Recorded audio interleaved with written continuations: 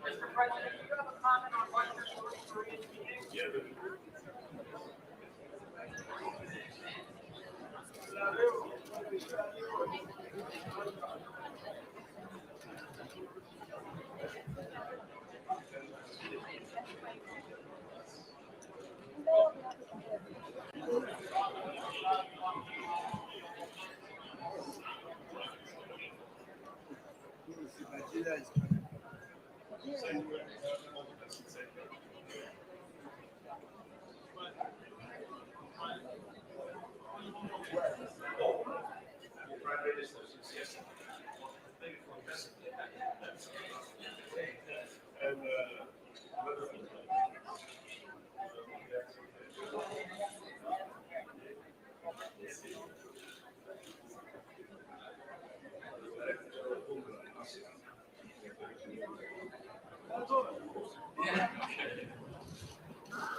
Bom dia, senador.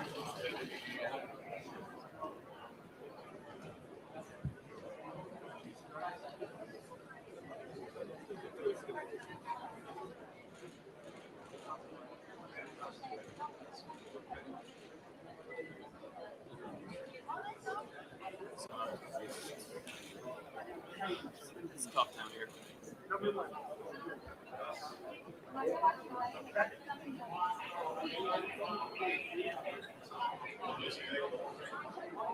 What time?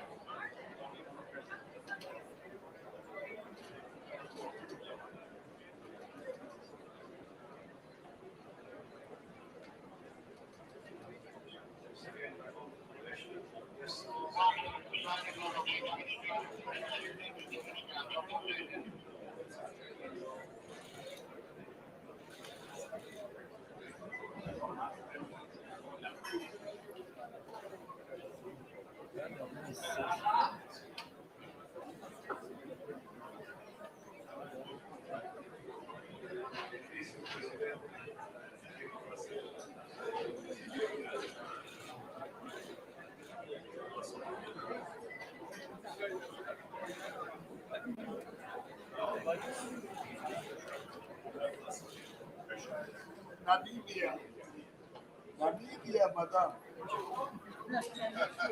Yes, Namibia. Namibia in the house.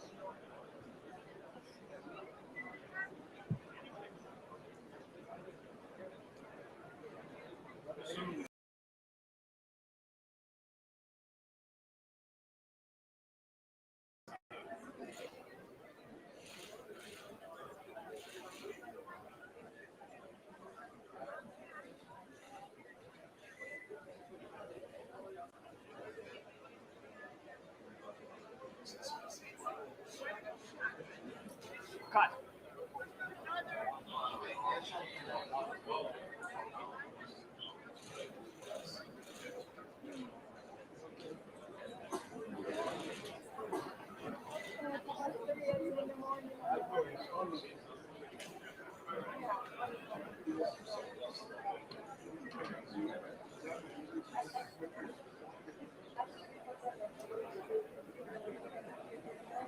Yeah.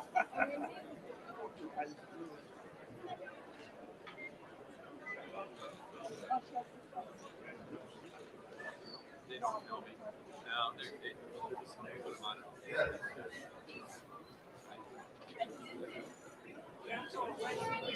Peace negotiations with Russia.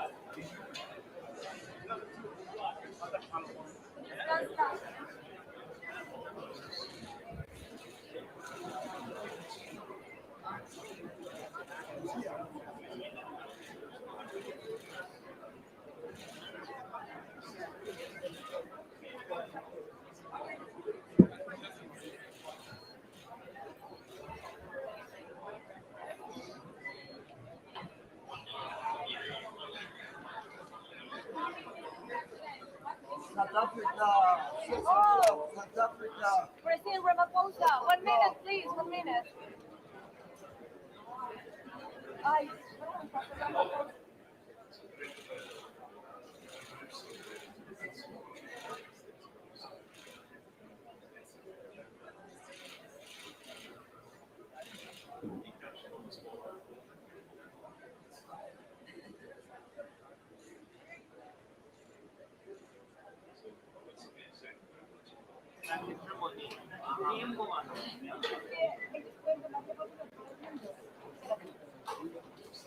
Carl Bella, haven't seen any music.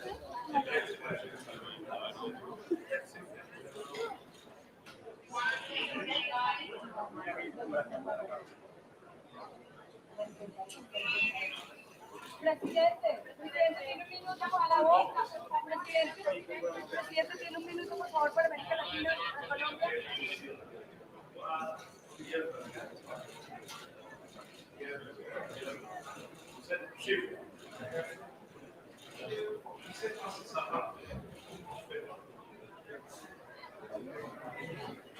Está tan mala la cosa que pasa mi mamá tampoco lo pasa.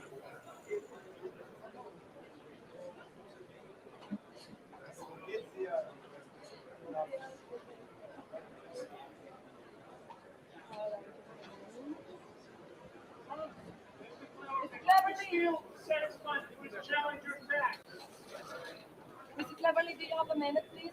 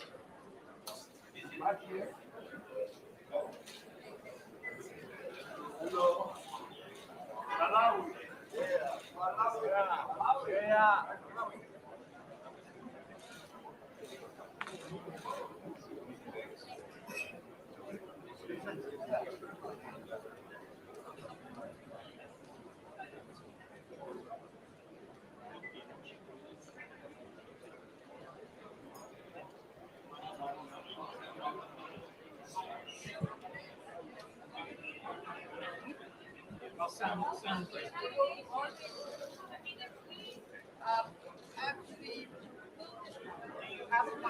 is going on, can we expect the SDGs to move with moving?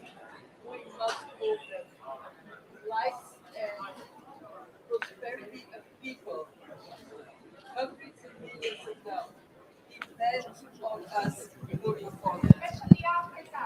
Especially Africa, a continent with great promise, youthful, energetic population. They must feel the solidarity of the rest of the world. You're very welcome. Good morning.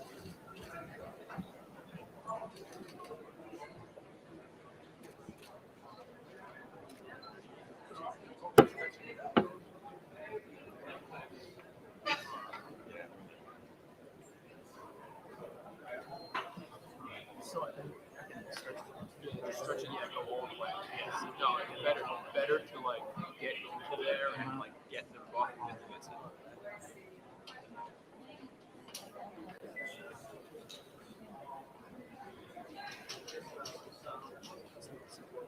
also. Yeah.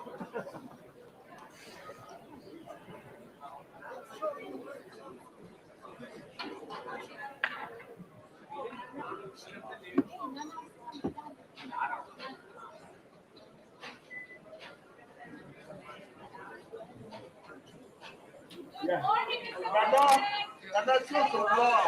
La nation comme l'or.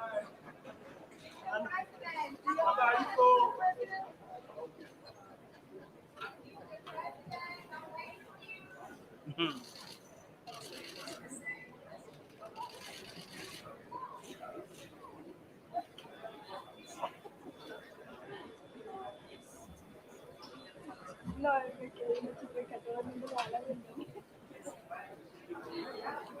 Todo el mundo le dice bienvenida.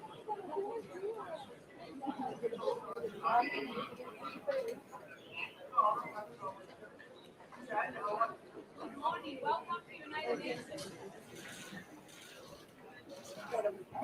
Ministro, abraço Brasil. Presidente Lula, para Colombia. Presidente, aqui, presidente. Já, já.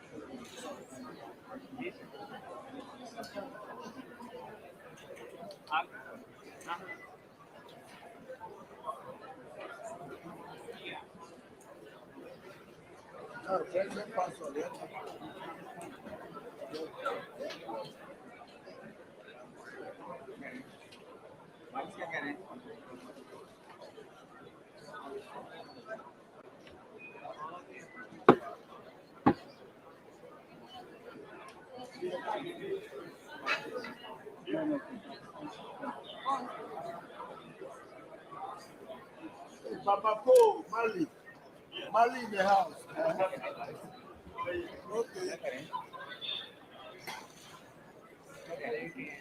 Mali. Foreign language.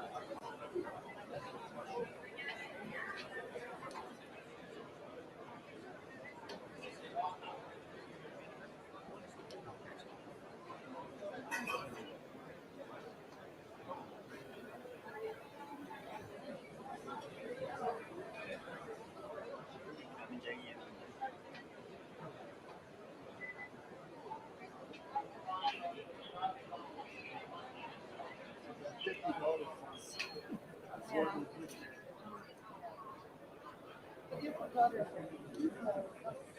That's fine for you.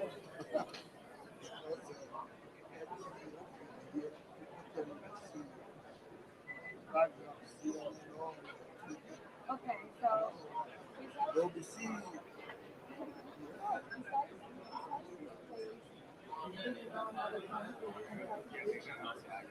If I live here now,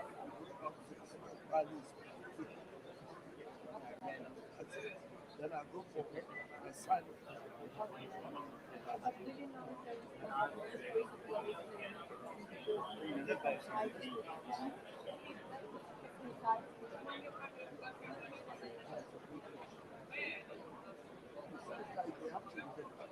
Outside. This is just entrance. This is just entrance. They'll be going directly, then they'll go to the park. The field, a lot of them. And grab them. what's the name of the The plaza.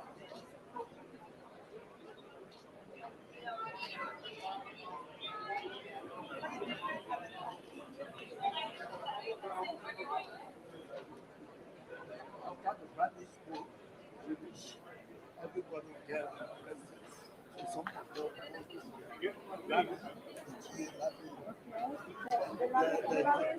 the center. Yeah, this one. Then we'll be at the plaza outside. So we'll be walking to the I mean, when you go out and play for Chicago, you come out yeah. after the Vivo. So you mean in that plaza? Yeah. Okay.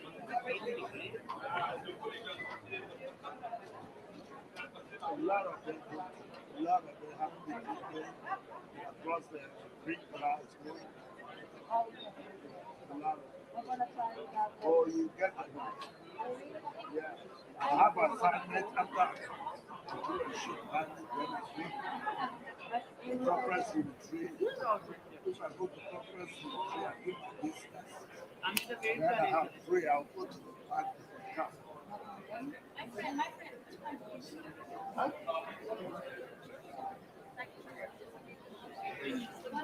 Yes, South Sudan. South Sudan in the house. Good luck. South Sudan. Why?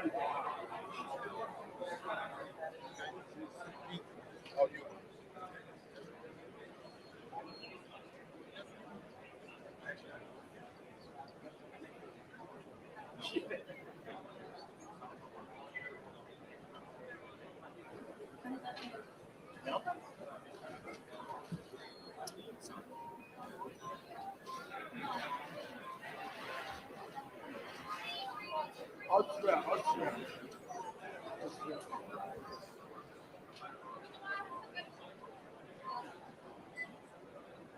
Oh, my phone is ringing. Yeah. When did you speak it for? Yeah. Oh, nobody is coming. Yeah. Yeah, it's good. I know they are looking for me. Yeah.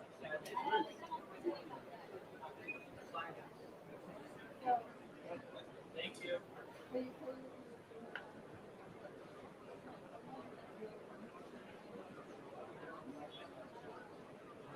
Yeah. No. I'm working for something.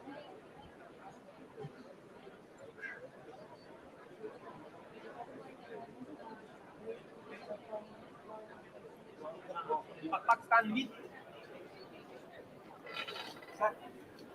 Prime Minister Pakistan. Pakistan Prime Minister.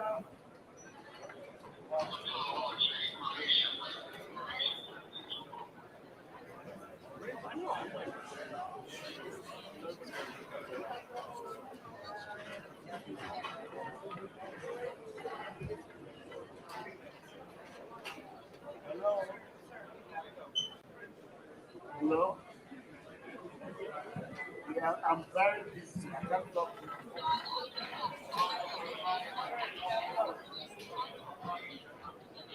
you. Yeah.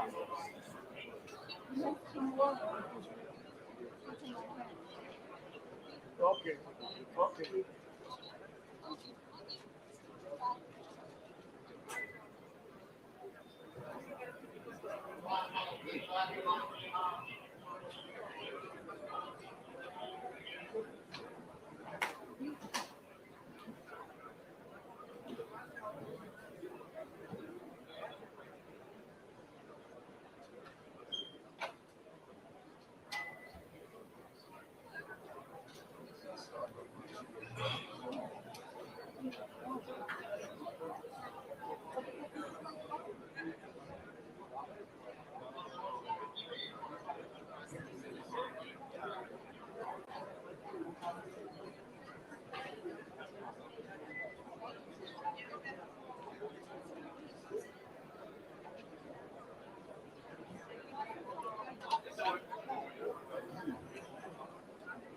You take the Pakistan already. Which country are you taking? Malawi went already. Long time. You waste your back. I know your president. No. Pass. I know Malawi. He passed here. He already left. Long time. You telling them the far away for the this year. Yeah. Thank you.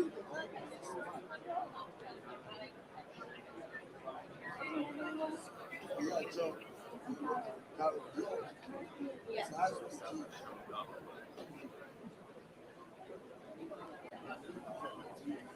Goodbye.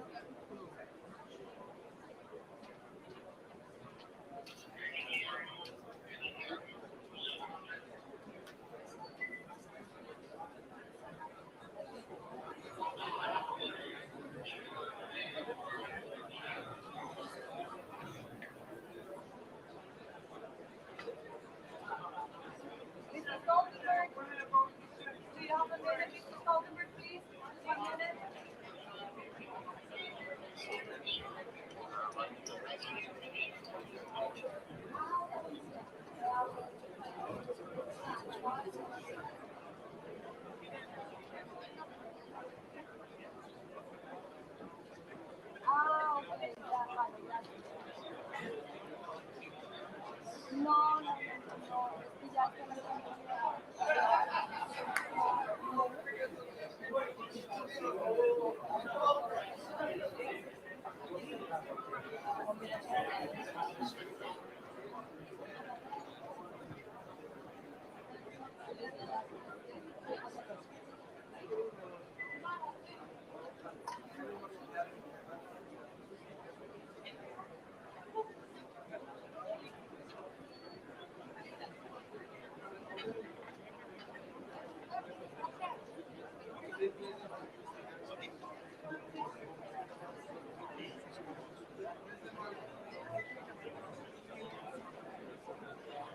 Prime Minister Meloni, ¿tiene un minuto?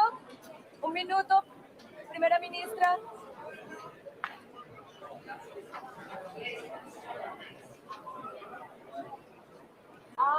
Bueno, ya, igual. No te metí las manos, pero sí. Gracias por decirlo, la próxima le intento así.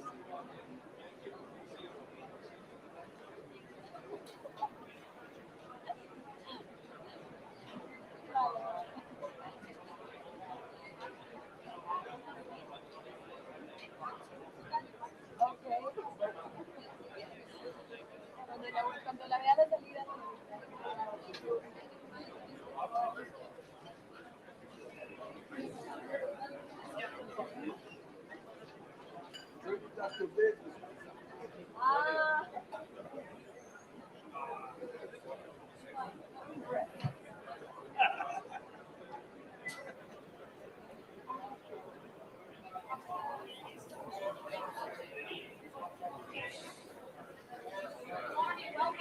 On the line,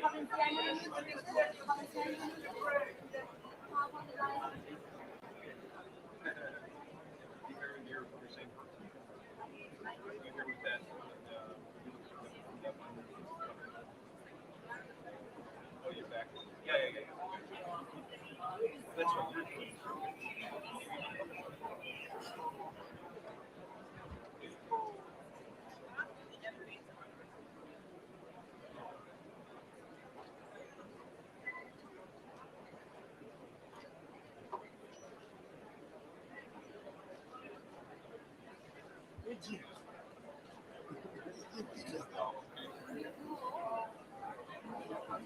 Yeah.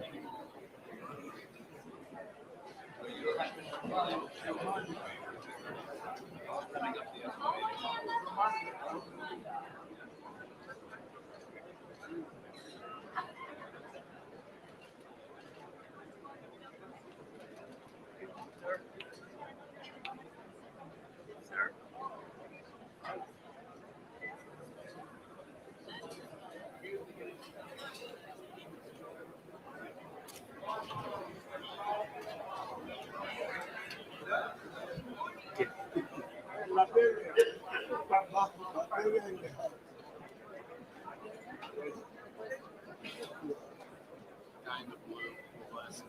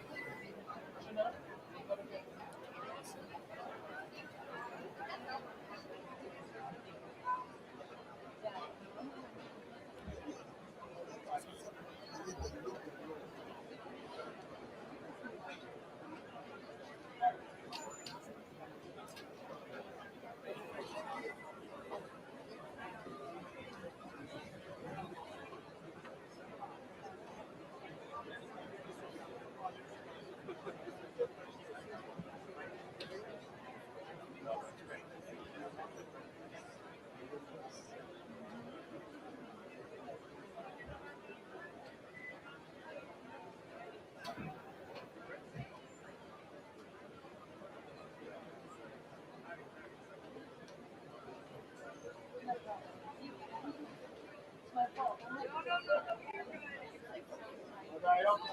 Mr. President. Welcome to United Nations. You have a minute now.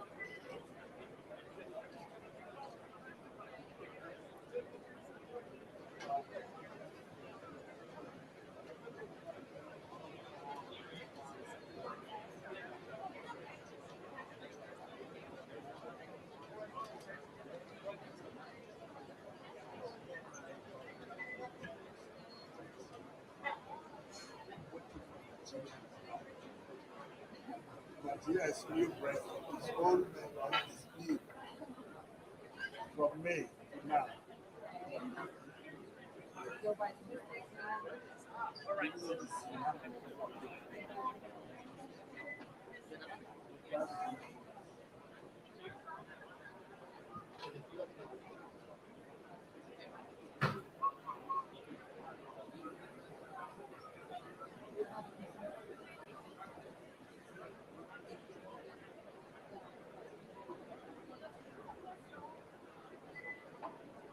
President Nações, do you have a minute, please?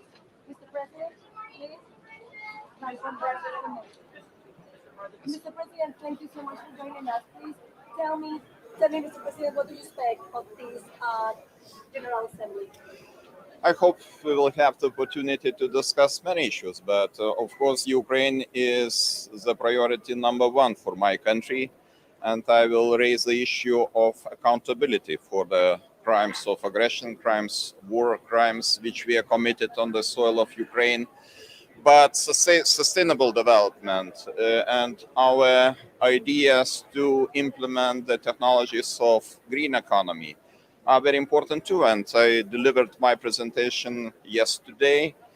But everything should be implemented under conditions of peace. If peace is just destroyed and if we are in uncertain geopolitical situation, it's very difficult to achieve the goals of social welfare and economic prosperity. So this is the reason why we highly appreciate the efforts of United Nations and Secretary General just to look for any possibility to achieve peace, but peace not at any cost.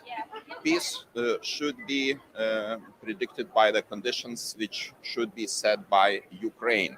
And we cannot bargain on the territorial integrity of Ukraine. This is the precondition number one. President Zelensky is actively making diplomatic efforts in order to convince some skeptical countries what are the true reasons of this war, who is responsible for many issues, including food crisis. So this is the reason why I think we should listen very carefully what President Zelensky is saying, because he is representing the country which is suffering right now under very huge pressure of Russian Federation. And I think we should talk about possibilities to achieve peace, but again, not at any cost.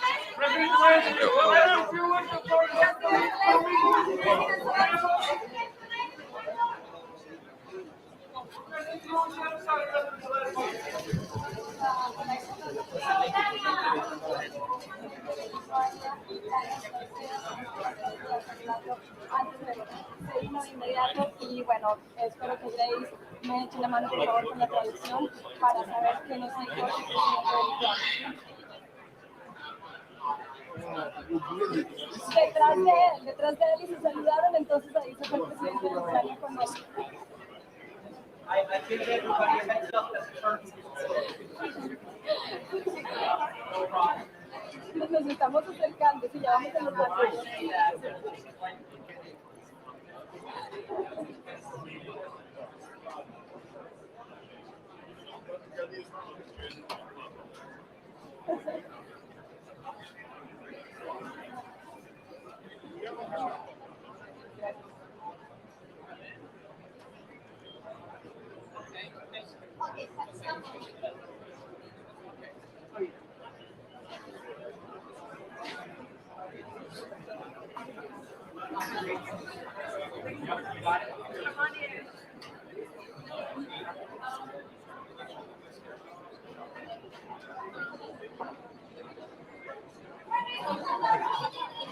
Minister Pula, do you have a minute?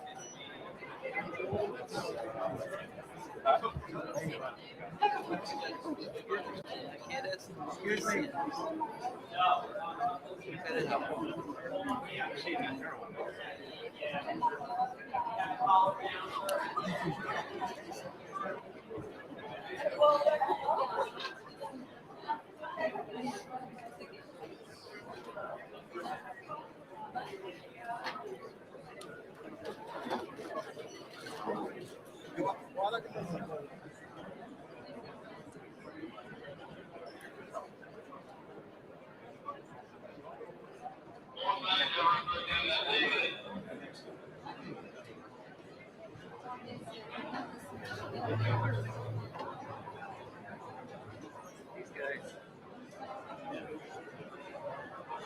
Do we have Wi-Fi down here? Does anybody know?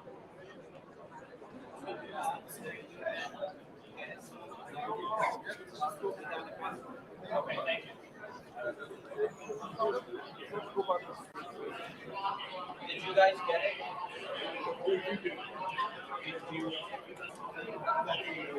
Okay.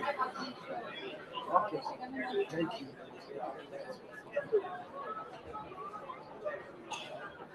Yeah.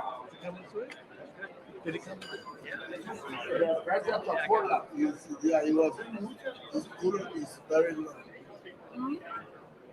Yeah. So at least, which president? Oh, okay, okay. Thank you.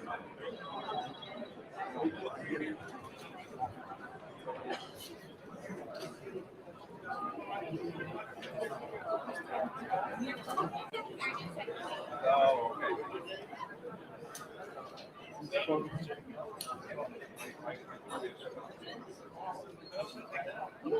Can't stop.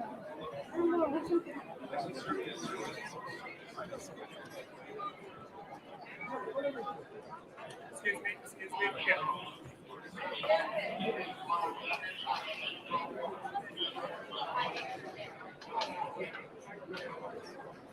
Hey, where's Papa? Papa, Yeah, she did say. She called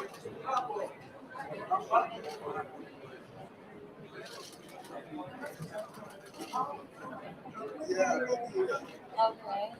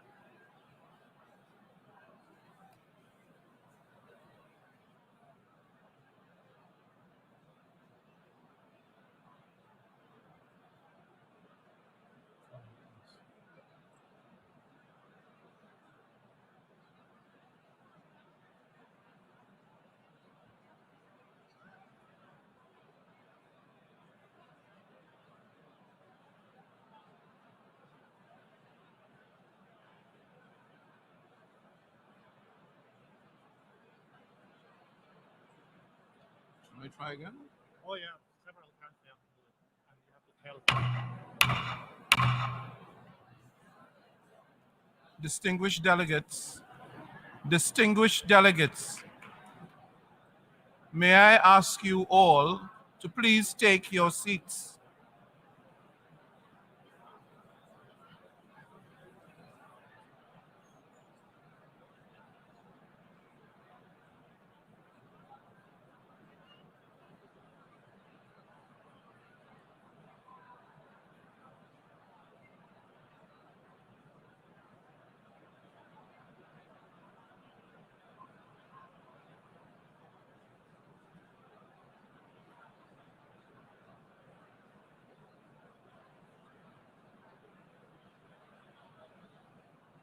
Let's try again, Mr. President. They are now 10 minutes past.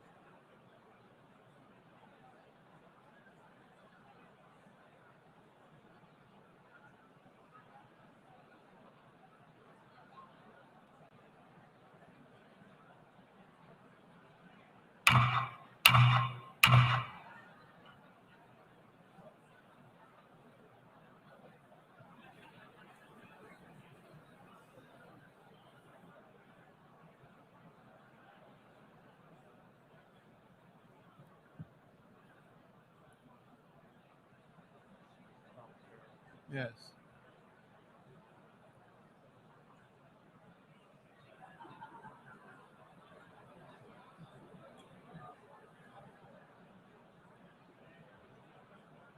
Let's start. If we don't start, I think that's when we'll continue. The 3 minutes past? Yeah, it's 4 minutes past already. 4 minutes past.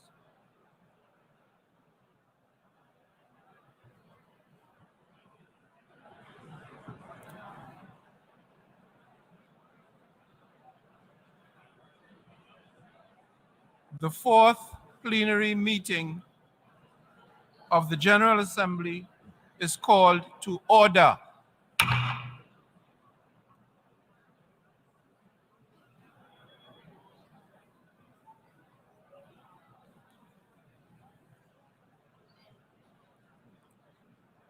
Before proceeding to the general debate, as announced in the journal, the General Assembly will hear an introduction by the Secretary General of his annual report on the work of the organization, issued as document A/78/1 under agenda item 110 in accordance with resolution 51/241. I now give the floor to the Secretary General of the United Nations, His Excellency Antonio Guterres.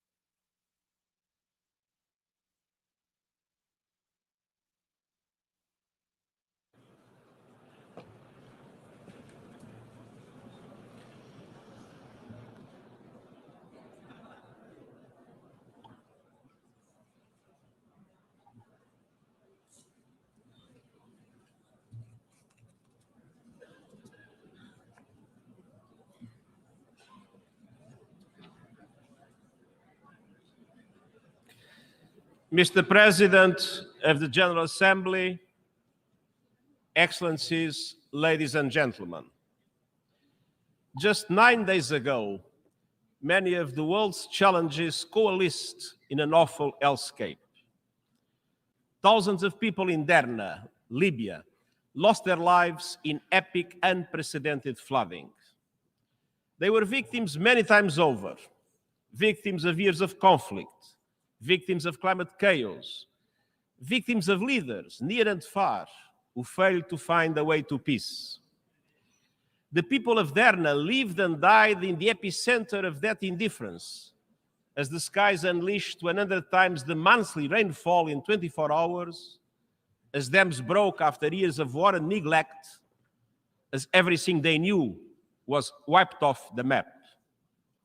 Even now, as we speak, Bodies are washing ashore from the same Mediterranean Sea where billionaires sunbathe on their super yachts. Derna is a sad snapshot of the state of our world. The flood of inequity, of injustice, of inability to confront the challenges in our midst. Excellencies, our world is becoming unhinged. Geopolitical tensions are rising. Global challenges are mounting. And we seem incapable of coming together to respond. We confront a host of existential threats, from the climate crisis to disruptive technologies, and we do so at a time of chaotic transition. For much of the Cold War, international relations were largely seen through the prism of two superpowers. Then came a short period of unipolarity. Now we are rapidly moving towards a multipolar world. And this is in many ways positive. It brings new opportunities for justice and balance in international relations. But multipolarity alone cannot guarantee peace. At the beginning of the 20th century, Europe had numerous powers. It was truly multipolar, but it lacked robust multilateral institutions, and the result was World War I. A multipolar world needs strong and effective multilateral institutions. Yet, global governance is stuck in time. Look no further than the United Nations Security Council and the Bretton Woods system. They reflect the political and economic realities of 1945, when many countries in this assembly hall were still under colonial domination. The world has changed. Our institutions have not. We cannot effectively address problems as they are if institutions do not reflect the world as it is. Instead of solving problems, they risk becoming part of the problem. And indeed, divides are deepening. Divides among economic and military powers, divides between North and South, East and West.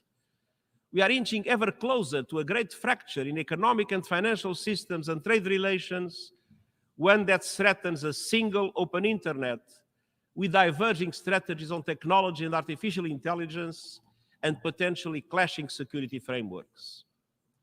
It is high time to renew multilateral institutions based on 21st century economic and political realities rooted in equity, solidarity, and universality, and anchored in the principles of the United Nations Charter and international law. That means reforming the Security Council in line with the world of today. It means redesigning the international financial architecture so that it becomes truly universal and serves as a global safety net for developing countries in trouble. I have no illusions. Reforms are a question of power. And I know there are many competing interests and agendas, but the alternative to reform is not the status quo.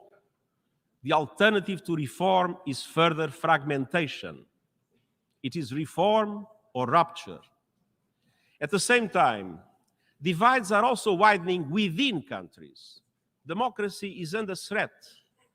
Authoritarianism is on the march.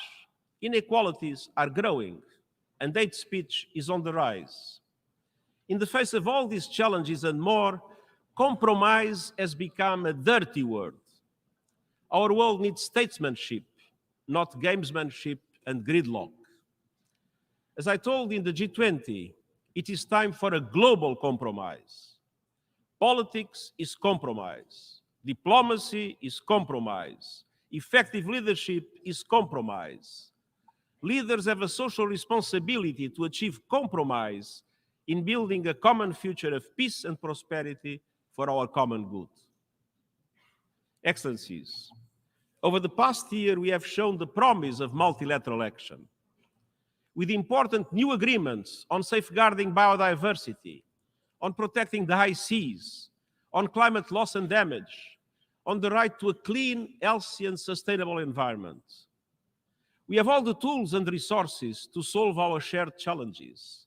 What we need is determination. And determination is in the DNA of our United Nations, summoning us with the first words of the Charter. We, the peoples of the United Nations, determined to end the scourge of war, determined to reaffirm faith in human rights, determined to uphold justice and respect international law, and determined to promote social progress and better lives for all people. It falls to us, through our actions, to apply that determination to the challenges of today, being faithful to the Charter of the United Nations. Excellencies, it starts with determination to uphold the Charter's pledge for peace. Yet, instead of ending the scourge of war, we are seeing a surge of conflicts, coups, and chaos. If every country fulfilled its obligations under the Charter, the right to peace would be guaranteed. When countries break those pledges, they create a world of insecurity for everyone. Exhibit A, Russia's invasion of Ukraine. The war, in violation of the United Nations Charter and international law, has unleashed a nexus of horror.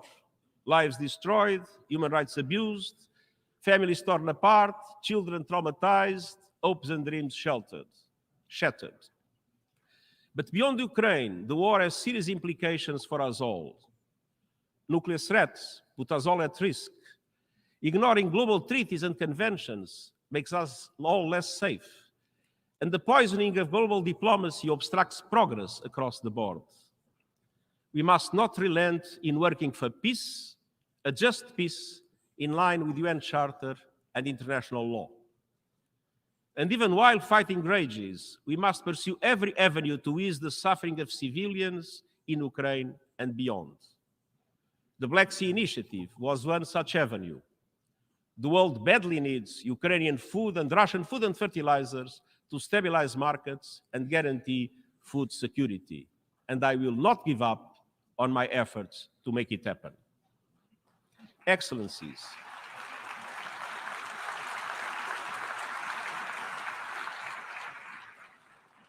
Excellencies, around the globe, old tensions fester while new risks emerge. Nuclear disarmament is at a standstill while countries develop new weapons and make new threats. Across the Sahel, a series of coups is further destabilizing the region as terrorism is gaining ground. Sudan is descending into full-scale civil war. Millions have fled, and the country risks splitting apart.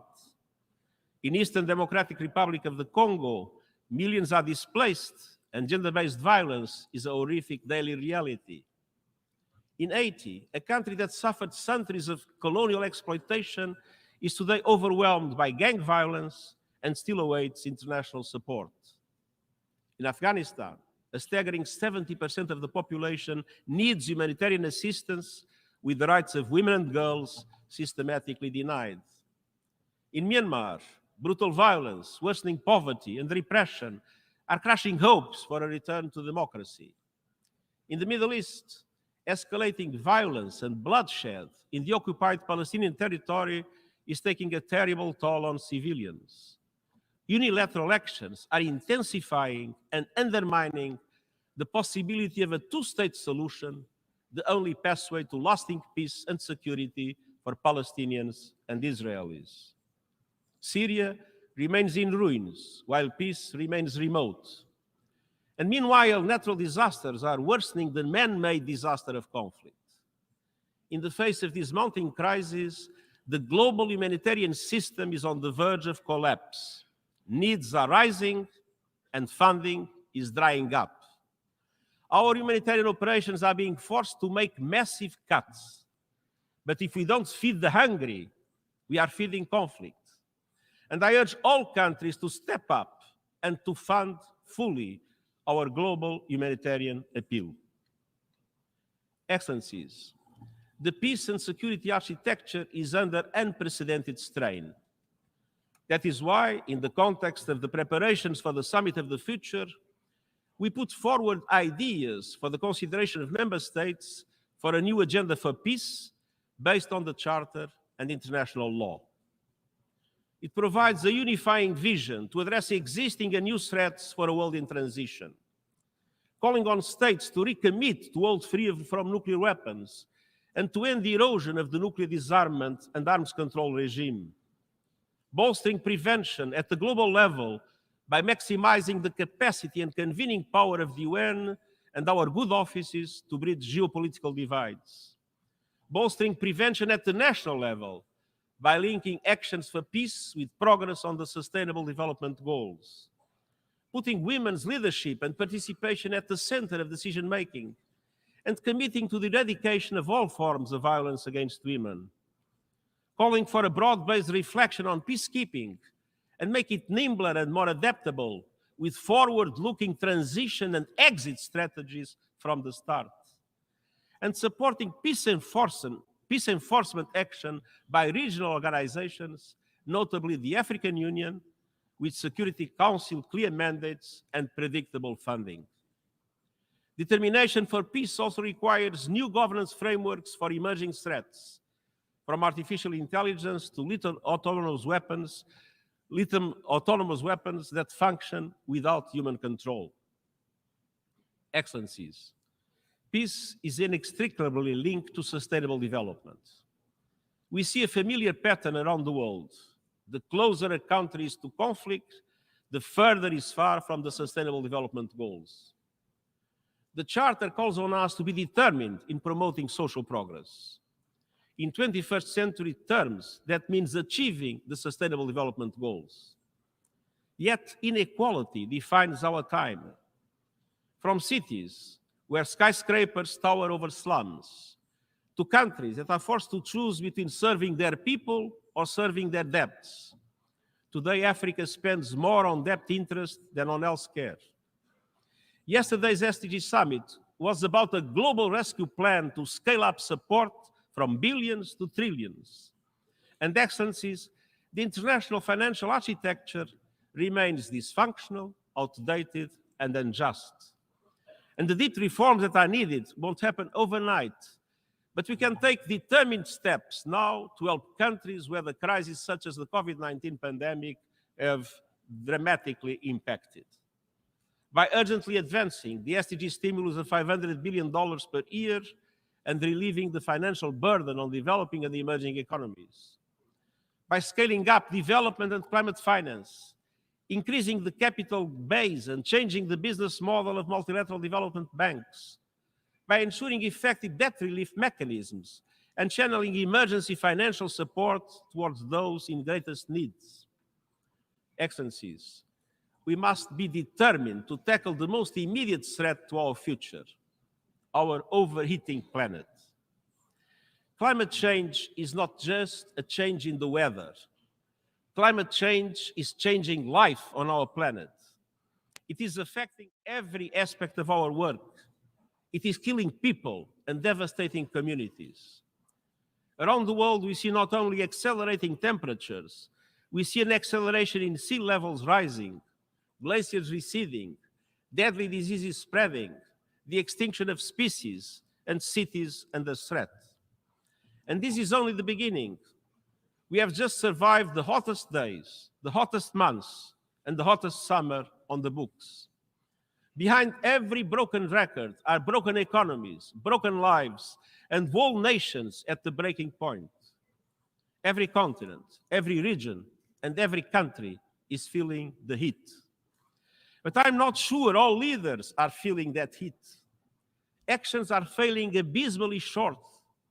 There is still time to keep rising temperatures within the 1.5-degree limits of the Paris Agreement, but that requires drastic steps now to cut greenhouse gas emissions and to ensure climate justice for those who did least to cause the crisis but are paying the highest price.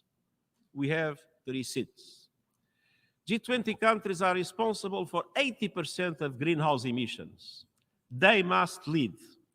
They must break their addiction to fossil fuels, stop new coal, and indeed the International Energy Agency's findings that new oil and gas licensing by them is incompatible with keeping the 1.5-degree limit alive. To stand a fighting chance of limiting global temperature rise, we must phase out coal, oil, and gas in a fair and equitable way and massively boost renewables. This is the only path to affordable, renewable energy for all. And unfortunately, many still in Africa, mainly in Africa, still lack electricity. So the fossil fuel age has failed. If fossil fuel companies want to be part of the solution, they must lead the transition to renewable energy. No more dirty production. No more fake solutions. No more bankrolling climate denial. I have laid out a climate solidarity pact in which all big emitters are asked to make extra efforts to cut emissions, and wealthier countries support emerging economies with finance and technology to do so. For example, Africa has 60% of the world's solar capacity, but just 2% of renewable investments. And I've also put forward an acceleration agenda to supercharge these efforts. Developed countries must reach net zero as close as possible to 2040, and emerging economies as close as possible to 2050, in line with common but differentiated responsibilities. And immediate steps include an end to coal by 2030 for OECD countries and 2040 for the rest of the world. An end to fossil fuel subsidies and the price on carbon. Developed countries must also finally deliver $100 billion for developing country climate action as promised, double adaptation finance by 2025 as promised, and replenish the Green Climate Fund as promised. And all countries must work to operationalize the Loss and Damage Fund this year and ensure universal early warning coverage by 2027. Tomorrow, I will welcome credible first movers and doers to our Climate Ambition Summit. And COP28 is around the corner. Climate chaos is breaking new records, but we cannot afford the same old broken record of scapegoating and waiting for others to move first. And to all those working, marching, and championing real climate action, I want you to know that you are on the right side of history and that I am with you. I won't give up this fight of our lives. Excellence. Excellencies.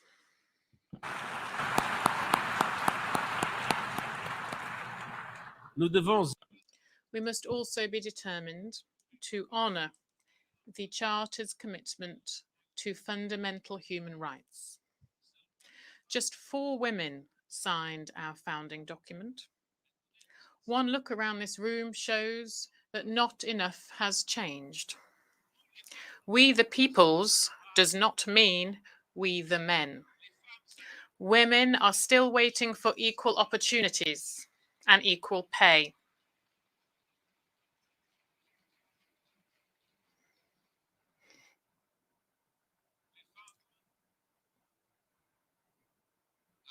Women are still waiting for equal opportunities and equal pay, for equality under the law, for their work to be valued and their opinions to count. Around the globe, women's rights, including sexual and reproductive rights, are being suppressed and even rolled back, and women's freedoms curtailed. In some countries, women and girls are punished for wearing too many clothes. In others, for wearing too few. Thanks to generations of women's rights activists, times are changing. From sports field to schools and public squares, girls and women are challenging the patriarchy and winning. I stand with them. I entered this office with a commitment to ensure gender parity at the UN. We have achieved that at senior levels and are on track to do so across the UN system. Because gender equality is not the problem. Gender equality is the solution. It is not a favor to women. It is a fundamental condition to ensuring a better future for all. Excellencies, we must be determined to answer the call to action to put human rights at the heart of our work. 75 years after the Universal Declaration of Human Rights, there has been enormous progress in some areas, from ending colonization and segregation, to ensuring women's voting rights. But we have not achieved basic rights for all. When 1.2 billion people still live in acute poverty and hunger is at levels not seen since 2005. When discrimination on racial and ethnic grounds is perfectly legal in many countries. When people must risk death to seek a better life. When refugees, migrants, and minorities are routinely demonized and hounded. When declaring your gender identity or simply who you love can lead to imprisonment or even execution. When speaking out can lead to perilous consequences. Human rights, political, civil, economic, social, and cultural, are the key to solving many of the world's interlinked problems. Laws to protect the vulnerable must be enacted and enforced. The targeting of minorities must stop, and human rights and human dignity must be at the center of social, economic, and migration policies. All governments must fulfill the commitment they made in the Universal Declaration of Human Rights. Excelências, Excellencies, we must also face up to the looming threats posed to human rights by new technologies. Generative artificial intelligence holds much promise, but it may also lead us across a Rubicon and into more danger than we can control. When I mentioned artificial intelligence in my General Assembly speech in 2017, only 2 other leaders even uttered the term. Now AI is on everyone's lips, a subject of both awe and fear. Even some of those who developed generative AI are calling for greater regulation. But many of the dangers of digital technology are not looming on the horizon, they are here. The digital divide is inflaming inequalities. Hate speech, disinformation, and conspiracy theories on social media platforms are spread and amplified by AI, undermining democracy and fueling violence and conflict in real life. Online surveillance and data harvesting are enabling human rights abuses on a mass scale. And technology companies and governments are far from finding solutions. we must move fast and mend things. New technologies require new innovative forms of governance, with input from experts building this technology and from those monitoring its abuses.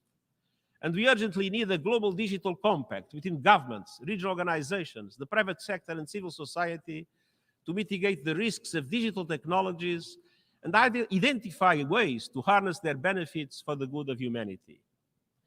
Some have called for consideration of a new global entity on AI that could provide a source of information and expertise for member states. There are many different models, inspired by such examples as the International Atomic Energy Agency, the International Civil Aviation Organization, or the Intergovernmental Panel on Climate Change. And the UN stands ready to host the global and inclusive discussions that are needed, depending on the decisions of member states.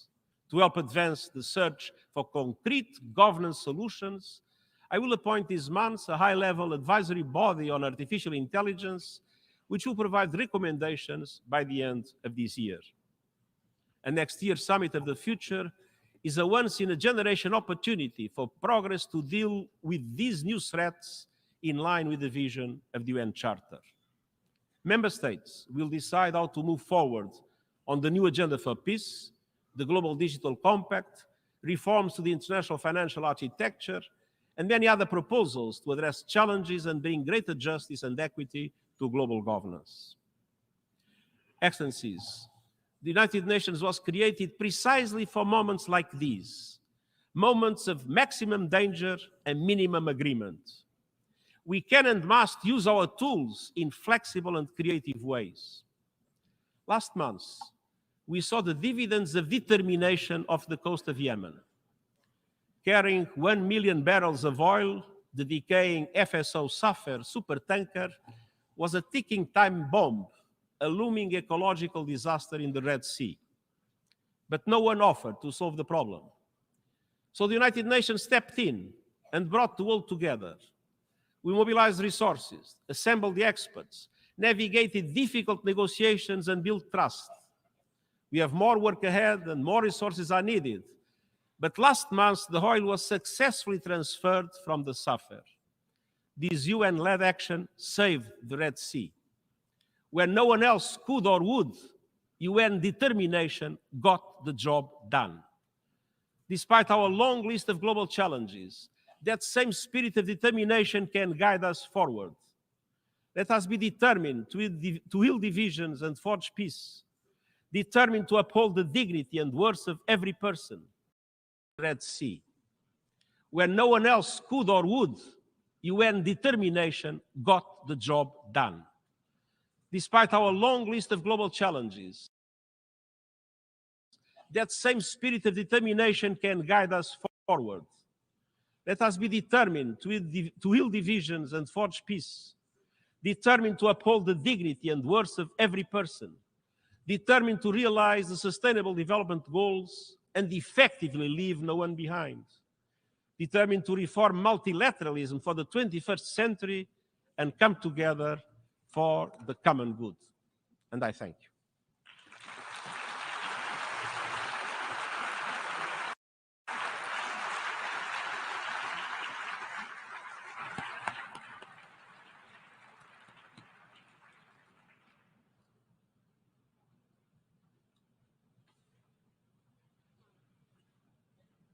I thank the Secretary General. The Assembly will now turn to Agenda Item 8, entitled General Debate.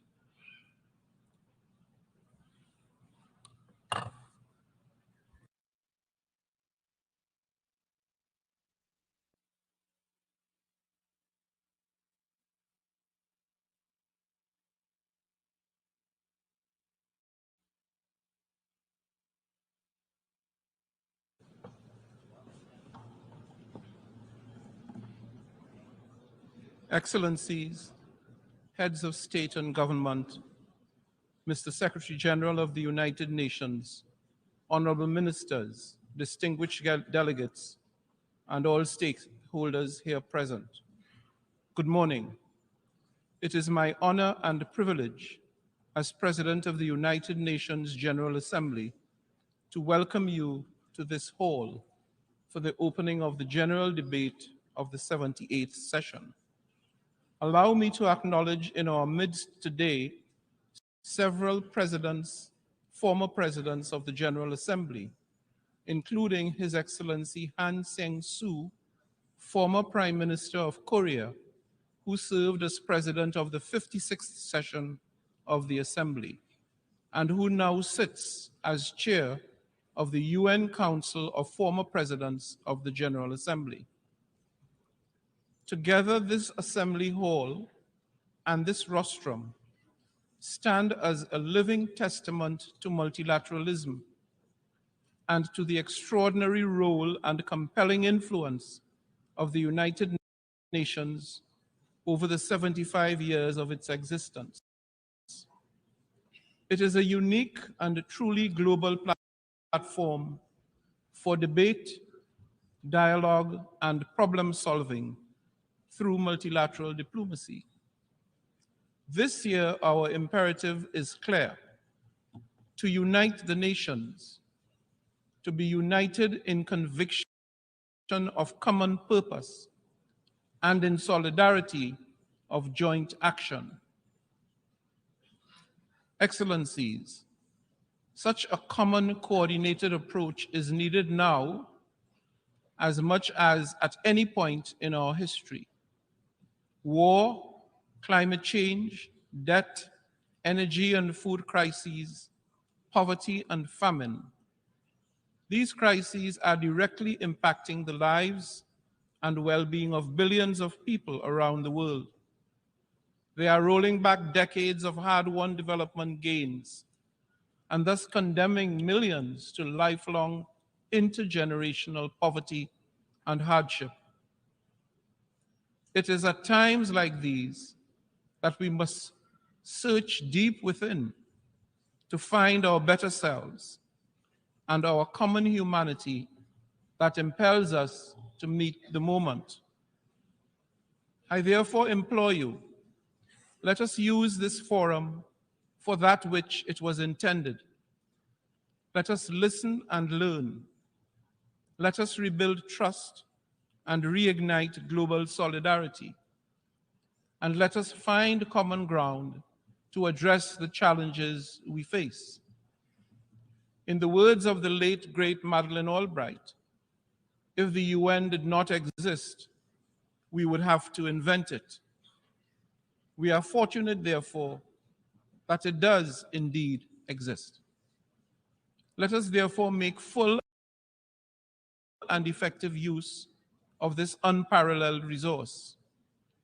Excellencies, this message is all the more important in light of the continued violation of the territorial integrity and sovereignty of a fellow member of the United Nations, Ukraine. That horrendous war has unleashed untold suffering and destroyed countless families, communities, and lives. Its cascading impacts has also spooked many developing countries in far-flung corners of the globe, unleashing acute shortages of essential commodities, triggering food insecurity and volatility in energy prices. It has even revived the unconscionable threat of nuclear war. We all want this war to end.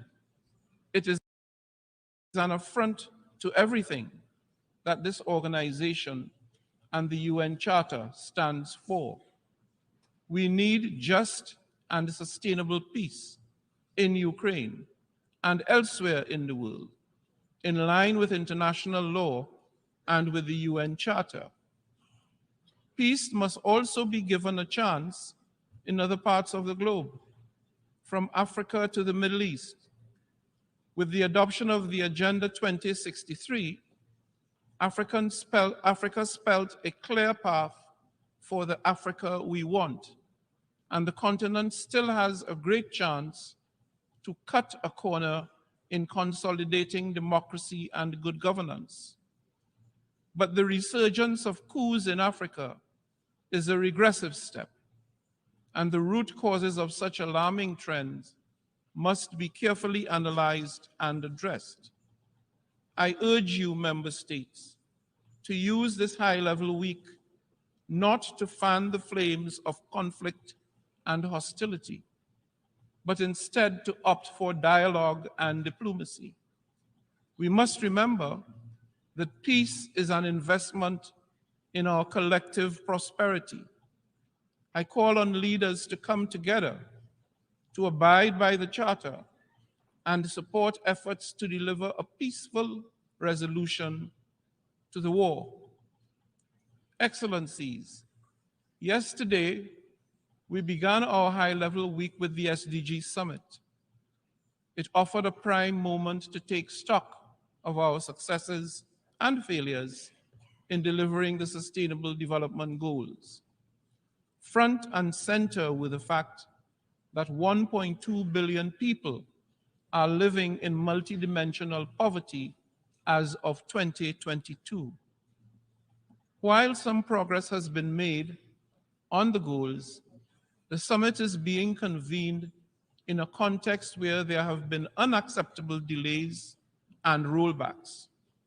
Let me be clear, we do not have the luxury of excuses, nor are we absolved of our responsibilities. The onus is on us, collectively, to make up for the lost momentum and work much harder in the remaining 7 years to accelerate progress on that which we have promised to deliver. The commitment to action presented at the summit should therefore be the tailwind to regain lost ground and supercharge implementation. Excellencies, the SDG Summit was only the start of what is a full agenda during High-Level Week. It naturally interlinks with the General Assembly's high-level dialogue on financing for development, which is key to accelerating the financing impetus for the SDGs. The preparatory ministerial meeting for the Summit of the Future will help to launch the negotiations of the Pact of the Future, giving guidance on how to ensure that the United Nations is fit for purpose in the 21st century. It will give member states the opportunity to come together and to transform our shared future. We will also see 3 health-related high-level meetings on pandemic prevention, preparedness and response, universal health coverage, and on tuberculosis, all of which offer us opportunities to better the lives of our global citizens. And the Secretary General's Climate Action Summit offers a moment to build political ambition ahead of COP28 in November. Tomorrow, I will also join hands with several heads of state and government to convene a breakfast summit to address the existential threats posed by sea level rise, an issue of significant concern to small island developing states, especially those in the Pacific region. Excellencies, allow me to pause here and to reiterate my deepest condolences to the governments and people of Morocco and Libya. The twin disasters of earthquakes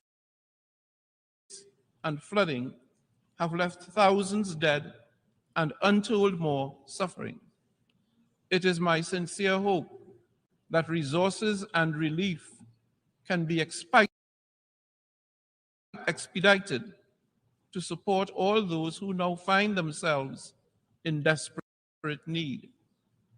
As a citizen of a climate vulnerable region, I urge member states to recognize the continued and escalating impacts of climate change and to deliver real transformative results. Let us work together to unlock the finances and resources required to support those most vulnerable in mitigation, adaptation, and resilience building. And let us continue to work on the multidimensional vulnerability index with the aim of moving beyond GDP to a measure of economic development that effectively captures a country's true vulnerability to external shocks. Excellencies, beyond the high-level week, this year we will commemorate the 75th anniversary of the Universal Declaration of Human Rights.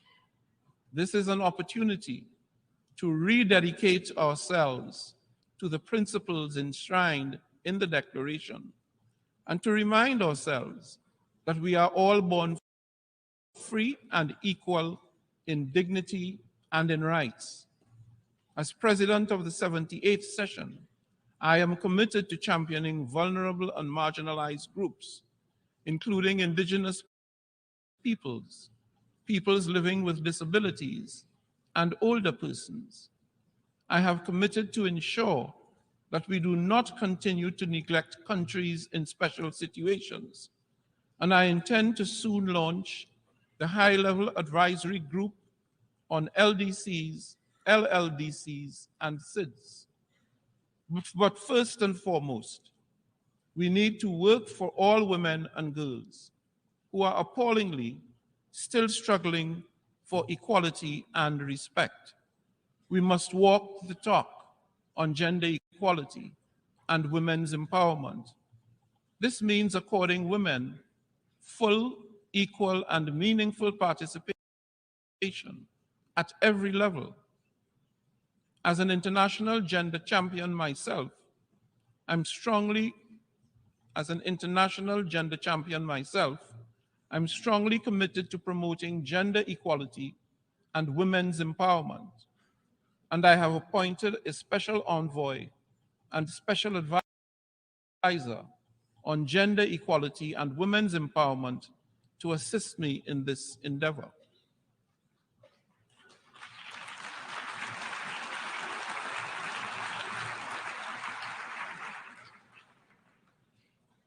Before I close, allow me to emphasize this. Despite the many and complex challenges we face, we do have the capacity to effect change, consequential change. We can make a meaningful difference to the lives of billions of people if we so choose. We do not lack capacity.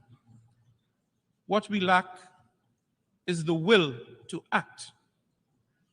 By putting aside our differences and bridging divides, we can deliver, we must deliver peace, progress, prosperity, and sustainability to everyone, everywhere. So let us step up and take action now. Let us re-energize the UN General Assembly and demonstrate our capacity and our will to deliver for all.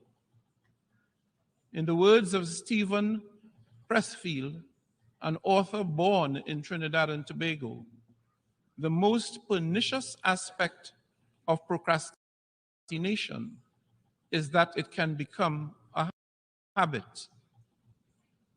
We don't just put off our lives today, we put them off till our deathbed. Never forget, this very moment, we can change our lives. There never was a moment, and never will be, when we are without the power to alter our destiny. This second, we can turn the tables on resistance. This second, we can sit down and do our work. Excellencies, I thank you once again for your support to me and my presidency, and I wish you fruitful, productive, and healthy debate in the coming days. I thank you. Thank you.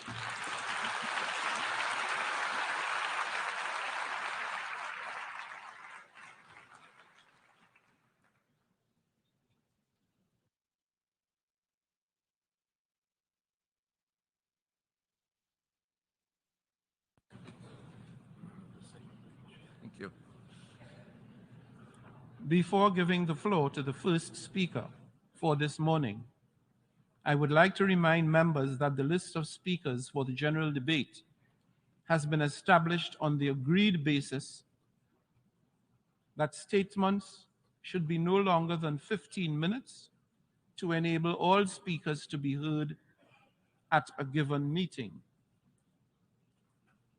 Within this time frame, I would like to appeal to speakers to deliver their statements at a reasonable pace so that interpretation into the other official UN languages may be provided properly.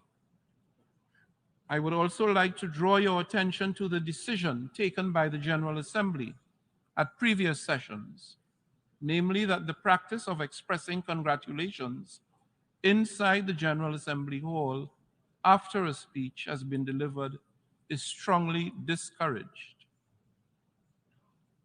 After delivering their statements from the rostrum, speakers are invited to exit the General Assembly Hall through room GA 200, located behind the rostrum, before returning to their seats.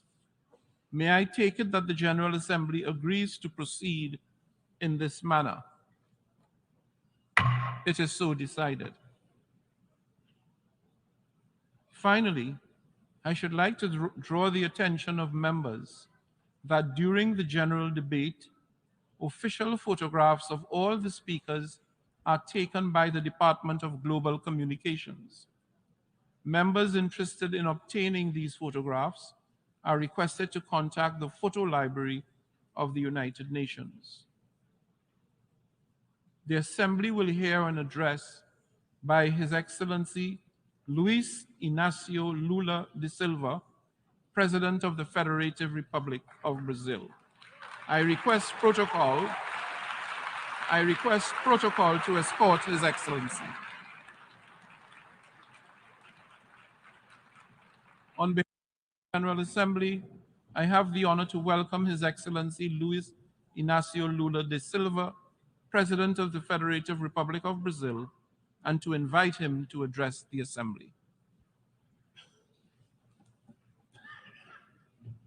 Meus cumprimentos ao presidente da Assembleia Geral, embaixador Denis Francis, de Trinidad e Tobago. É uma satisfação ser antecedido pelo secretário-geral das Nações Unidas, Antônio Guterres. Saúdo cada um dos chefes de Estado, de governo e delegadas e delegados aqui presentes. Presto minha homenagem ao nosso compatriota Sérgio Vieira de Mello e 21 outros funcionários desta organização, vítimas brutal do atentado em Bagdá há 20 anos atrás.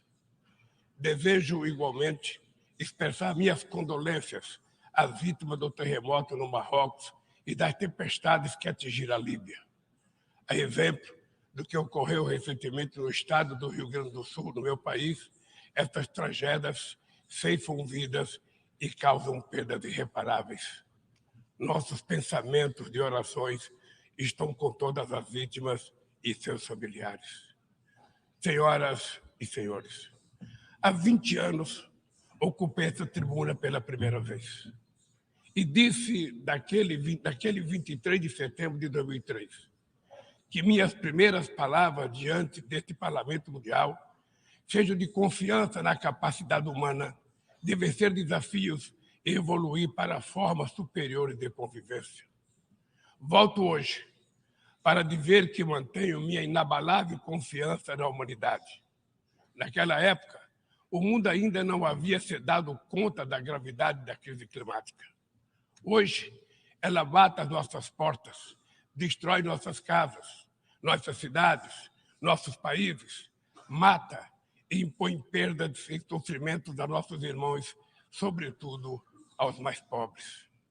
A fome, tema central da minha fala neste Parlamento Mundial 20 anos atrás, atinge hoje 735 milhões de seres humanos que vão dormir esta noite sem saber se terão o que comer amanhã.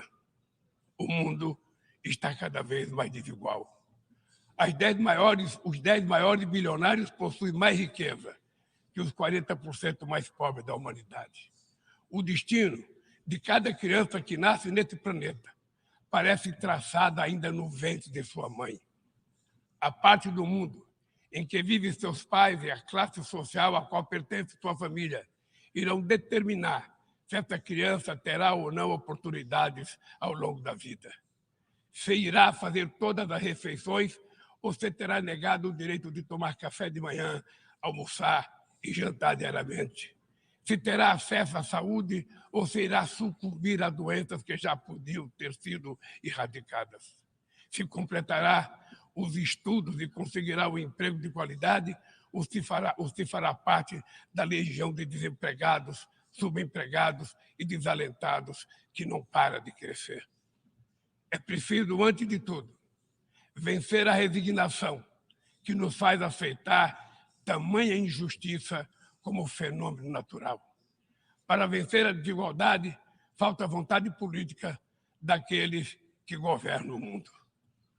Senhoras e senhores, se hoje eu retorno na honrosa condição de presidente do Brasil, é graças à vitória da democracia em meu país. A democracia garantiu que superássemos o ódio, a desinformação e a opressão. A esperança, mais uma vez, venceu o medo. Nossa missão é unir o Brasil e reconstruir um país soberano, justo, sustentável, solidário, generoso e alegre. O Brasil está se reencontrando consigo mesmo, com nossa região, com o mundo e com o multilateralismo. Como não me canso de repetir, o Brasil está de volta. Nosso país está de volta para dar sua devida contribuição ao enfrentamento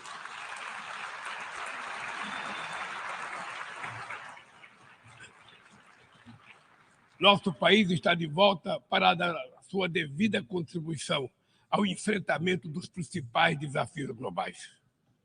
Resgatamos o universalismo da nossa política externa, marcada por diálogo respeitoso com todos.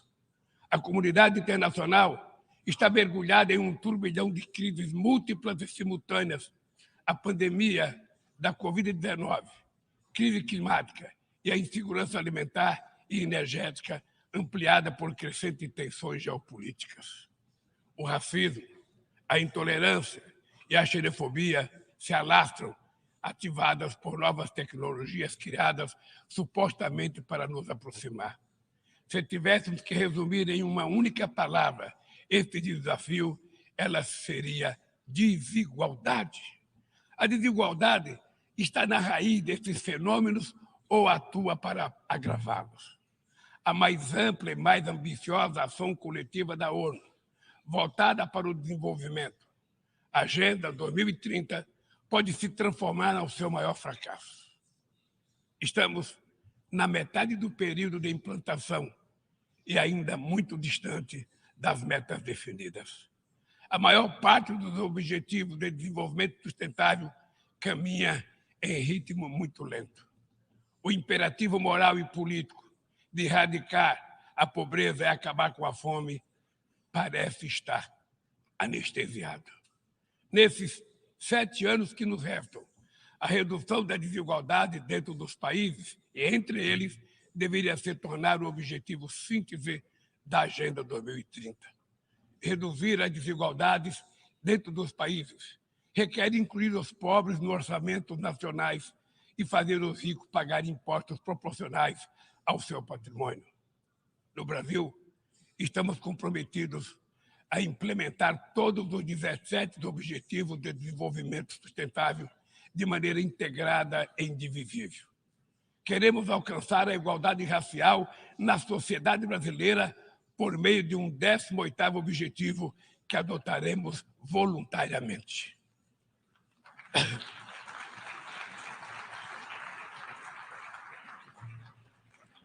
Lançamos o Plano Brasil Sem Fome, que vai reunir uma série de iniciativas para reduzir a pobreza e a insegurança alimentar.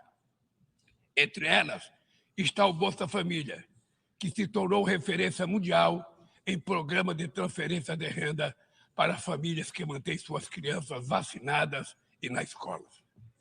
Inspirados na brasileira Berta Lutz, pioneira na defesa da igualdade de gênero na Carta da ONU, aprovamos a lei que torna obrigatória a igualdade salarial entre mulheres e homens no exercício da mesma função.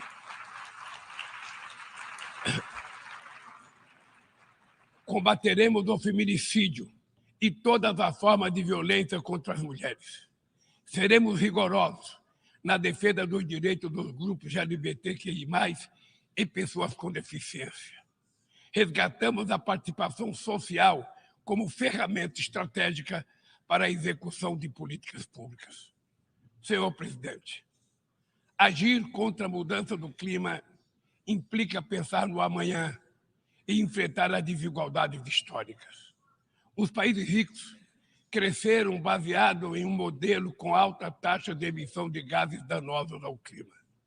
A emergência climática torna urgente uma correção de rumos e a implantação do que já foi acordado. Não é por outra razão que falamos em responsabilidades comuns, mas diferenciadas. São as populações vulneráveis do sul global, as mais afetadas pelas perdas de danos causados pela mudança do clima. Os 10% mais ricos da população mundial são responsáveis por quase a metade de todo o carbono lançado na atmosfera. Nós, países em desenvolvimento, não queremos repetir esse modelo. No Brasil, Já provamos uma vez e vamos provar de novo que um modelo socialmente justo e ambientalmente sustentável é possível. Estamos na vanguarda da transição energética. Nossa matriz já é uma das mais limpas do mundo. 87% da nossa energia elétrica provém de fontes limpas e renováveis. A geração de energia solar, eólica, biomassa, etanol, biodiesel cresce a cada ano. É enorme o potencial de redução de hidrogênio verde. Com o plano de transformação ecológica, apostaremos na industrialização e infraestrutura sustentáveis. Retomamos uma robusta e renovada agenda amazônica com ações de fiscalização e combate a crimes ambientais. Ao longo dos últimos 8 meses, o desmatamento na Amazônia brasileira já foi reduzido em 48%. O mundo inteiro sempre falou da Amazônia.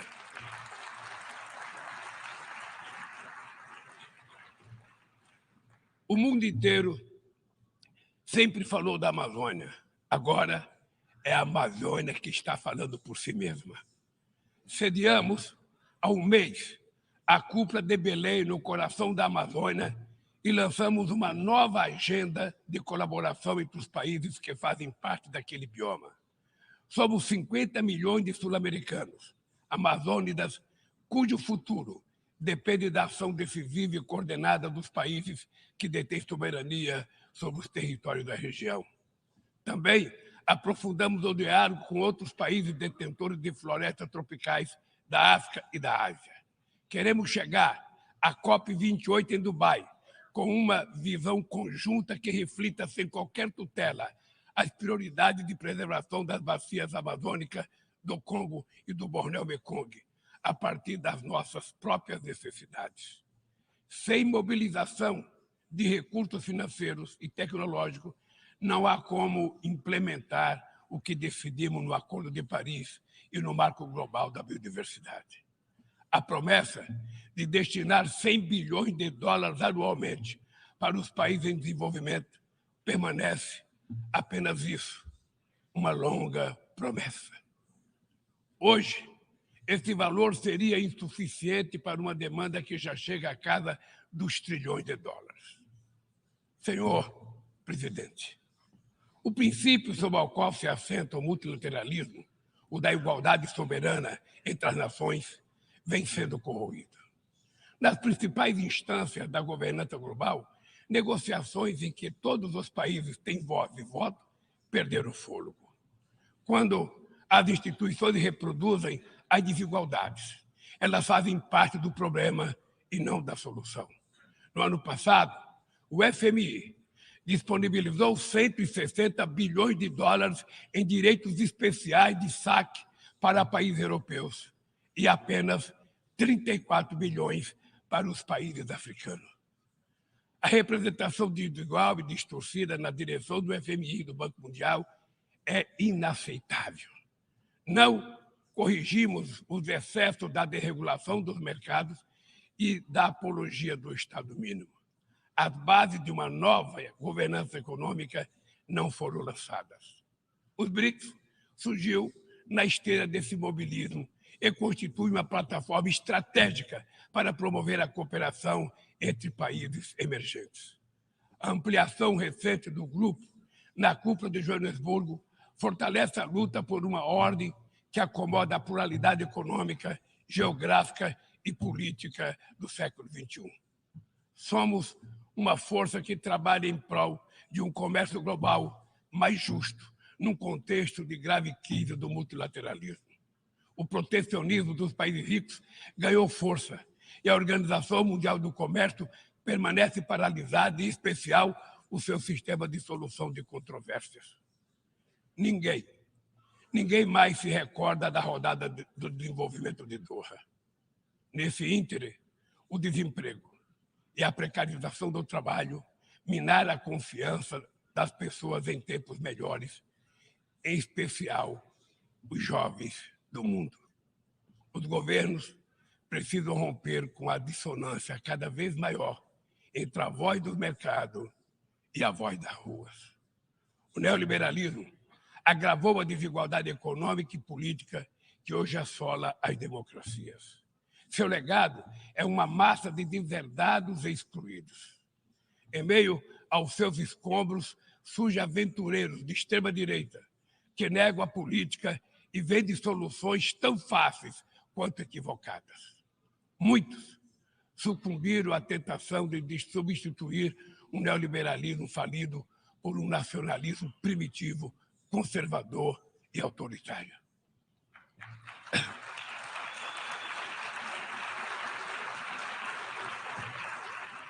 Repudiamos uma agenda que utiliza os imigrantes como bodes expiatórios, que corrói o estado de bem-estar e que investe contra o direito dos trabalhadores.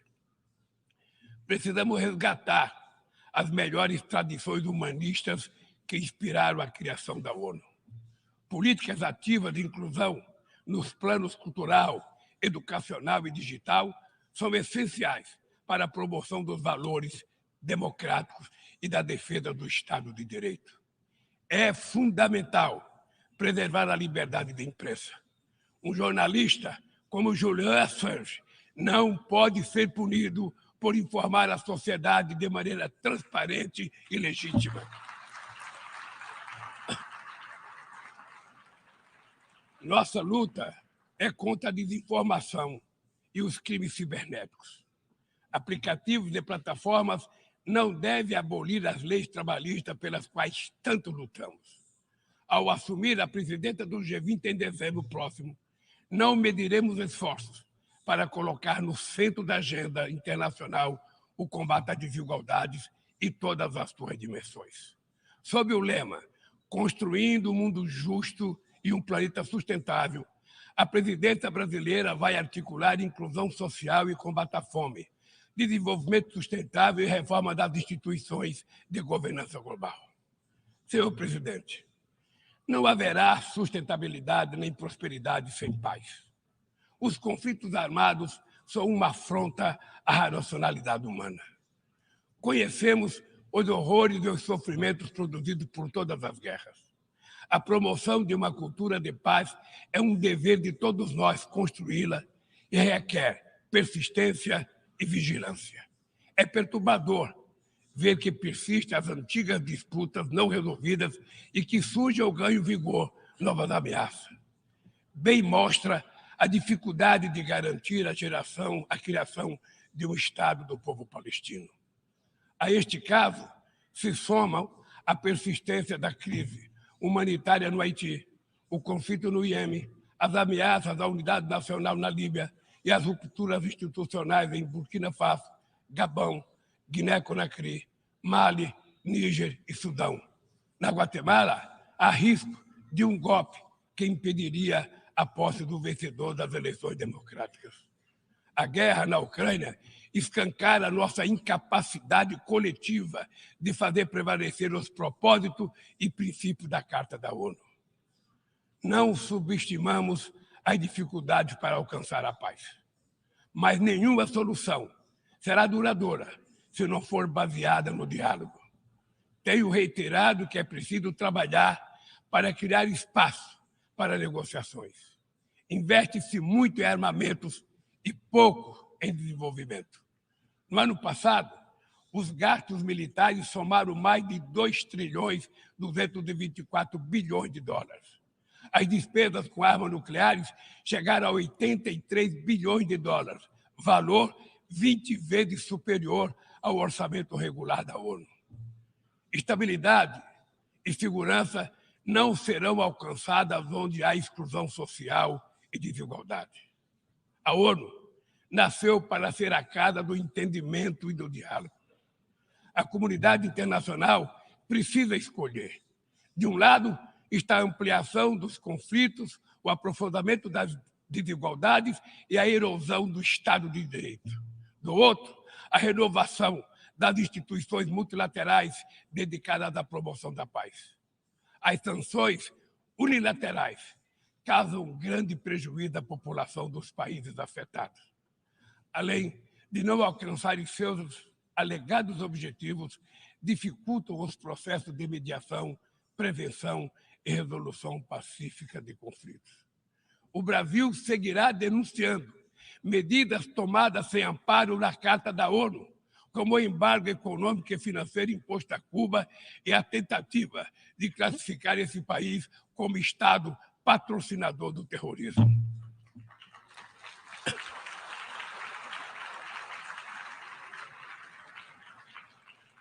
Continuaremos críticos a toda tentativa de dividir o mundo em zona de influência e de reeditar a Guerra Fria.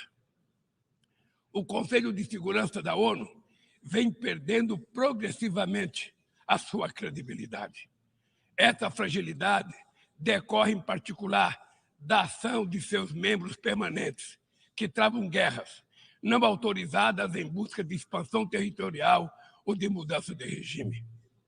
Esta paralisia é a prova mais eloquente da necessidade e urgência de reformá-lo, conferindo-lhe maior representatividade e eficácia. Senhoras e senhores, a desigualdade precisa inspirar indignação. Indignação com a fome, a pobreza, a guerra, o desrespeito ao ser humano. Somente movidos pela força da indignação, poderemos agir com vontade e determinação para vencer a desigualdade e transformar efetivamente o mundo ao nosso redor. A ONU precisa cumprir seu papel de construtora de um mundo mais justo, solidário e fraterno. Mas só o fará se seus membros tiverem a coragem de proclamar sua indignação com a desigualdade e trabalhar incansavelmente para superá-la. Eu quero dizer muito obrigado a todos vocês.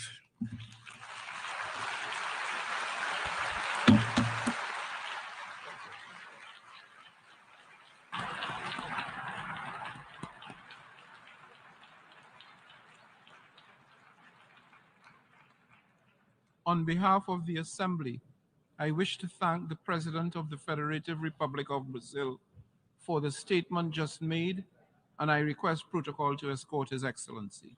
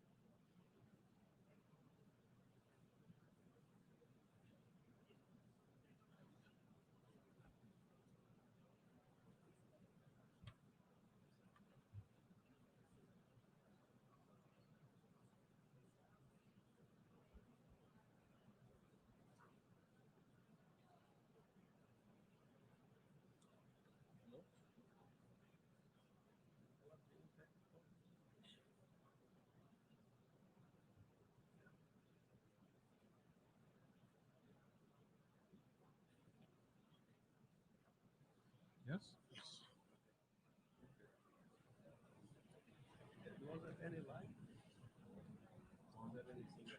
Yeah. The Assembly will hear an address from His Excellency Joseph R. Biden, Jr., President of the United States, I request protocol to escort His Excellency.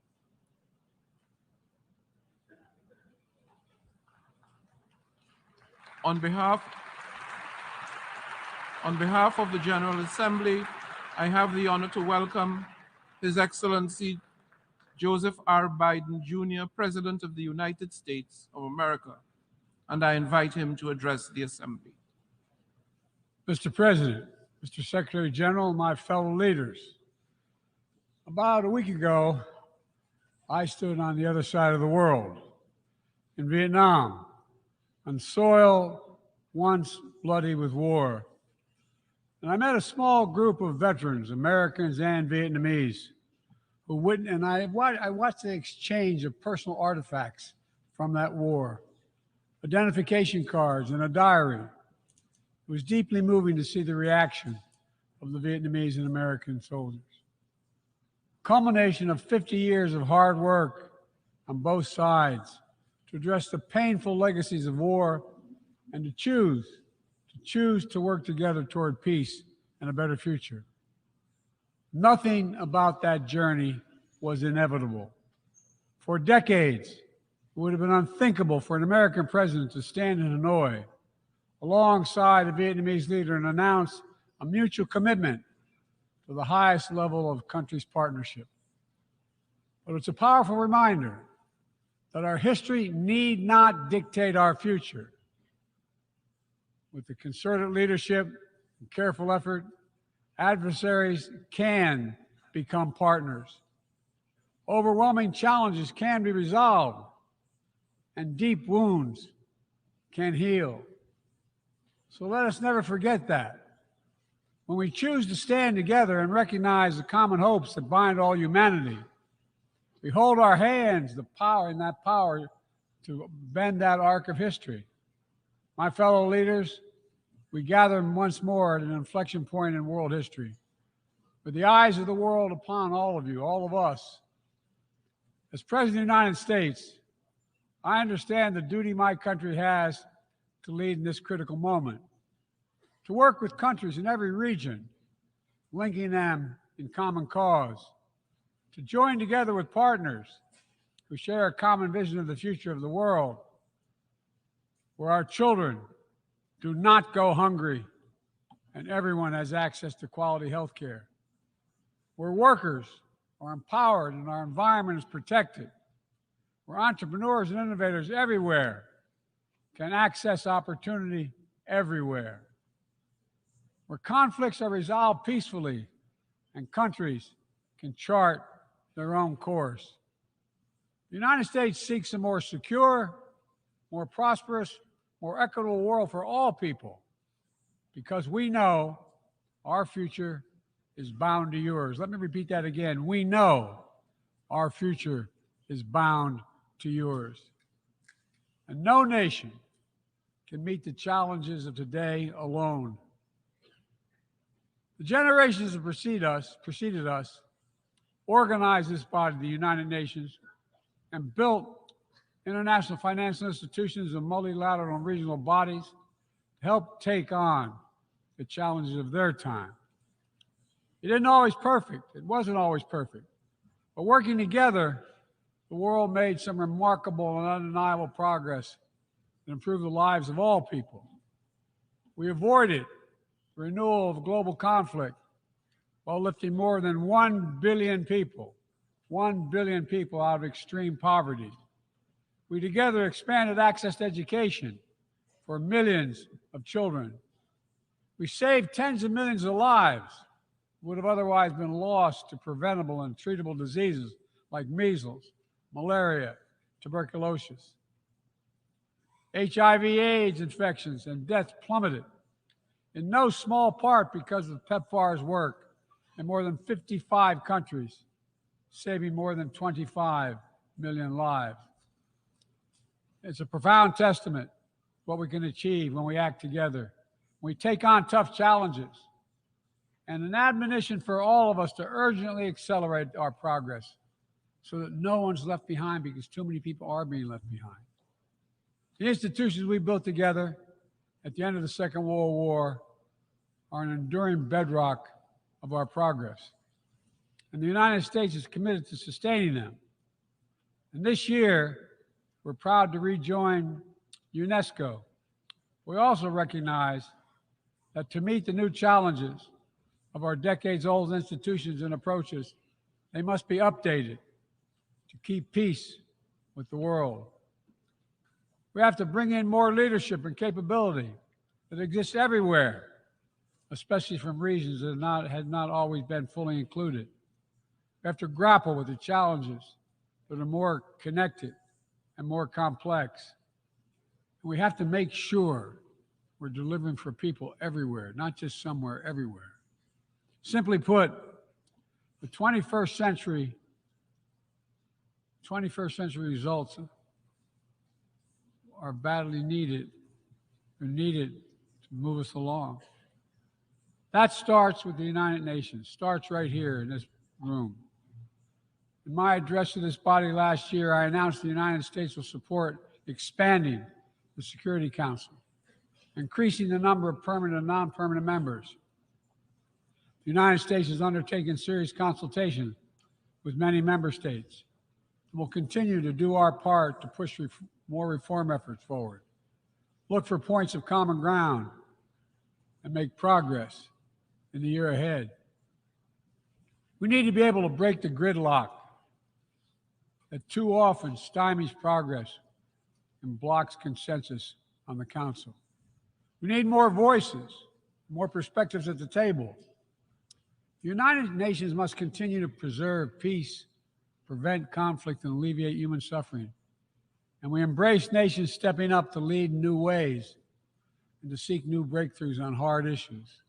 For example, on Haiti, the Caribbean community is facilitating the dialogue among Haitian society. I thank President Ruto of Kenya, I thank him for his willingness to serve as the lead nation of a UN-backed security support mission. I call on the Security Council to authorize this mission now. The people of Haiti cannot wait much longer. The United States is working across the board to make global institutions more responsive, more effective, and more inclusive. For example, we've taken significant steps to reform and scale up the World Bank, expanding its financing to low and middle-income countries so it can help boost progress toward meeting the Sustainable Development Goals and better address interconnected challenges like climate change and fragility. Under the new president of the World Bank, change is already taking root. Last month, I asked the United States Congress for additional funds to expand World Bank financing by $25 billion. And at the G20, we rallied the major economies of the world to mobilize even more funding. Collectively, we can deliver a transformational boost to World Bank lending. And because the multilateral development banks are among the best tools we have for mobilizing transparent, high-quality investment in developing countries, reforming these institutions can be a game changer. Similarly, we proposed making sure developing countries have a strong voice and representation at the International Monetary Fund. We're going to continue our efforts to reform the World Trade Organization, preserve competition, openness, transparency, and the rule of law, while at the same time equipping it to better tackle modern-day imperatives like driving the clean energy transition, protecting workers, promoting inclusive and sustainable growth. And this month, we strengthened the G20 as a vital forum, welcoming the African Union as a permanent member. By upgrading and strengthening our institutions, that's only half of the picture. We must also forge new partnerships, confront new challenges. Emerging technologies such as artificial intelligence hold both enormous potential and enormous peril. We need to be sure they are used as tools of opportunity, not as weapons of oppression.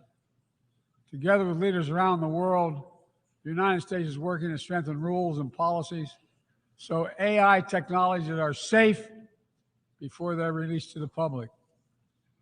To make sure We govern this technology, not the other way around, having it govern us.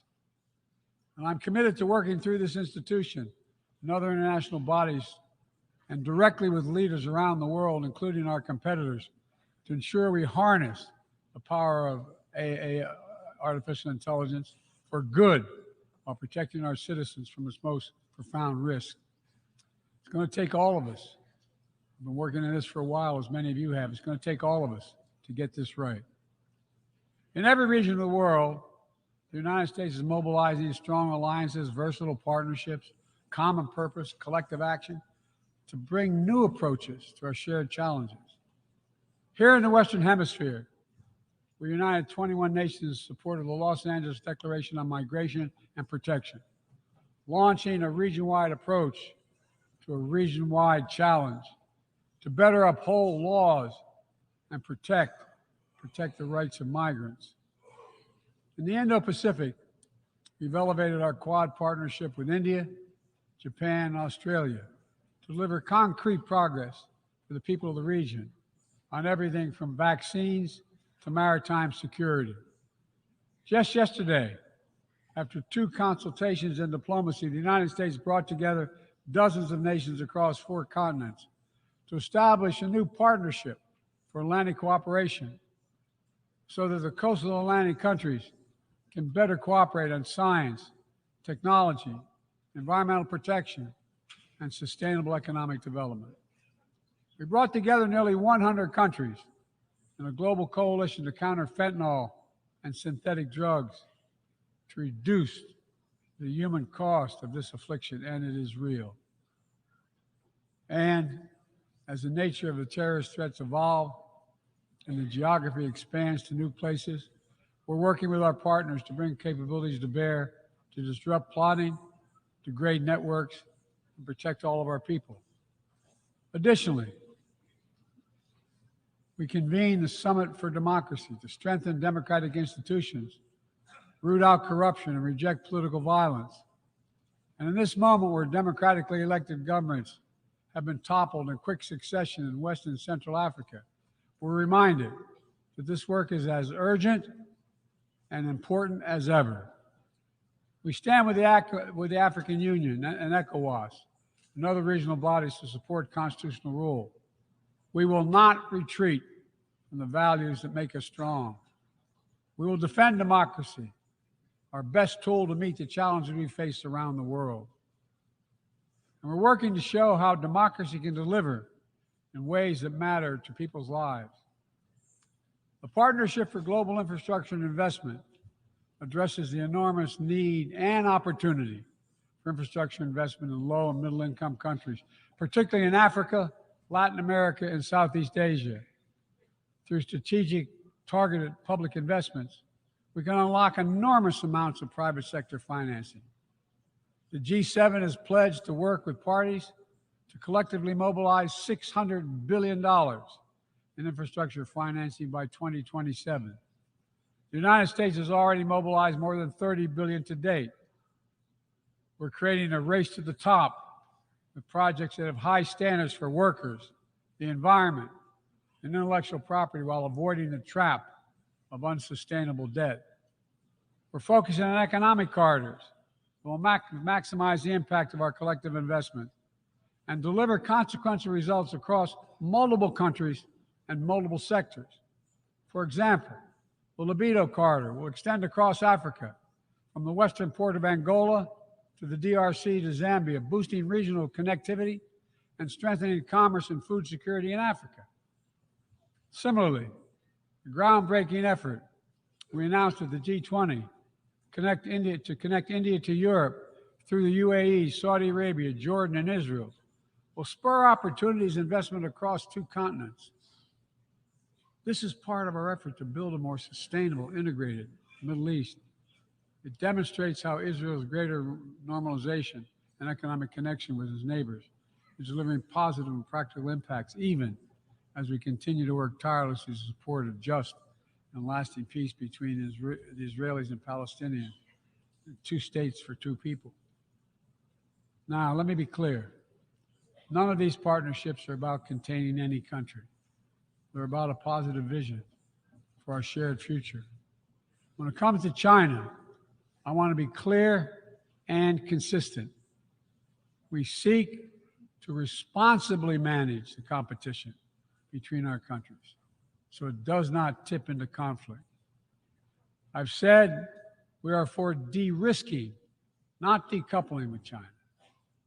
We will push back on aggression and intimidation and defend the rules of the road, from freedom of navigation to overflight to level economic playing field that have helped safeguard security and prosperity for decades. But we also stand ready to work together with China on issues where progress hinges on our common efforts. Nowhere is that more critical than accelerating the climate crisis, than the accelerating climate crisis. We see it everywhere.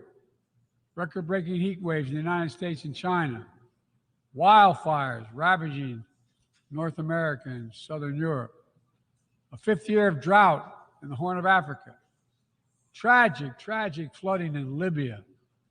My heart goes out to the people of Libya. That's killed thousands of people.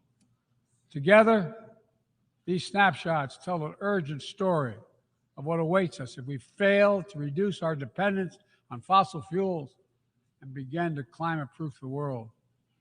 For one day, my administration, the United States, has treated this crisis as an existential threat from the moment we took office, not only for us, but for all of humanity.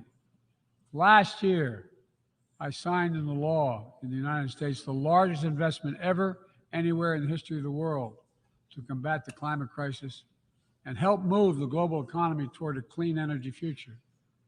We're also working with the Congress to quadruple our climate financing to help developing countries reach their climate goals and adapt to climate impacts. And this year, the world's on track to meet the climate finance pledge that made under the Paris Agreement, $100 billion to raise collectively. But we need more investment from public and private sector alike, especially in places that have contributed so little to global emissions, but face some of the worst effects of climate change, like the Pacific Islands. The United States is working directly with the Pacific Island Forum to help these nations adapt, build resilience to the climate impacts, even as we lead the effort to build innovative new partnerships that attack the global challenges from all sides. From the First Movers Coalition, which is mobilizing billions of private sector community and the private sector commitments, to creating a market demand for green products in carbon-intense sectors like concrete, shipping, aviation, and trucking, to the Agricultural Innovation Mission for Climate, which is bringing farmers into the climate solution and making our food supply more resilient to climate shocks, and the Global Methane Pledge, now endorsed by more than 150 countries, which expands our focus beyond our carbon emission targets to reduce the potential greenhouse gases in our atmosphere by 30% in this decade. It's all within our capacity. We need to bring the same commitment and urgency and ambition as we work together to meet the Sustainable Development Goals of 2030. These goals were adopted at the United Nations in 2015 as a roadmap for improving lives around the world. But the hard truth is, for decades of progress, the world has lost ground these past years in the wake of COVID-19, conflicts, and other crises. The United States is committing to doing its part to get us back on track. All told, in the first 2 years of my administration, the United States has invested more than $100 billion to drive development progress in bolstering food security, expanding access to education worldwide, strengthening healthcare systems, and fighting disease. And we've helped mobilize billions more in the private sector investments. But to accelerate our forward progress on the Sustainable Development Goals, we all have to do more. We need to build new partnerships that change the way we tackle this challenge, to unlock trillions of additional financing for development, drawing on all sources. We need to fill the gaps and address the failures of our existing system exposed by the pandemic. We We need to ensure that women and girls benefit fully from our progress. We must also do more to grapple with the debt that holds back so many low and middle-income countries. When nations are forced to service unsustainable debt payments over the needs of their own people, it makes it harder for them to invest in their own futures. And as we work together to recover from global shocks, the United States will also continue to be the largest single country donor of humanitarian assistance at this moment of unparalleled need in the world. Folks, cooperation, partnership, these are the keys to progress on the challenges that affect us all, and the baseline for responsible global leadership. We don't need to agree on everything to keep moving forward on issues like arms control, a cornerstone of international security. After more than 50 years of progress under the Non-Proliferation Treaty, Russia is shredding long-standing arms control agreements, including announcing the suspension of the New START and withdrawing from the Conventional Forces in Europe Treaty. I view it as irresponsible and makes the entire world less safe. The United States is going to continue to pursue good faith efforts to reduce the threat of weapons of mass destruction and lead by example, no matter what else is happening in the world. This year, we safely destroyed at least the last chemical munitions in the U.S. stockpile, fulfilling our commitment toward a world free. And we condemn the DPRK's continued violation of UN Security Council resolutions.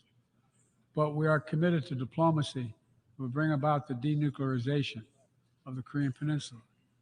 We're working with our partners to address Iran's destabilizing activities that threaten regional and global security, and remain steadfast in our commitment that Iran must never acquire a nuclear weapon. Now, even as we evolve our institutions and drive creative new partnerships, let me be clear. Certain principles of our international system are sacrosanct. Sovereignty, territorial integrity, human rights. These are the core tenets of the UN Charter, the pillars for peaceful relations among nations, without which we cannot achieve any of our goals. That has not changed, and that must not change.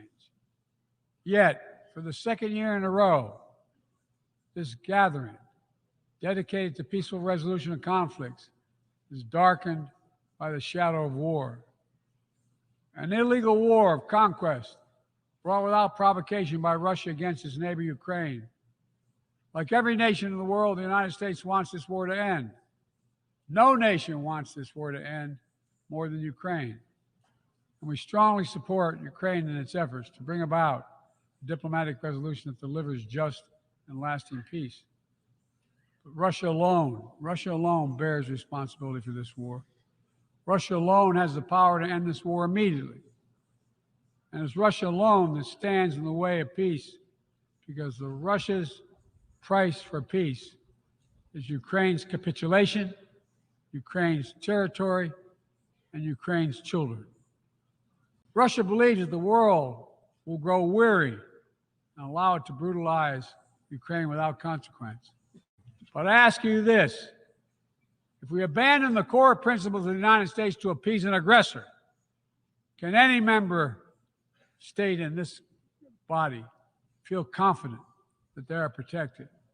If you allow Ukraine to be carved up, is the independence of any nation secure? I'd respectfully suggest the answer is no. We have to stand up to this naked aggression today and deter other would-be aggressors tomorrow. That's why the United States, together with our allies and partners around the world, will continue to stand with the brave people of Ukraine as they defend their sovereignty and territorial integrity and their freedom.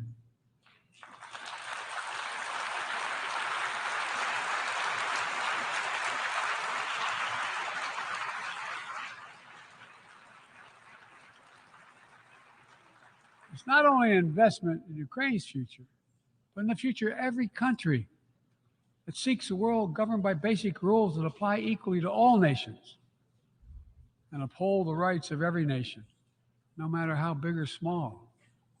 Sovereignty, territorial integrity, They are the fixed foundations of this noble body. And universal human rights is this North Star. We cannot sacrifice either. 75 years ago, Universal Declaration of Human Rights captured a remarkable act of collective hope. I say that again, collective hope. Drafted by a committee representing different regions, faiths, philosophies, and adopted by the entire General Assembly. The rights contained in the Declaration are elemental and enduring.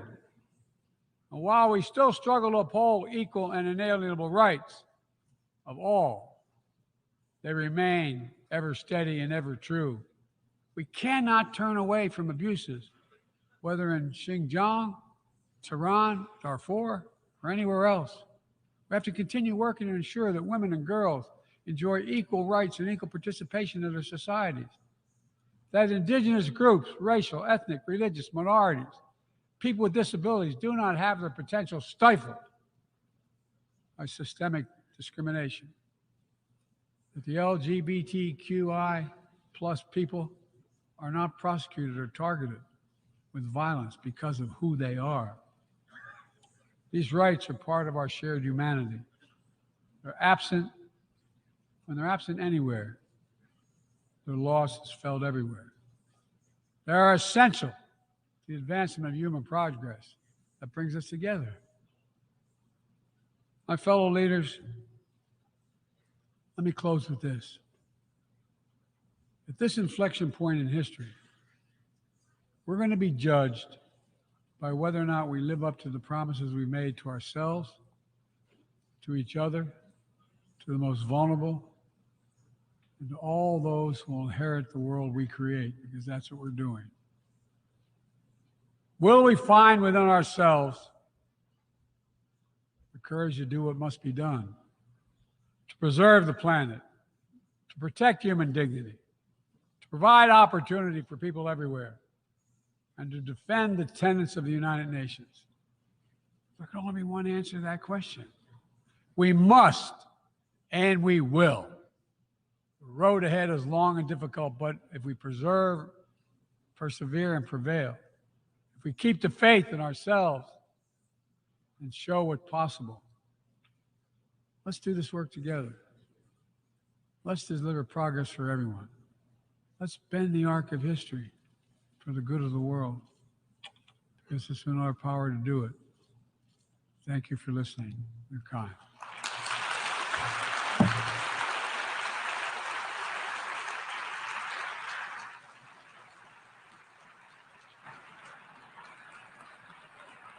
On behalf of the Assembly, I wish to thank the President of the United States of America for the statement just made, and I request protocol to escort His Excellency. May I request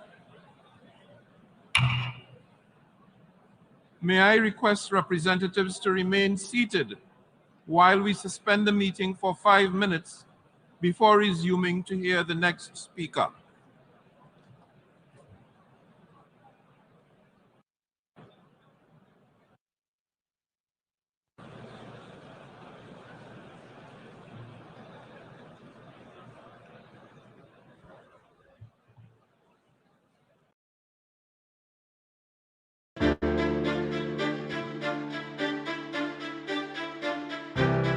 No dia 6 de setembro de 2022, o Instituto Conhecimento Liberta recebeu o evento 200 anos de independência pra quem? Com a União Popular, Leonardo Péricles e Rita Von Hunt. O encontro aconteceu no Auditório Paulo Freire, um espaço para debates sem censura, com equipamentos de altíssima qualidade e muito poder de difusão. Este é um projeto inovador do ICL, a materialização de um sonho, o de poder compartilhar muito mais conhecimento, porque o diálogo também constrói pontes e liberta. Em breve, você também poderá fazer parte disso. Olá, pessoal. Eu sou Suzy Pisa, sou filósofa, sou formada pela Unicamp, atualmente sou professora da Universidade Federal do ABC e gravei um curso aqui para o Instituto Conhecimento Liberta sobre filosofia, e é sobre ele que eu vim aqui conversar um pouquinho com vocês hoje. Esse curso ele apresenta alguns pensadores e algumas pensadoras clássicos da filosofia, trazendo para aqueles que não têm muita familiaridade com esse saber uma aproximação, mas também traz alguns pensadores e pensadoras que, no geral, não estão muito no escopo dos cursos de filosofia, para que aqueles que já têm alguma familiaridade com a filosofia possam também se aprofundar e conhecer a filosofia por outros meios. Então, ele é um curso que tem uma proposta bastante plural, que tem, ao contrário de muitos cursos que muitas vezes a gente tem acesso, filósofos e filósofas, que tem filosofias não apenas europeias, mas também filosofia latino-americana, também filosofia africana, e que eu construí pensando num eixo de trazer a filosofia para a nossa realidade.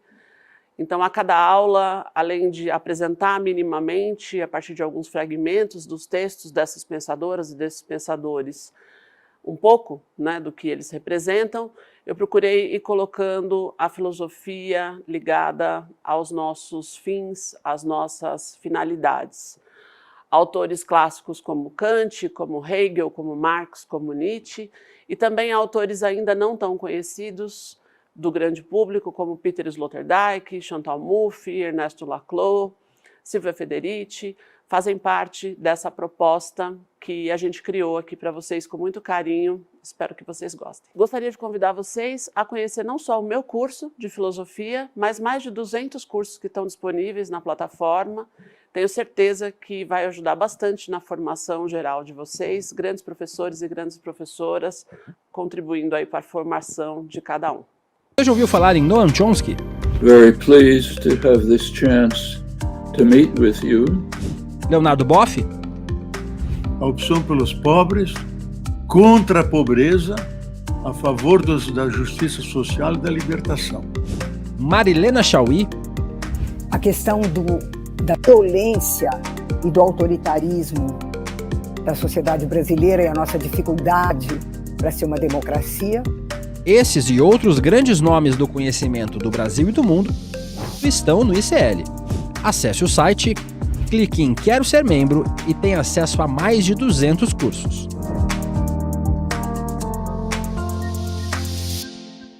Quem você votou? Você sabe como é que está sendo o mandato dessa pessoa? Quer dizer, esse político, esse congressista, esse senador, esse deputado está fazendo jus ao seu voto? Tudo isso você pode saber, porque a imprensa pode investigar. Com uma imprensa censurada.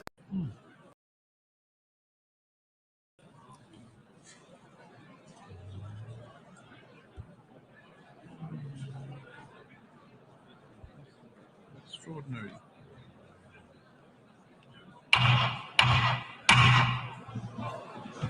Sorry, sir. I have to repair the gavel.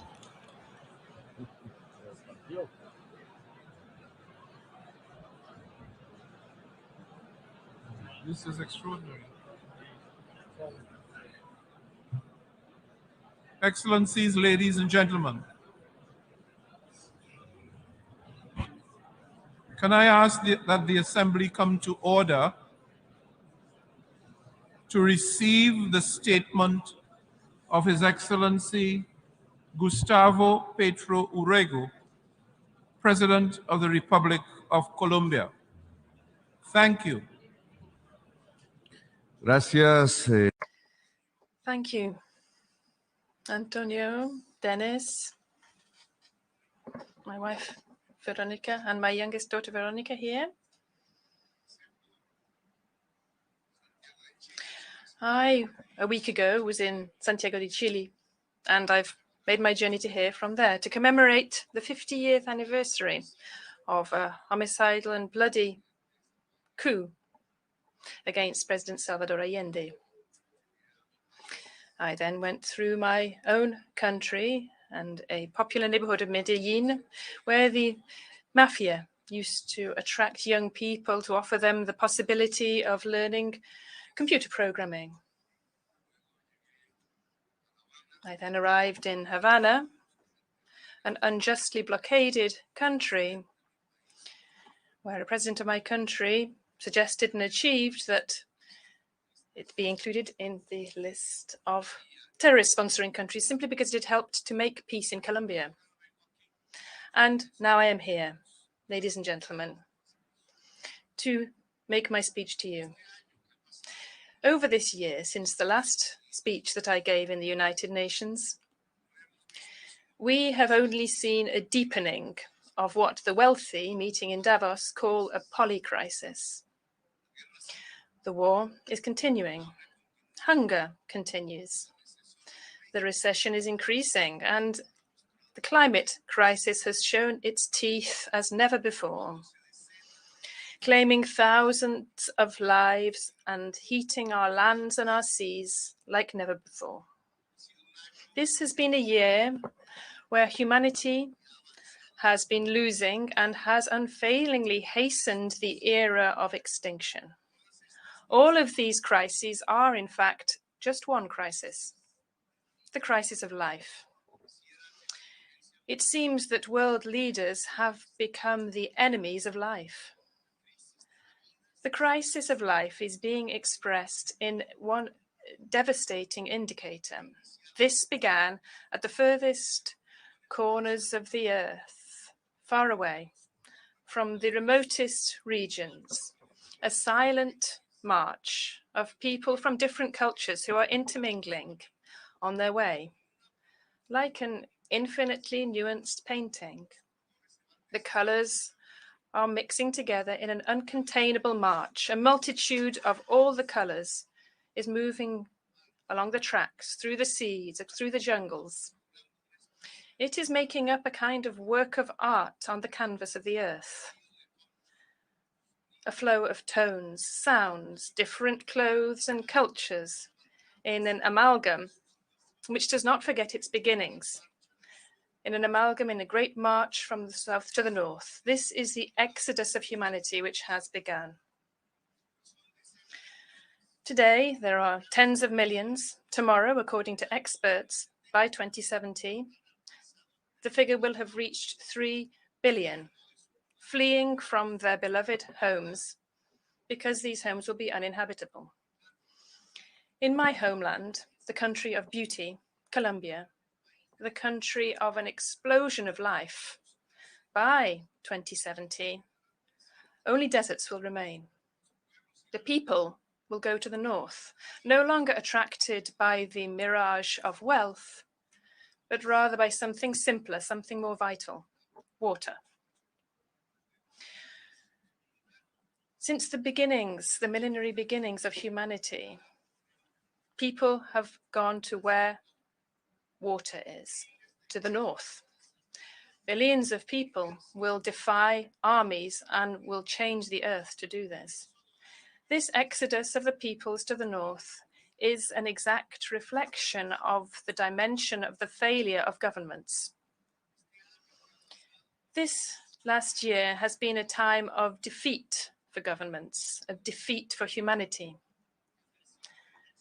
The exodus across the borders has increased. They have set the dogs and the hounds on the immigrants.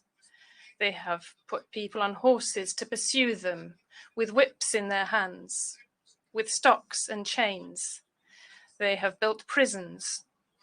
So much the hatred has grown of the foreign, of the strange. These prisons have even been built at sea, so that these women and men cannot tread the earth of the white people who still believe themselves to be the superior race and are nostalgic for this. And through their choices and elections, they revive the leader who said so and who killed millions as a result. The exodus has increased over this year, showing how much the crisis of life is advancing. But the minutes are ticking on in defining life or death on our planet.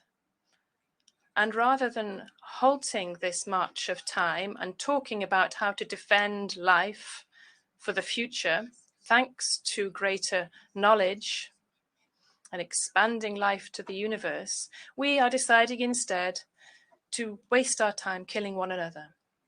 We are not thinking about how to expand life to the stars, but rather how to end life on our own planet. We have devoted ourselves to war. We have been called to war. Latin America has been called upon to produce war machines, men to go to the killing fields. They're forgetting that our countries have been invaded several times by the very same people who are now talking about combating invasions. They're forgetting that for oil, Iraq was invaded, Syria and Libya. They're forgetting that the same reasons they use to defend Zelensky are those very reasons which should be deployed to defend Palestine. They forget that to meet the Sustainable Development Goals, all wars must be brought to an end. But they are helping to wage one war in particular, because world powers see this suiting themselves in their gamesmanship, in their games of hunger, and they're forgetting to bring an end to the other war, because for these powers, this did not suit them. What is the difference between Ukraine and Palestine, I ask? Is it not time to bring an end to both wars and other wars too, and make the most of the short time we have to build paths to save life on the planet? As President of Colombia, this country of beauty, of a group of humanity, millions of workers, women and men from popular neighborhoods, indigenous people, Afro-descendants, people from the fields, workers, young people of all colors. I'm the president these people decided to elect in the majority, and I'm here to speak before you. And I propose bringing an end to this war so that we have time to save ourselves. I propose that the United Nations should hold, as soon as possible, 2 peace conferences, one on Ukraine, the other on Palestine. Not because there are no other wars in the world, as there are in my country, but because this would guide the way to making peace in all regions of the planet. Because both of these alone can bring an end to the hypocrisy as a political practice. Because we could be sincere, a virtue without which we cannot be warriors for life itself. The generation which today must decide and must act as soon as possible to overcome the enormous hurricane which has been unleashed against life from the dark but powerful forces of greed, the hurricane of capital, which only looks to profit and which has swallowed up the planet and the very foundation of our existence. I propose bringing an end to war, to defend life from the climate crisis, which is the mother of all crises. This summit has been established to evaluate the targets of the Sustainable Development Goals established by the governments for 2030. It's easy to carry out an assessment. These human development goals will not be achieved. We are far from reaching them. We have moved backwards. The United Nations Human Development Objectives could more simply be called social and environmental justice. Social justice will not be achieved for humanity by 2030 because what we have sown is injustice in our planet. What has been created over these years is injustice. The injustice of putting the vaccine against the deadly virus on the market, concentrating it in rich countries. Latin America saw 30% of COVID deaths, although it makes up only 8% of the world population. Who said that health should be a business and not a right? Millions of older people and others died because the vaccine was traded rather than being a common good of humanity. They failed to deliver on their own promise to finance adaptation to climate change. They do not have $100 billion to give to countries to defend themselves from floods, storms, and hurricanes. But they do have that money in a single day to allow Russians and Ukrainians to kill one another. Now we no longer need $100 billion. We need $3 trillion to overcome the climate crisis. And the clock is ticking. Ladies and gentlemen, injustice has been sown.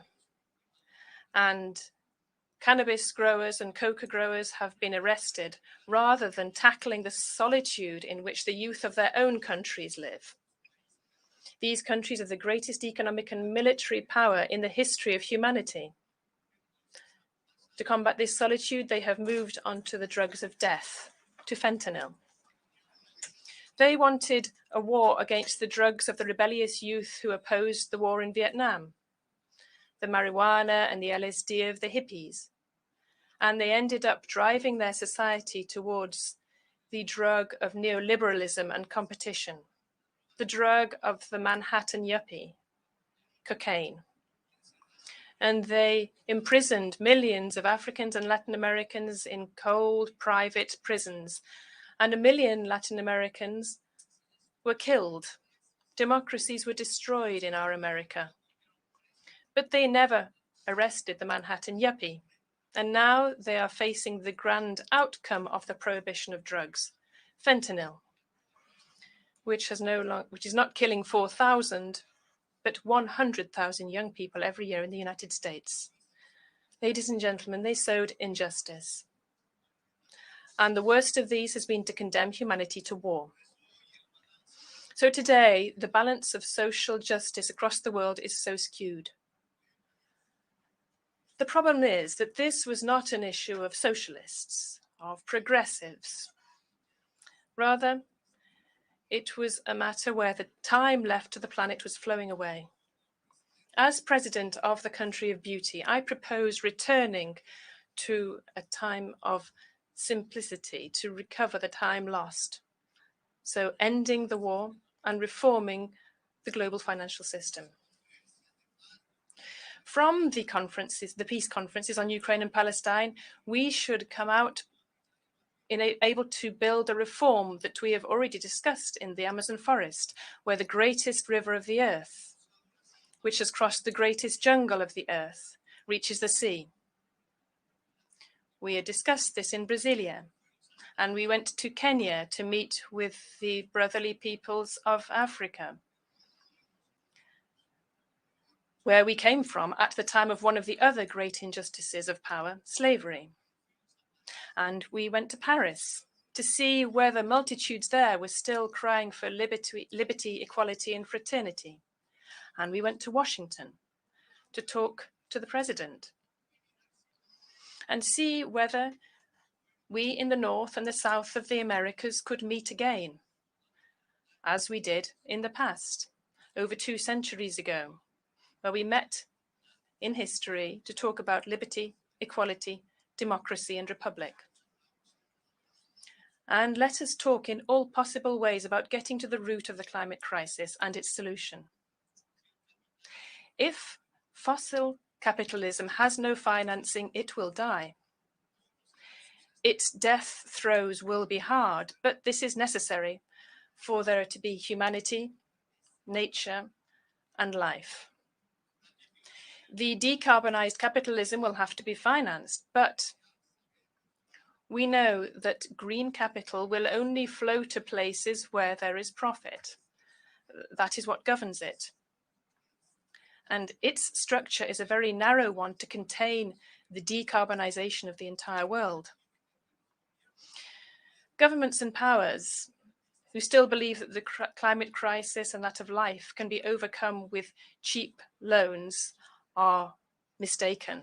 They are deluded to propose that those countries of the earth which are already indebted are indebted as a result of disease and greed, and that they can use more loans to overcome a problem that only the belching chimneys of the north have produced.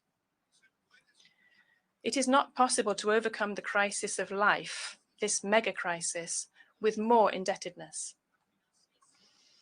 the financing of life, the flow of medicines, which must be pumped into the veins of the economies and societies of the world to meet the challenge of leaving behind coal and oil under the earth, leaving it under the earth in those very places where the true veins of the earth flow, as Roberto Cobarilla, the Ua indigenous native from Colombia, said over 30 years ago. As he said, extracting oil was to remove the blood from the earth, and life would then die. The majority of the investment to decarbonize the world's economy should come from public funds, the efforts of societies, bringing together states so as to bring together humanity. Today they call this multilateralism. Governing the earth with the vision of democracy and not a vision of empire. Empires do not save life. They merely unleash wars. If the mega crisis of life is to be resolved, it will be through a democracy which achieves a global scale, a deeper democracy, which will not fear interlinking states and societies and planning for the great Marshall Plan of the revitalization of the planet. The market will help us somewhat, but we cannot ask for solutions from a mechanism which has no humanity. And when it was this mechanism which produced the very problem. Private funds can be used, but they will be limited by their own logic. The force to do this will come from public funds, and these funds are currently weakened by debt. The great battle of our generation is defending life for our children and grandchildren, and this can only be fully financed by what is public, by what belongs to all of us. We must liberate the public to save life. Many people may not like this, but if the voice of the public, of the state, of humanity, of multilateralism is to be heard again, this means the voice of change will be heard again. Because in order to save life, this is fundamental. Saving life requires an epoch of change, and it is urgent. Change and life are now synonymous. Youth of all colors today, in order to live, must fly the flags of change, of transformation, of a new humanity. It is democracy and not authoritarian regimes which is looking more and more like the Nazis. It is global democracy. These plans, the power of those states who are not tackling war, but are tackling and attacking the plans for life. These plans to achieve the transition to a decarbonized economy and to finance it. The decarbonized economy will, without a doubt, be a more humane and a more just economy. So, I, as President of the Country of Beauty, propose a reform of the global financial system, of the IMF, of the Multilateral Bank, and bringing an end to economic blockades and guiding funds from private capital. If everybody's debt is reduced, paying off the creditors with an IMF issuance of special drawing rights, there will be a decrease in the global public debt and a real increase in budgets and public funds. In this way, we will be able to finance the Marshall Plan for the Sustainable Development Goals, for the social and environmental justice of the planet. The plan to overcome, through mitigation and adaptation, the climate crisis, which is the crisis of life. This is reviving Keynes worldwide after forgetting him. This wise old man already said this, as did other wise people before him, and their words too are forgotten. The words that they expressed from their deep ideas. What a beautiful perspective in the midst of today's darkness and storms. A perspective which looks hopeful. The objective of life and justice can be achieved by treading the path of global democracy and of returning value to what is public to what is common and shared, which can be reached by all. I want my grandchildren who are babies today, Luna, Victoria, and Luca, and my daughter Antonella, to be able to live far from the apocalypse and the era of extinction. I want them to live in times where humanity was able to stop killing itself and killing the planet, and through the very diversity of its cultures, managed to achieve understanding and to achieve its mission, spreading the virus of life to the stars of the universe. Thank you very much.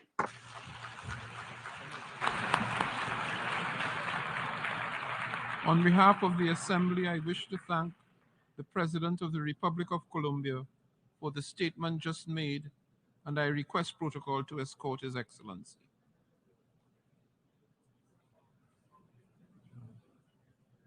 The Assembly will hear an address by His Majesty King Abdullah II ibn al-Hussein II, King of the Hashemite Kingdom of Jordan. I request protocol to escort His Majesty.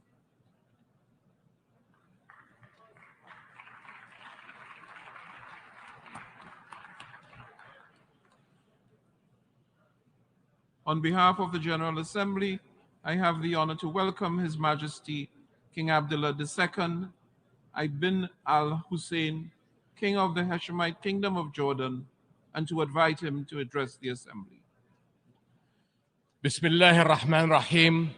Mr. President, Secretary General, Excellencies, when human catastrophes seem beyond description, we turn to the appalling statistics.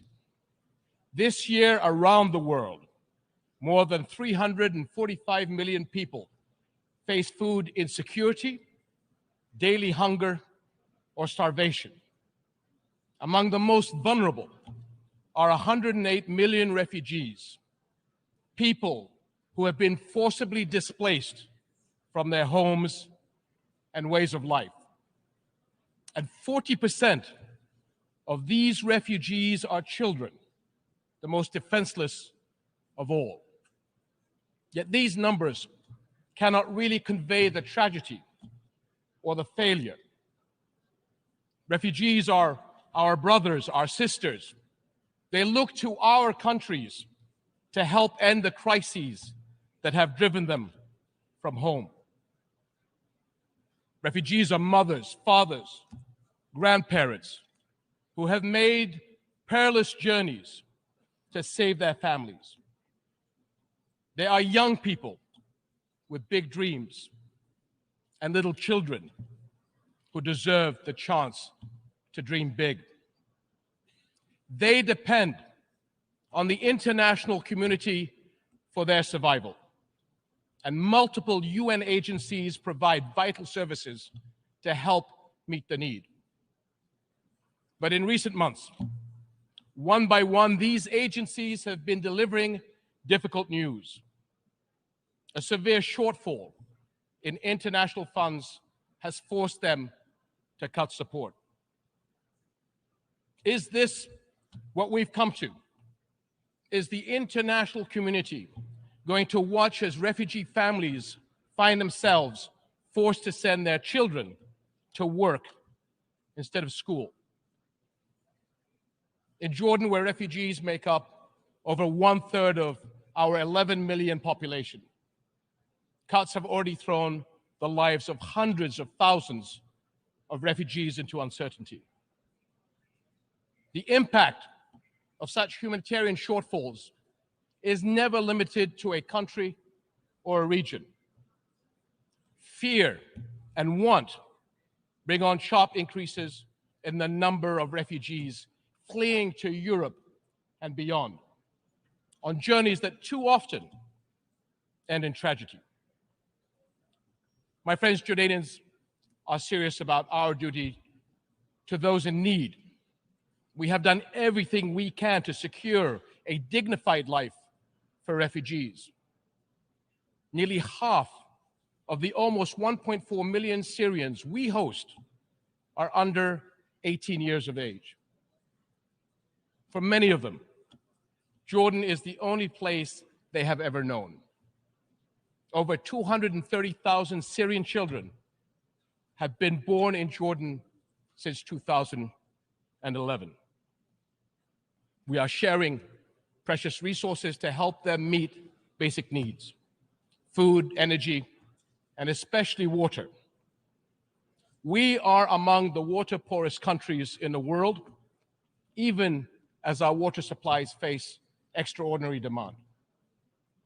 And we face these pressures just when another crisis has hit our region: climate change, with its destructive heat waves, drought, and flooding.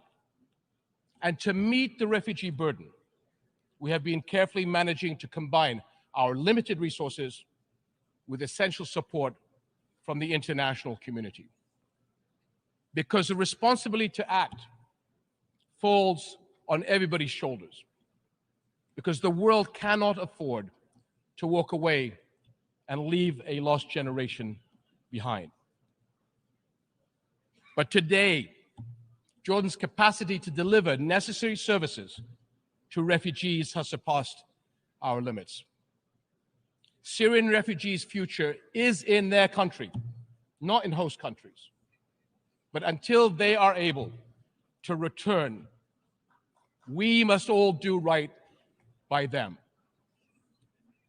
And the fact is, refugees are far from returning. On the contrary, more Syrians are likely to leave their country as the crisis persists. And Jordan will not have the ability nor the resources to host and care for more.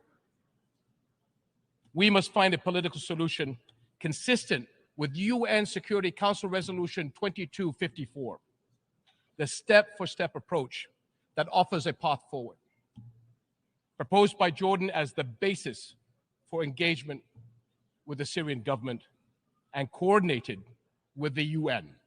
This approach sets a roadmap to incrementally resolve the crisis and deal with all its consequences.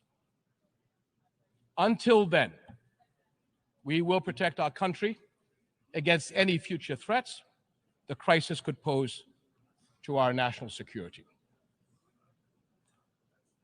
My friends, Jordan's case is a microcosm of our entire region. For all our people's immense potential, repeated crises have held back the promise of greater development and prosperity. Our region is a focal point where some of the most urgent global challenges are converging. How will our world respond? Will we come together in global solidarity to get to the root of the problem, the conflicts and the crises that destroy life and hope? Will we work as one to rebuild the lost trust in international action and help those in want? My friends, our region will continue to suffer until the world helps lift the shadow of the Palestinian-Israeli conflict, the central issue in the Middle East. No architecture for regional security and development can stand over the burning ashes of this conflict. But 7.5 decades on, it still smolders. Where are we going? Without clarity on where Palestinians' future lies, it will be impossible to converge on a political solution to this conflict.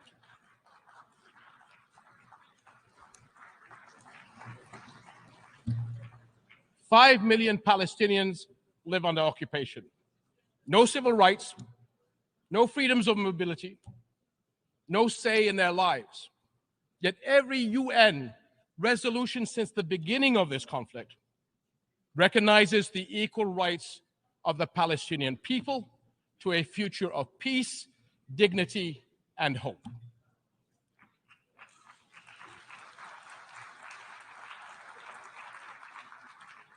This is the heart of the two-state solution the only path to a comprehensive, lasting peace. We can see the Israeli people actively defending and engaging in the expression of their national identity.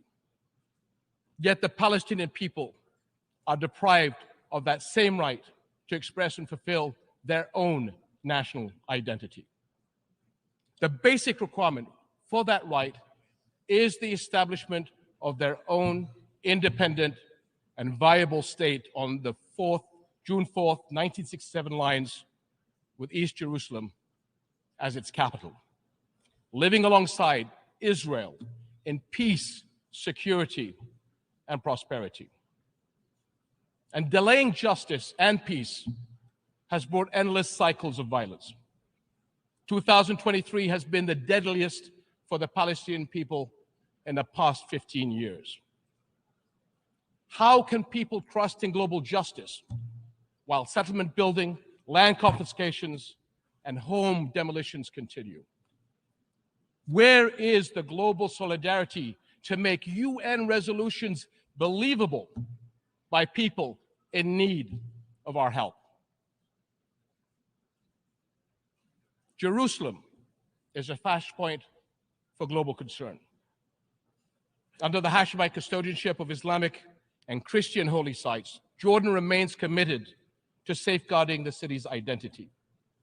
But preserving Jerusalem as the city of faith and peace for Islam, Christianity, and Judaism is a responsibility that we all share. And we must not abandon Palestinian refugees to the forces of despair. Sustainable funding is urgently needed by UNRWA, the UN agency that provides vital relief, education, and health services to millions of Palestinian refugees.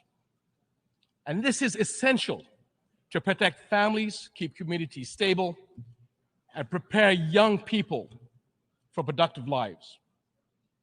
We must protect young Palestinians from extremists who prey on their frustrations and hopelessness by making sure they continue to learn at the schools under the blue flag of the United Nations, as the alternative will be the black flags of terror, hate, and extremism. My friends, we come together here as partners to deal with our challenges and shape a better future. We speak here for our people. We speak for families and the younger generations. We speak for victims of conflict, displacement, hunger, climate challenge, disasters, and more. They are not mere statistics. They are our fellow human beings sharing our world. Only by restoring trust, only by acting in solidarity, will we create the future all our peoples desire and deserve. We cannot allow for a lost generation on our watch. Thank you.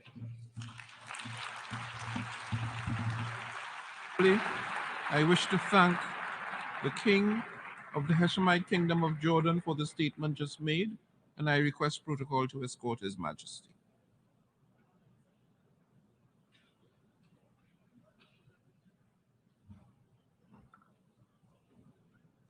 The Assembly will hear an address by His Excellency Andrzej Duda, President of the Republic of Poland. I request protocol to escort His Excellency. Good morning, Your Excellency. Morning. How are you? On behalf of the General Assembly, I have the honor to welcome His Excellency Andrzej Duda, President of the Republic of Poland, and invite him to address the Assembly.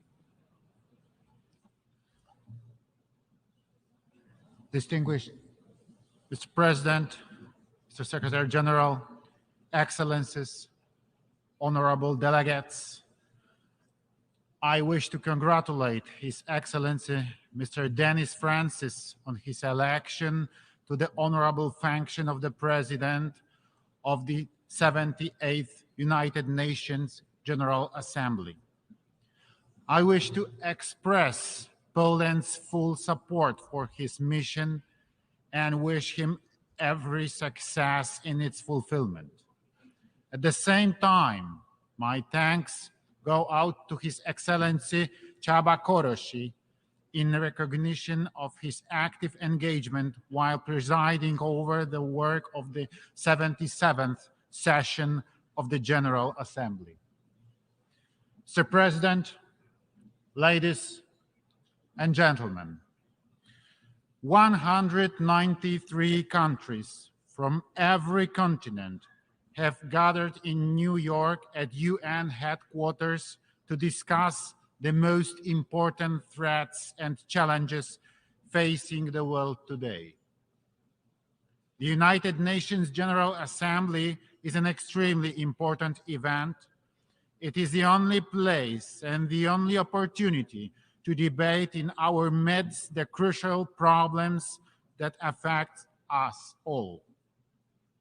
We are here because of the courageous and forward-looking decisions made by the leaders of the Western world during the darkest days of the Second World War. At that time, they pondered over how to avoid similar tragedies in the future.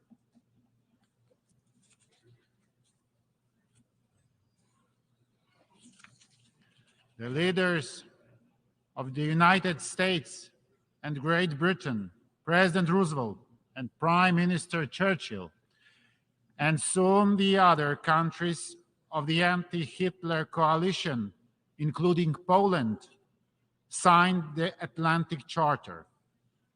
It contained the most important principles on which the post-war world order was to be based: safe determination of nations, inviolability of borders, renunciation of violence, economic cooperation, human rights. The Atlantic Charter, together with the Washington Declaration, were the cornerstone in a building of the United Nations organization. Ladies and gentlemen, today once again, it befell on us to live in dangerous times. As a result of Russia's full-scale aggression on Ukraine, hundreds of thousands of people lost their lives or suffered injuries.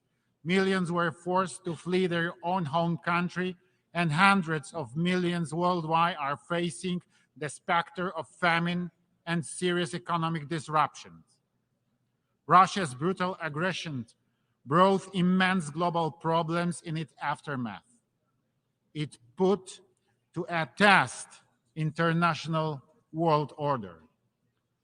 Costs of those barbarian actions, humanitarian, material, and environmental, are incalculable and still growing. For long, world peace has never been as threatened as it is today. We, Poles, know fully well that peace is not to be taken for granted. September in the history of my home country is a special month. On 1st September 1939, Nazi Germany invaded my homeland, Poland. The Second World War broke out. On 17th September 1939, we received a blow from another direction. The Soviet Union also made an onslaught on Poland. In the wake of the alliance between Hitler and Stalin, Nazi Germany and Soviet Russia, Poland lost its independence, was wiped out from the map of the world, and subjected to extremely brutal occupation. This is precisely why we understand the tragedy of Ukraine better than any other country in the world, and the tragedy of other countries experiencing the pandemonium of war. In the Second World War, 6 million of our citizens perished, including 3 million Polish Jews, and Warsaw, the capital of Poland, was razed to the ground. And yet our history stands as a testament that even crimes and persecution are not able to suppress the true spirit of freedom, that freedom will finally prevail. Enslavement, imperialism, and neocolonialism are a denial of freedom as much as insane dreams of dominating the others. When unleashing the war in Ukraine, Vladimir Putin wanted to restore the Russian Empire, to divide the world, and to make Europe systematically dependent on his raw materials. He has not succeeded. It is my firm belief that he will no longer succeed. Ladies and gentlemen, today the world needs courageous and visionary leaders. The late President of Poland, Lech Kaczyński, with whom I had the honor to cooperate, was such a leader. The leader who a dozen of years ago was trying to shake the conscience, to appeal to politicians, to warn of imperial policy of Vladimir Putin's Russia. Let me recall at this point his seminal words said in Tbilisi at the height of Russian aggression on Georgia in 2008. For the first time in a long time, Russians have shown the face we have known for hundreds of years. They believe that the nations around them should be subjected to them. We say no. Russia believes that the old days of the empire that collapsed less than 20 years ago are coming back. That domination will again be feature of our region.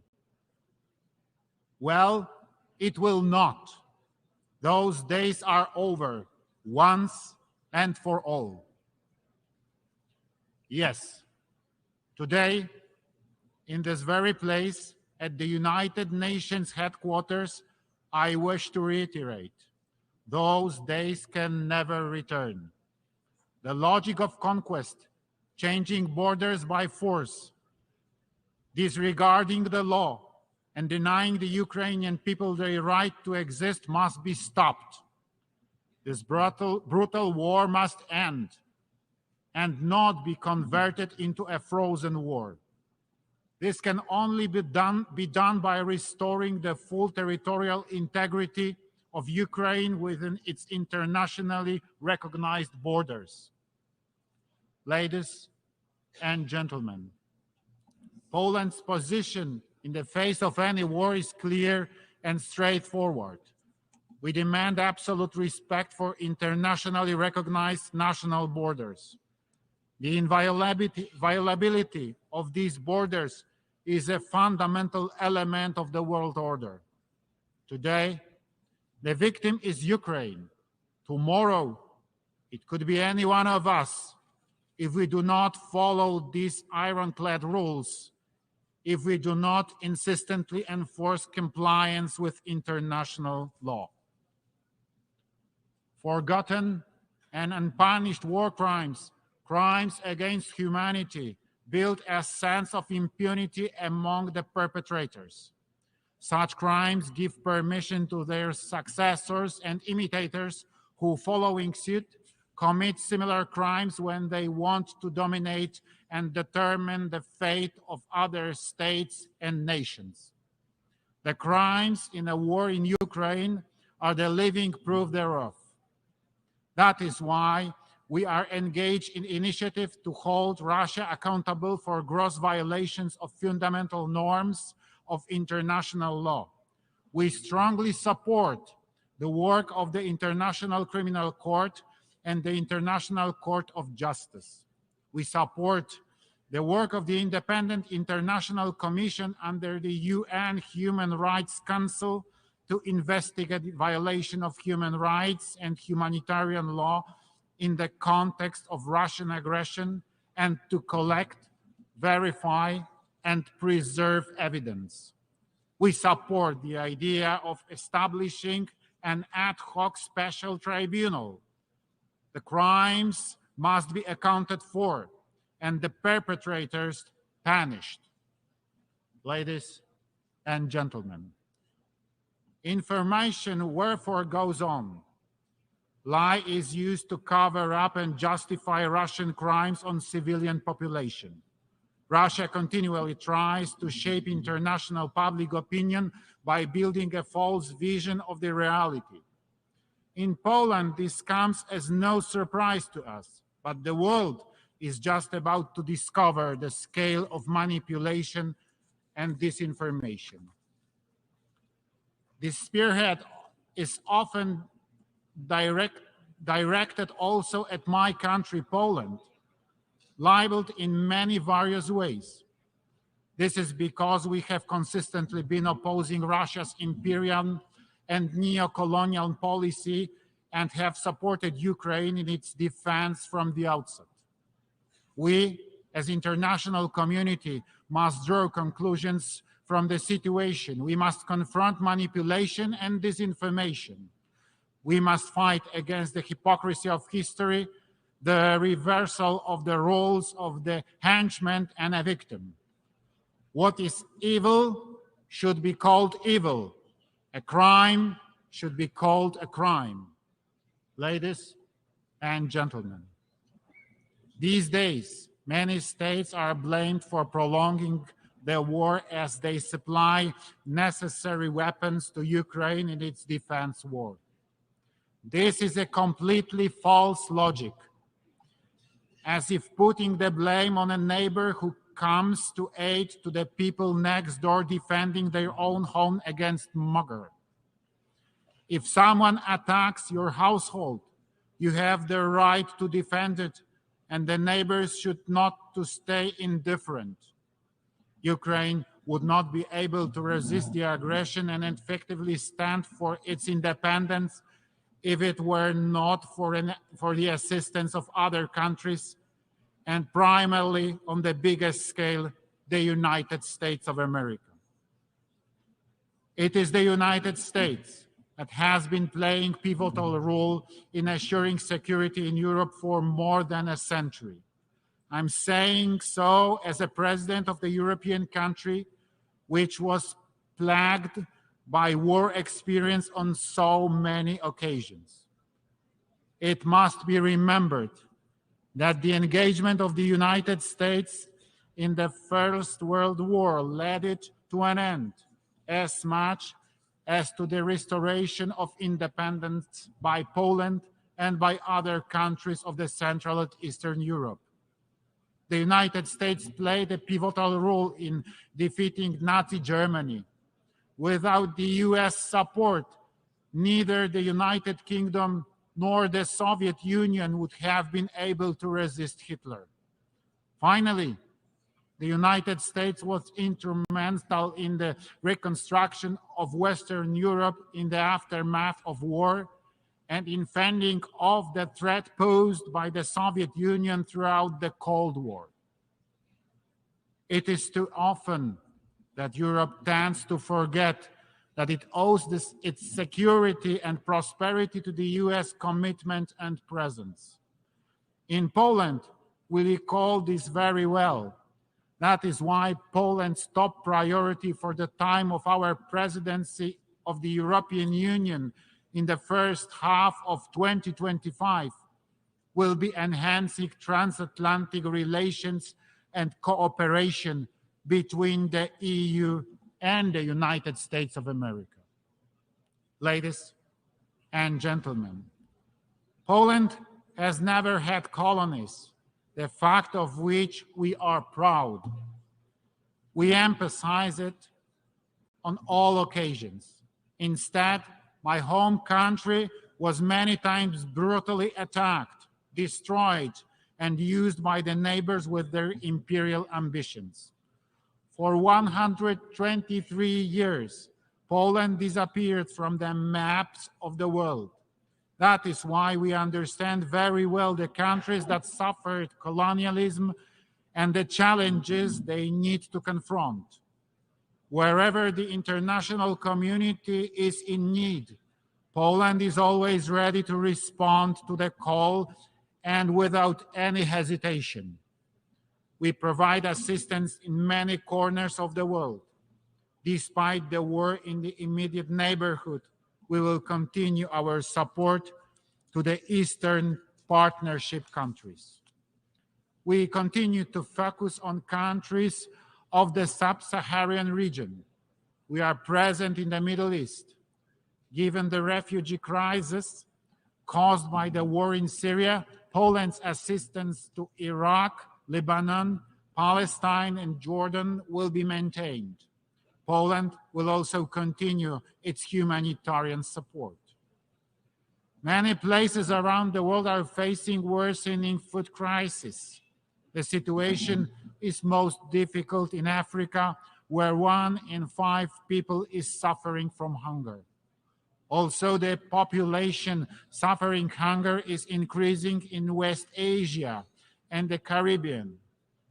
Today, an estimated 2.4 billion people lack sustainable regular access to food, of which some 900 million face severe food insecurity. Therefore, in 2022, we in Poland have supported the World Food Fund activities in Africa, the Middle East, and Asia, including Lebanon, Afghanistan, Tajikistan, and Syria. We found our activities mainly through multilateral channels, as well as through Polish NGOs and their local partners. Poland fully recognizes the ambitions of the African Union to play an even more active role in the on the global stage. Ensuring peace and development in Africa will be facilitated by good and cost-effective governance and the development of democracy on the continent. We respect African solutions to African problems, standing ready to share the experience we have gained in the difficult but successful transformation of our economy.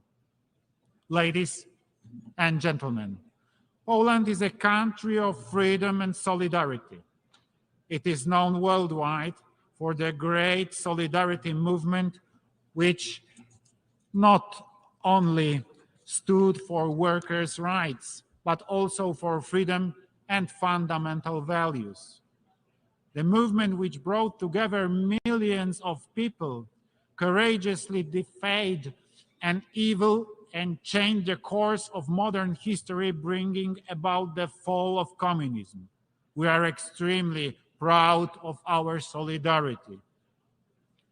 Upon Russian aggression on Ukraine, the Poles have once again illustrated that solidarity is not only the great history, but that solidarity lives in us. Millions of my compatriots committed themselves to bring aid to the people fleeing the nightmare of war.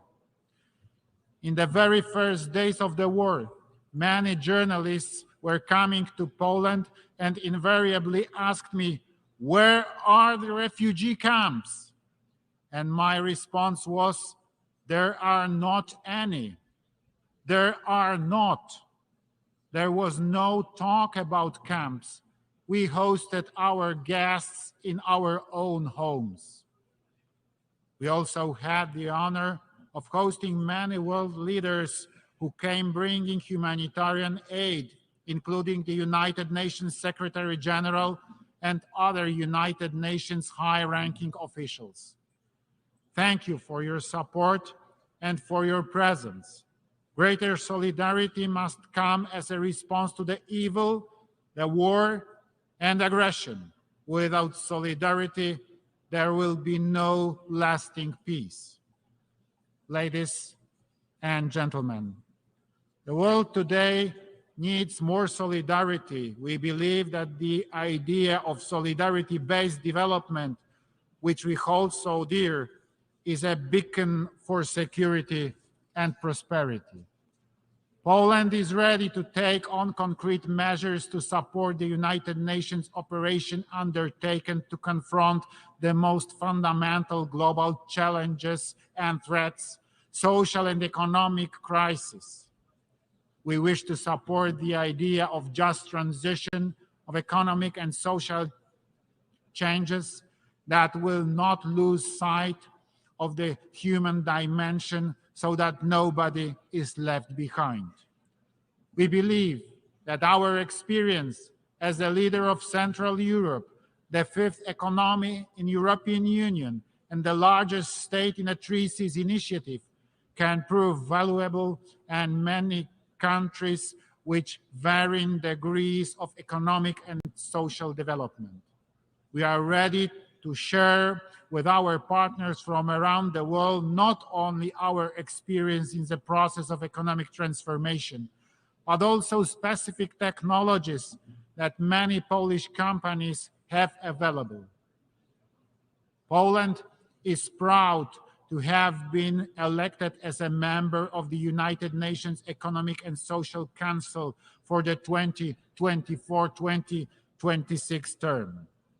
A key priority for our ECOSOC membership will be to draw the international community's attention to the impact of global crises such as armed conflicts, the energy crisis, the COVID-19 pandemic, and climate change, their impact on socio-economic development. Time is running out to achieve the goals of the 2030 Agenda and the Sustainable Development Goals, and there are still many challenges ahead, so we must unite and intensify our efforts to accelerate the implementation of the individual tasks. Ladies and gentlemen, today the United Nations measures its strength against various challenges.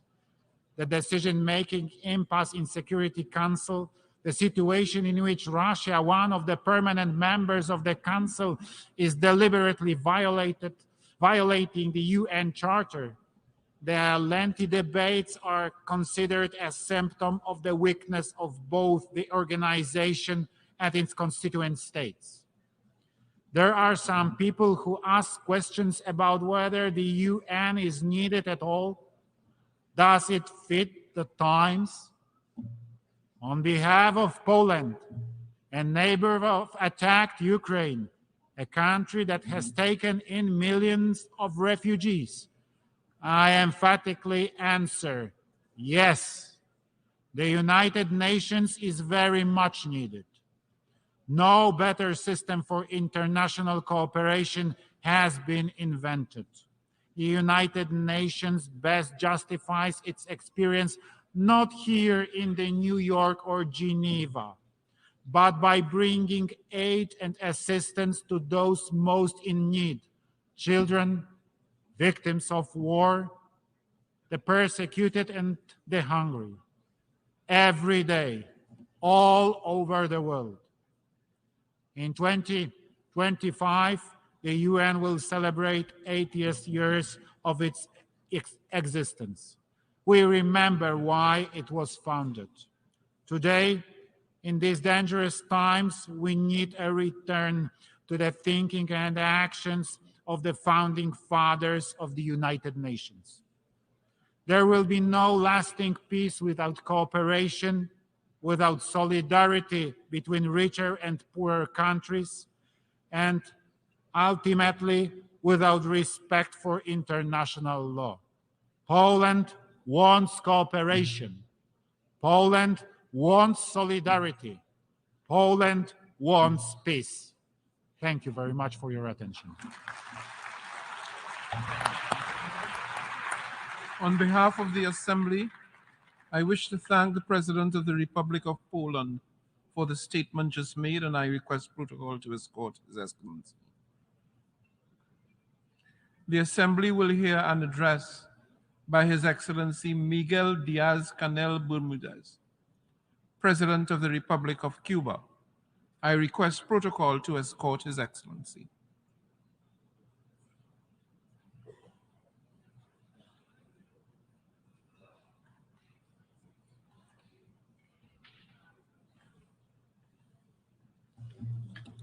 On behalf of the General Assembly, I have the honor to welcome His Excellency Miguel Diaz-Canel. traigo a esta asamblea President, I am bringing to this assembly the voice of the South, the exploited and humiliated, as was said by Che Guevara in this same room almost 60 years ago. We are a diverse group of nations sharing the same problems. We have just confirmed that in Havana, which was honored to host the summit of leaders and other high representatives of the G77 and China, which is the most representative, broad, and diverse representation that exists in the multilateral arena. During those two virtually tireless days, more than 100 representatives from 134 nations making up the group raised their voices to call for changes that can no longer be postponed in the midst of this unjust, irrational, and abusive international economic order that year after year has deepened the enormous inequalities between a minority of well-developed nations and a majority that has not managed to get rid of the euphemism of developing nations. Worse still, as was recognized by the United Nations Secretary General at the Havana Summit, the G77 was founded 6 decades ago to repair centuries of injustice and abandonment. And in today's convulsive world, they are entangled in a host of world crises, where poverty is on the rise and hunger is even greater. We are united by the need to change, which has not been resolved, and by the condition of being the main victims of the current global multidimensional crisis, abusive unequal exchange, scientific and technological gaps, and the degradation of the environment. But we are also united, and have been for more than half a century now, by the inescapable challenge and the determination to transform the current international order, which, as well as being exclusionary and irrational, is unsustainable for the planet and is not viable for the well-being of all. The countries represented at the G77 and China, where more than 80% of the population lives, do not only have the challenge of development, they also have the responsibility of modifying those structures which marginalize us from social progress and turn many peoples of the South into laboratories for renewed forms of domination.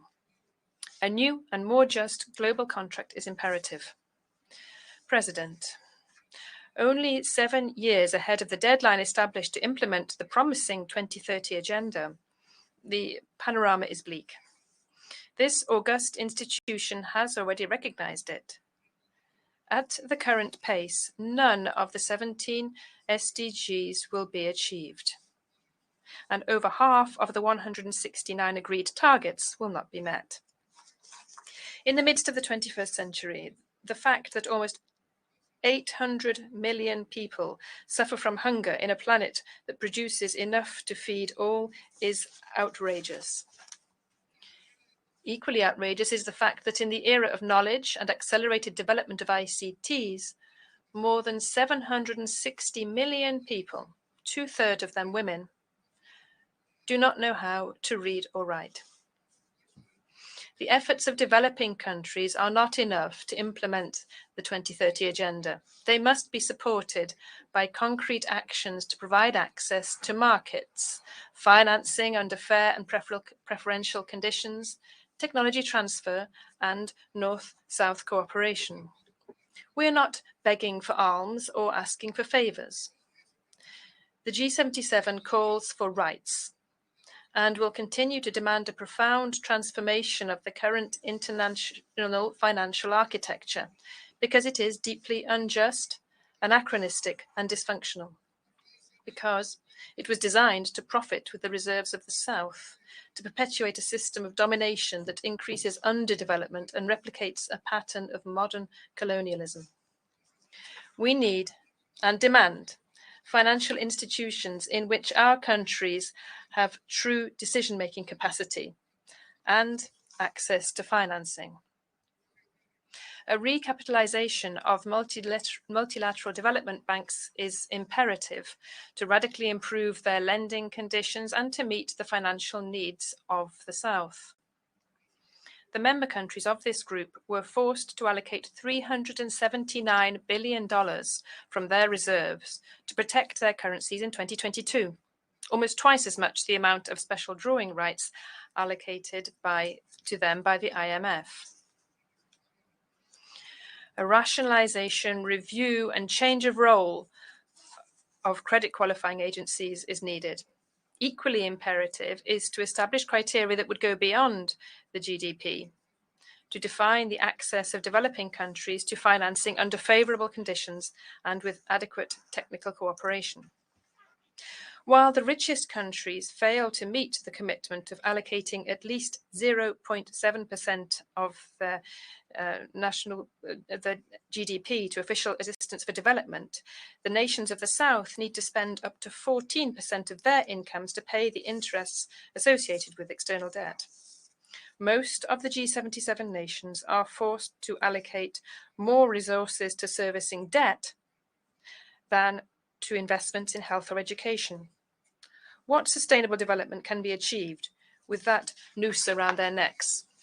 The group today reiterates its call to public, multilateral and private creditors to refinance the debt through credit guarantees, lower interest and longer expiration deadlines. We insist on the implementation of a multilateral mechanism to reschedule the sovereign debt with an effective participation of the countries of the South that will allow for a fair, balanced and development-oriented treatment. It is imperative to redesign once and for all the debt instruments and to include activation provisions to alleviate and reschedule as soon as a country becomes affected by natural catastrophes and problems that are microeconomic problems that are so common amongst the vulnerable nations. President, no one in their right mind is denying now that climate change threatens the survival of all with irreversible effects. It is also a secret to no one that those who are least responsible for climate change are those who are suffering the most from its effects, particularly small island developing states. Industrialized countries, meanwhile, are the voracious predators of resources and of the environment, but they elude their greatest responsibility and fail to comply with their commitments under the Framework Convention on Climate Change and the Paris Agreement. Just to mention one example, it is profoundly disappointing that the goal of mobilizing no less than $100 billion a year up to 2020 as climate financing has never been met.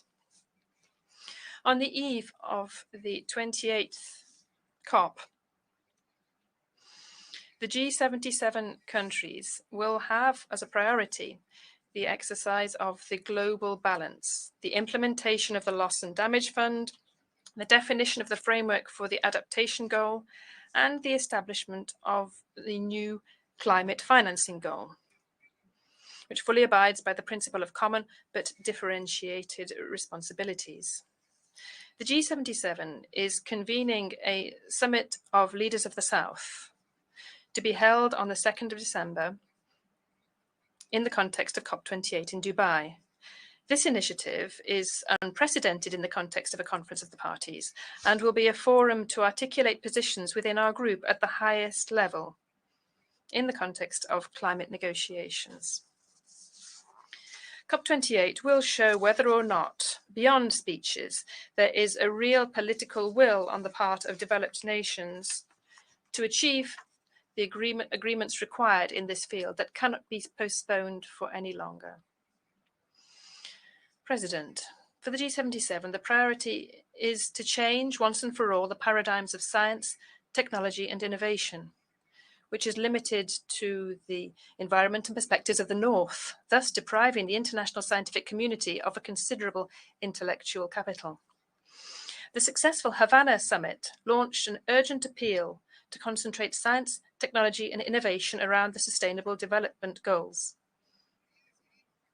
There, we decided to resume the work of the Consortium of Science, Technology and Innovation for the South, with the purpose of promoting joint research projects and promoting the joining up of production systems so that they could reduce their dependence on the markets of the North. We also agreed to promote a call for convening in 2025 a high-level meeting of the United Nations General Assembly on Science, Technology and Innovation for Development. The 17 cooperation projects that Cuba has designed in the context of its chairmanship of the G77 will contribute to channeling the potentials of South-South and triangular cooperation.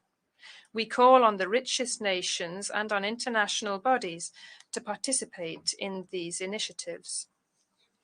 Cuba will not falter in its efforts to promote the creative potential, influence and leadership of the G77. Our group has a lot to contribute to multilateralism, stability, justice, and the rationality that the world requires today. Excellencies, added to the problems and challenges characterizing the reality of our nations and mobilizing peoples are the unilateral coercive measures, euphemistically called sanctions, which have become a practice of powerful states that intend to act as universal judges and to weaken and destroy economies and isolate and subject sovereign states. Cuba is not the first sovereign state against which measures of that sort are applied, but it is the one being subjected to them for the longest period of time, despite world condemnation, which is expressed almost unanimously every year in this assembly, but which is disrespected and goes unheard by the government of the biggest economic, financial, and military power in the world. We were not the first, and we are not the last. Pressures to isolate and weaken economies and sovereign states are also today affecting Venezuela, Nicaragua, and both before and after these have been the prelude to invasions and the overthrowing of uncomfortable governments in the Middle East.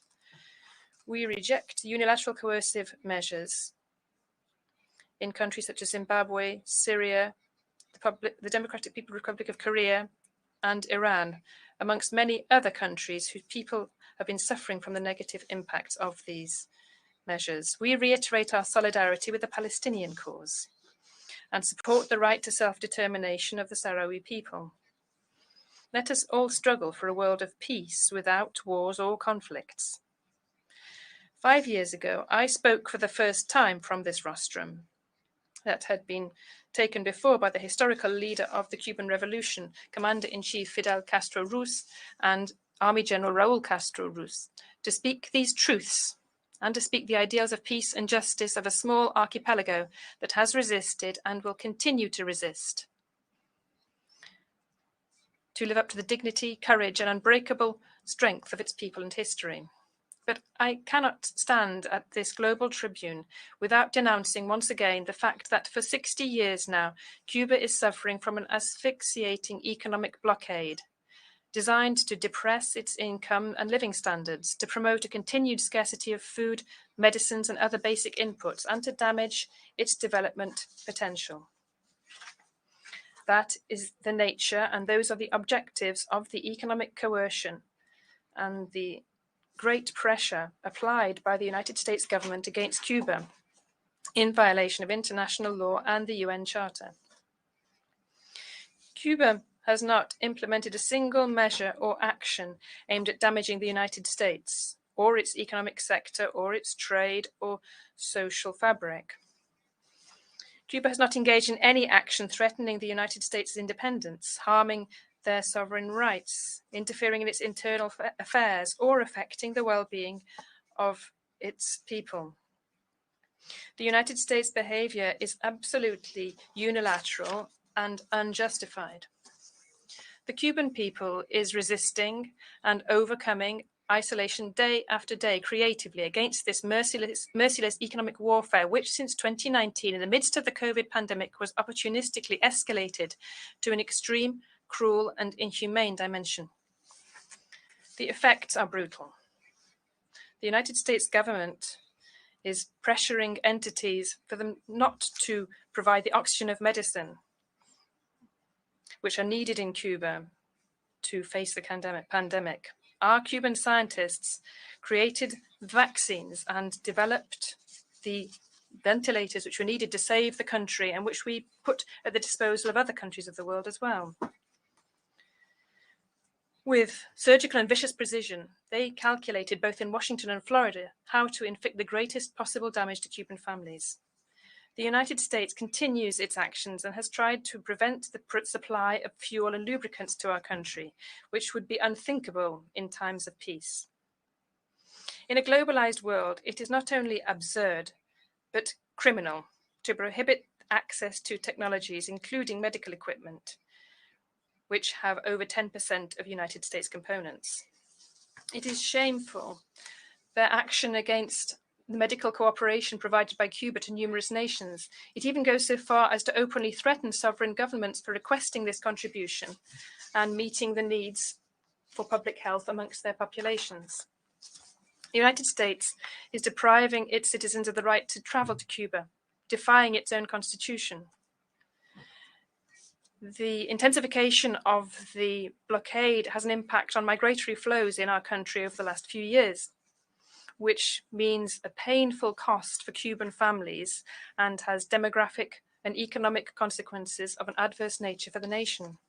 The government of the United States lies and causes great harm to international efforts to combat terrorism when it accuses Cuba, in an utterly baseless way, of being a sponsor of this scourge. Under the shield of this arbitrary and fraudulent accusation, they extort hundreds of banking and financial entities throughout the world and force them to choose between continuing their relations with the United States or maintaining their links with Cuba. Our country is truly under siege. It's suffering from a cruel, silent, extraterritorial economic war. This is accompanied by a powerful political machinery for destabilization, with vast funds approved by the United States Congress, with the aim of capitalizing on the shortfalls caused by the blockade and undermining the constitutional order of the country and its people's serenity. Despite the hostility of this government, we will continue to build bridges with the people of the United States, as we do with all peoples of the world.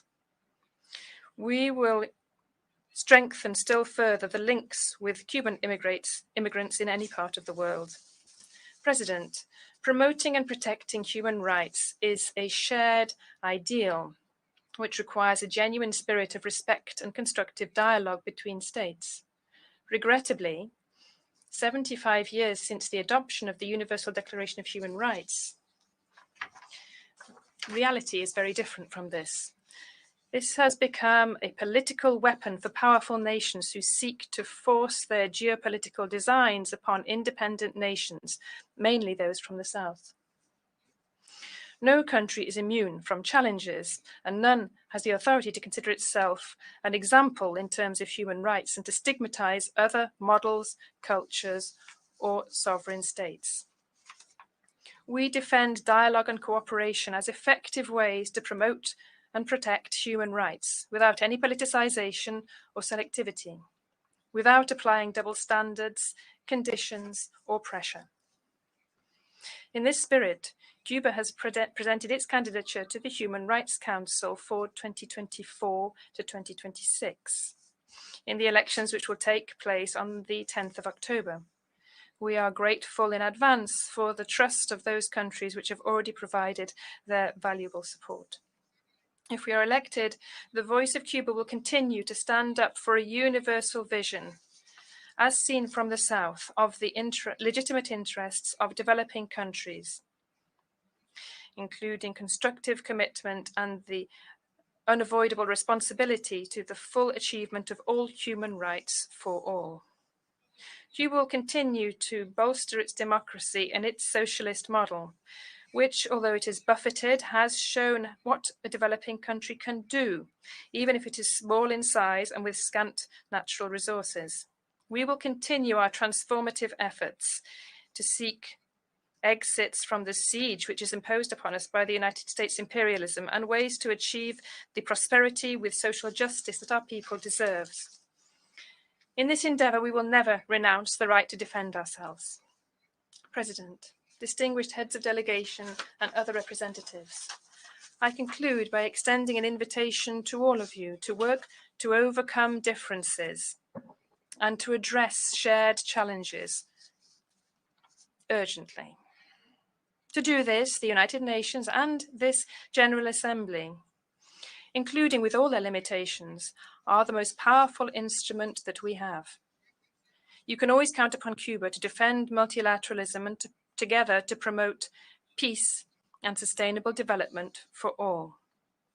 It will always be an honor to fight for justice, sharing the difficulties and challenges with the peoples of the South who are ready to change history. We will prevail. Thank you very much.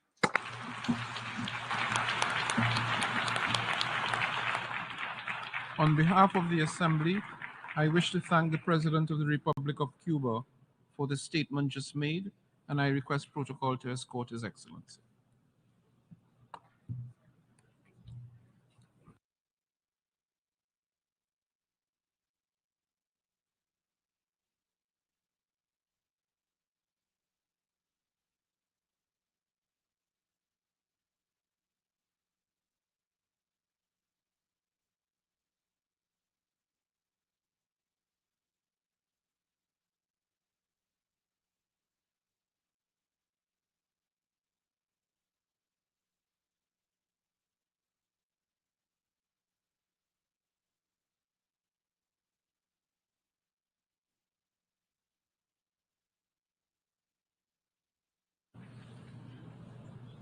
The Assembly will hear an address by His Excellency Recep Tayyip Erdogan, President of the Republic of Turkey. I request protocol to escort His Excellency.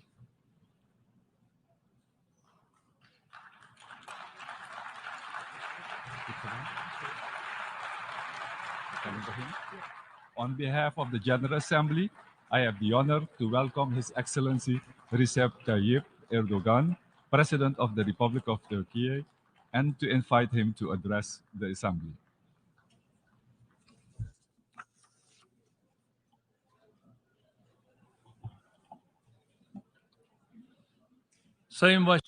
Distinguished President, distinguished heads of states and governments, distinguished Secretary General, valuable delegates, I would like to salute you all with my most heartfelt emotions on behalf of myself and on behalf of the Turkish nation. I would like to congratulate Mr. Kurusi, who successfully completed his term as President of the 77th General Assembly of the United Nations, and wish all the success to Mr. Francis, who is taking over his duty. I hope that the 78th General Assembly, convened with a team of trust and solidarity, will be a blessing for the entire human race. Unfortunately, it's not possible to draw a more optimistic picture of the future of our world compared to the assessments we had carried out over this podium here last year.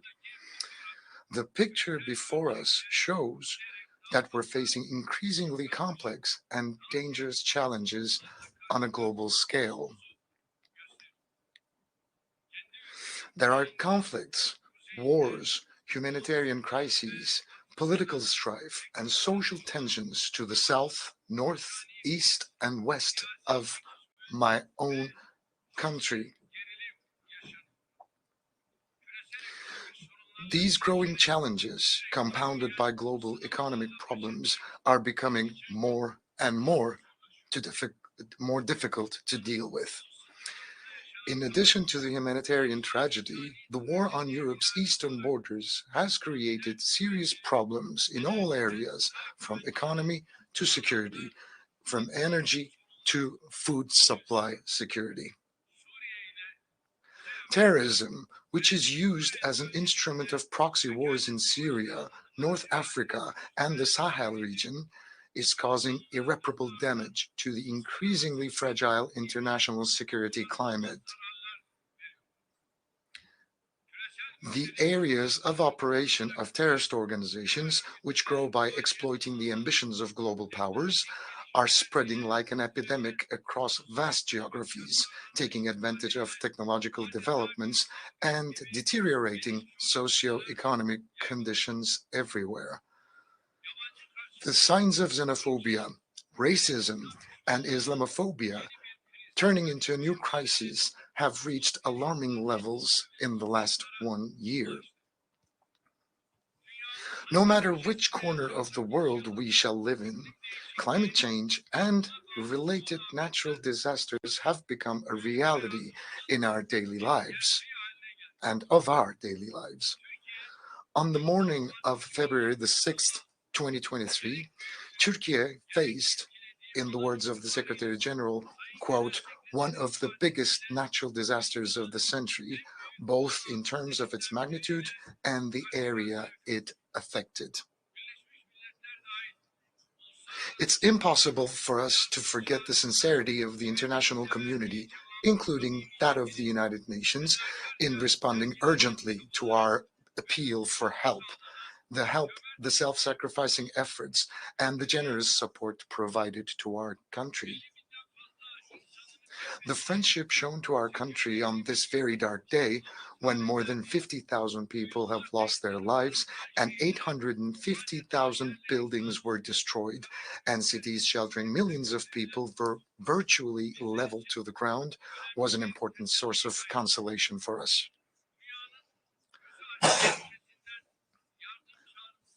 We have friends from all across the globe, from 100 countries.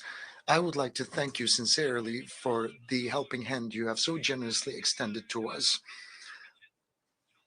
Our efforts are underway in an uninterrupted fashion in order to reconstruct our destroyed cities and the buildings in there. And a few days ago, Libya, with which we have strong historical ties, was subjected to heavy destruction and significant loss of life caused by storms and floods. Following the disaster, Turkey immediately mobilized to help Libya, where 12,000 people have lost their lives and thousands are still unaccounted for. Within the first phase, we've sent 3 vessels and 3 planes, along with 567 personnel, relief personnel, hundreds of vehicles, and thousands of tons of food, shelter, and sanitary supplies. Our non-governmental organizations are also participating in the relief efforts in that region with their own means and their capabilities. As a country that stands by the side of the victimized and oppressed people wherever they might be in the world, we haven't and we will not leave our Libyan brothers and sisters alone. And the friendly countries hopefully will be mobilized in order to extend a helping hand to Libya. And I would like to wish an expeditious recovery to our Moroccan brothers and sisters who were hit by a very strong earthquake, just like the one we had recently experienced. Distinguished delegates, we are pleased to see that this year's theme of the General Assembly is in line with Turkey's goals, because our vision of the Turkey's century, which we started to realize in the 100th anniversary of our republic, is the most concrete expression of this overlapping vision. A vision that eliminates global injustices, addressing economic inequalities and producing peace, security, stability, and prosperity. Effective, inclusive, that embraces humanity. In short, it's our call for the establishment of an international system for the benefit of entire humanity. And this vision is finding more and more resonance.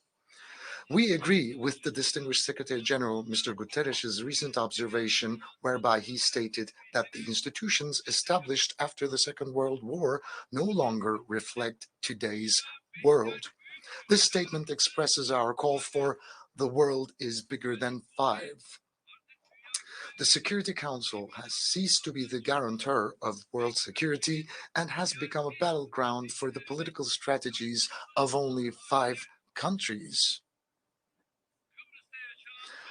We consider the recent events taking place in Cyprus as a manifestation of this hollowed-out institutional structure that doesn't inspire justice and trust anymore. As a country that has pioneered numerous initiatives to strengthen peace and stability, we attach great importance to Mr. Guterres' call for a new agenda for peace. With this understanding, since the beginning of the Russian-Ukrainian war, we have been endeavoring to keep both our Russian and Ukrainian friends around the table with a thesis that war will have no winners and peace will have no losers. We will step up our efforts to end the war through diplomacy and dialogue on the basis of Ukraine's independence and territorial integrity. With the Black Sea Initiative, which we had launched together with the United Nations, we have prevented the threat of a global hunger crisis by ensuring the delivery of 33 million tons of grain through the Black Sea to the global markets. However, the failure to implement this agreement in all its elements has left the world facing a new crisis. This initiative had been extended 3 times, in part with my efforts.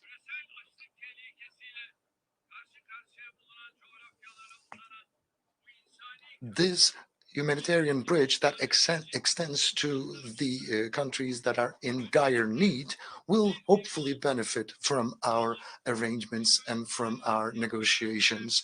We have a new plan whereby another 1 million tons of grain will be released to the countries in dire need around the world.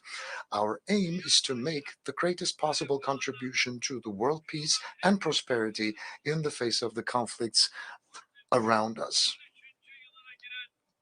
The humanitarian tragedy in Syria is now marking its 13th year, and it's worsening the living conditions of everyone in the region, regardless of their origin and their faith.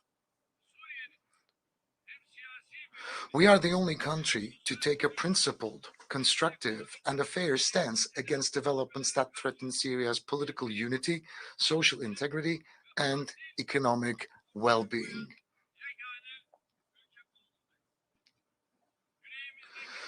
It's becoming increasingly important to end the crisis in the south with a comprehensive, lasting, and a sustainable solution which meets the legitimate expectations of the people. The devastating impact of the February 6th earthquakes, which affected 14 million people in our country, was also deeply felt in Syria. Especially in northwestern Syria, the already troubled humanitarian situation has only worsened. It's unfortunate that the United Nations cross-border humanitarian aid operations in the region was interrupted at such a time. As Turkey, we will not leave more than 4 million people struggling to survive in the north of Syria to their fate and demise.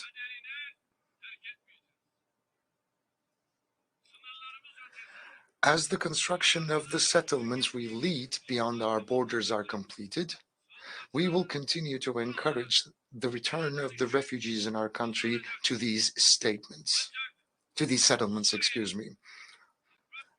However, the biggest threat to Syria's territorial integrity and political unity is the support given to terrorist organizations guided by the powers that have designs on this country. The Syrian people are overwhelmed by the PKK-PYD terrorist organizations and the radical groups organized on the basis of sectarian divisions, and on the other hand, different groups have reached the point where it is no longer unbearable for the people. As a matter of fact, various consequences of this have started to emerge recently. Iraq, another neighbor, is also making sincere efforts to overcome the internal and external challenges it faces. We act with an understanding that strengthens Iraq's political unity, territorial integrity, and reconstruction efforts, and we do not discriminate between the constituent elements of the country. As the countries of the region, the path to development will be established so that the regional integration will be ensured. The games of those who cling to the Daesh excuse every time they're in trouble in the region have now been all but exposed. As the leader of a country that has actually fought the biggest battle against Daesh, inflicted the biggest losses on this organization, and knows the realities in front of and behind the problem, I want to speak very clearly and frankly. We are sick and tired of the hypocrisy of those who use Daesh and similar organizations as a front to their own political and economic interests in the Middle East, North Africa, and Sahel, but especially in Syria and Iraq. We're tired. The threat in these regions is not only confined to Daesh. The real threat is the terrorist organizations, paramilitary groups, mercenaries, and local elements that are used and that are being nurtured as tools of proxy wars. And whoever pays the highest price will use these elements. Despite this reality, countries that continue to work with terrorist organizations for their own political and economic interests have no right to complain about terrorism and its problems as an extension. In such a world, no one is safe, whether they live right next to a conflict zone or far away on the land surrounded by oceans. Nobody can be safe.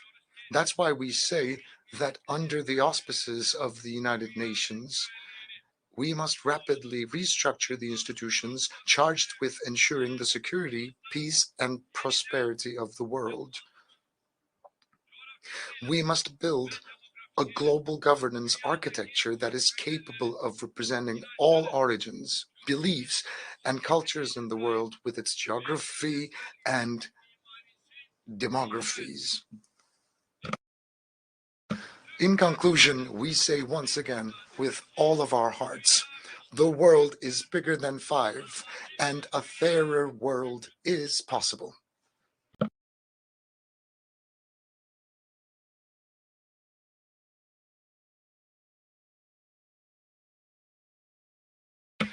Distinguished delegates, I would now like to briefly share with you my country's approach to various problem areas, starting with our own region. The transformation of the Eastern Mediterranean into a sovereign region of peace, prosperity, and stability will only be possible if the rights and the law of all parties are respected. We have no eyes on anybody's rights, and we do not and will not allow anyone to ignore our rights. This is the 60th anniversary of the emergence of the Cyprus question. The Turkish Cypriot side has always made sincere efforts to find a just, lasting, and sustainable solution to the Cyprus issue. It is a widely accepted fact that this solution can no longer be realized on the basis of the federation model. That's why we invite the international community to recognize the independence of the Turkish Republic of Northern Cyprus and to establish diplomatic, political, and economic ties with this country. We also expect the United Nations peacekeeping force on the island to observe meticulously the impartiality it is obliged to display. We do not want this already discredited force to face another loss of credibility in Cyprus. And we are making sincere efforts for Yemen. We have strong historical ties with Yemen, and we hope and pray that this problem will be settled once and for all through unquestionable respect to the territorial integrity and unity of Yemen. Our relations with Egypt used to be a little stagnant for a while, but we have recently entered an era where the relations are developing quite expeditiously, and our relations are growing on the basis of mutual interests and benefits. It's very important to mention also that in order for peace to reign in the Middle East, the Palestinian-Israeli conflict should be brought to an eventual solution. We will continue to support the Palestinian people and state in their struggle for their legitimate rights under international law. If I need to repeat once again, without the realization of an independent and geographically integrated Palestinian state based on the 1967 borders, it is difficult for Israel to find the peace and security it seeks in that part of the world. In this context, we will continue to pursue respect for the historic status of Jerusalem, in particular,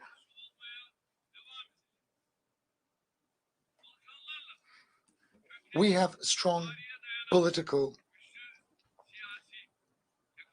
economic, and humanitarian ties with the Balkans, going back in history, and we are working hard on bilateral, regional, and international platforms to ensure stability in this critical region of Europe and to resolve the disputes through dialogue.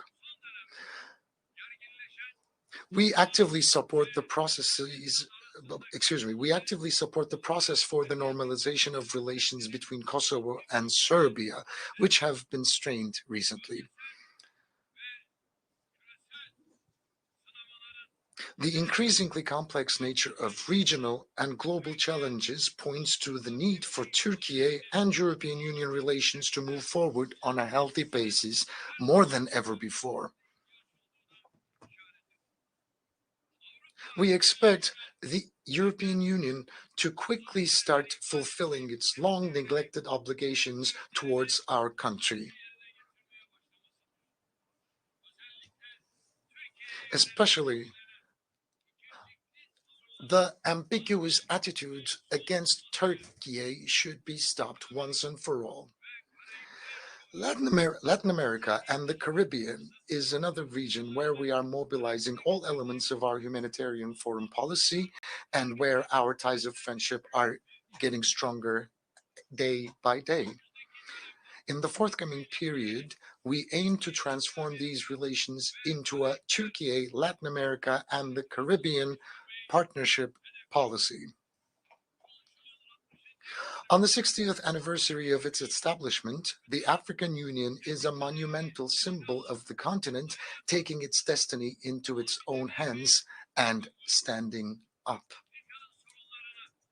The process that started with the will to find African solutions to African problems has turned into one of the most important developmental projects in the world. To accompany Africa on this path, we have crowned our ties of friendship with the continent with a strategic partnership. However, I must once again reiterate that we have welcomed the G20 membership of African Union, which we attach great significance to as well. It's a fact that the Sahel region faces serious political, economic, social, and security challenges. We hope that Niger, which has been experiencing troubled times recently, will regain constitutional order and democratic governance as soon as possible. Any military intervention in Niger risks plunging this country and the entire region into deeper instability.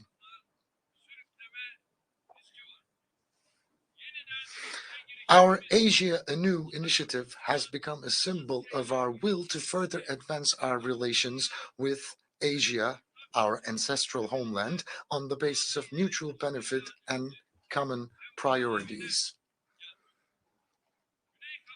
We have a historic opportunity to build peace, tranquility, cooperation in the South Caucasus. To seize this opportunity fully, we have launched a process with Armenia aiming at good neighborly relations and a full normalization. In the same spirit, we have supported the negotiations between Azerbaijan and Armenia from the very beginning. However, Armenia is not taking the utmost opportunity of this historical chance. We expect a comprehensive peace agreement to be signed between the two countries as soon as possible, and promises to be quickly fulfilled, especially the opening of the Zangezur corridor. And Karabakh is the territory of Azerbaijan. Any other status imposed will never be accepted.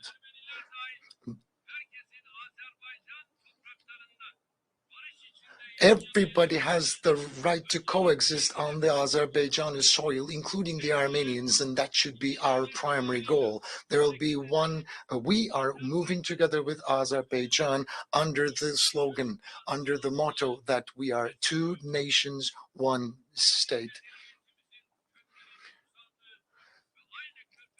And the efforts for the strengthening of our cooperation with the countries of the Central Asia, where the roots of our ancient civilization lie and where we share the same culture, are currently underway.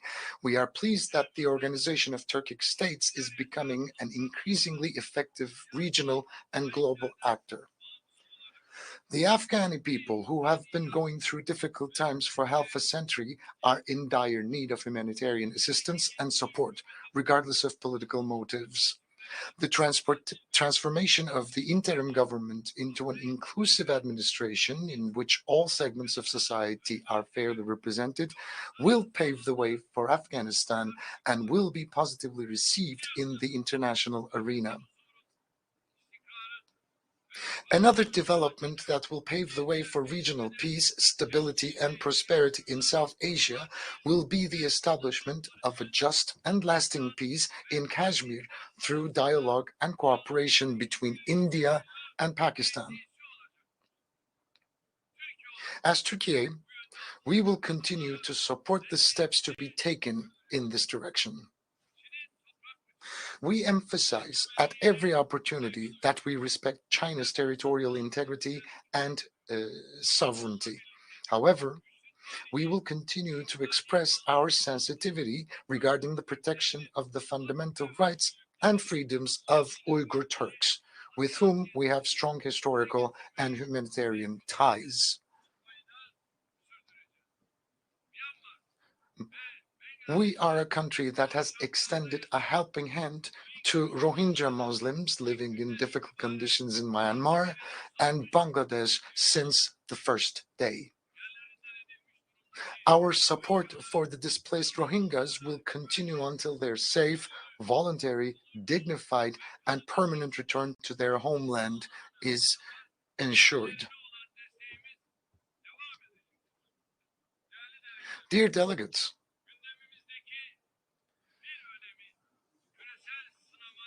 our goal of continuously improving relations with our neighbors as well as with our friends in more distant geographies is an essential manifestation of our quest to respond more effectively to global challenges. And energy supply security is an important issue in the global agenda, and we have carried out significant investments in the last 2 decades in order to depend on our own means. Energy should no longer be used as an instrument of hostility, but energy should be a vessel for solidarity and cooperation. So within this framework, from the Black Sea to the Balkans, from the Caucasia to many different parts of the world, we have always prioritized cooperation and solidarity. And we are striving to do more. And in the field of transportation, Turkey has the geopolitical position to support all projects that will pass through or around it. Technological innovations should be seen as an opportunity to solve global and regional challenges, not as a trump card to increase competitiveness.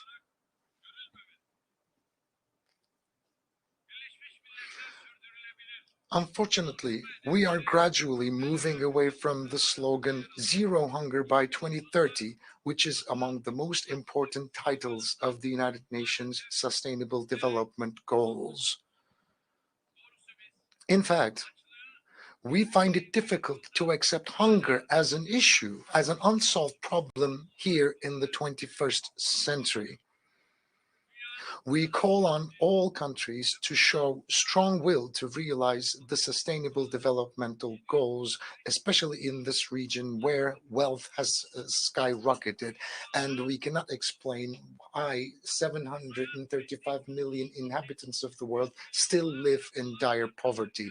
Hundreds of millions of dollars are being spent in order to reach space, but from Africa to Asia, millions of people cannot even find a decent portion of food to consume. So long as that is the situation, none of us can be safe. So, as I've said before, all countries should demonstrate a strong will in order to realize sustainable development goals. We are one of the most generous countries of the world in terms of development aid, and we have the right to launch this appeal. The global climate change is another issue that I'd like to touch upon. It's becoming increasingly difficult to limit the global temperature rise due to climate change to 1.5 degrees Celsius. One of the conditions for this is financial and technological support for the efforts of developing countries that is needed. Food security is one of the main areas affected by climate change. We must develop and implement the right policies and investments for the sustainable use of water and land resources. We cannot bequeath to our children a world plagued by pollution caused by unconscientious consumption and depleted natural resources. With this understanding, we have taken the zero waste movement, which we started in our country with the vision of a more livable and fairer world, to a global dimension with the decision adopted at the United Nations with the joint representation of 105 countries, along with my spouse, the First Lady. Yesterday, we have signed the Goodwill Declaration on Zero Waste at the Turkish mission yesterday evening. We hope that our zero waste targets will contribute to combating climate change and achieving sustainable development goals. So I would like to kindly invite all the countries, the international organizations, and the NGOs to support the zero waste movement globally. Especially the developed countries are suffering from racism as if it were a plague, along with xenophobia, Islamophobia, and it's become unbearable and it has reached intolerable levels. Hate speech, polarization, and discrimination against innocent people leave no conscience untouched around the world. Unfortunately, populist politicians in many countries continue to play with fire by encouraging such dangerous trends. The mentality that encourages the heinous attacks against the Holy Quran in Europe by allowing them under the guise of freedom of expression is essentially darkening its own future with its own hands.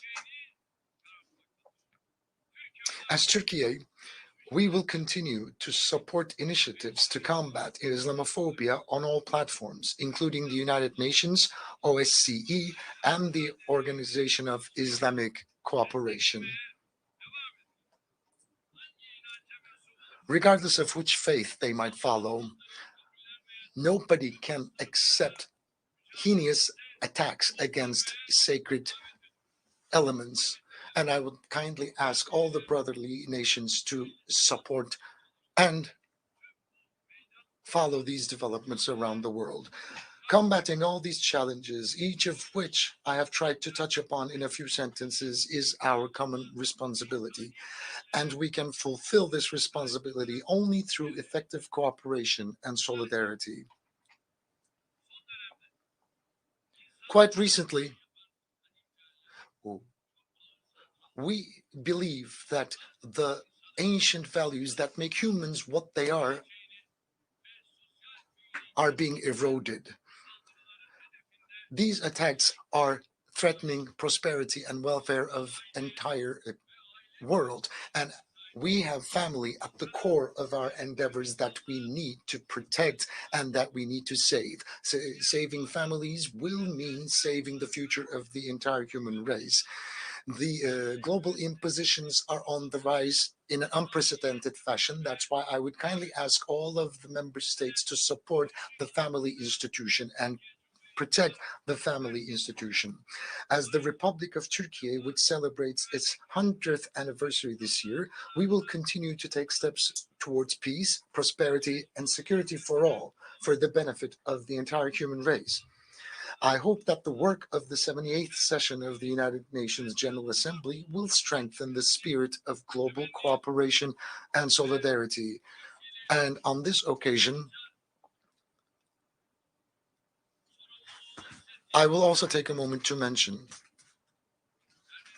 that the recent negativities happening between Armenia and Azerbaijan need to be condemned, and the regional developments need to be brought to a solution immediately. That's what I hope and pray for. I would like to greet you all once again with love and respect, and may you remain in health. Thank you.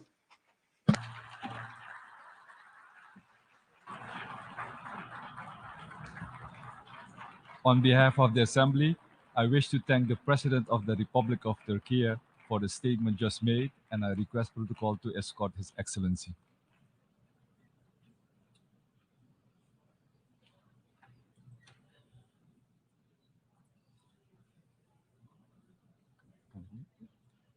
The Assembly will hear an address by His Excellency Marcelo Rebelo de Sousa, President of the Portuguese Republic.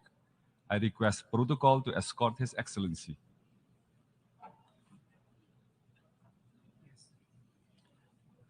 On behalf of the General Assembly, I have the honor to welcome His Excellency Marcelo Rebelo de Sousa, President of the Portuguese Republic, and to invite him to address the Assembly.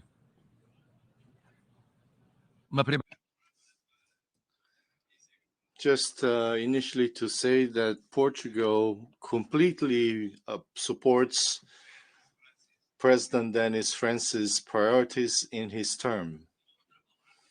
Another word to say to President Sabah Kurossi, whose term has ended. Mr. Secretary General Antonio Guterres, I applaud you on behalf of Portugal for your inexhaustible dedication to the values of the United Nations Charter,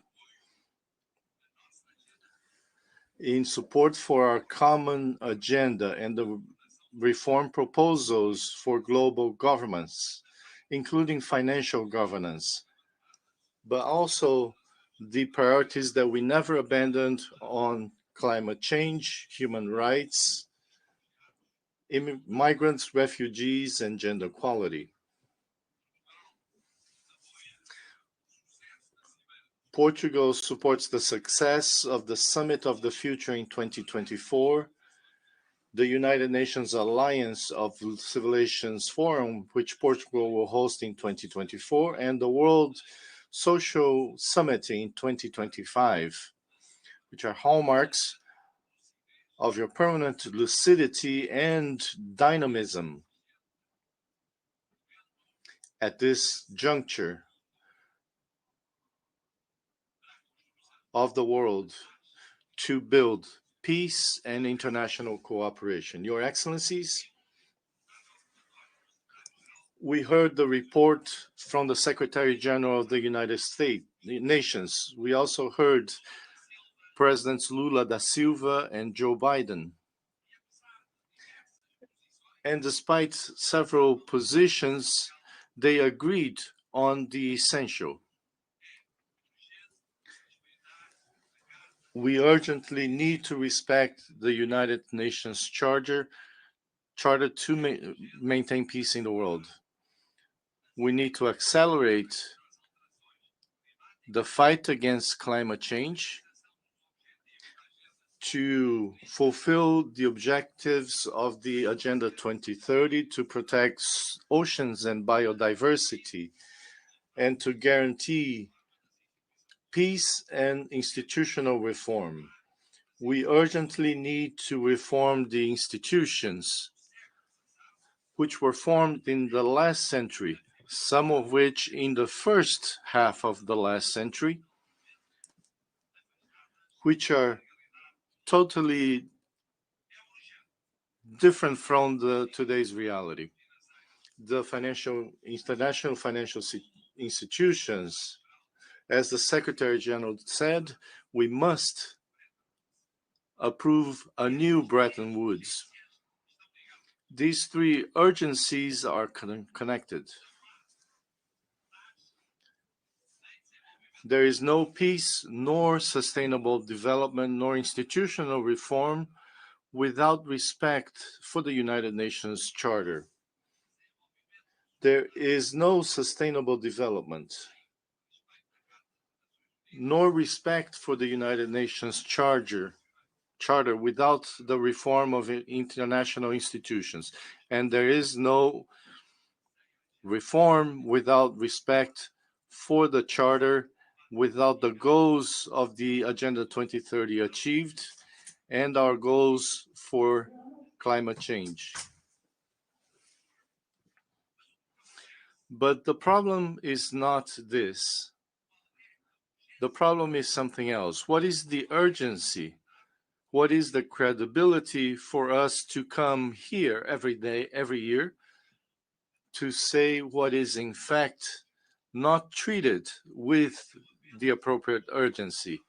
This has been the appeal of the Secretary General for many years.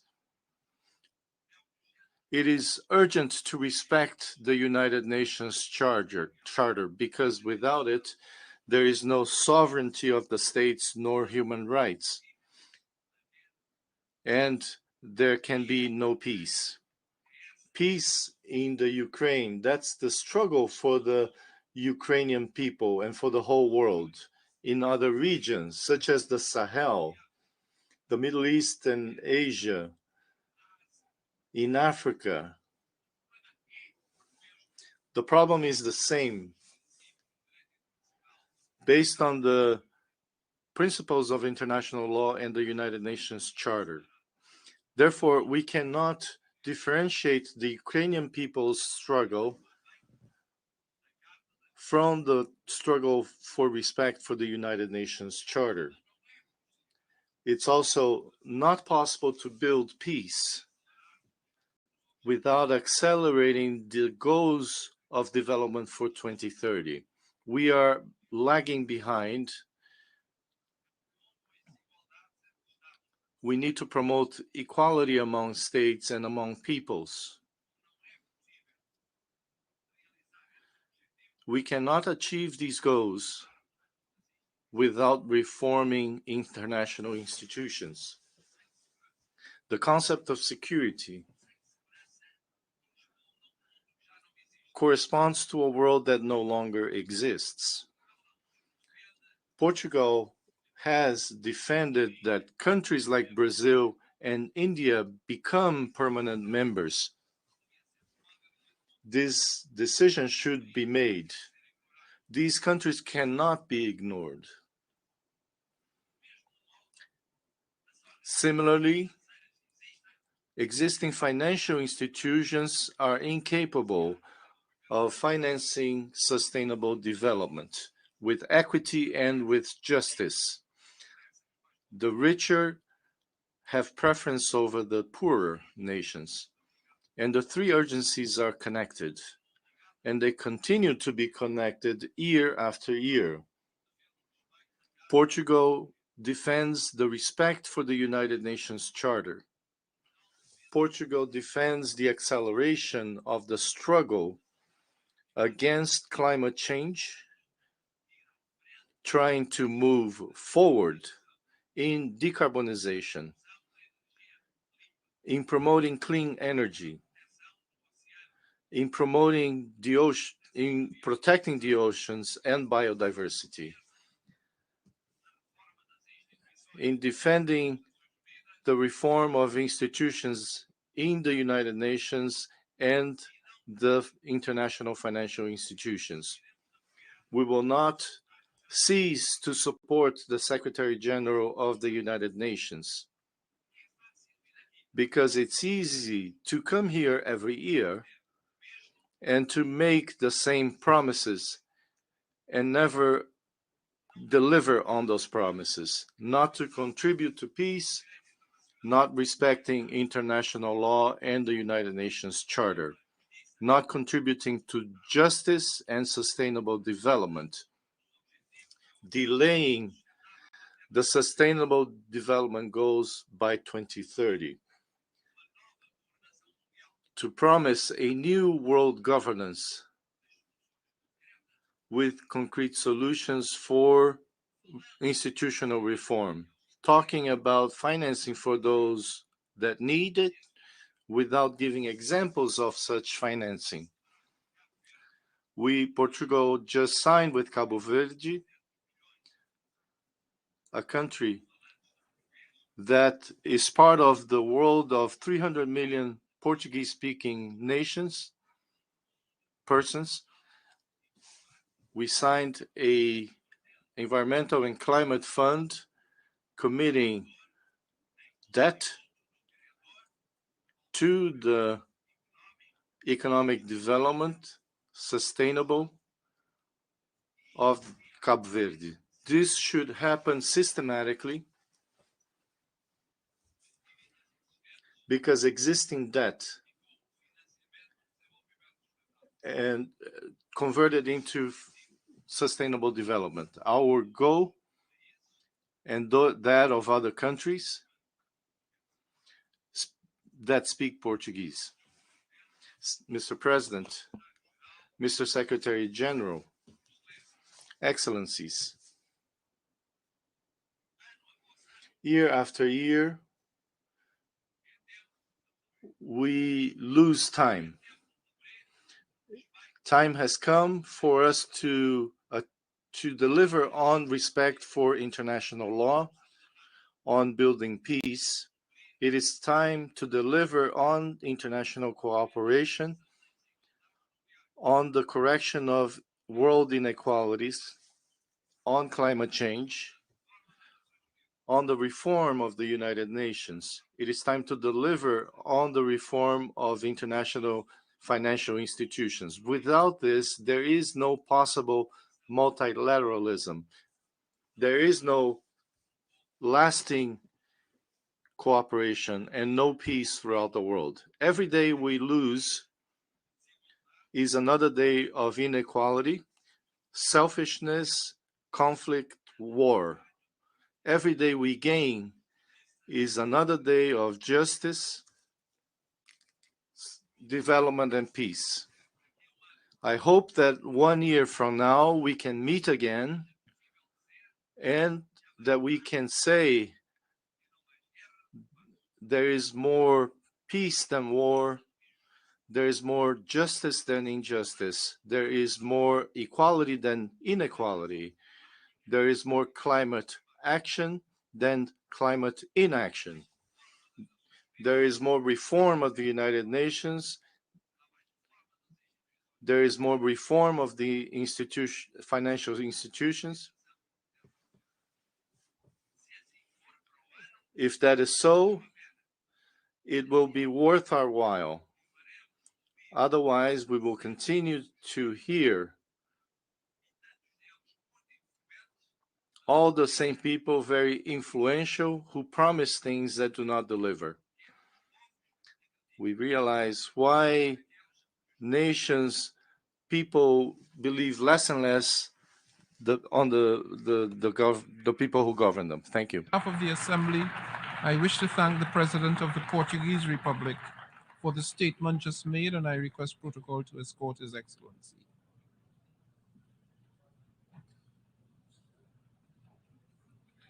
The Assembly will hear an address by His Highness Sheikh Tamim bin Hamad Al Thani, Amir of the State of Qatar. I request protocol to escort His Highness.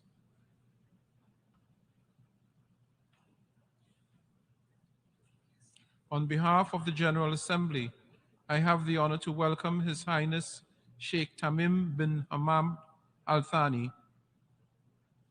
Amir of the State of Qatar, and to invite him to address the Assembly.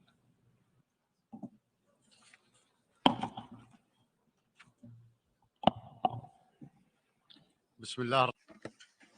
In the name of God, most gracious, most merciful. Your Excellency, the President of the General Assembly, Your Excellency, the Secretary General of the United Nations, honorable audience, may God's peace, mercy, and blessings be upon you. At the outset, I would like to congratulate His Excellency Mr. Dennis Francis for assuming the presidency of the 78th session of the General Assembly, wishing him success. I would like also to express my appreciation to His Excellency Mr. Chasba Koroshi for his efforts in presiding over the 77th session.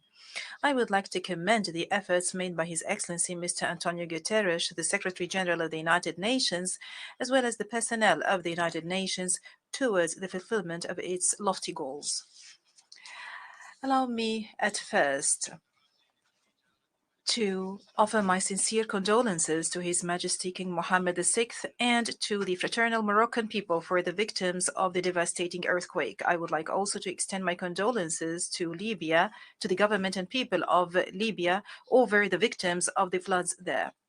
We pray to God Almighty for the speedy recovery of the injured and for the deceased to rest in peace, and we reiterate our full solidarity with them in this tragedy.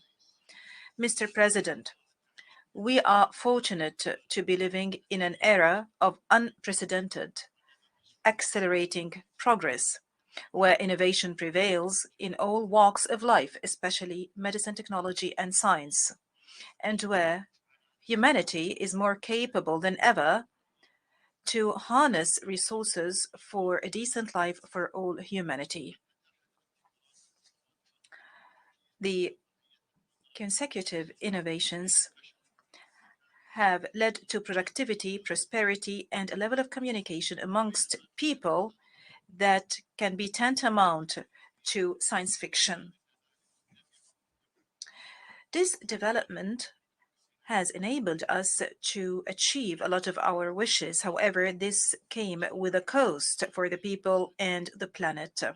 The average life expectancy and the standard of living of the majority of humanity have risen. However, this is coupled with an increase in the rates of poverty and unemployment, not to mention that there is growing awareness of the lack of justice in wealth distribution and the dire consequences on environment. And in terms of genetics and artificial intelligence, we have a lot of potential that could achieve prosperity for the whole humanity. However, the gap between the possibilities and reality is widening.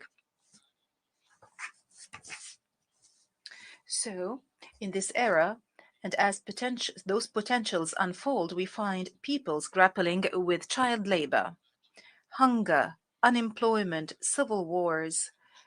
Meanwhile, the developed countries guard their borders against the influx of refugees, as if the peoples on this earth live in two different eras. The accelerating technical development and the growing reliance thereon open up unprecedented prospects for humanity to develop for the better, and undoubtedly, science and technology are crucial for increasing productivity and improving human life quality. However, embracing the means without responsibly thinking of the ends to which those means are used have led to major disasters, such as using nuclear weapons, conducting dangerous experiments on humans, as well as genocide in concentration camps. It is incumbent on us to keep pace with the scientific and technical development and to encourage the same in our countries. Meanwhile, barriers between countries in this field must be removed. However, at the same time, we should not ignore risks such as deep fakes, violation of privacy, hacking, phishing, identity theft, educational process disruption by facilitating plagiarism, as well as human deception ploys. Therefore, and in addition to the necessity of cooperation and investment in developing those technologies, we reiterate our call for unison to prevent the misuse of cyberspace and to regulate this vital aspect on the basis of the rules of the international law. In this context, the Web Summit 2024 is set to take place in Doha. This will be a very important opportunity to review development in the field of technology and to create new cooperation opportunities in the realm of technology for the benefit of humanity as a whole. And I would like to take this occasion to welcome you all in Doha. Mr. President, we must not forget that there are peoples around the world, especially in our region, that are overwhelmed by the present tragedies. Thus, the issues that I have just mentioned might seem to them as luxury. Thus, if we truthfully call ourselves international community and not merely entities, separate entities, we have to work and to strive towards ending injustice afflicting those people, at least in accordance with the resolutions of this body and the international law.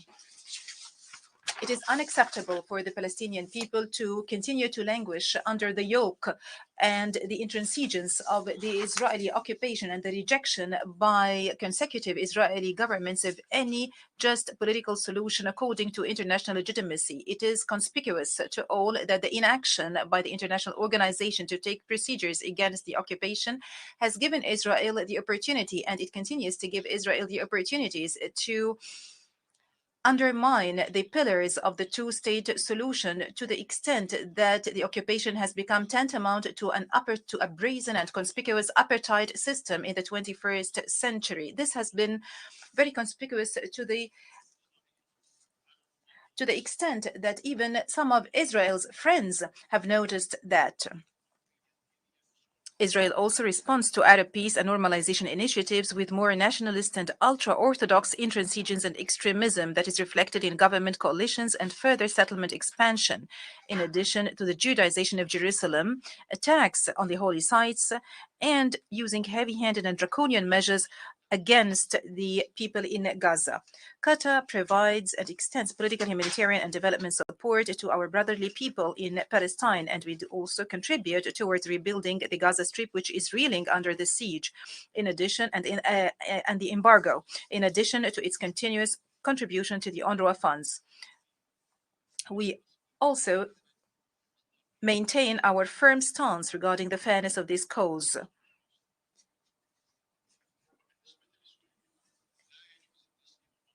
As for Syria, it is unacceptable to condone the injustice sustained by the fraternal people of Syria as destiny.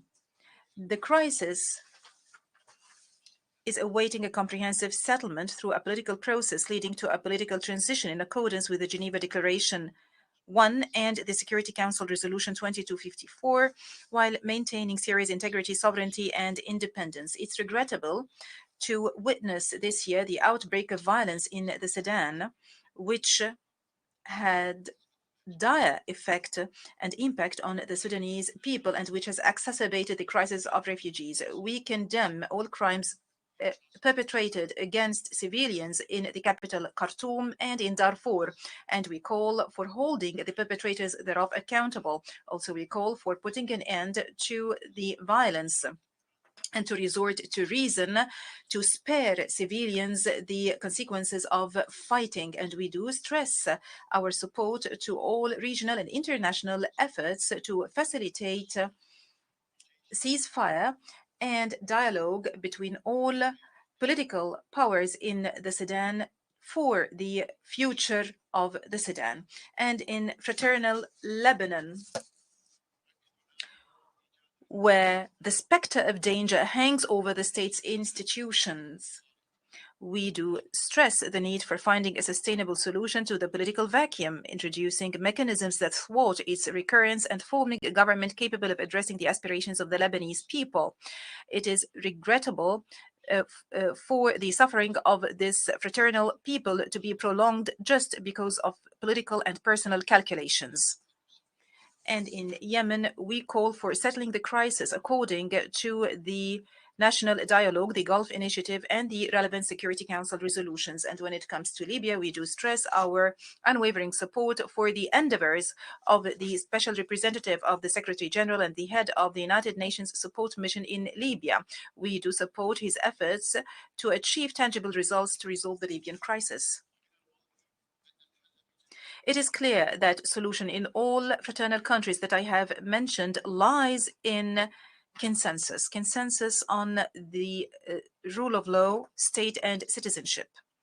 Regarding the situation in Afghanistan, we continue to coordinate international efforts and facilitating dialogue with the United Nations and the countries concerned, in addition to the caretaker government of Afghanistan, to ensure compliance to the Doha Agreement, to avoid the recurrence of past mistakes and to prevent Afghanistan from spiraling into a difficult-to-manage humanitarian crisis or becoming a safe haven for terrorist individuals and groups. We also have to work to ensure that the Afghan people receive the needed international support and assistance and enjoy human rights, particularly minority rights and women's rights to education and work. When we speak about our region, we would like to reiterate our appreciation of the détente and the breakthrough that we have witnessed this year, which is represented in the constructive dialogue and the establishment of ties between the sisterly countries, the Kingdom of Saudi Arabia and the Islamic Republic of Iran, as well as between the Arab Republic of Egypt and the Republic of Turkey. Mr. President, the war in Europe drags on.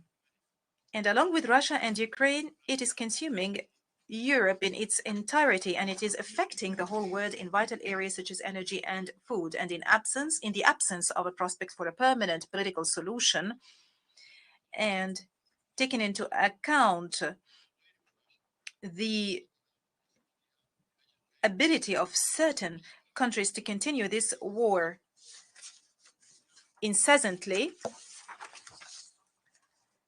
the only thing and the only aspiration that people are looking up to is a truce based on the damage sustained by the peoples of both countries and the peoples of the world. And because the status quo cannot be accepted, we reiterate our call on all parties to comply with the United Nations Charter and the international law and to respect the sovereignty and territorial integrity of states.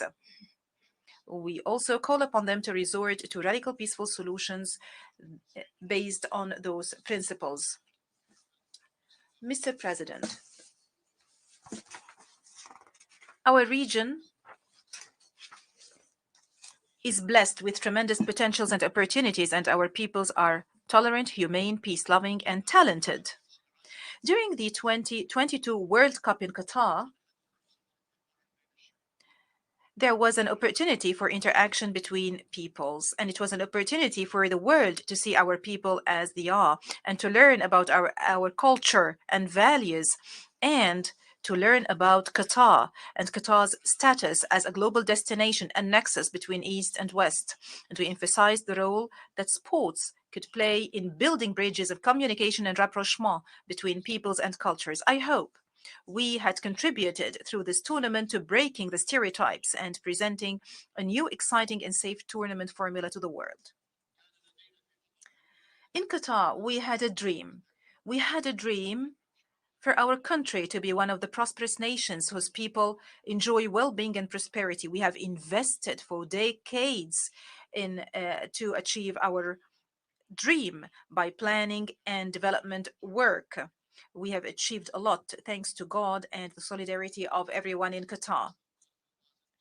While investing in liquefied gas was a leverage to realize that dream, this investment also enabled us to play an important role in addressing the energy challenge around the world by embracing a realistic vision that takes into consideration the world needs for a diverse mix of different energy sources, and by using the highest levels of advanced technology, which is environment friendly. We do realize that energy export imposes obligations on us as a reliable partner with world countries.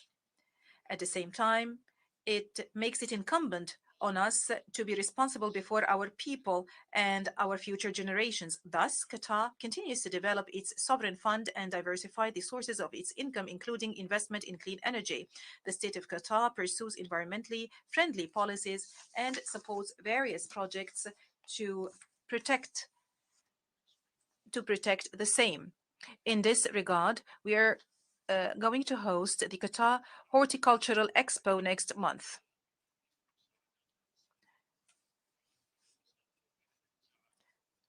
The state of Qatar responsibly works towards strengthening its role in providing humanitarian aid and mediation efforts and to resolve conflicts that affect the world.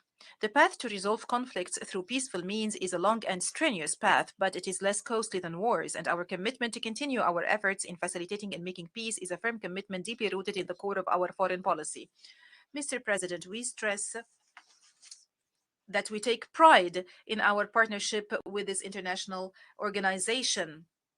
And this is evidenced by Qatar's opening the United Nations House in last March, which includes 12 UN offices so far. Last March, or in March of this year, my country hosted the 5th United Nations Conference on the Least Developed Countries, which is considered one of the most prominent international fora. During this forum, efforts were galvanized to achieve the ambitious goals of the Doha Action Program for the benefit of the least developed countries during the decade of 2020-2031. We do reiterate that the state of Qatar is a major and active partner in the endeavors made to respond to the priorities and needs of these countries. Thus, we welcome the Sustainable Development Goals Summit held yesterday. We are also pleased to announce that the state of Qatar is once again undertaking a leading role in major debates under the umbrella of the United Nations, most recent of which is our collaboration with Ireland to facilitate government negotiations on the political declaration adopted by the Sustainable Development Goals Summit yesterday. We believe that cooperation in those areas contributes to hedge against the waves of refugees, which have become a real problem for Europe as well as for neighboring African and Asian countries. Allow me at this point to stress the importance of combating racism and the campaigns of enticement against entire peoples, religions, and civilizations. And on this occasion, I would like to tell my Muslim brethren that we should not fall prey to any idiot or mentally sick person who occurs to provoke us by burning the Quran. And the Quran says, God Almighty says in the Quran, embrace forgiveness and enjoin what is right and turn away from the ignorant. At the same time, I would like to tell all those who justify those ugly and hideous acts as freedom of expression, I would like to tell them that comprising the sanctity of others deliberately should not be seen as an example of the freedom of expression. In conclusion, it is incumbent on all leaders to empower their peoples and to enable their peoples to live in peace and security and to look forward to a better future for their posterity. There are obstacles at the level of the international community, mainly represented in the failure to subject contradictions and competition between major countries on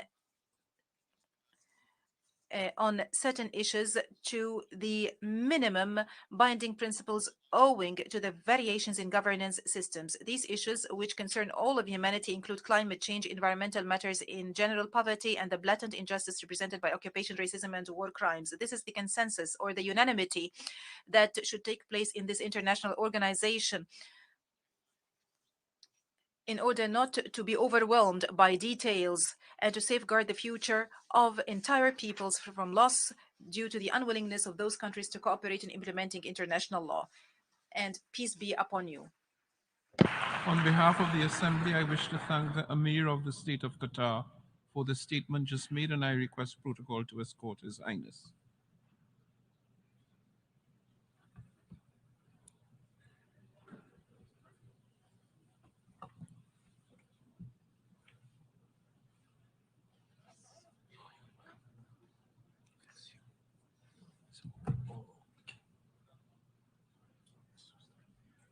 Can I start now?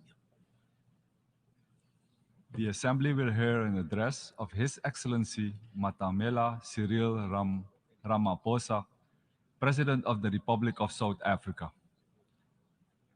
I request protocol to escort His Excellency. On behalf of the General Assembly, I have the honor to welcome His Excellency Matamela Cyril Ramaphosa, President of the Republic of South Africa, and to invite him to address the Assembly. President of the 78th session of the UN General Assembly, the United Nations Secretary General, Mr. Antonio Guterres, Excellencies, heads of state and government, ministers, and ladies and gentlemen. 78 years ago, in the aftermath of the Second World War, the nations of the world made a solemn commitment to save future generations from the horror and the suffering of war. Through the United Nations Charter, these nations accepted a shared mandate to foster peace and promote fundamental human rights, to promote social progress, and to ensure that there's a better standard of life for all. And yet, as we gather here, much of humanity is confronted by war and conflict, by want and hunger, by disease and environmental damage and disaster. Solidarity and trust between states is being eroded. Inequality, poverty, and unemployment are deepening across many nations in the world. In these conditions, and in the wake of a devastating global pandemic, the achievement of the Sustainable Development Goals seem increasingly remote. At the moment when every human effort should be directed towards the realization of Agenda 2030, our attention and our energies have once again been diverted by the scourge of war. But these woes, these divisions, these seemingly intractable troubles can and must be overcome. Over millennia, the human race has demonstrated an enormous capacity for resilience, for an ability to resolve problems, for adaptation, innovation, compassion, and solidarity. At this moment, we are all called upon to reaffirm these essential qualities that define our common humanity. These qualities must be evident in how we work together as a global community and as nations of the world to end war and conflict. South Africa has consistently advocated for dialogue, for negotiation and diplomacy to prevent and end conflict and achieve lasting peace. It has committed itself as a country to the promotion of human rights, human dignity, justice, democracy, and to the adherence of international law. From the experience of our own journey, from the evil system of apartheid, which was declared a crime against humanity by this very organization, to democracy, we value the importance of engaging all parties to conflicts to achieve peaceful, just, and enduring solutions. It is these principles that inform South Africa's participation in the African Peace Initiative, which seeks a peaceful resolution of the conflict between Russia and Ukraine. In this conflict, as in all conflicts, we have insisted that the UN Charter's principle of respect for the territorial integrity of every country should be upheld. Our participation in the African Peace Initiative, supported by 7 countries from the African continent, is informed by a desire to see an end to the suffering of those most directly affected by the conflict and the millions on our own continent and across the world who, as a result of the conflict, are now vulnerable to worsening hunger and deprivation. As we engaged with the parties in this conflict as African leaders, one of the issues we raised was that there should be confidence-building measures that could create a sense of conflict towards the resolution of this conflict. In this regard, we said issues such as the return of the children who were removed from Ukraine should be returned. We also said that the prisoners of war should be exchanged between the 2 countries. I've just held a meeting with President Zelensky, who says that in part, some of our efforts are bearing fruit as the children are now being returned and the prisoners are also being exchanged. But then we said we need to see this happening on a much faster pace. As the international community, we must do everything within our means to enable meaningful dialogue, just as we should refrain from any actions that fuel conflict. As we confront other conflicts in several parts of the world, including on our own continent, Africa, we need to be investing in prevention and peace building. We support the call by the UN Secretary General in the new Agenda for Peace for member states to provide more sustainable and predictable financing for peace-building efforts. As a global community, we should be concerned by the recent incidents of unconstitutional changes of government in some parts of Africa. The global community needs to work alongside the African Union to support peace efforts in the DRC, in Libya, Sudan, Somalia, Mali, Central African Republic, South Sudan, North Mozambique, the Great Lakes region, the Sahel, Niger, and the Horn of Africa. The African Union Peace and Security Council has declared that it stands ready to deepen its cooperation with the UN Security Council to silence the guns on the African continent and to achieve peace and stability and development.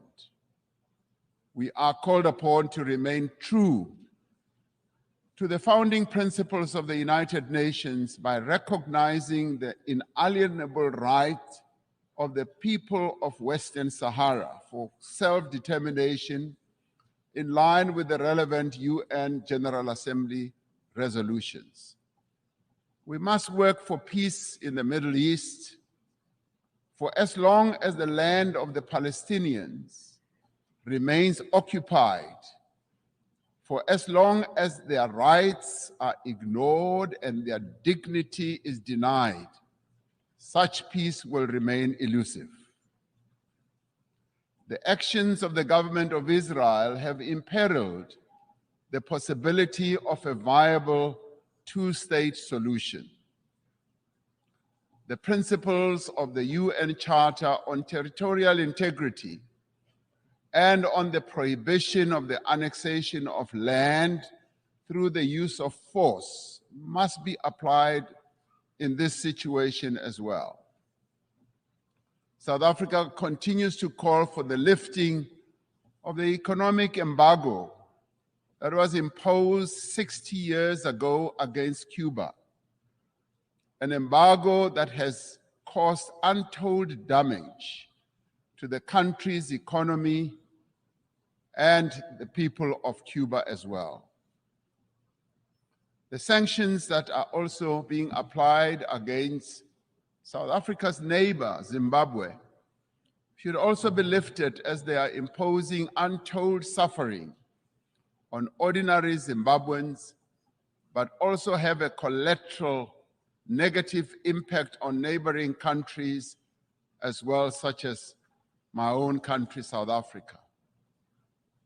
As many people around the world are confronted by hunger and want, the essential human qualities of cooperation and solidarity must be evident in the actions that we take to bridge the divide between the wealthy and the poor.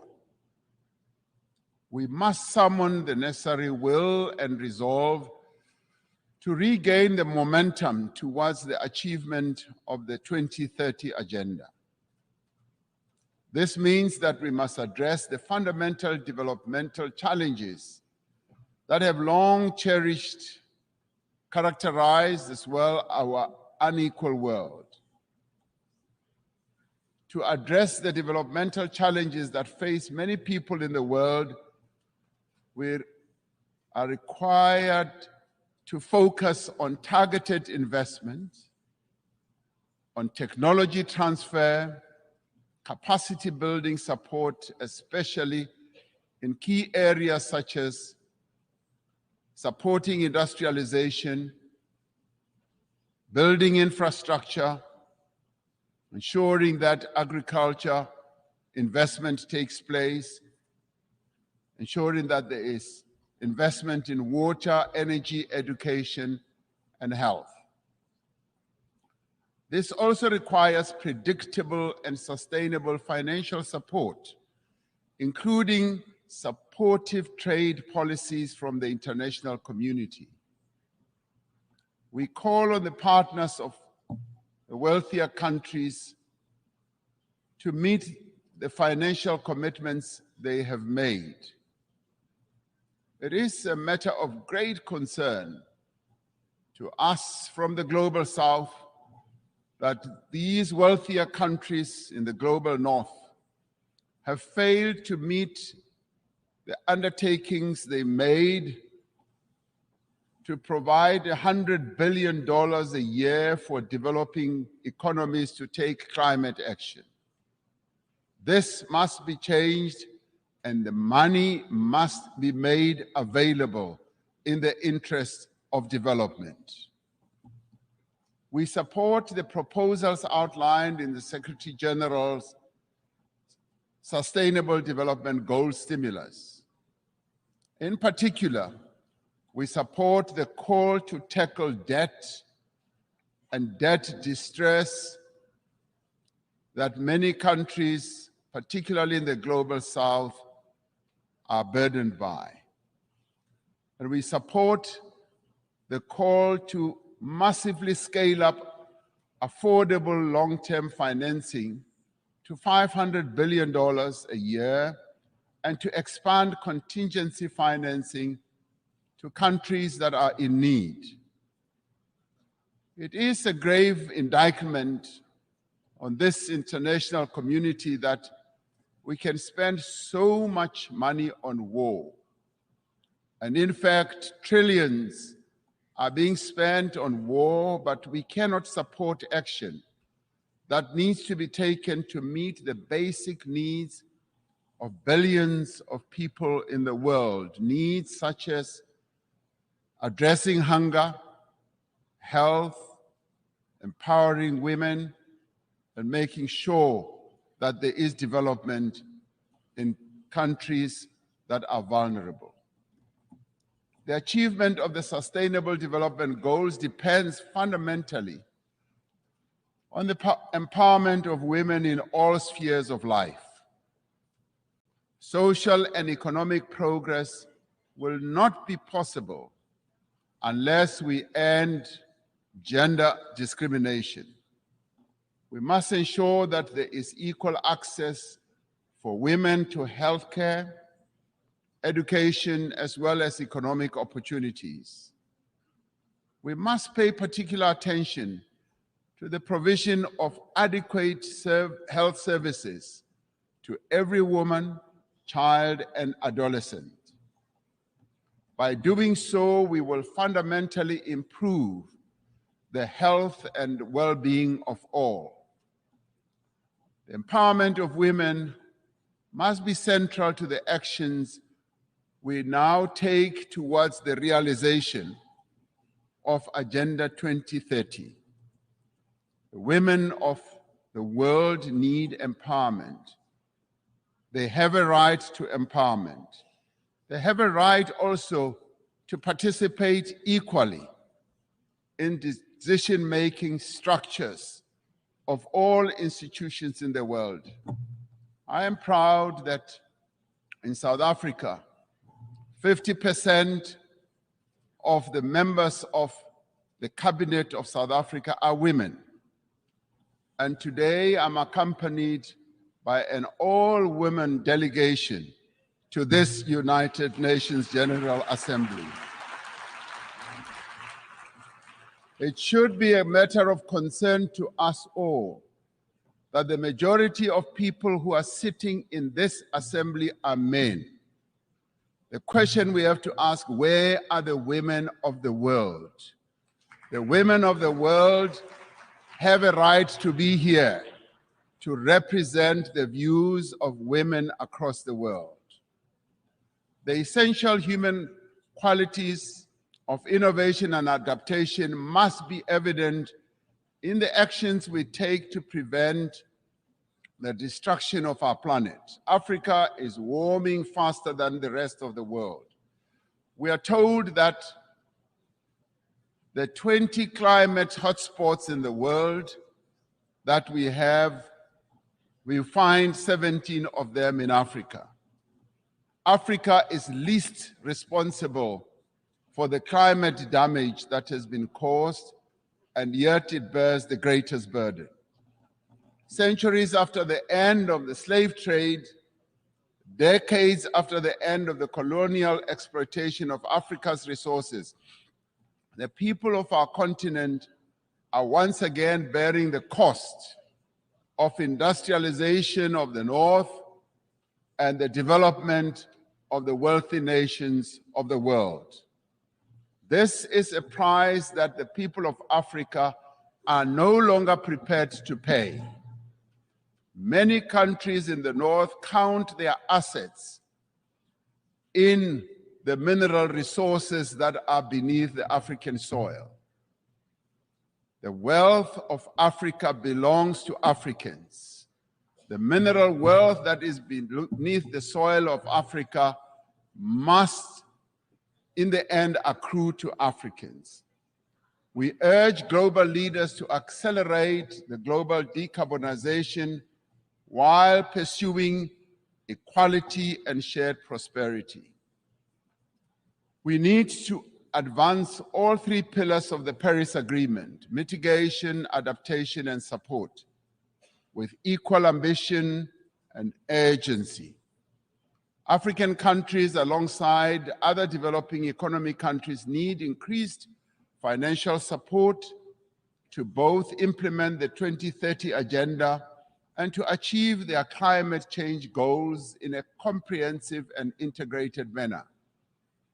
We need to operationalize the Loss and Damage Fund for vulnerable countries hit hard by climate disasters, as agreed at COP27.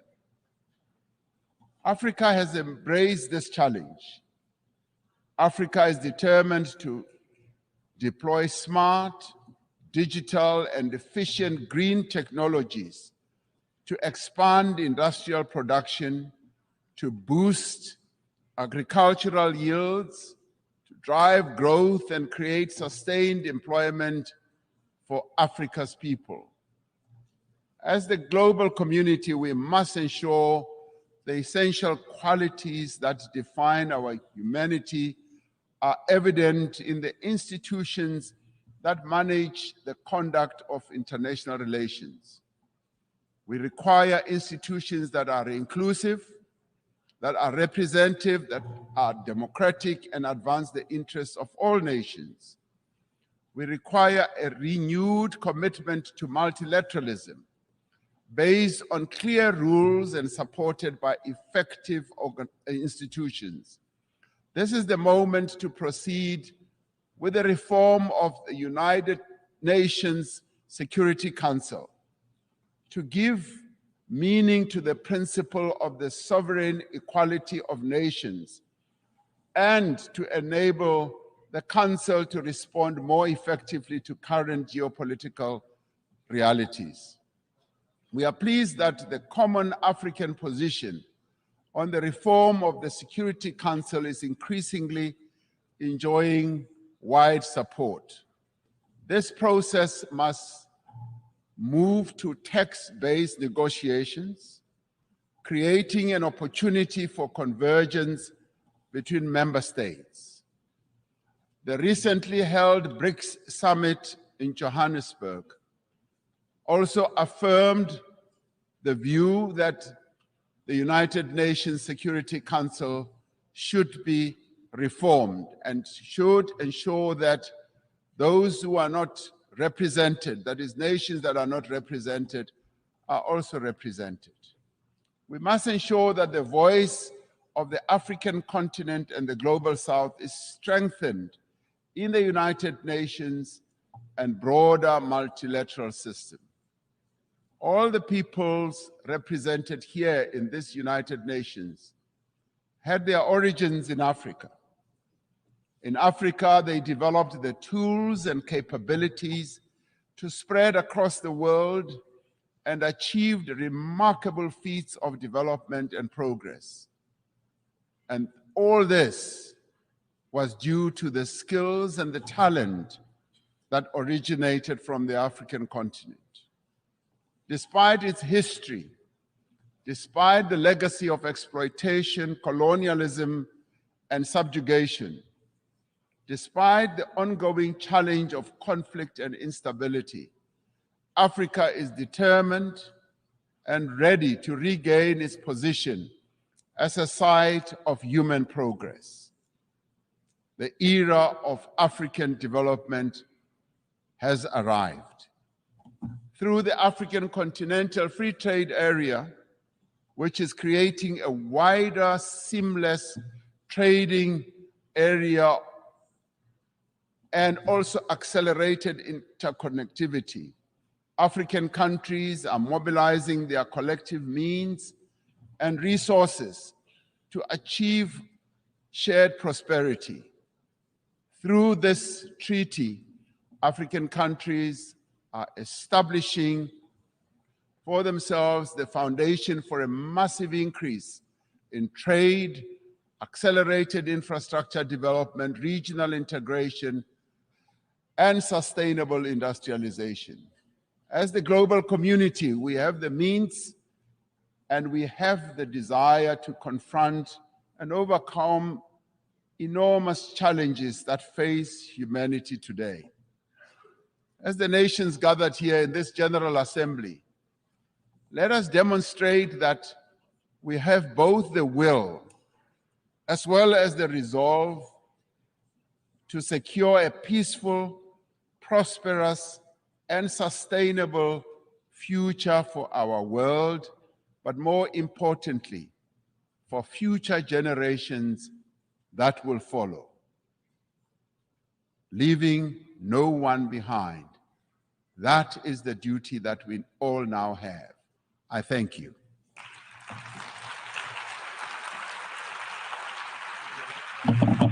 I wish to thank the President of the Republic of South Africa for the statement just made, and I request protocol to escort His Excellency.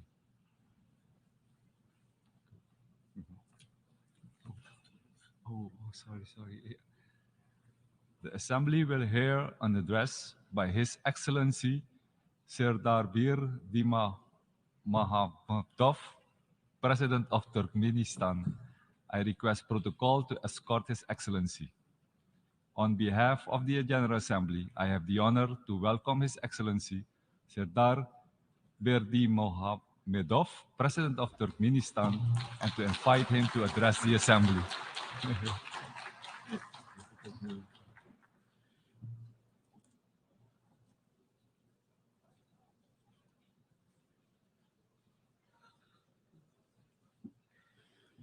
Dear heads and members of delegations, ladies and gentlemen, first of all, I would like to congratulate you with the opening of the 78th session of the General Assembly of the United Nations and wish you a productive work. I would like to congratulate Dennis Francis with his election as the President of the General Assembly of the United Nations. Today, high responsibility should unite all member states of the United Nations. Each of them should and has the means to significantly contribute to the tackling of the tasks of the UN. Current world faces very serious challenges out of multiple reasons. All of them, despite their difference in appearance, influence the course of the interstate relations in a greater or lesser extent, and often negatively influence the implementation of agreed plans and programs on key areas of the global agenda. This, in turn, may lead to the blurring of the very foundation of global security as a principle of the UN, which should not be allowed. Out of this, Turkmenistan over several years firmly and persistently upholds the principle of unity, of security, and its integrity. We are convinced that military and political security should not be considered separately from economic, ecological, energy, transport, food, biological, and information security. None of those mentioned areas cannot be secondary or irrelevant, and their solution cannot be postponed.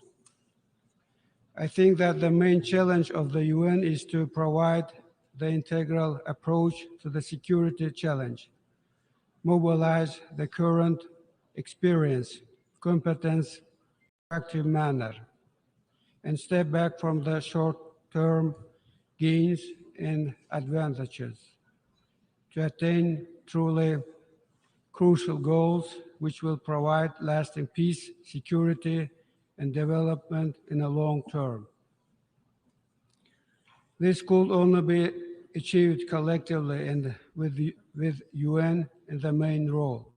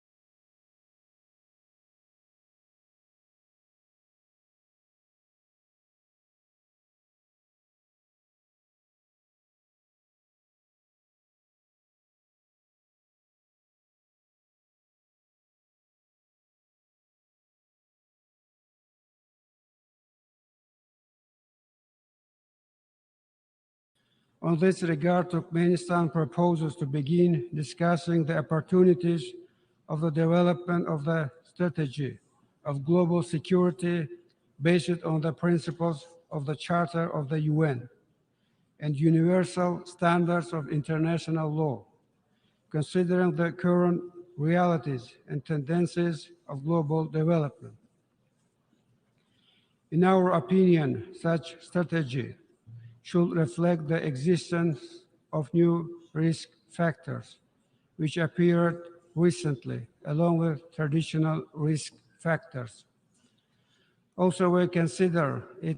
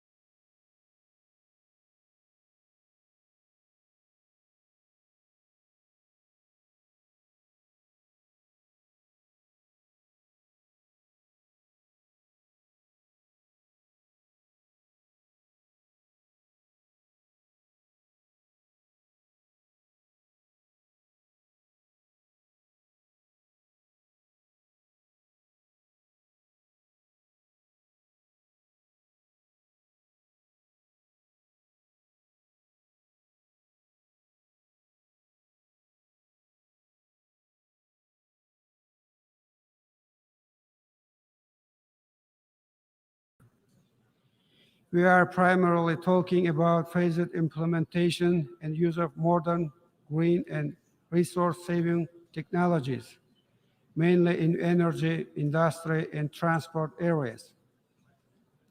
At the same time, we welcome the efforts of the global community for realizing global methane pledge.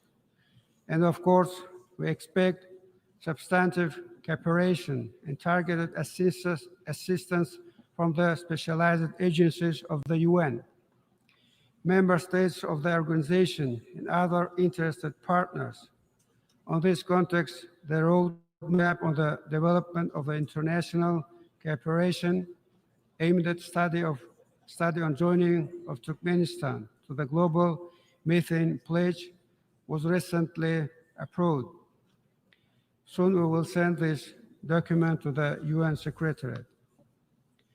Overall, I believe that the time has come for the UN to pay close and effective attention to the ecological issues in Central Asia, overcome certain delays in addressing them, and begin taking targeted and specific actions to create a coherent ecological strategy of the UN regarding the region with near 80 million population, covering a vast area with its unique natural resources and biodiversity, and at the same time located at the region with serious ecological risks. As a significant step to take a strategic approach in ecological issues of Central Asia, Turkmenistan is proposing the establishment of a specialized agency, Regional Center for Technologies related to climate change in Central Asia, which will work substantively and systematically on the topic of climate. We are ready to offer organizational and technical terms for the functioning of such center in the capital city of Turkmenistan, Ashgabat. Central Asia, region adjoining the Caspian Sea. Everyone is aware of the importance of this lake with its unique natural complex in the context of global ecological agenda. As a result of active and respectful long-term cooperation of coastal countries, the key principles of politics on the Caspian were developed, including the Convention on the Legal Status of the Caspian Sea. Last summer, on the Sixth Caspian Summit in Turkmenistan, all the participants firmly affirmed their readiness for tight cooperation on ecological issues. I believe that it gives a good opportunity for the beginning of wide, systematic interaction of coastal countries with the UN. On this regard, Turkmenistan is proposing the creation of the Caspian Ecology Initiative, which will be aimed at becoming a platform for substantive and professional interaction on a wide range of issues associated with environmental protection of the Caspian, preserving its biological resources, and tackling of the several pressing ecological issues. We think that the realization of this initiative should be done with a tight cooperation with the UN, its agencies and institutions. Dear participants,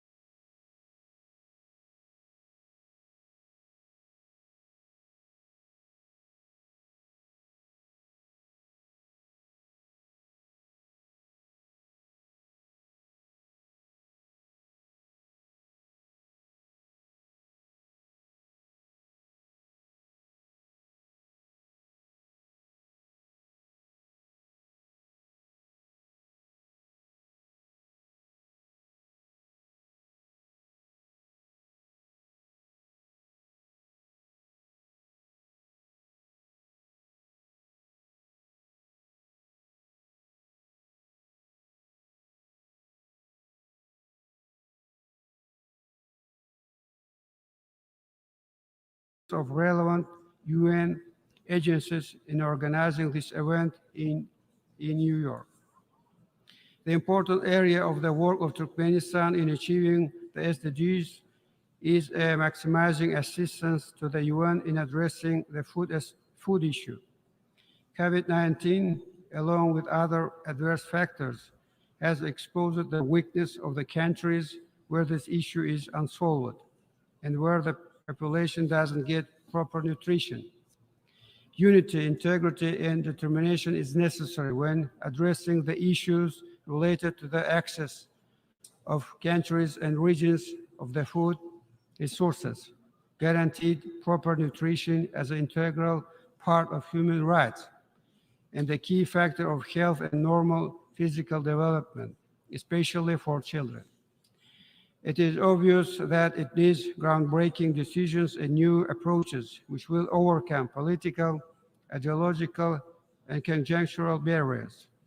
Consequently, Turkmenistan comes forward with an initiative to convene a major international forum on food security with the cooperation of World Food Programme, World Health Organization, and United Nations Children's Fund under the auspices of UN.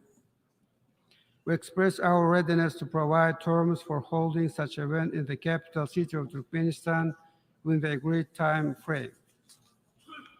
Dear participants, dear heads and members of delegations, next year in Turkmenistan and far beyond its border, including the UN, will celebrate the 300th anniversary of prominent son of the Turkmen nation, poet, philosopher, and public figure, Mahmud Pragay.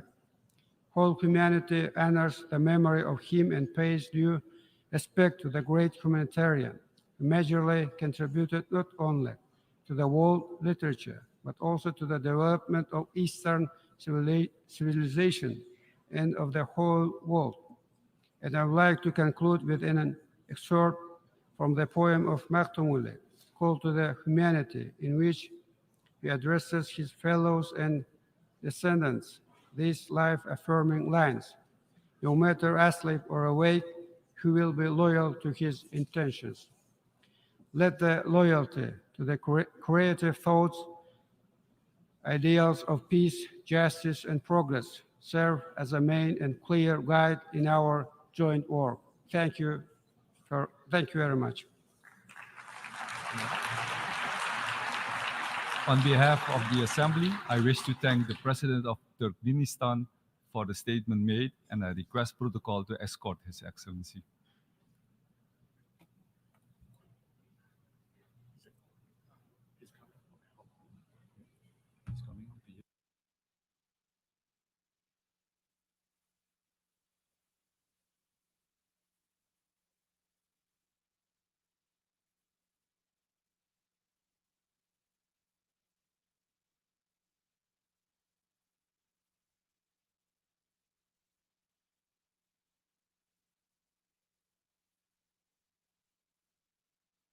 Assembly will hear an address by His Excellency Volodymyr Zelensky, President of Ukraine. I request protocol to escort His Excellency. On behalf of the General Assembly, I have the honor to welcome His Excellency Volodymyr Zelensky, President of Ukraine, and invite him to address the Assembly.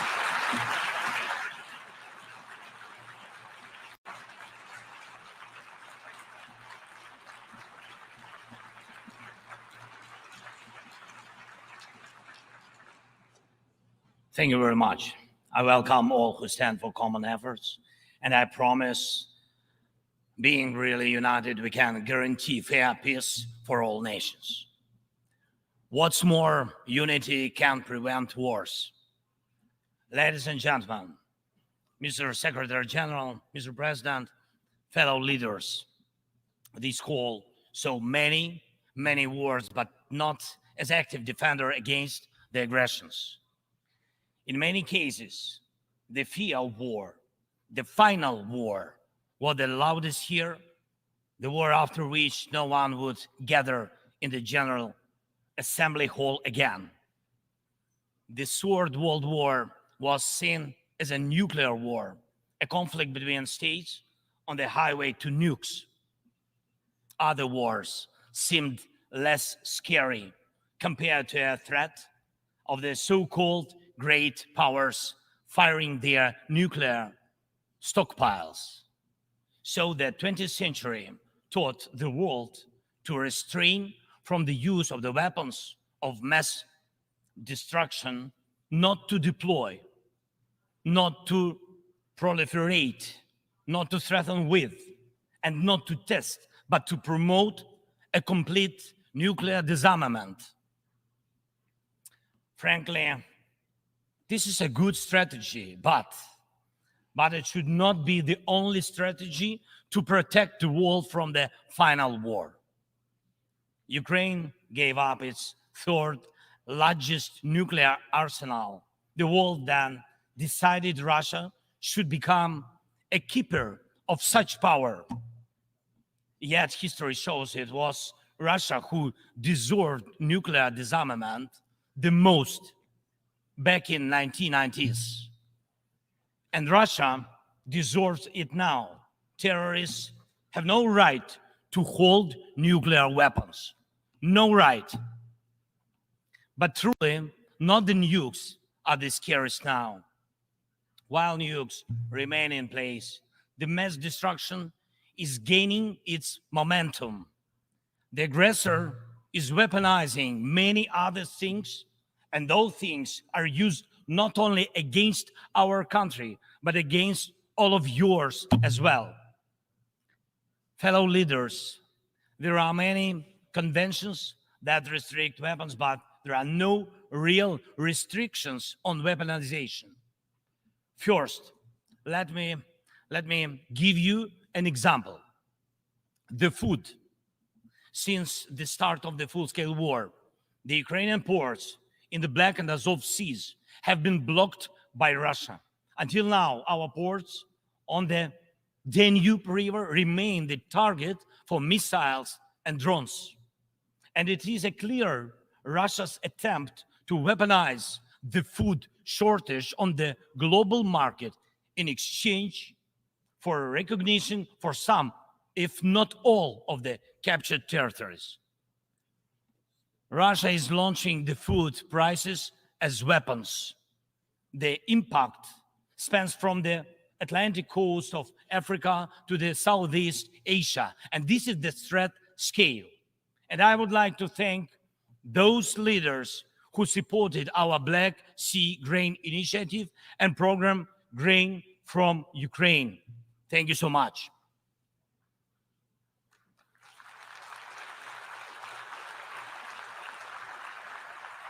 United, we made weapons turn back into food again. More than 45 nations saw how important it is to make Ukrainian food products available on the market, from Algeria to Spain to Indonesia and China. And even now, when Russia has undermined the Black Sea Grain Initiative, we are working to ensure food stability. And I hope that many of you will join us in these efforts. We launched a temporary sea export corridor from our ports, and we are working hard to preserve the land routes for grain exports. And it is alarming to see how some in Europe, some our friends in Europe, play out solidarity in political theater, making thriller from the grain. And they may seem to play their own role, but in fact, they are helping set the stage to a Moscow actor. Second, weaponization of energy.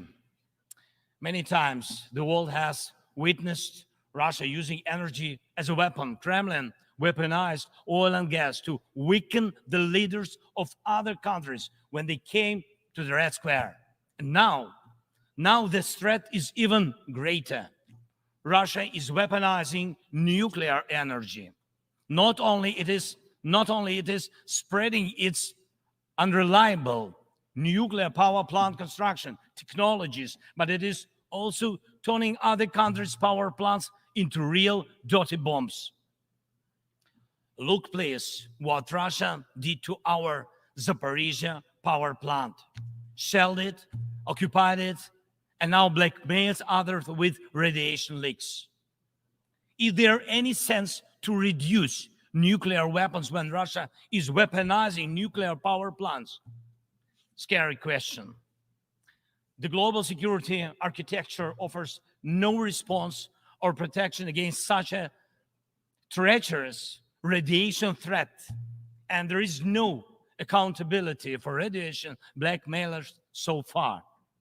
The third example is children. children. Unfortunately, various terrorist groups abduct children to put pressure on their families and societies. But never before the mass kidnapping and deportation would become a part of the government policy. Not until now. We know the names of tens of thousands of children and have evidence on hundreds of thousands of others kidnapped by Russia in the occupied territories of Ukraine and later deported. The International Criminal Court issued arrest warrant for Putin for this crime. And we are trying to get children back home. But time goes by. What will happen with them? What will happen to them? Those children in Russia are taught to hate Ukraine, and all ties with their families are broken. And this is clearly a genocide. When hatred is weaponized against one nation, it never stops there. Each decade, Russia starts a new war. Parts of Moldova and Georgia remain occupied. Russia turned Syria into ruins. And if not Russia, the chemical weapons would have never been used there in Syria. Russia has almost swallowed Belarus. It is obviously threatening Kazakhstan and other Baltic states. And the goal of the present war against Ukraine is to turn our land, our people, our lives, our resources into a weapon against you, against the international rules-based order. Many seats in the General Assembly Hall may become empty if Russia succeeds with its treachery and aggression. Ladies and gentlemen, the aggressor scatters deaths and brings ruins even without nukes, but the outcomes are alike. We see towns, we see villages in Ukraine wiped out by Russian artillery, leveled to the ground completely. We see the war of drones. We know the possible effects of spreading the war into the cyberspace. The artificial intelligence could be trained to combat well before it would learn to help the humanity. Thank God, people have not yet learned to use climate as a weapon. Even though humanity is failing on its climate policy objectives, this means that extreme weather will still impact the normal global life, and some evil state will also weaponize its outcomes. And when people in the streets of New York and other cities of the world went out on climate protests, we all have seen them.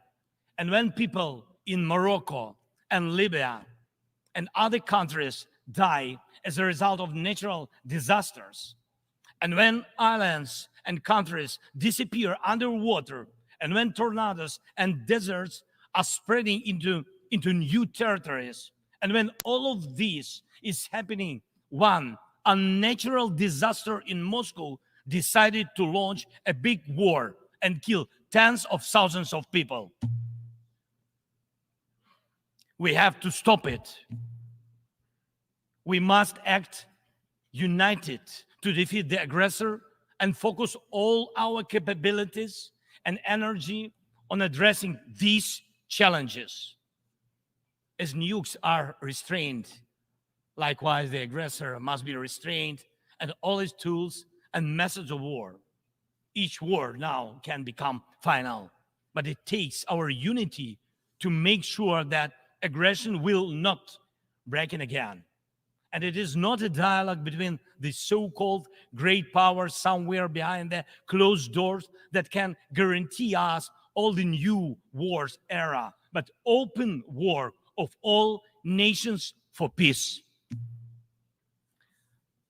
Last year, I presented the outlines of the Ukrainian peace formula at the UN General Assembly. Later, in Indonesia, I presented the full formula. And over the past year, the peace formula became the basis to update the existing security architecture. Now we can bring back to life the UN Charter and guarantee the full power for the rules-based world order. And tomorrow, I will present the details at a special meeting of the UN Security Council. The main thing is that it is not only about Ukraine.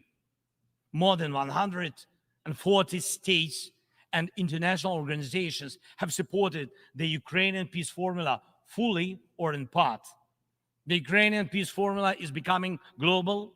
Its points offer solutions and steps that will stop all forms of weaponization that Russia used against Ukraine and other countries and may be used by other aggressors. Look, for the first time in modern history, we have a real chance to end the aggression on the terms of the nation which was attacked. And this is a real chance for every nation to ensure that aggression against your state, if it happens, God forbid, will end, not because your land will be divided and you will be forced to submit to military or political pressure, but because your territory and sovereignty will be fully restored. We launched the format of meetings between national security advisors and diplomatic representatives. Important talks and consultations were held in Hiroshima, in Copenhagen, and in Jeddah on the implementation of the peace formula. And we are preparing a global peace summit. And please, I invite all of you who do not tolerate any aggression to jointly prepare the summit. And I am aware of the attempts to make some shady dealings behind the scenes. Evil cannot be trusted. Ask Prigozhin if one bets on Putin's promises. Please hear me. Let unity decide everything openly. While Russia is pushing the world to the final war, Ukraine is doing everything to ensure that after Russian aggression, no one in the world will dare to attack any nation. Weaponization must be restrained. War crimes must be punished. Deported people must come back home, and the occupier must return to their own land. We must be united to make it, and we'll do it. Slava Ukraini!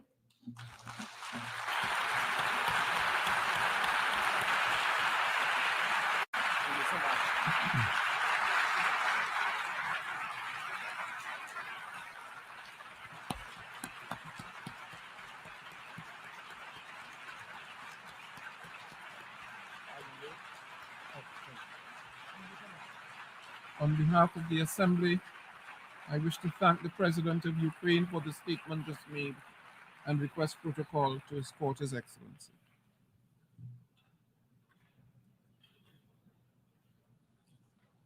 The Assembly will hear an address by His Excellency Alejandro Giammattei Pela, President of the Republic of Guatemala.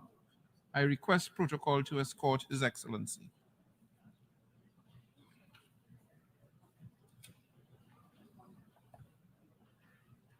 On behalf of the General Assembly, I have the honor to welcome His Excellency Alejandro Giammattei Pela, President of the Republic of Guatemala, and to invite him to address the Assembly.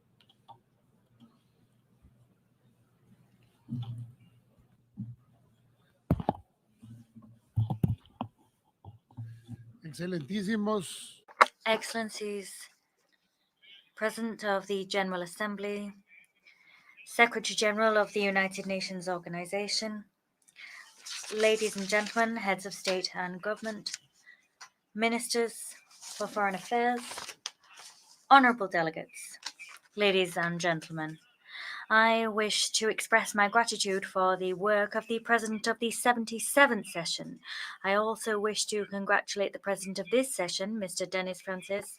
I commend him for choosing the theme he's chosen for this session. that touches on the need to rebuild trust between nations and to address threats to peace, prosperity, and progress of the peoples of the United Nations. Today, we stand at an unprecedented moment in time. For more than a year and a half, we have watched in horror the war launched by the Russian Federation against Ukraine play out. That war violates the most fundamental principles on which the international order was built following the Second World War. Delegates. And you know what is even worse still? That it would seem that we've got used to that war, and we've got used to the following: to flagrant violations of human rights in Ukraine, to war, to death. Worse yet, instead of tackling all of the above, we've got used to turning a blind eye in the face of a tragic and harsh reality that we pretend to ignore. All of this has led to mistrust between human beings, to inequality between nations, to non-compliance with peace agreements, and under these circumstances, prosperity and progress of humankind is impossible. Today, here, before you all, I declare that this organization is not particularly active. We have food insecurity, people are killed by war, there are major migratory flows, and these count among other myriad problems. Consequently, we need to make this organization work. We need to work together to do that. We need a revitalized organization which seeks out solutions, but above all, we need countries that are prepared to look beyond their ideological positions, countries that are prepared to overcome age-old conflicts. Now is the time that the human beings represented among your people, now is the time for them to shake hands. Now is the time for them to be ready to share their wealth and to invest in countries that need that investment to generate wealth to survive. It is a matter of saving the very human race. It's a matter of saving the planet. It's a matter of having future generations that will be able to live in peace and development. A case in point would be here the vast flows of human beings fleeing crises in their countries.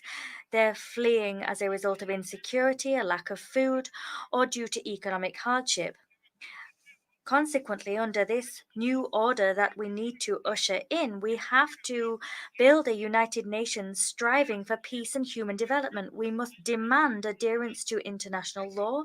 We must demand respect for the principle of the peaceful resolution of disputes, and we must demand the respect of these self-determinations of peoples.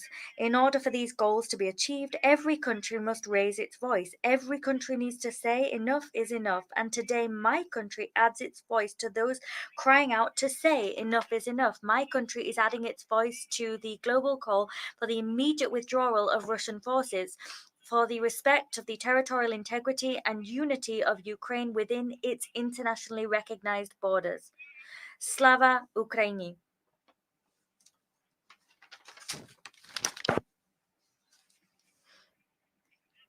Mr. President, disarmament and the non-proliferation of nuclear weapons, as well as the use of nuclear energy for peaceful purposes, is one of the most important pillars of this organization.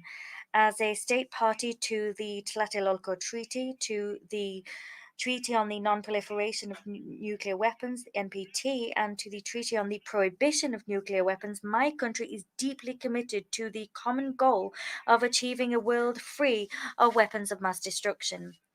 Imagine what a catastrophe it would be for the world if the illegal and unprovoked aggression of the Russian Federation were to destroy the Zaporizhzhia nuclear power plant. That is the largest nuclear power plant in Europe, and currently its integrity and proper functioning are at risk, and that could cause a disaster of immeasurable proportions. For this reason, I reiterate Guatemala's position as a country that adheres to the principle of the non-proliferation of nuclear weapons. I demand that all nuclear weapon states, including the five permanent members of the Council, responsible for handling peace and security within this organization, I ask them to sit down and, through candid discussion, achieve total nuclear disarmament throughout the world. Mr. President, Guatemala contributes to the maintenance of international security through its active participation in peacekeeping operations.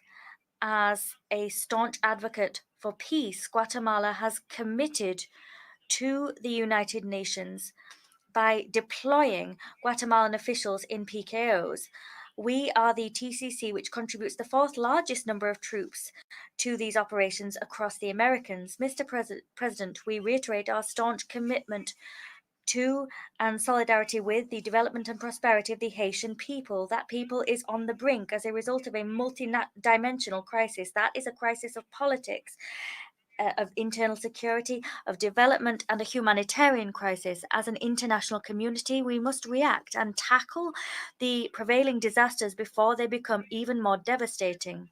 Consequently, if this organization decides that a new peace mission is to be deployed on Haitian territory, it can count on the participation of Guatemala. We will help to train and build the capacity of Haitian forces for as long as that peacekeeping mission remains in the country. Mr. President, there is a project afoot to change the very foundations of the United Nations so that it can have the mechanisms that make it possible for it to rise to the challenges facing humankind that is so in need of peace and development. Guatemala calls upon this community of states to rapidly move forward with a proposal drafted under the aegis of country-level experts. That proposal should define the substantive reforms necessary in the United Nations so that it can return to the commendable path it embarked upon following its foundation in 1945. Over the years, we have strayed too far from that path. I would propose that without delay, we undertake a fourth amendment to our founding charter. These amendments must ensure that it adopts a new approach, that it is in sync with our current times. Of course, these are difficult times, but ours is an era which brings with it major opportunities. When making these amendments, we must ensure proper recognition for the sovereign equality of states. That must be a reality. The resolution of conflicts between countries via peaceful means must be an obligation. Nuclear energy must be used exclusively with peaceful purposes. But perhaps the most important of all is that when amending this charter, the members of the United Nations exclude no one. As our holy book, Popol Vuh, states, it is the holy book of one of the greatest civilizations of the world, the Maya civilization. It states, no one must stay behind. Everyone must rise up. Today, I wish to say to you that I am the leader of a founding nation of the United Nations. As such, I recognize that the transformation of this body will prompt a radical shift in multilateralism. That new multilateralism must recognize the importance of inclusion and the universality of this organization. How can it be that in the midst of the 21st century, this organization keeps a country like Taiwan outside its doors? That country is one which contributes to science, high technology, healthcare, development, and many other fields. But what's most significant is that we have kept the Taiwanese citizens from having a voice that represented in this organization. Guatemala exhorts the United Nations to use any and all means necessary to guarantee international peace and security on the Taiwan Strait. Moreover, we condemn the constant and ever-increasing military maneuvers seen in the waters and airspace around Taiwan. These maneuvers imperil security in the region and affect international transport and trade. Mr. President, 4 years ago, I took office as the President of the Republic of Guatemala, and over that time, I have heard great speeches made. I have seen great treaties signed and great commitments made to halt climate change. I want to say to you all today that the world is in a worse state than it was 4 years ago, because more than speeches, commitments, and treaties, what the world needs is action. The region that suffers most the ravages of climate change is the Caribbean and the Central American region. And that is true despite the fact that we produce an infinitesimal percentage of global greenhouse gases. And in spite of that fact, we are the ones that suffer the most damage year on year. Our resources are being depleted, and we must get into debt to rebuild countries which next year are simply damaged once more. This prompts us to take out loans from international sources, which are only too happy to grant them. But these are organizations which live off immorally high interest rates. However, the reports issued by United Nations rapporteurs talk about the scant development of our peoples. They point it out to us and they criticize us. But who is pointing the finger at those who, following their industrialization and as a result of their paltry commitment to tackling the effects of climate change and greenhouse gases, cause the death of human beings throughout the world? There are countries that neither accept UN agreements on climate change nor pay their contributions to the climate budget. These nations Neither do these nations take responsibility for the toxic pollution of their industries, and far less for the destruction that these industries cause. Is that fair? Mr. President, the serious threat posed by the consumption of drugs, particularly synthetic drugs, must be a source of grave concern to the international community. These drugs represent an invisible enemy that is affecting health and that is also undermining governance and hampering development in various countries. This organization must alter the way in which it broaches this issue.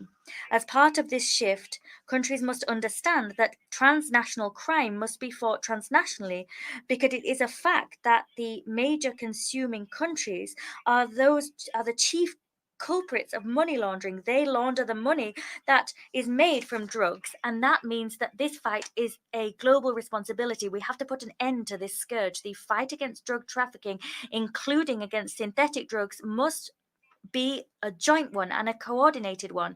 Information as part of this fight must flow in accordance with applicable domestic and international legislation. It is necessary to implement effective strategies to tackle the criminal organizations responsible for the deaths of hundreds of thousands of people every year. A world free of drugs will not be achieved without a world committed to fighting against them. Mr. President, Guatemala is unstintingly committed to promoting food security and to fulfilling the zero hunger goal, which is part of Agenda 2030 for Sustainable Development.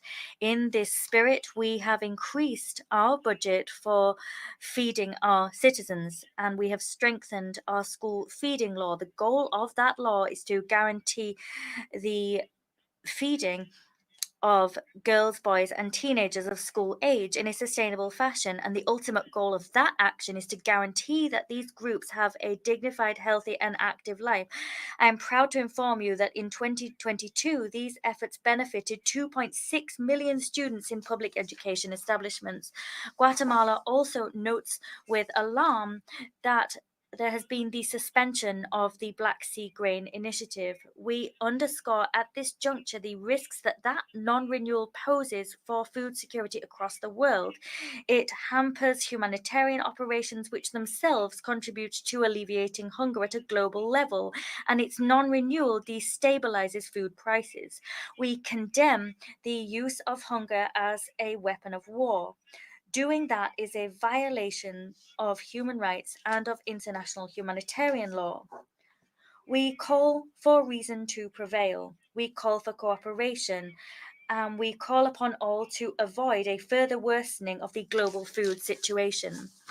Mr. President, a topic which seemed to not be particularly important, but which should have been treated as pivotal within a revitalized organization, is cultural heritage, because the mosaic of cultural diversity of our world is under threat. That threat is particularly acute in times of war. We must strengthen and safeguard the evidence of our past. Having that evidence is vital to understand our present and to build our future. In Guatemala, we've worked arduously to implement the principle of caring for a heritage and to display our heritage and our millennia-old cultural richness to the world. It was deeply satisfactory and a source of great pride to see our celebration of Holy Week declared as an intangible heritage of humanity. Moreover, I wish to share with you that yesterday the archaeological park Abre was declared a global heritage of humankind, and that is considered to be the first city in which the Mayan civilization was born. As an old refrain goes, he who knows not his past does not have a safe future guaranteed. Mr. President, Guatemala has long distinguished itself as a country calling for the respect of the peaceful coexistence and the coexistence of international law and the respect of sovereignty as two principles. We've demonstrated that with deeds, and it's been demonstrated that we can settle differences via international justice bodies. And that's the case with our territorial, maritime and land dispute with Belize. Both countries are committed to resolving that peacefully and respectively in line with any decision made by the ICJ. Dear friends, the goodwill between parties has been shown clearly between Belize and Guatemala, and that's an example of how you can peacefully resolve a dispute via international justice. And that pathway stands in stark contrast to international war brought about by the foolishness of human beings. Mr. President, Guatemala recognizes that one of the gravest and most alarming threats to life and freedom in our times is human trafficking. That is not only a despicable practice which violates human rights, but it's a real crime against humanity, one which violates the most fundamental values that we cling to as a community of nations. The trafficking in persons is a crime linked to slavery, bearing in mind that trafficking involves the buying and selling of human beings that should be able to live in freedom as part of a fundamental right to life. Consequently, in absolutely unequivocal terms, my country condemns this crime, and in this spirit, we've adopted a series of legal and political measures to suppress that phenomenon. We have a public policy in place against the violence, exploitation, and trafficking in persons that harmonizes and enhances state-level action to guarantee the protection of the victims of trafficking in persons as well as their comprehensive care. Moreover, our laws promote the prevention, detection, prosecution, and punishment of those responsible for this abhorrent crime. In this same vein, we have a policy for the comprehensive protection of children and adolescents. That policy is focused on guaranteeing the holistic development of girls, boys, and adolescents and ensuring that development is inclusive and equitable. That policy was adopted in 2022, and it now is an umbrella for 90 programs within the executive that aim to ensure development for the human being from cradle to grave. Through these various initiatives, Guatemala is seeking to distinguish itself as a leader in the fight against trafficking in persons. We have made this our priority. It's a scourge that we want to halt, to bring in human dignity, because the numbers of persons trafficked are on the rise. I must remind you that the gross profit made by trafficking in persons exceeds the profit made by the international arms trade, and soon these profits will surpass those garnered by the illicit drug trade.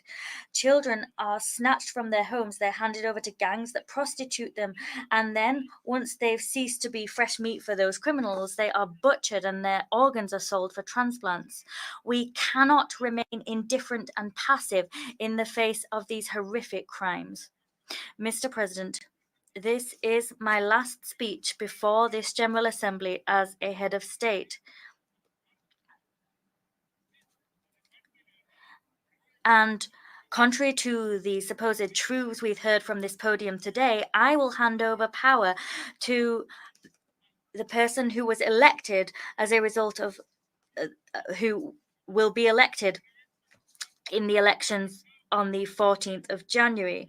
The elections we've already seen were rooted in unnecessary international involvement. That involvement and interference was unnecessary because our democracy is not perfect, but it has been a democracy which has allowed us to have the peaceful handover of power and respect of the Constitution. And we have a continent where some presidents fight to stay and cling to their jobs and they allow re-elections which go against their own constitutions, but we have remained faithful to our constitution and the principle of democratic handover every 4 years. Now, I now wish to conclude. The United Nations is facing the greatest challenges of its time. We have challenges in front of it which require us to be strong. We need to remain united. We need to be ready for action. Global peace was something we took for granted for years, but now there needs to be a major international covenant, a covenant which moves beyond differences, goes beyond colors, which does not, but which goes beyond countries and national borders. This covenant needs to place human beings at its heart. Citizens need to be the front runners. People and protecting them should be our ultimate goal. We need to halt wars. That seems a pipe dream today. Today, we have a major imperative to heed. But whatever you may believe, let us fight for peace. Wherever you may be, let us fight for peace. Whatever your situation, let us fight for peace. If we don't do that, we'll one day wake up and we'll have been invaded or killed by others. That's why we must stand united. We must strive so that one day we can, as citizens of the world, wake up in a climate of peace, progress, and development. I thank you.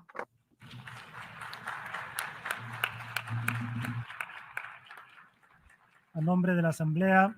On behalf of the Assembly, I thank the President of the Republic of Guatemala for the address just delivered, and I request protocol to escort His Excellency.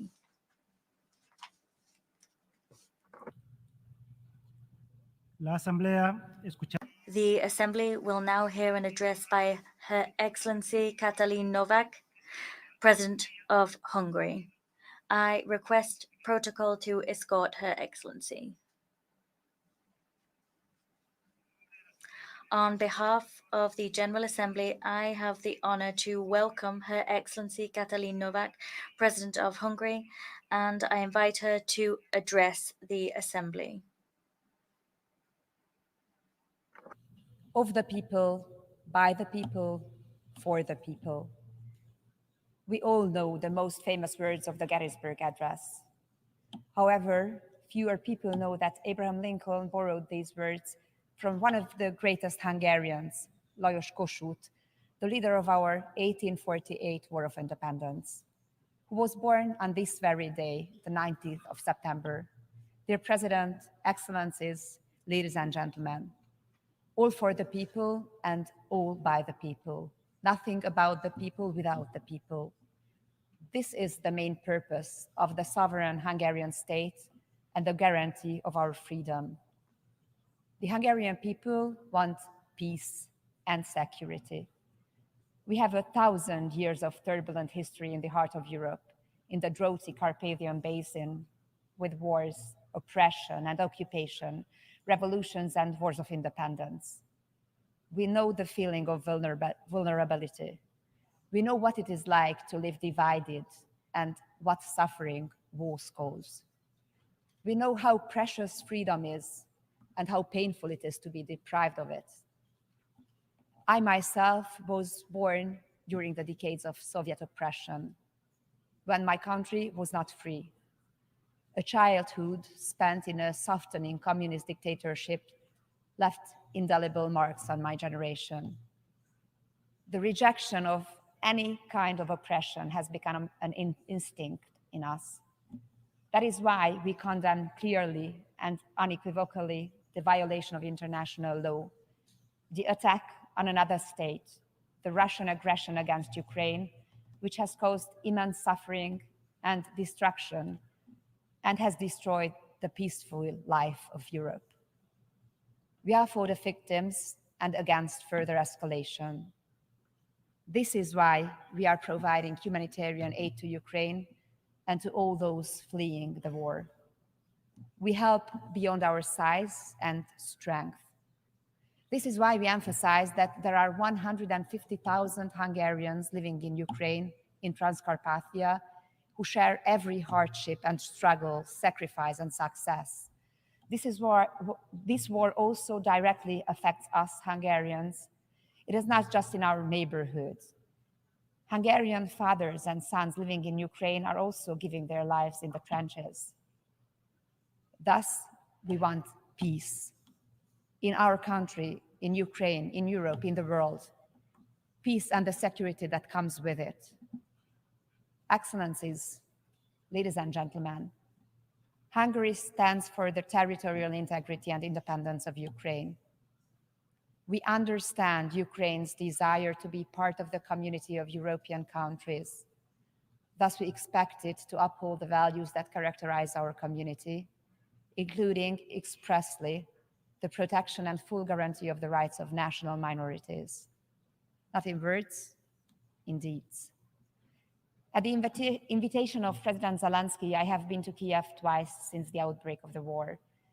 I have seen the suffering of the families. I have seen what they experience when the peace is broken. I have met Ukrainian and Hungarian people who have lost family members. I have met Ukrainian children for whom the kindergarten was set up with the help and support of Hungary. Children from whom the war is depriving a happy childhood. The war and the suffering affects families first and foremost. Mothers who lose their husbands and sons.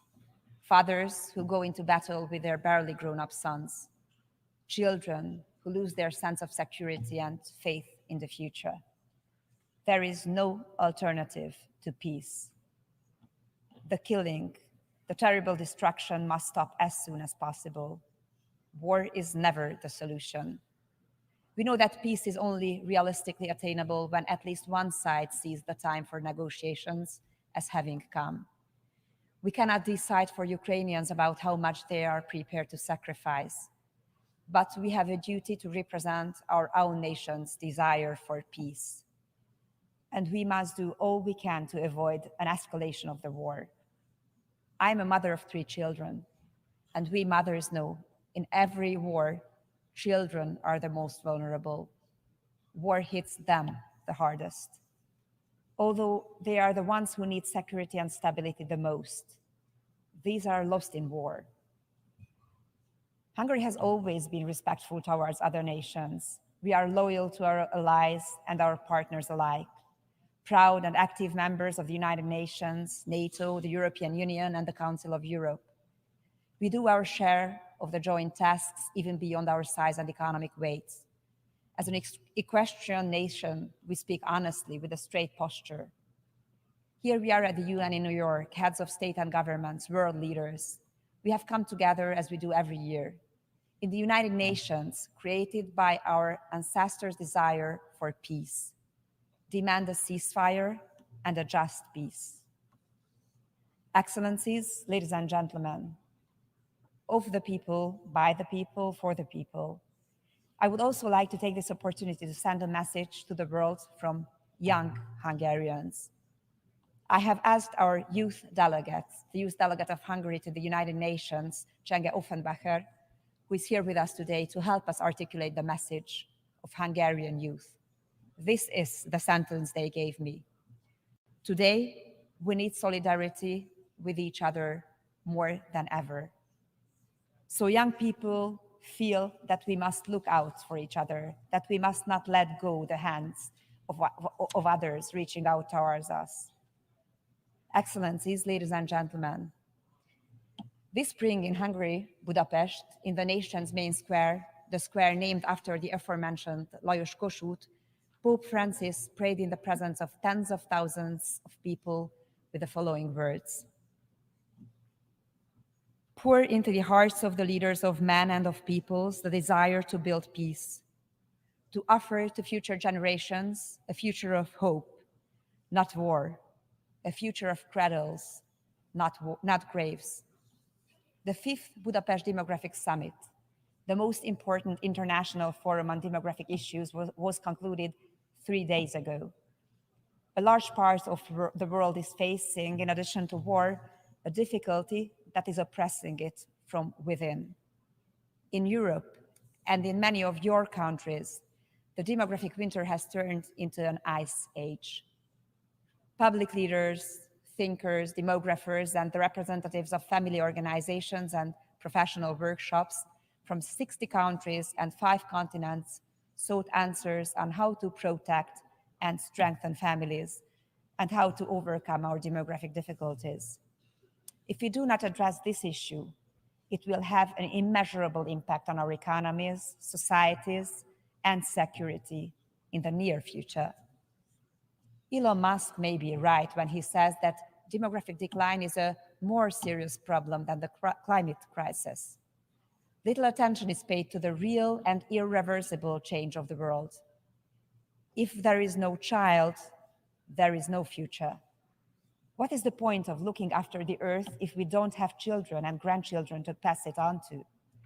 If childlessness becomes widespread, if fewer children continue to be born each year than the number of those who pass away in our countries, our beloved world that we believe to be secure will be shattered. We Hungarians see the solution to the demographic crisis in strengthening and supporting families. Our aim is for everyone to have a full and happy family life and to have all the children that young couples want. Hungary was the first country in the world to put the strengthening of families and the tackling of the demographic crisis into the focal point. We have built a broad family support system. In the European Union, we are the ones who spend the most on family support. This has not destroyed the Hungarian economy. On the contrary, strengthening families is positive in economic terms. We protect parental freedom. We strongly believe that the right to raise children does not belong to the state, nor to NGOs, nor to the media or the knowledge industry, but to parents. Anyone who has a child is ready to fight at any time to ensure that their child can live in peace and freedom. Families pass on their values from generation to generation in the face of every difficulty, every historic trauma, every challenge. The message of the Demographic Summit of Budapest, our capital city, which is 150 years old this year, is clear. Pro-family forces stand up for their values and interests. Even at a time when anti-family and anti-child ideologies are on an unprecedented offensive. In fact, especially then. We recognize that family is the key to security. A strong, united, and healthy family is a guarantee of security. Thank you for listening. A nombre de la Asamblea, agradezco a la Presidenta de Hungría. Thank you to Hungary for that statement, and I now ask protocol to please accompany His Excellency. Her Excellency. La Asamblea escuchará ahora. The Assembly will now hear an address by His Excellency Alain Berset, President of the Swiss Confederation. I request protocol to escort His Excellency. En nombre de la Asamblea. On behalf of the General Assembly, it is my honor to welcome His Excellency Alain Berset, President of the Swiss Confederation, and I invite him to address the Assembly. Président de l'Assemblée générale, Monsieur Mr. President of the General Assembly, Mr. Secretary General of the United Nations, ladies and gentlemen, Excellencies, we are in a period marked by a succession of crises, by an increasing number of major conflicts in a world full of tension. The challenges that we're confronted with are significant, very significant, and I do think, however, that our mindset and our attitude in terms of tackling them are unwavering. Are we ready to do everything that we possibly can to try to improve the situation? Well, we need to do so in order to combat together various crises, the climate crisis, wars, social conflicts, growing inequalities, and also the weakening of democratic institutions and the ongoing erosion of multilateral structures and multilateralism. Your Excellencies, almost everywhere protectionism and self-centeredness and looking inwards are making progress. But we know that these things and threats and violence have never provided the slightest solution to problems and inequalities in the world. It's true that we can all see this clearly. We are going through a crisis, most probably the most significant one since the end of the Second World War. The Russian Federation, by launching a war of aggression against Ukraine, has attacked not only a peaceful country, but also has attacked international law and also multilateral structures. What is specific is that this aggression was action taken by a permanent member of the Security Council of the UN, which, according to the UN Charter, nevertheless shoulders the primary responsibility for the maintenance of international peace and security. Today, we should reiterate this. The key principles are in the UN Charter, and we, of course, need to seek to uphold the mandate that was conferred upon us in this context. What we see is that it is the poorest and most vulnerable states which would suffer the most if our confidence in the international system should waver. I mentioned the United Nations Charter. That is a cornerstone of public international law. This year, it is the 75th anniversary of the Universal Declaration of Human Rights. This is a unique opportunity to reiterate the global consensus enshrined in this declaration. So this is a key point in time to unify and to strengthen the international community. The United Nations, indeed, are the bedrock of peaceful cooperation and mutual trust between states. And I believe there's no doubt these challenges cannot really be overcome through isolated initiatives. Our action has to be joint action. It must be collective action. I'd like to talk now about combating inequalities. Strong multilateral institutions are crucial for combating inequalities, which unfortunately are always exacerbated in crises. Climate change also exacerbates social inequalities and economic inequalities. These inequalities spike not only between countries, but also within countries, whether we're talking about social inequalities, gender inequalities, or economic disparities. I was struck to read recently that over the past 20 years, the income back between the 10% richest people and the 50% poorest people has doubled. I was also struck when I read recently that inequalities today are as stark as they were at the beginning of the 20th century, before the First World War.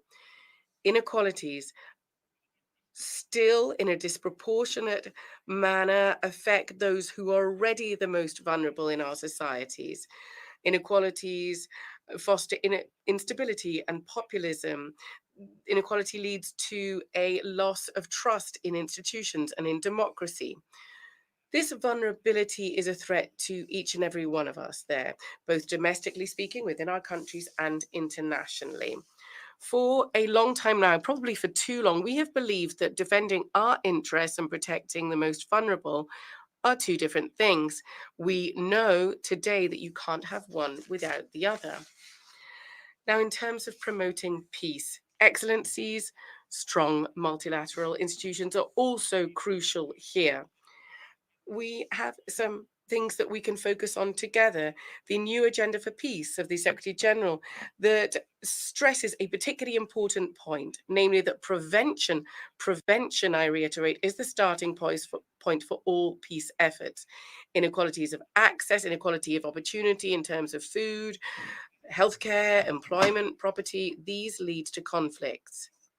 We need to do everything that we can to ensure that each and every person in each country can fully participate in political, economic, social, and cultural life in their countries. Threats, persecution, acts of violence, those in particular targeting women, in particular those people who are there to defend human rights, all of these need to be resolutely combated.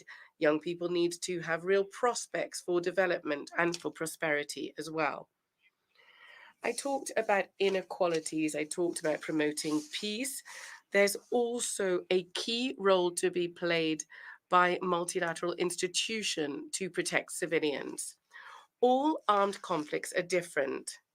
However, the common denominator in all of them is an exacerbation of inequality, suffering, and civilian suffering in particular. Thus, strong multilateral institutions are key, including the respect for international humanitarian law. That's a top priority for Switzerland. That respect is at the heart of Switzerland's work within the Security Council.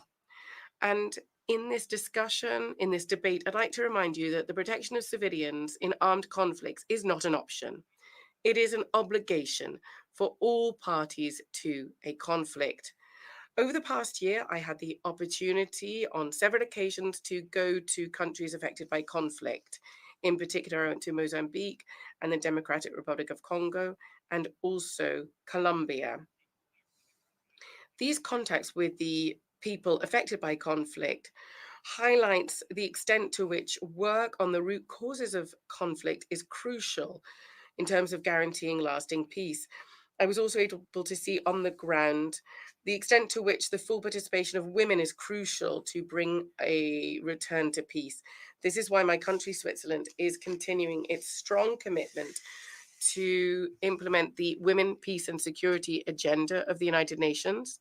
This is also why we are continuing to mobilize to ensure the full implementation of all pertinent resolutions here.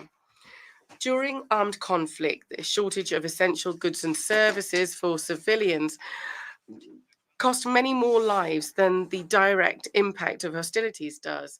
It also exacerbates inequalities and undermines peace returning. In this context, I'd like to stress to you the importance of UN peacekeeping missions. They carry out essential work for the worst affected populations. And in this context, I think that all humanitarian stakeholders should be protected and supported. There are also other stakeholders as well as UN missions. And so in this context, the commitment of the ICRC needs to be strongly defended.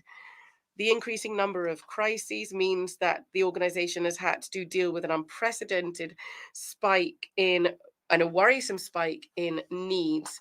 We're the depository of the Geneva Conventions, and we are the headquarters of the ICRC. And so Switzerland is resolutely committed to this humanitarian work. The work of the ICRC is crucial for the protection of civilians. Ladies and gentlemen, excellencies, I have cited a few examples, and we see that there are numerous huge challenges. We need to see where are our common interests, not certainly in global disorder that some people are trying to promote to their gain, but rather in a renewed global order that guarantees stability, trust, and shared objectives. This is precisely why we need to take a stance. This is precisely why we need to undertake to ensure that this international cooperation thrives. The United Nations doesn't come from nowhere. It embodies the hope, institutionalized hope of a better world. It was an idealistic project. It was born during a different time of war, of brutality and despair. And it is based on the belief cooperating at the international level is crucial.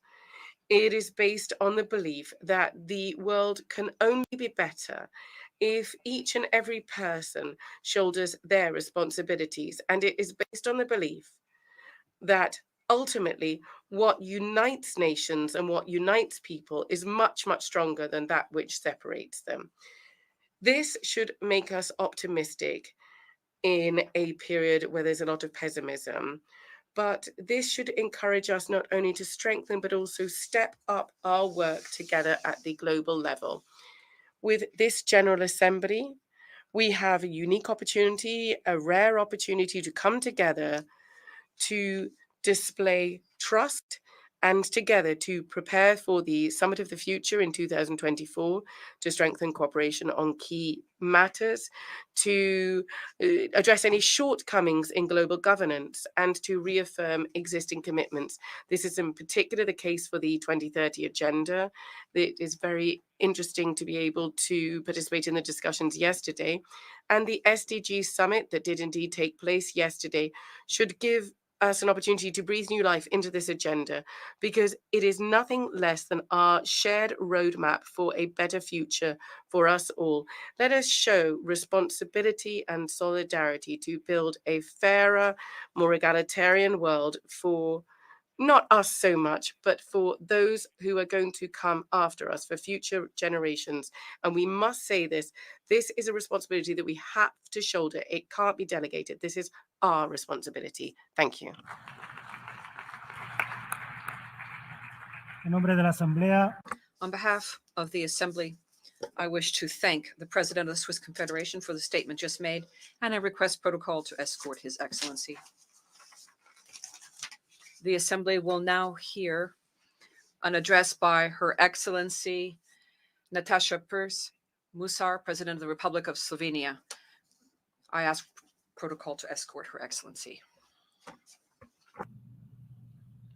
en nombre de la Asamblea General, tengo el On behalf of the General Assembly, I have the honor to welcome Her Excellency Natasha Musar, President of the Republic of Slovenia, and I invite her to address this Assembly. Ladies and gentlemen, Your Excellencies, Mr. President, let me first congratulate you on your election as the President of the 78th session of the General Assembly. It is truly a great honor to address you for the first time as the President of Slovenia. You lead this institution in the most challenging of times such as have not been seen since the establishment of the United Nations. I will return to this point again later. We live in a world in which various actors, including private companies and individuals, affect international relations at all levels and across sovereign boundaries. It is a world that has changed demographically and technologically. It is a world in which human dignity is still not guaranteed for all and is increasingly challenged for the most marginalized and vulnerable people. It is a world with a set of normative commitments, including legally binding treaties, which are not being implemented. It is a world where there are many wars, deadly conflicts, aggressions against states, and the suffering of many civilians who fear for their lives or are affected by the socio-economic destruction caused by conflicts.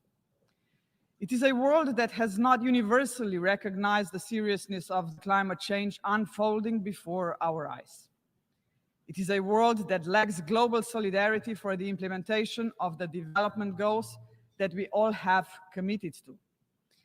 It is a world that needs the United Nations with a reformed, representative Security Council that will be able to respond to all of the mentioned challenges effectively and in an adequate and fair manner. We should tackle these challenges as one.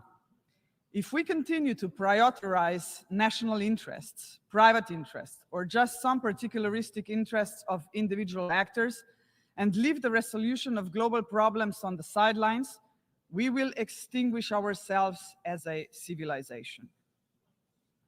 In this context, I would like to briefly touch upon 4 issues that call for the attention of all of us and which require that we all adopt and implement appropriate measures. Climate change, Security Council reform, the pitfalls of the digital age, and of course, gender equality. On climate change, it may sound like a cliché to say that we need to abandon the business as usual mentality, but it is not a cliché. Business as usual is not working. It is failing us all. Climate change is the greatest challenge of our time. The catastrophic floods that hit Slovenia in August are just one more event among the many, many events around the world that prove the point. I trust that we will be able to overcome the consequences of the floods. But think of countries that have less capacity to do so. Think of small island developing states, for example. They are frequent victims of catastrophic natural disasters, but the recovery costs are disproportionately high. Everyone should invest in an environmentally sustainable world, but I want to be clear, not everyone equally. Global solidarity is a matter of climate justice. intergovernmental solidarity, with richer states contributing more than the poorer ones, and with the richest private companies also contributing their fair share, must be guided by the understanding that climate change is a result of human activities, past and present.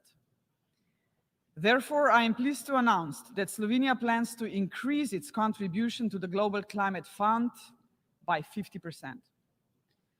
Addressing the growing financing gap between the needs of developing countries and available financial resources is essential for the implementation of Agenda 2030. However, I am very concerned that the current geopolitical polarization is hindering collaborative climate action. I only wish that in such circumstances, scientists were listened to more. According to the IPCC, simply keeping our promises would already be a step in the right direction. Sustainable development must become our joint and purposeful goal and principle guiding everyone's behavior. We must integrate climate action as well as the related question of water and food security into conflict prevention, conflict resolution, and sustainable peace building. Slovenia continues to be actively involved in ensuring climate and environmental justice, including the right to a clean and healthy environment, and in securing equitable access to safe drinking water and sanitation for all. During the UN 2023 Water Conference, I emphasized, water is life, water is existence, water is peace. It is for this reason that I would like to use this opportunity to repeat our call for the establishment of an UN Special Envoy on Water, which will be an important step towards ensuring the better coherence of water efforts inside and outside the United Nations. Mr. President, on the 6th of June 2023, Slovenia was elected to serve as a non-permanent member of the UN Security Council for the period 2024-2025. I would like to use this opportunity to thank you all for your confidence in electing my country to serve on the Council. It is with great honor, profound humility, and a sense of shared responsibility that we assume this task. Our term will be carried out in response to numerous conversations and exchanges we had with member states during our campaign. With regards to the Security Council, I cannot avoid the discussions on its reform, which have been going on for decades. I truly hope that we will soon see the light at the end of the tunnel. Slovenia has always been among the member states claiming that a change in the composition of permanent and non-permanent membership is long overdue. The current distribution of seats in the Security Council is neither fair nor representative. Furthermore, Slovenia belongs to the majority of member states that are deeply concerned about the unlimited use of the veto power, which is causing us to lose faith in the Security Council. It also results in the Security Council failing to act when action is required. In Europe, we view Ukraine as a case in point. Even some permanent member states have suggested that the P5 should refrain from using the veto, at least in the case of mass atrocities. We are all seeing this most valid suggestion ignored. In this regard, we commend Liechtenstein's recently introduced veto initiative as an important invitation to the P5 to reflect thoroughly on the situation before resorting to a veto.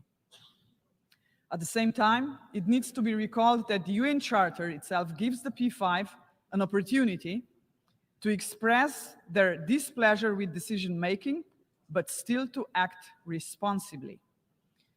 They may not like a draft resolution, but they can choose to abstain and let the UN pursue without interruption its main goal, to maintain peace and security for all, not for merely a few, and certainly not just for one.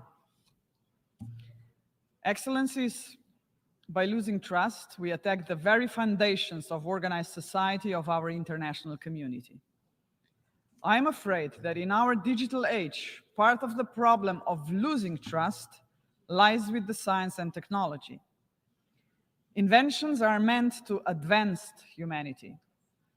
Social media were not invented to disconnect us, but too often they do exactly that. Artificial intelligence can be useful, but it can also be dangerous. In this regard, I applaud to Secretary General's resolve to form a high-level advisory body on artificial intelligence. We need to find a way to govern the development of new technologies, including artificial intelligence, in a way that does not impede economic, developmental, social, and research opportunities, while not putting us at risk.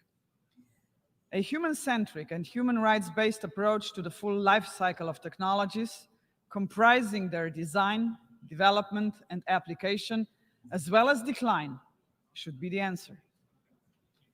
The Global Digital Compact must be centered on this notion. Things can be done, but all actors, including private companies, will need to be on board with honest and meaningful commitment. Ensuring that human rights are the foundation of an open, safe digital future is not going to be an easy task. In saying so, I look at the key menace of our time: disinformation. Unfortunately, our time is once again a time of competing of narratives, only that now they are much more complex as regards the threat they pose to humanity. It is an era of snack news, attention economy, the fabrication of facts, and of increasing disagreements about facts precisely because we no longer trust any narratives. We may have the freedom of information, but we are not protected against false information, manipulation, and deceit. Mr. Secretary General is to the point in referring to the proliferation of hate and lies in the digital space as grave global harm. Big tech companies should take more systematic responsibility for the content they host and moderate. They should better protect users from hate speech, disinformation, and other harmful online content. What is unacceptable offline should not be acceptable online. Excellencies, ladies and gentlemen, I am about to say a few words on a subject so important that I have saved it for the last part of my address: gender equality. This year we are celebrating the 75th anniversary of the Universal Declaration of Human Rights. It saddens me that today we are still facing the fact that half of the world's population, women and girls, experience inequality, exclusion, and even brutal violence. The societal marginalization of women and girls, often coupled with poverty, a lack of opportunities to receive quality education, and exclusion from labor markets and decision-making processes, is not only unjust. It also results in a monumental waste of potential for our societies. To ensure dignity for everyone, including women and girls, we all must pursue this goal, whether in the West or East, the North or South, or anywhere in between. We should start at home, also in our United Nations home. In this regard, I would like to recall an outstanding detail that illustrates the need to take SDG goal number 5 very seriously. Namely, that it will take 140 years to achieve the equal representation of women in leadership positions in the workplace. This is simply unacceptable. The Secretary General agrees. The achievement of women's full, equal, and meaningful participation in political and public life is part of his new agenda for peace. That is why I am very much in favor of initiatives to achieve this objective, including within the framework of the United Nations. On this particular point, I'm thinking of the initiative from the group of women leaders' Voices for Change and Inclusion concerning the alternation of the gender of the presidency of the UN General Assembly. Mr. President, you are presiding over an assembly of the most important global institution. We are all painfully aware of the fact that hitherto only four presidents of the General Assembly have been women. Only 4 in its entire history. 74 were men. We should live up to our own declarations on gender equality and materialize them in the work of the General Assembly as well. This would be a vivid and symbolic way of demonstrating our joint commitment. Excellencies, as I leave this podium, I would like to reaffirm the need for multilateralism. This needs to be a different type of multilateralism, one that is effective and inclusive, making the UN an actor and a forum fully fit for the future. The most pressing challenges today, and I have elaborated on some of them, cannot be addressed by individual states, no matter their size or power. This must be a collective effort, or our children and grandchildren will be affected much more than the generation of leaders gathered here. We must work towards a new global compact which needs to be principled, rise above particularistic interest, and be based on global solidarity. It needs to prioritize the protection of nature and human dignity. It also needs to have a long horizon. Slovenia is fully committed to contributing to the Pact for the Future, and we look forward to actively engaging in the upcoming summit next year. We must be ambitious, even if do not agree on solutions to all the emerging challenges. We need to use our power and resources to put all our collective efforts into action in order to solve them. Better one by one than none. Thank you very much, Your Excellencies and ladies and gentlemen.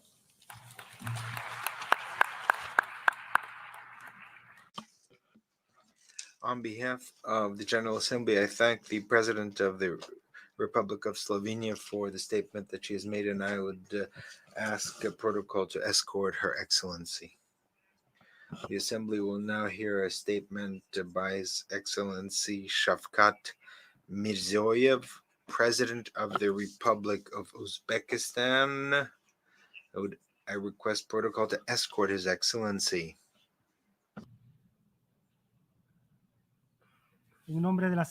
On behalf of the General Assembly, I have the honor to welcome His Excellency Shavkat Mirziyoyev.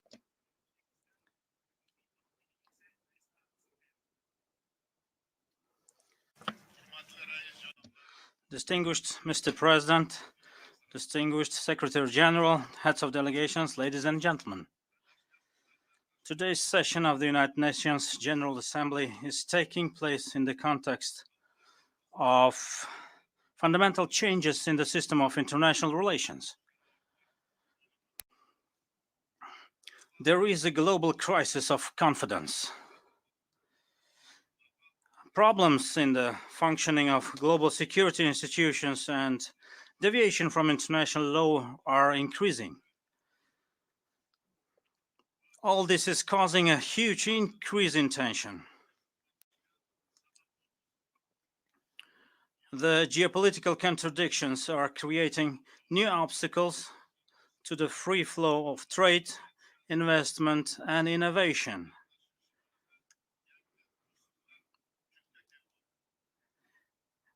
Even on the issues that concern the fate of humanity as a whole, such as climate change, hunger, and inequality, one can feel that mutual communication has been lost. In such a complex situation, the idea of preserving the spirit of practical cooperation and interaction, placing common interests above existing conflicts and strengthening unity among countries is becoming more relevant than ever. Last year, we launched the Samarkand Solidarity Initiative aimed at common security and development. Our main goal is as follows: to comprehensively understand the responsibility for the present and future of our countries and peoples, to engage in a global dialogue all parties that are ready for open and constructive cooperation. I am confident that holding a summit of the future next year at the initiative of the UN Secretary General will serve to address the current challenges of international and regional development, increase the influence and effectiveness of our organization. Dear participants of the Assembly, we remain committed to continuing our policy of creating new Uzbekistan, which is a law-governed, secular, democratic, and social state. Our country is boldly pursuing the path of fundamental reforms and strengthening the principles of democracy and justice based on the noble idea of in the name of human values and interests. In April this year, for the first time in the history of Uzbekistan, a nationwide referendum was held on the renewed constitution, which defines the priorities of national development. More than 90% of the voters in the referendum supported this truly popular constitution. This has ensured that our reforms have become indeed irreversible. In our basic law, we have reaffirmed our commitment to the principles of equality of all citizens, human rights, freedom of speech and conscience, regardless of nationality, language, or religion.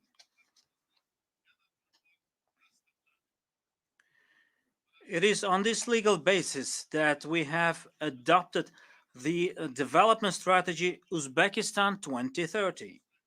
This strategy is in line with the United Nations Sustainable Development Goals, and we are fulfilling all commitments we have undertaken.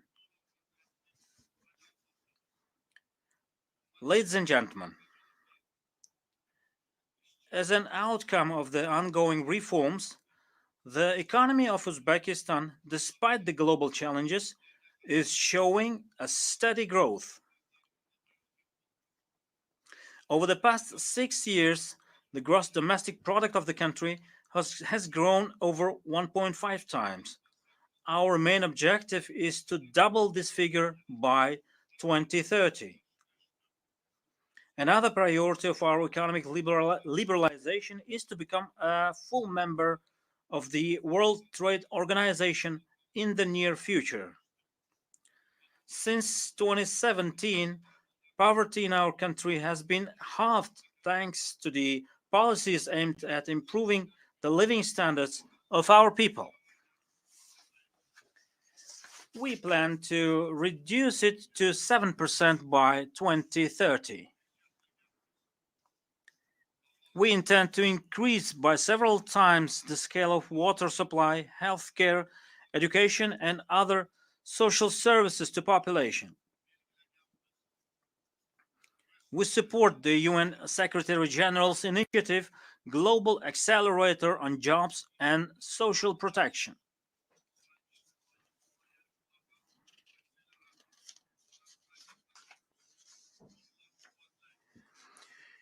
In order to share best practices within the framework of this initiative, we propose to hold in 2024 in our country the World Conference titled Social Protection, the Path Towards Development under the auspices of the United Nations.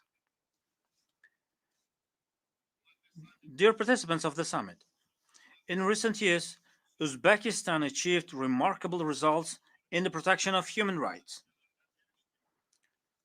Forced labor and child labor have been completely abolished in our country. For a century, millions of people were forced to pick cotton in Uzbekistan.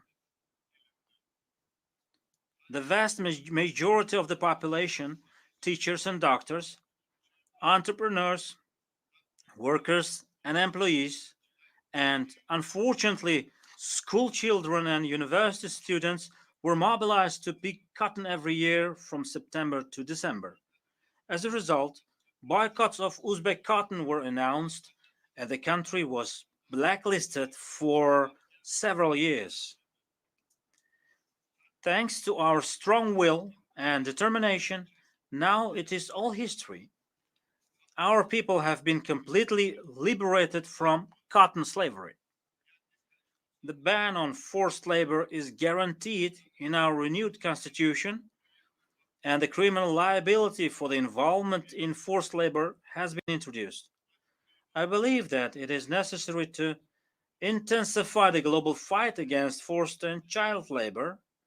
Our experience shows that it is possible to put an end to this. Ladies and gentlemen, one of Uzbekistan's strategic tasks is the development of human capital and training of a creative young generation. We believe that high quality education, accessible to all, is the most effective factor in eradicating poverty, improving public welfare, and achieving sustainable economic growth. In this respect, our country has gained considerable experience in recent years. The education system is undergoing radical transformations. In the last 6 years, the coverage of preschool education has increased from 21% to 70%, and that of higher education from 9% to 38%. By 2030, we will create conditions for every child to have access to preschool education and for half of secondary school graduates to obtain higher education. Dear heads of delegations, in recent years, Central Asia has embarked on a path of good neighborliness, stability, joint partnership, and progress.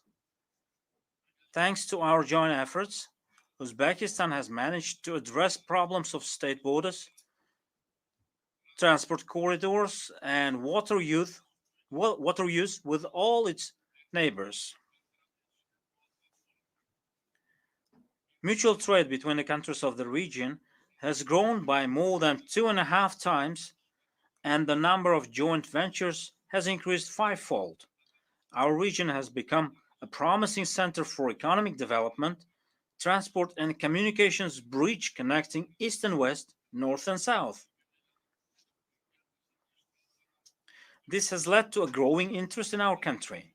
Central Asia's openness to the world is becoming the main condition for ensuring the region's security and stable development.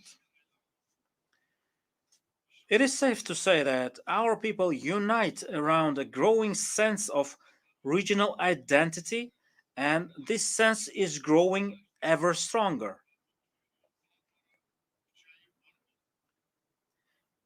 It's not only our history that is common, but also our future and our vital interests that are shared.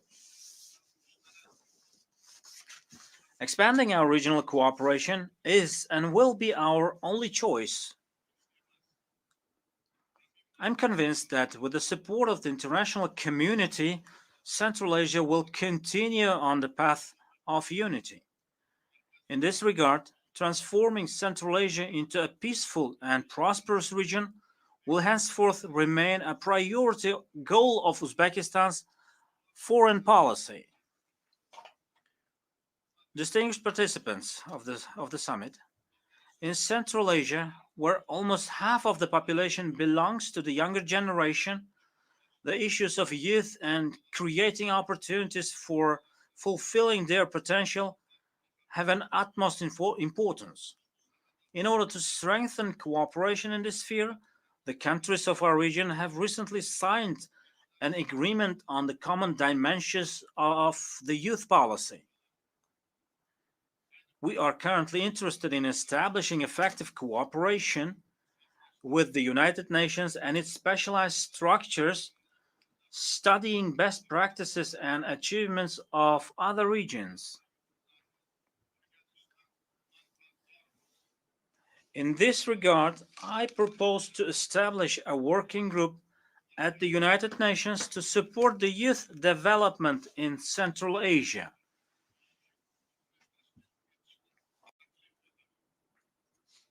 As part of this, it would be expedient to develop the program Central Asia's Youth Agenda 2030. Distinguished heads of delegations, the active participation of women in society and public management, public administration is an urgent issue today.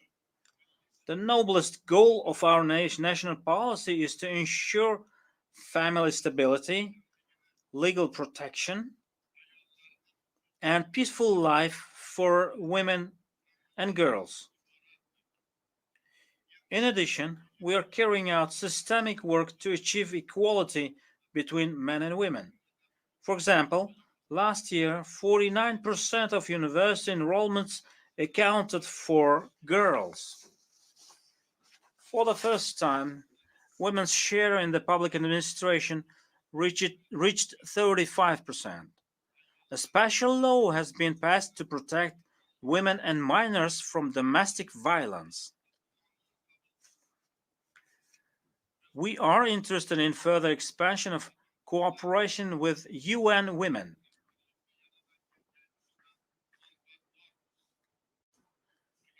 As a joint initiative, we propose to hold the Asian Women Forum in Uzbekistan next year to discuss the issues of fulfilling the creative potential of women and exchange experiences and best practices.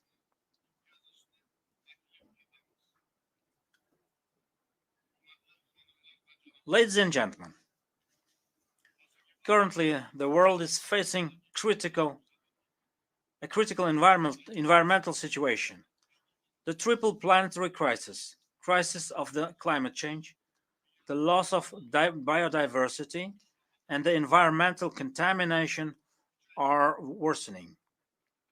In such challenging conditions, while Central Asian countries grapple with the RLC tragedy, the region is becoming one of the most vulnerable parts of the world in the face of climate change.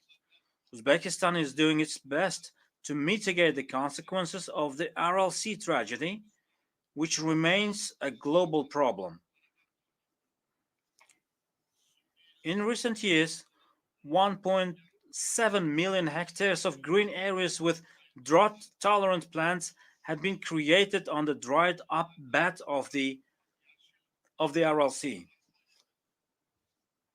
The support of the international community is essential for us to continue these vital efforts. Over the next 30 years, the air temperature in our region has increased by 1.5 degrees. This is more than twice the global average warming. As a result, nearly 1/3 of the total area of glaciers in the region has melted. If this tendency continues, the flow of the two major rivers in our region, Amu Darya and Sidarya, may decrease by 15% in the next 20 years. It is expected that per capita water supply will decrease by 25% and agricultural yields by 40%. Unless we take timely and effective measures, the consequences of these problems will seriously undermine our region's socio-economic stability. Given this context, we support the establishment of the position of the Special Representative of the UN Secretary General for Water Resources. We are in favor of attracting and introducing the state-of-the-art technologies in the process of establishing a water-saving technologies platform in Central Asia using the United Nations water mechanism. We are building up a systemic cooperation as part of the Green Development Program adopted by the countries of the region. Such a partnership completely meets our interest and is aimed at preventing threats related to climate change. In this context, I believe that the introduction of the Central Asian Climate Dialogue would be expedient. We put forward an initiative to adopt a UN General Assembly resolution, Central Asia facing global climate threats, solidarity for common prosperity.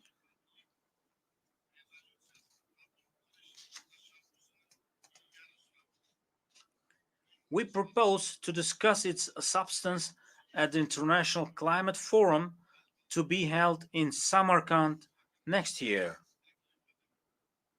In this regard, I would like to emphasize that adapting the main sector of Uzbekistan's economy to climate change, achieving carbon neutrality, and drastically increasing the share of green energy remains a strategic task for us. Dear participants of the Assembly, we need to strengthen our joint efforts in preventing the spread of the scourge of extremism and radicalization of youth. Last March in Tashkent, the Joint Plan of Action for the Implementation of the United Nations Global Counterterrorism Strategy in Central Asia was adopted. As part of our national strategy on countering extremism and terrorism, we are placing a particular emphasis on this matter. This includes helping people affected by extremist ideas to return to a normal life and their reintegration into society. We have gained unique experience in this regard. We have conducted the humanitarian Operation Meher, which means benevolence in English, 5 times. As part of that operation, we have repatriated to our country more than 530 citizens, primarily women and children from conflict zones in the Middle East and Afghanistan. They have all received medical, psychological, social assistance, and other support. In June this year, here at the United Nations headquarters, the international community learned the stories from people repatriated to our country and embarked on a new life.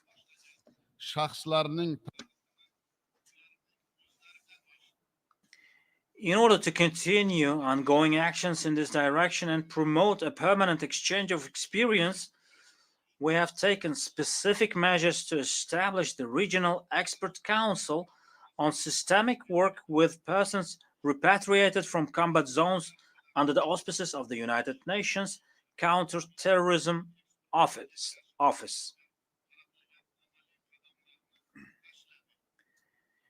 United Nations member states must be more unified and work together to combat common threats such as international terrorism.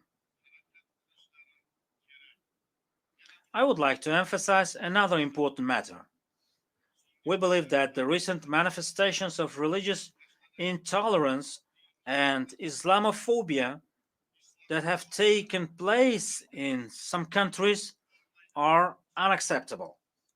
In order to promote globally the ideas of religious tolerance and cooperation, we propose to establish in Uzbekistan the International Center for Interreligious Dialogue and Cooperation under the auspices of UNESCO.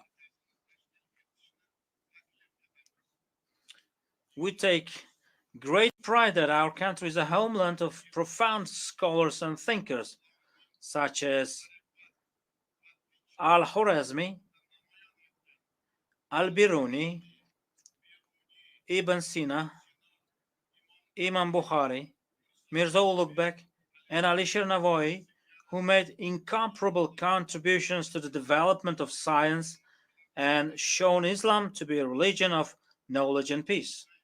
In order to study the rich heritage of these great scholars and to reveal to the world the true humane essence of Islam, we propose to organize in Uzbekistan next year the international conference titled Islam, a Religion of Peace and Kindness.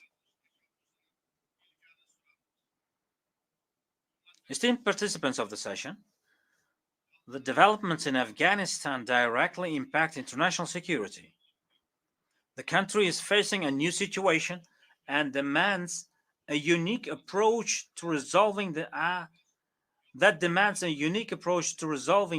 issue. Leaving Afghanistan again alone with its own problems would be a grave mistake.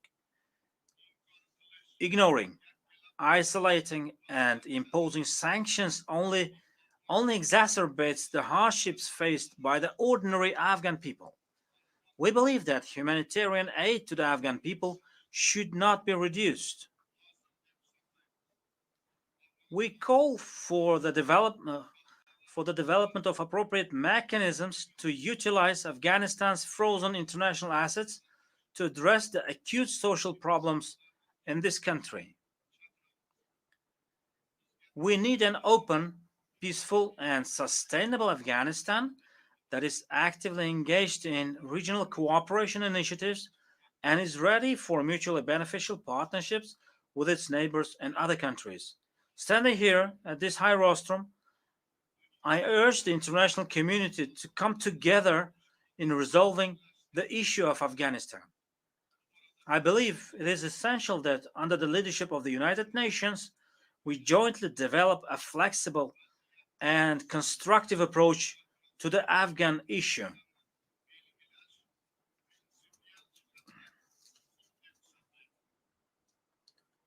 Dear President, dear participants of the Assembly, in this turning point of history, we must all consider what planet we will leave to the future generations.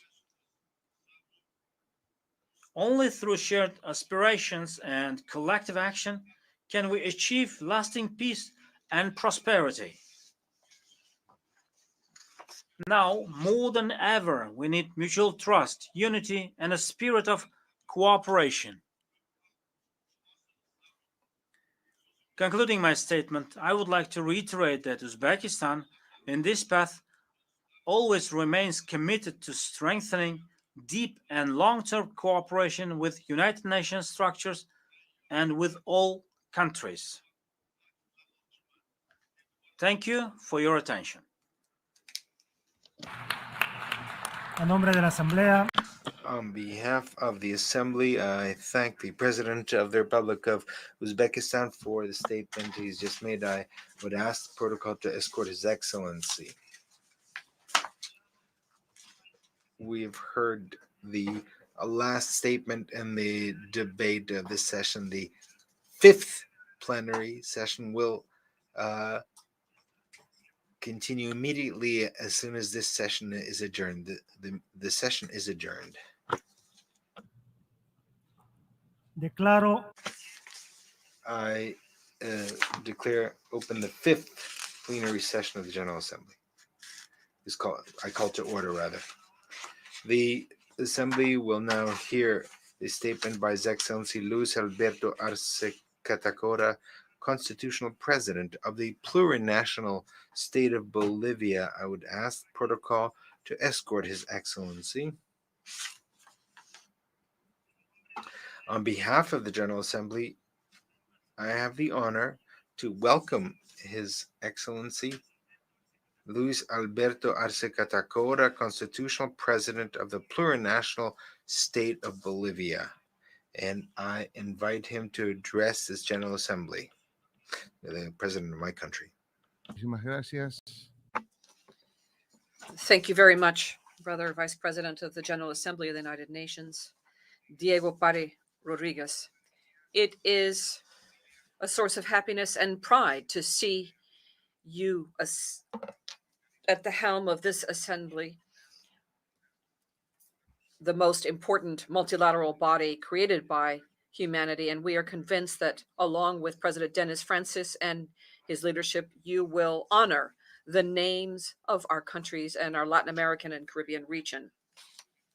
Distinguished heads of state, government, ministers of foreign affairs, brothers and sisters of delegations present here, good afternoon, one and all.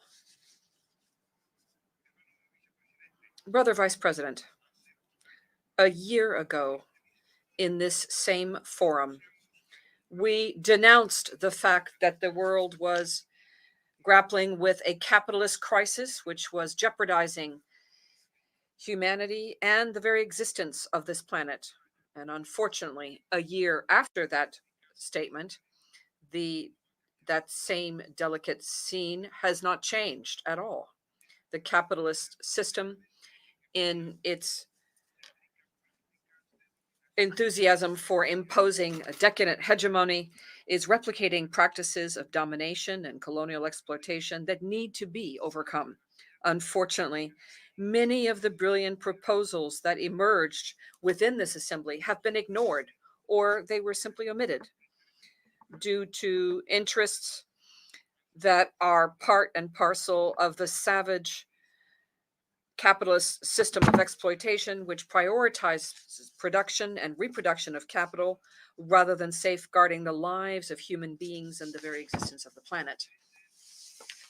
It is clear that we find ourselves before increasing precariousness of the economy due to the impact of the many bellicose conflicts that are shaking the world today. Peace and security are very much at risk, at imminent risk, given the lack of determination by the international community to propose solutions that would emphasize dialogue and put an end to bellicose efforts and warmongering promoted by the transnationals of war. To that, we must add the serious impact of the environmental crisis, the impact on all living systems in all corners of the world. According to experts, due to the prevailing system, we have exceeded 6 of the 9 planetary limits within which humanity and Mother Earth as a whole need to be able to live in order to continue developing and prospering. It's worth highlighting here that this tragic situation was further exacerbated in recent decades due to the unipolarity and unilateral inaction and due to unfulfilled commitments.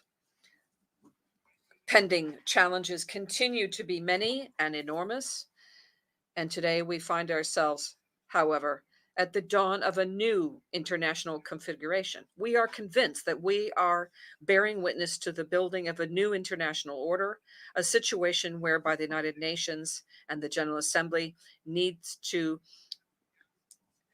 uphold the principles for which it was created and play a vital role.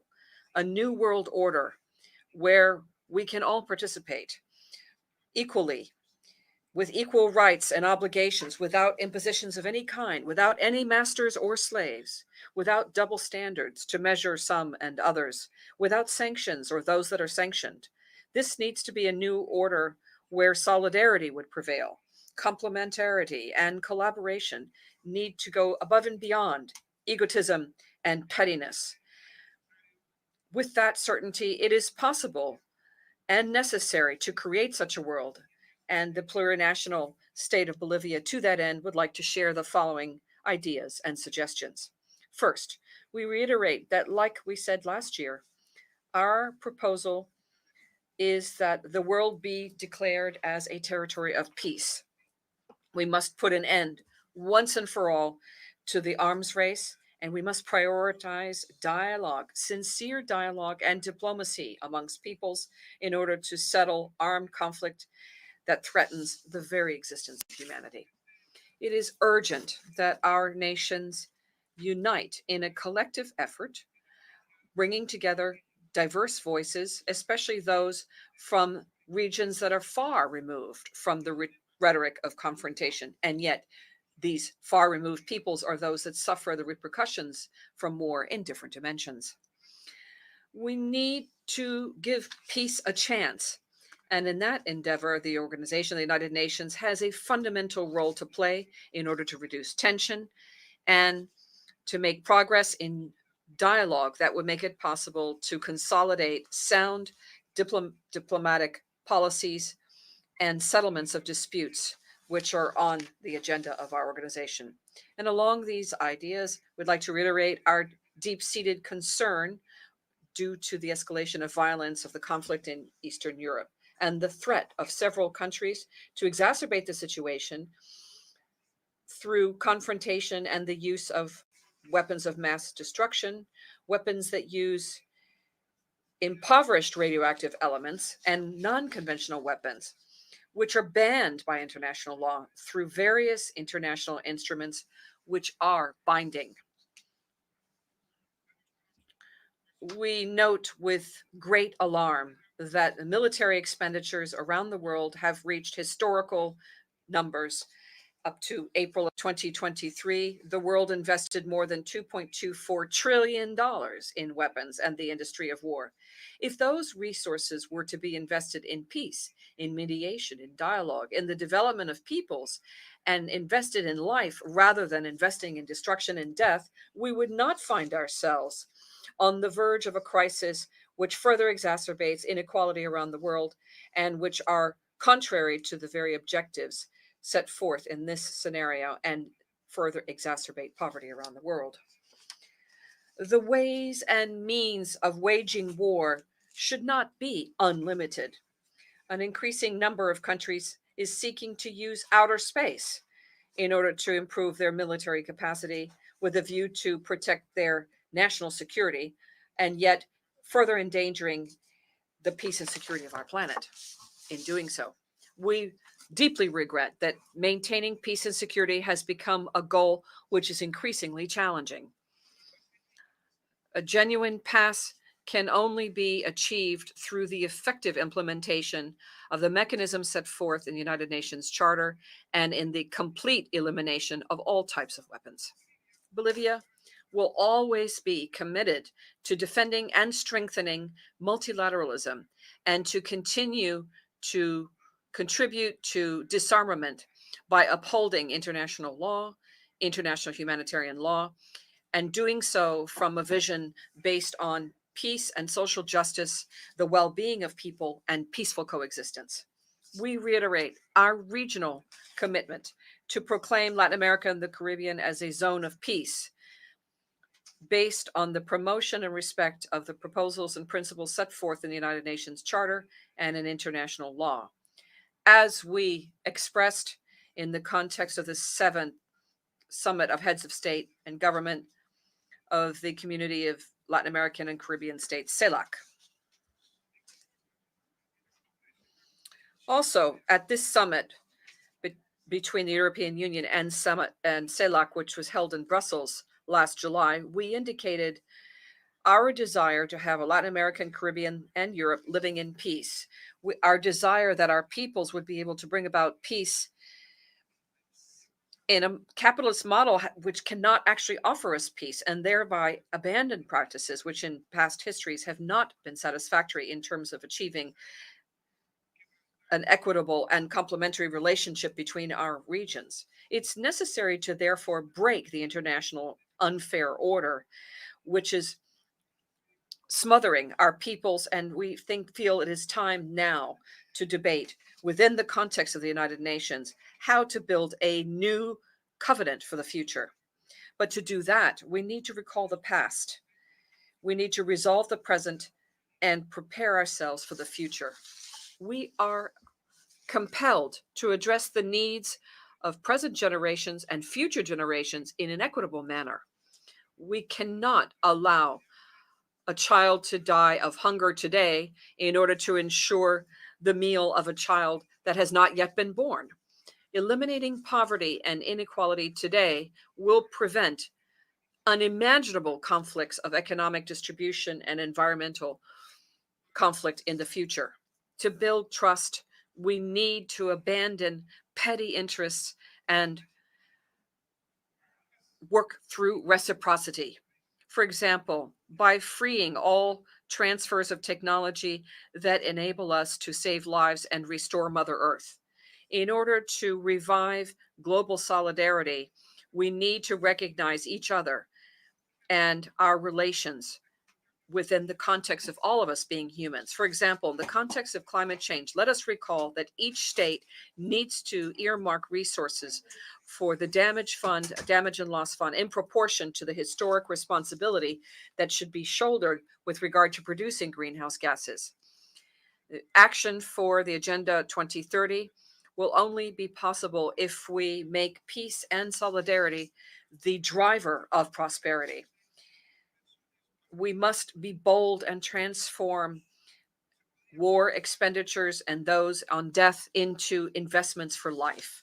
And with these resources, we can overcome and meet the goals of sustainable development. This is the only way to make Mother Earth sustainable within a space that functions in a safe way for all humanity. It's the only sustainable, fair, environmental, and socially appropriate way to convert the system into one that is progressive. We must achieve these goals in a fair and equitable manner for all, without any political or financial impositions. Third, it's necessary and urgent to change the capitalist system in a time of neoliberalism, which multiplies and reproduces forms of domination, exploitation, and exclusion for the great majority. Brothers and sisters, the multidimensional crisis of capitalism has been laid bare in the context of post-pandemic world and has been exacerbated by the effects of the military conflict in Eastern Europe. And these are nothing but manifestations of the transition towards a configuration of a world order which is different from the one we currently have. In response to this, and has never happened before, the global South is raising up in a peaceful and constructive manner. They are standing for regional and interregional processes of cooperation and integration.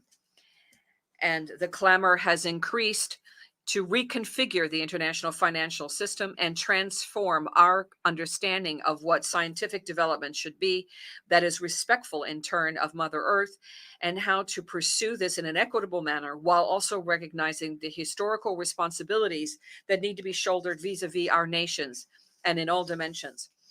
Given the irreversible march towards a multipolar world, it is undeniable that each strength influences new initiatives and economic integration, trade, and cooperation amongst countries. The surgence and emergence of trade blocs such as Asia, Africa, South America, or the BRICS make it possible today for nations to have access to international markets without needing to compromise their sovereignty. And in that context, despite the adverse international context, Bolivia has implemented the Economic and Social Development Plan 2021-2025, which is entitled Rebuilding Our Economy to Live Well Towards Industrialization and Replacement of Imports. And this plan lays the foundation in order to grapple with the global economic crisis and to develop public policy to strengthen our national economy and promote our development capacity. And in this regard, action developed for the purposes of economic rebuilding and building our economic system to be more productive exceeded 6% in 2021, and management in 2022 achieved 3.5%. And in 2022, our nominal GDP increased by $40,703 billion in 2021 and reached $44 billion in 2022, which is the highest figure in our history. Likewise, the GDP per capita increased by 7.4% over the figure for 2021, achieving a figure of $3.6 billion, again, the highest figure in the history of our country. I should also mention here that what is happening this year, we see accumulated inflation, which is only of 1.6%, which is the lowest figure for our region and much lower than many countries on the planet. This indicator was achieved by us without raising interest rates, without practicing neoliberal monetary policy, and especially without reaching into the pockets of the poorest of our people, which is where inflation lives. The achievements of our country are based mainly on a horizon which is a civilizing horizon based on living well and reivindicating the culture and life of a community, respecting living together in harmony, in balance, and in complementarity with all other human beings, while also being in harmony with Mother Earth and nature. 4, The climate crisis requires concrete action and renewed commitments.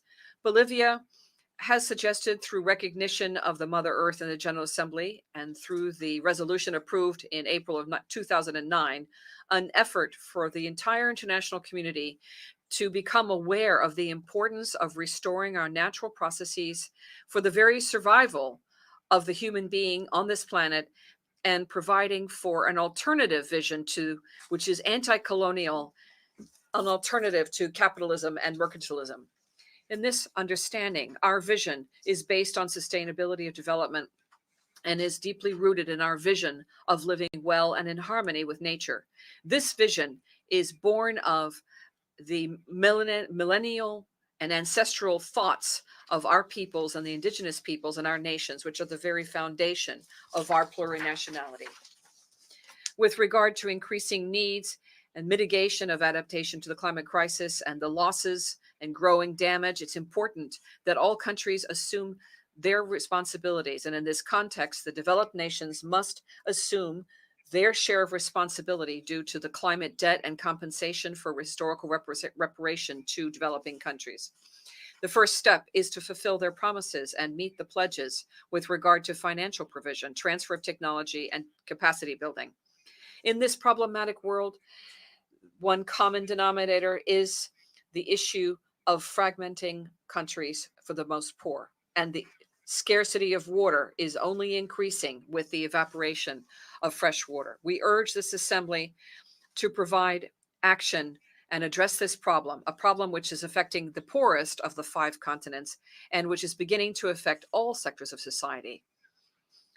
Bolivia would highlight here that this year, by consensus, the conservation and sustainable use of marine biodiversity of areas beyond national jurisdiction, the BBNJ, was adopted by consensus because it is a significant step towards protecting our oceans and the sustainability and use of our resources, benefiting the developed nations, especially those that are landlocked. This treaty will establish rules and regulations to prevent the sustainable exploitation of resources, will protect the interests of landlocked countries, and will prevent the exhaustion of marine resources. The BBNJ Treaty is a historic opportunity to mark the difference in protecting our oceans because they are a common good of all humanity. And in this context, we highlight the special mention for the indigenous peoples and landlocked countries. Together,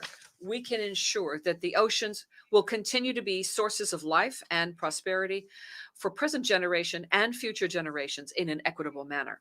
5, we must continue promoting a broader view of human rights and democracy. Despite the progress achieved, the world continues to be an unequal world.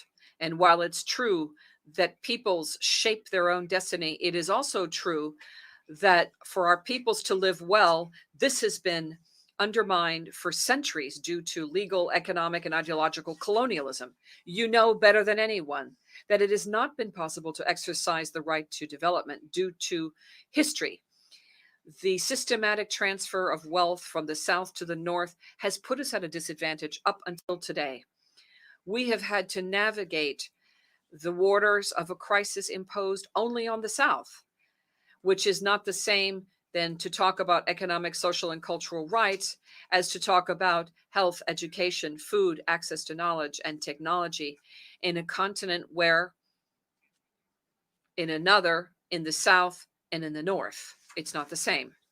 In this context, it's not possible to plan without also addressing the historical responsibilities. Without assuming those responsibilities, we cannot fulfill our potential as peoples and make possible our right to development. In the plurinational state of Bolivia, we have understood that democracy is not possible without development, and development cannot have better indicators than the exercise of collective rights, rights that are promoted, protected, and guaranteed by the state, but rights also that go hand in hand with a high level of democratic participation of social collectives. In Bolivia, we have understood that economic stability also requires substantive change in food sovereignty, access to intercultural and multilingual education, in sexual and reproductive health for Bolivian women. From our experience, I would like to highlight that the active participation of Indigenous peoples in the affairs of state has made our recent achievements possible.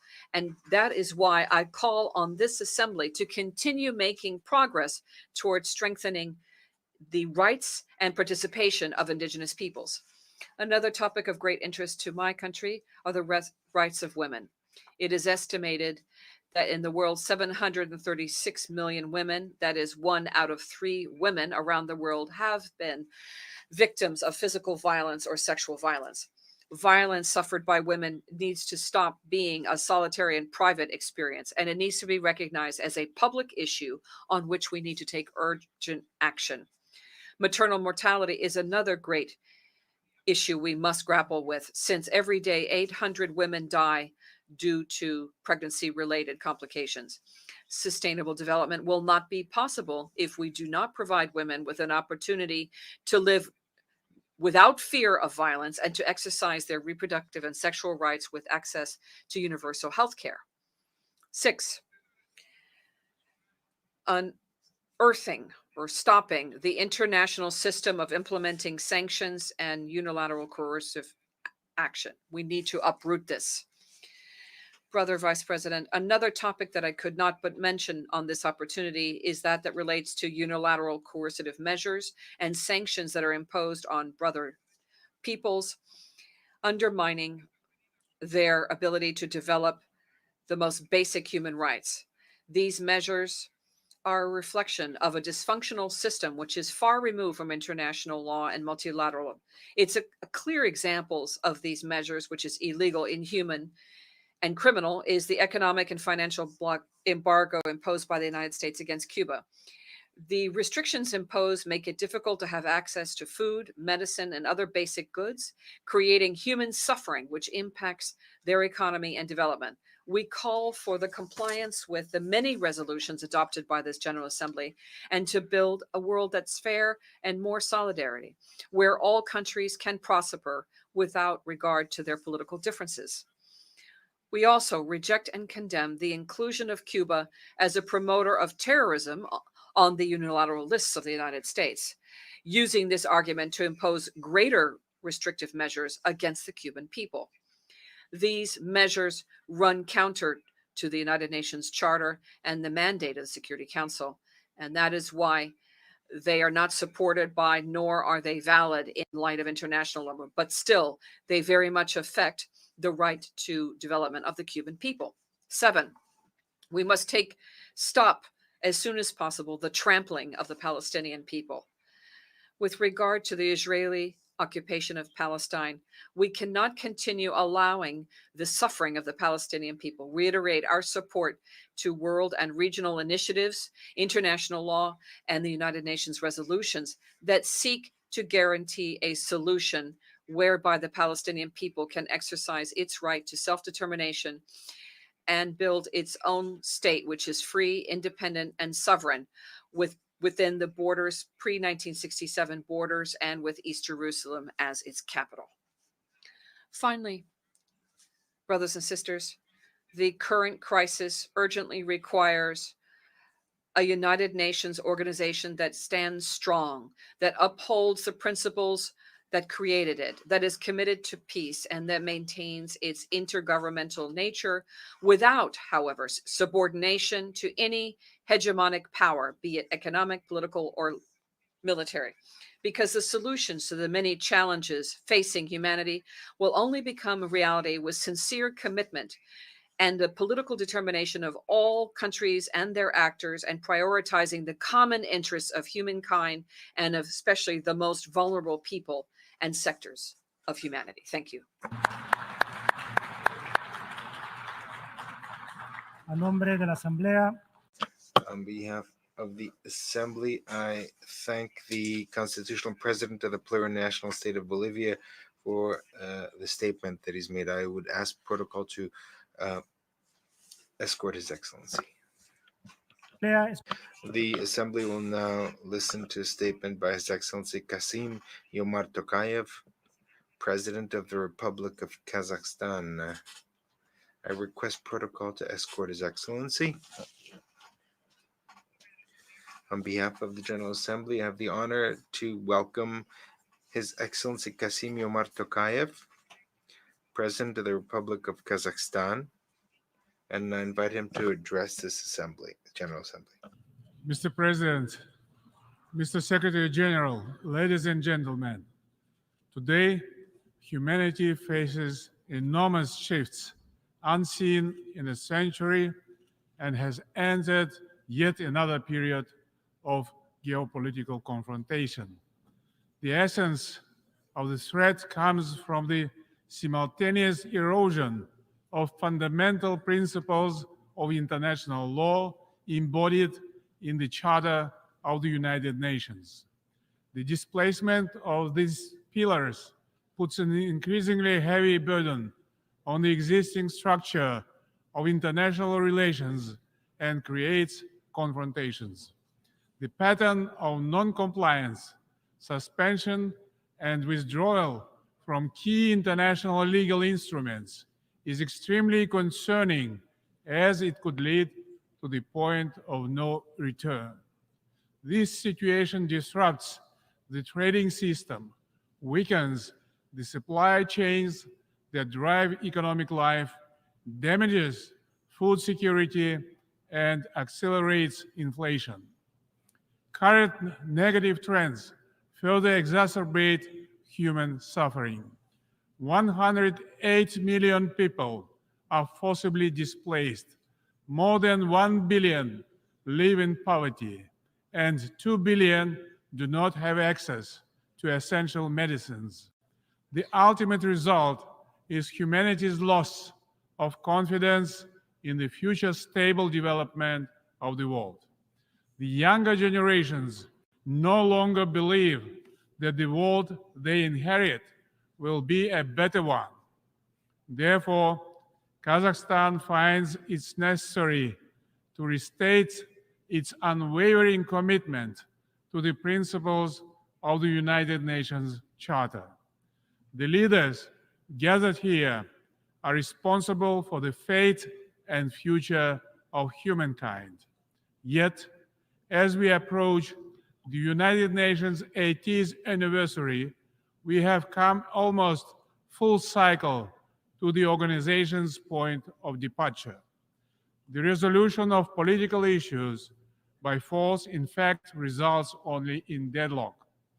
Dialogue is the only way to create a conducive environment that enables agreement on new principles and norms.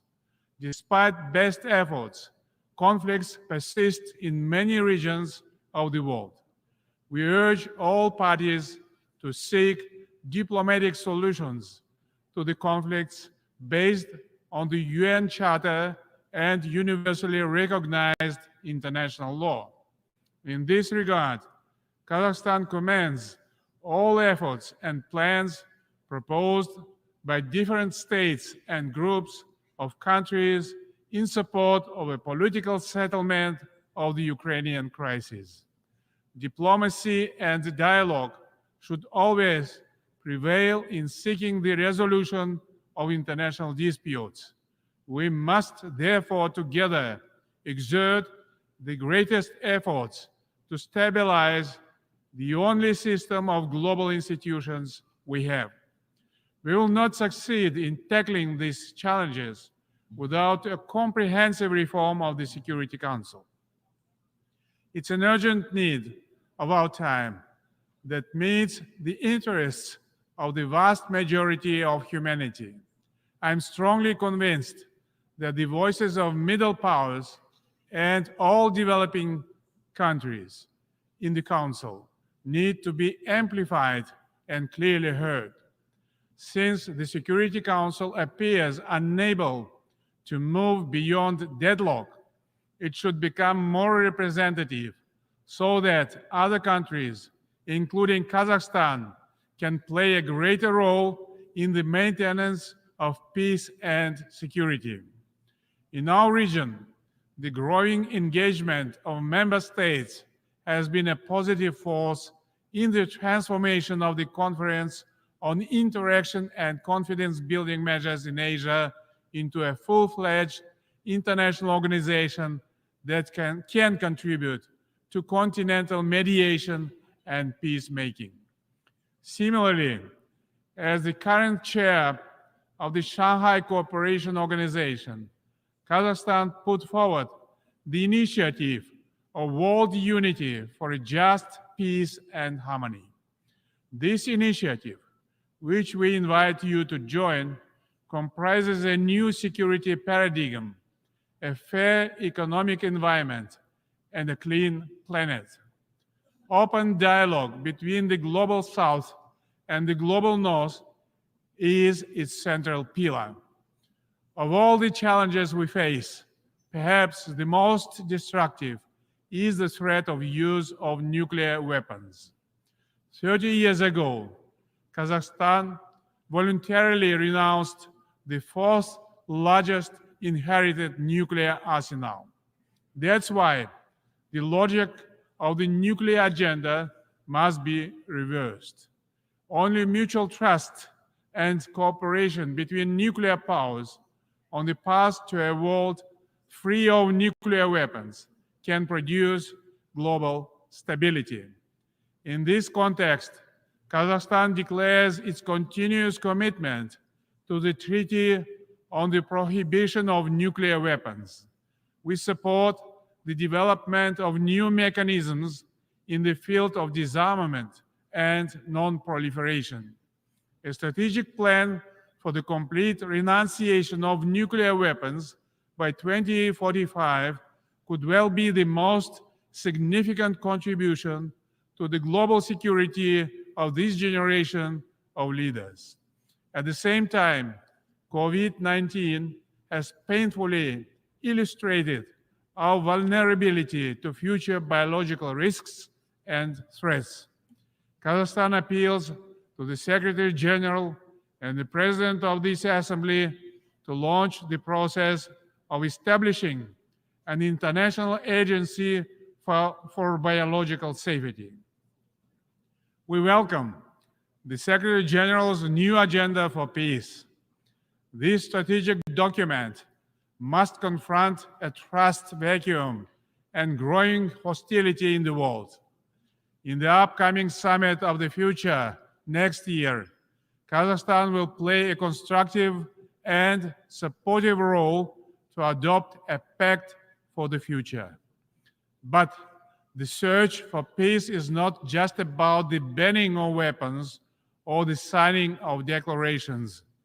Interreligious and interfaith dialogue plays a key role in fostering a culture of peace. We are therefore concerned about recent acts of profound disrespect towards holy books. Such barbaric acts against Islam or any other religions cannot be accepted as expressions of freedom, free speech, and democracy. All holy books, including Quran, deserve legal protection against vandalism. Finally, a culture of peace can only be based on the principles of unity in diversity and mutual respect. I am proud, therefore, of the outstanding role of the Astana-based Congress of the Leaders of World Religions. In brief, Kazakhstan is a peace-loving nation that pursues its own national interest while continuously searching for peaceful solutions of pending international issues. Independence, territorial integrity, and sovereignty are core principles that will guide my people now and in the future. We will continue cooperation with our major allies on all strategic issues. Ladies and gentlemen, we need new assessments that will enable us to tackle pressing global economic problems while ensuring the right to development. To do this, we require an open, transparent, and inclusive multilateral trading system based on WTO principles and rules. We also need to think about a better global food security system. Nearly 10% of the world's population faced hunger last year. We must boost voluntary information exchange on food security, including volumes of production, and the export or import of food products. In concert, we must enable the transparent tracking of funding from the international community in response to food crisis. Kazakhstan is ready to act as a regional food supply hub. We have all the required resources, infrastructure, and logistics in place for these purposes. Kazakhstan is already a reliable link for nearly 80% of overland transit traffic between Asia and Europe. The Trans-Caspian International Transport Route, the so-called Middle Corridor, can significantly strengthen East-West engagement. This route could increase the pace of trade between critical markets, cutting by almost half the amount of time required to transport goods via the maritime route. Dear friends, the urgency of climate action risks to become a cliché. But it is a dangerous cliché because immediate, effective, and transformational steps are urgently required to prioritize environmental protection. Central Asia is one of its front lines. Even if we successfully limit global temperature rise to 1.5 degrees by 2030, which looks increasingly unlikely, we will experience between 2 and 2.5 degrees of temperature rise in Central Asia. Despite the long road of the Paris Climate Agreement, we must all remain committed to a carbon-free future. The climate agenda should not be used to introduce measures restricting trade and investment cooperation. Instead, we must focus on positive change, such as climate-positive actions identified by the United Nations, including investing in green jobs, ending fossil fuel subsidies, and ensuring that all climate actions are fair, inclusive, and involve women at all levels. Yet, without proper funding, ambitious plans to combat climate change will remain unmet. In this regard, we propose to launch Just Energy Transition Partnership in Kazakhstan, a gradual, sustainable, and socially responsible transition away from coal would be a big bonus for global climate change goals. Kazakhstan's initiative to open the project office for Central Asia on climate change and green energy in Almaty can lead on these issues. We look forward to hosting a regional climate summit in Kazakhstan in 2026 under the United Nations auspices. In our region, we have seen that water scarcity has created serious economic and other challenges in transboundary river basins. This will be replaced across the world. By 2040, global demand for water may outstrip supply by as much as 40%.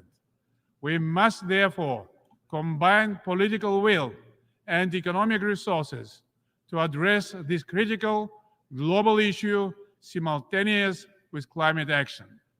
Next year, we will assume chairmanship of the International Fund for Saving the Aral Sea. We will continue efforts to prevent further degradation of the environment and its impact on livelihoods around what was once the fourth largest lake on the planet.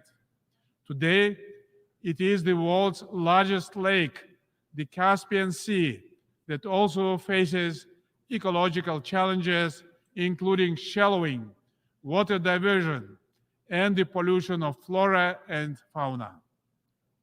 Saving the Caspian Sea must be a matter of common priority that requires long-term international cooperation. Ladies and gentlemen, Kazakhstan is committed to further enhancing multifaceted cooperation with the countries of Central Asia. Our region can play a more active role as a cohesive and independent part of the international community while contributing to global development processes. Fortunately, economic activity is growing. Over the last 5 years, intra-regional trade doubled to $10 billion US. Our regional agenda includes Afghanistan, which must become a stable, prosperous state and a reliable trade partner. In this context, it's timely to establish a UN regional center for SDGs for Central Asia and Afghanistan in Almaty.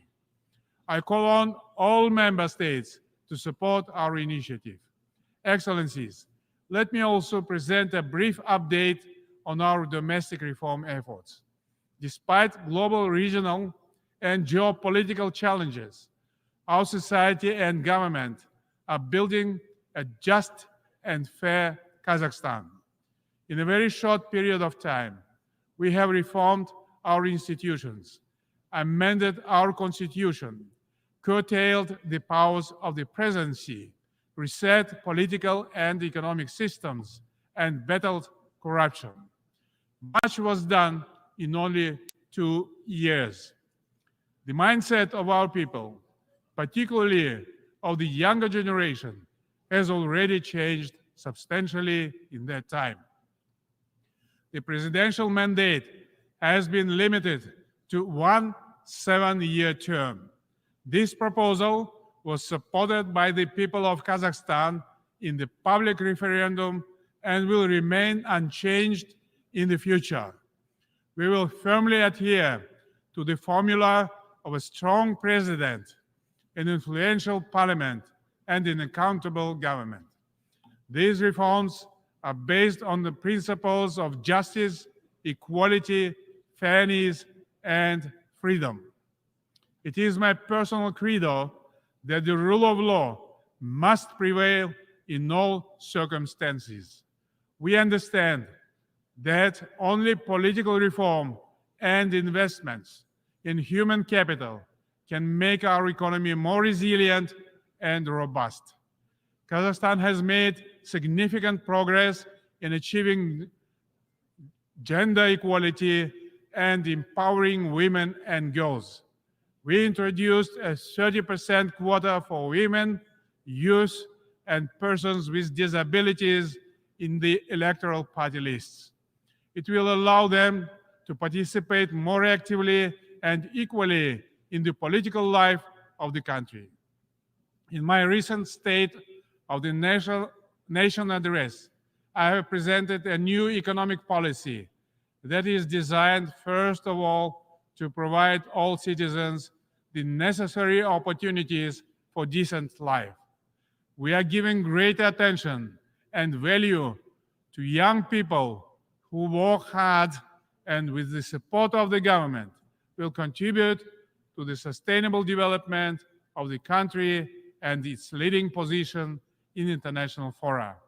The health, well-being, and good education of the younger generation are key priorities of Kazakhstan's state policy. I place my hope in the younger generation.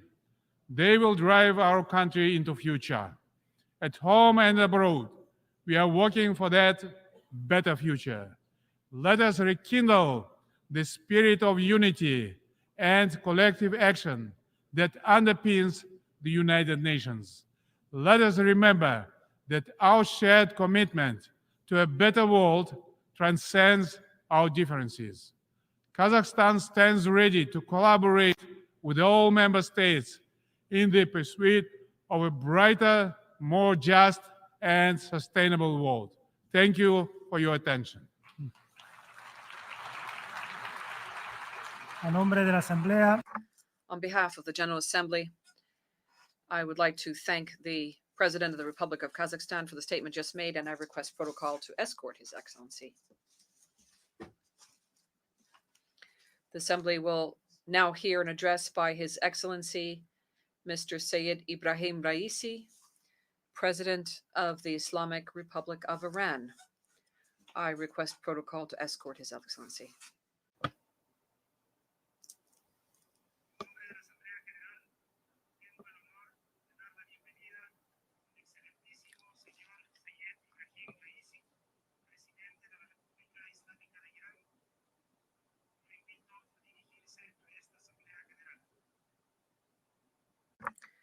I invite him to address the Assembly on behalf of the General Assembly.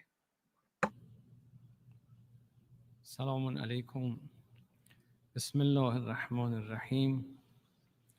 Alhamdulillahi Rabbil Alameen. Wa sallallahu ala Sayyidina wa Nabiyyina Muhammadin wa alihi at-tahirin wa sahbihi al-muntajabin. فبشر عباد الذين يستمعون القول فيتبعون احسنه. آقای رئیس، انتخاب جناب عالی را به ریاست 78مین نشست مجموع عمومی سازمان ملل متحد تبریک میگویم.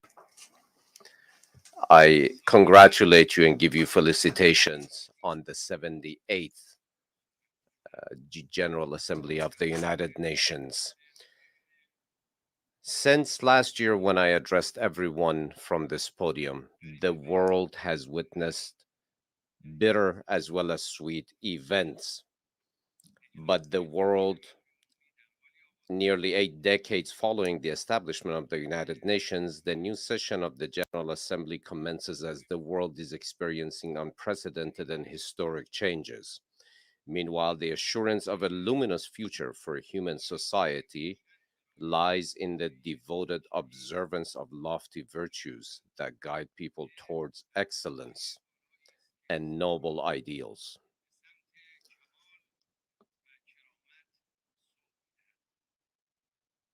What better source than the word of the Creator to encapsulate the essence of humanity and elevate the inherent values of mankind? Distinguished delegates, ladies and gentlemen, the Holy Quran beckons humanity towards rationality, spirituality, the truth, and justice.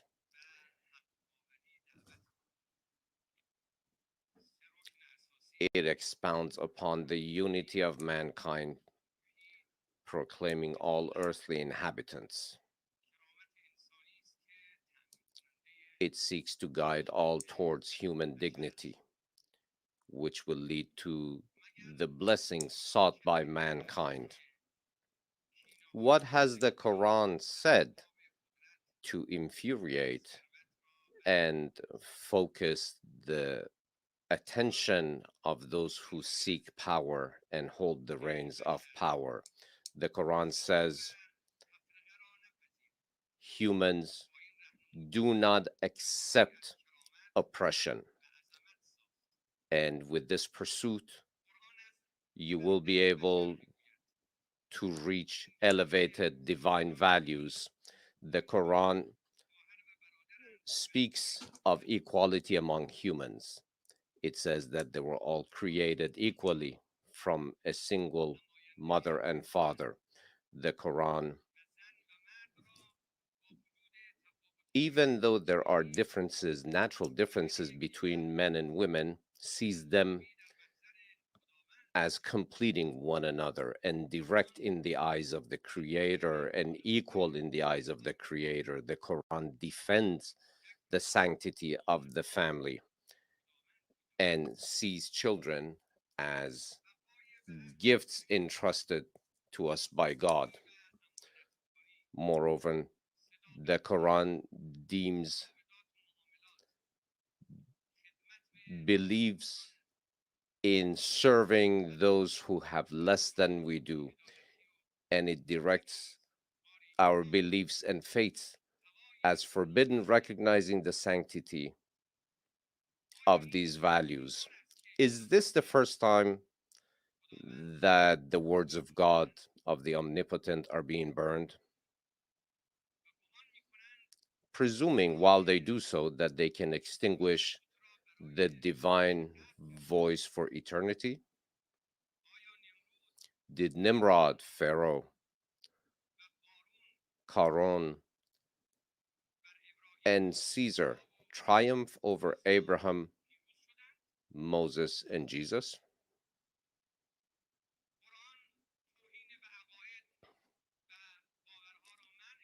The Quran forbids all forms of violence in human interactions and deems respect towards Abraham, Moses, and Jesus on par and equal to with the sanctity for the Prophet Muhammad, peace be upon him.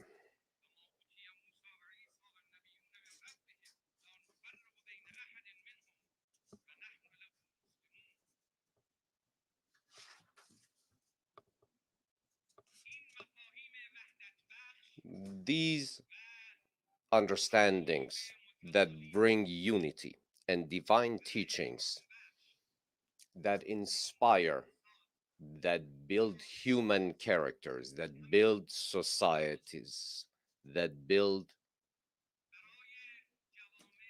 progress for human societies will never be burned, is eternal. They remain impervious. The fires of disrespect will not overcome the truth, the divine truth.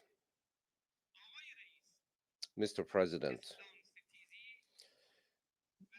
Islamophobia and cultural apartheid witnessed in Western countries, evident in actions ranging from the desecration of the Holy Quran to the ban on hijab in schools and numerous other deplorable discriminations, are not worthy of human dignity. Even more concerning is that behind the scene there seems to be an agenda which seeks to divert attention with using the tool of freedom of speech. As one Westerner said, now that the West is faced with a crisis of identity, sees the world as a jungle and presents itself in the best of lights as a beautiful garden. And some potent interests see this fabrication as their tools of choice. These apartheid has targeted the Muslim community, particularly the immigrants who are themselves victims of colonial policies. In alignment with all adherents of faith and advocates for freedom, we firmly believe that reverence for religions should hold a prominent position on the United Nations agenda in order to indoctrinate the proper framework for respect to all world religions. Concurrently with the war on Islam, we are also seeing a war against the framework of the family.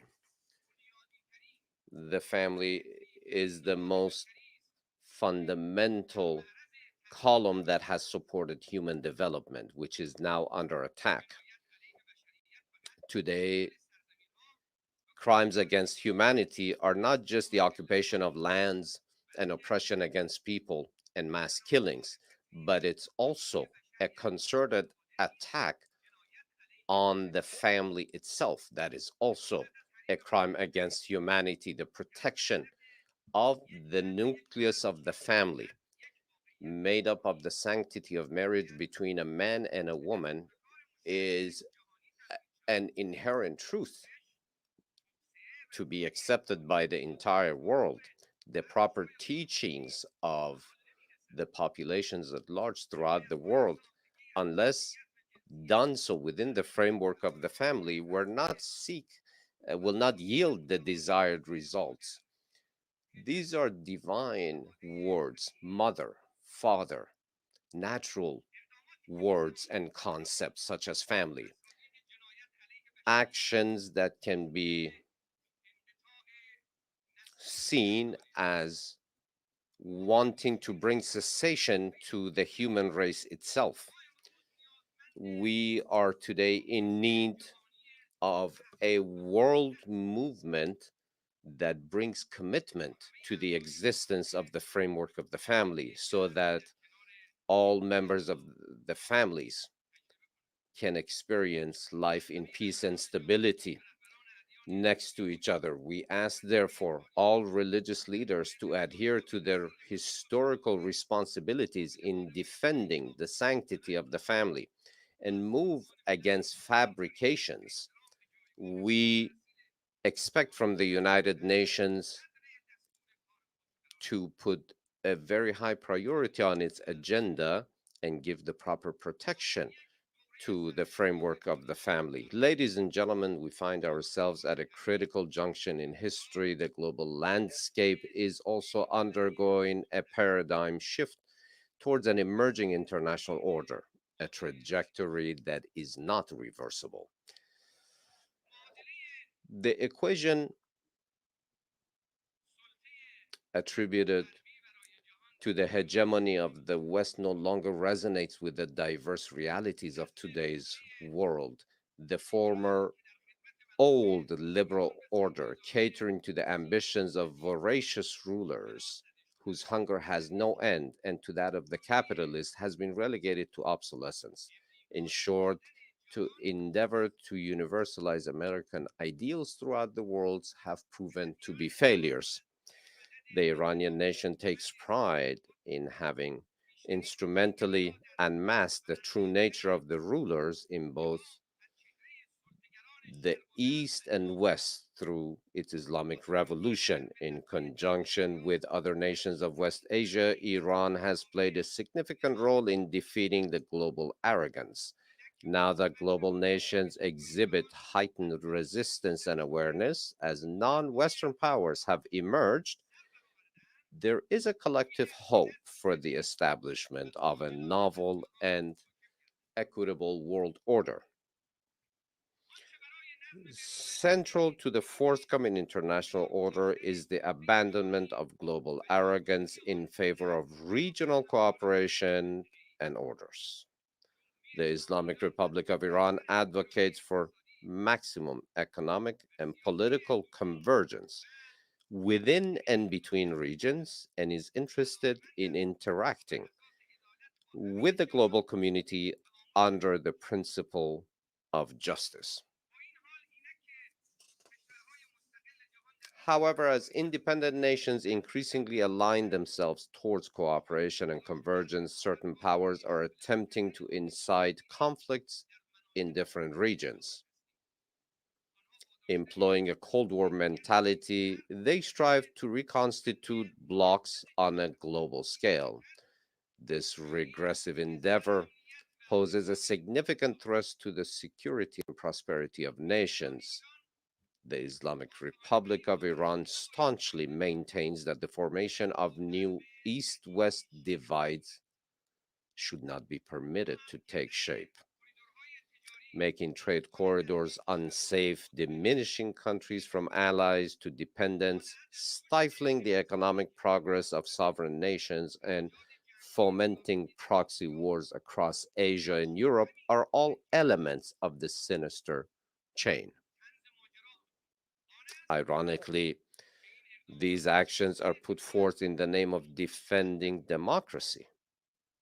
However, the global community, including nations in West Asia, have discerned the true essence of Western democracy, an appellation that all too often is a code name for coup d'etats, occupations, and ongoing wars. The true nature of the liberal democracy project has become evident to the world, revealing it to be nothing more than a velvet glove hiding a cast iron hand. A school that was once envisioned as a beacon for the world has transformed into a cautionary tale illustrating the limitations and shortcomings of the system, nearing the conclusion of its trajectory. Ladies and gentlemen, right at a time where certain powers are steering the world towards more wars, the Islamic Republic of Iran has put forward a policy of neighborhood and integration. This policy of neighborhood is a benevolent one towards the region and is prioritized on the regional agenda. The Islamic Republic extends a warm welcome to any hand that is extended in friendship, firmly believing that an independent and robust neighborhood represents an opportunity for the entire region.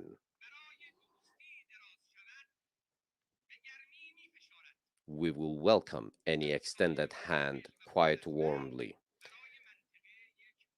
A stable and powerful neighbor is healthy for a stable region. Having traversed 2 decades of imposed tensions and crises within our region, the fruit of resilience from free nations from Syria to Palestine to Yemen to Afghanistan, the future prospects of the region can be secured through the cultivation of profound mutual political trust, fostering extensive economic cooperation, and establishing indigenous security measures. In alignment with this vision, Iran has established a new chapter of constructive relationship with like-minded neighboring countries through membership in regional and international mechanisms such as the Shanghai Cooperation Organization or the Northeast Economic Corridor. We have prioritized these developments in order to bring their benefits and their fruits for all of the people of the region. The Islamic Republic of Iran also stands ready in order to decrease the effects of climate change, to bring her capacity, her national capacity for renewable energy production and share those with other countries. In the security sector, the good neighbor policy seeks to increase regional cooperation and forbidden external meddling from the Caucasus to the Persian Gulf. Any type of foreign presence not only is not part of the solution, but it is the problem itself. From the Caucasus to the Persian Gulf, any type of foreign presence, not only it is not part of a solution, but it is the problem and the difficulty itself. We see the security of the neighbors as our own security, and any type of insecurity for them is insecurity for us. With benevolence and goodwill, we have taken initiatives throughout the region, even though bringing together politics and security needs strengthening. This process needs to be strengthened and can only be realized when it's accompanied by meaningful economic cooperation. The area of Western Asia, due to continued military attacks and occupations, it has been negated many opportunities for progress and development. Now that under the holy leadership of the supreme leader of the Islamic Revolution, Imam Khamenei, we have been able to drive back the rotten foundations of terrorism, we have created new opportunities for the region. The power of the Islamic Republic of Iran is an empowering security, and we seek to extend our hands to neighboring countries in order to bring about new horizons of hope and success for the entire region. We believe that this is a collaborative effort in the Muslim world, and this requires the participation of all, and this is the only pathway to blessings and success in West Asia.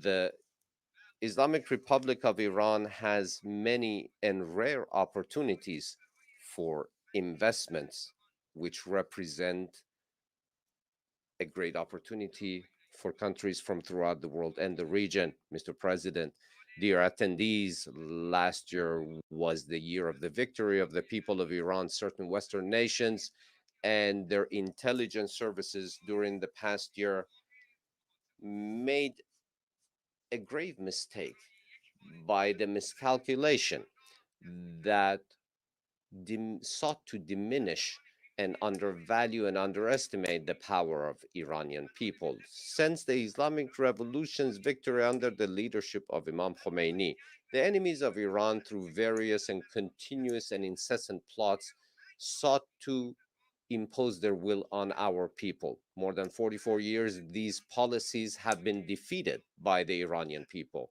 and the Iranian people have stood victorious again and again.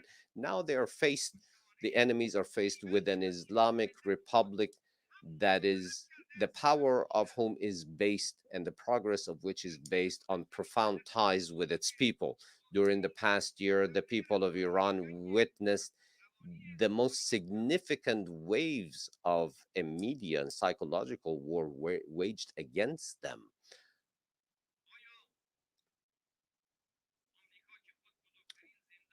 The United States of America, which now possesses the biggest women's prison, therefore mothers' prisons in Iran, can sincerely be the defender of women's rights.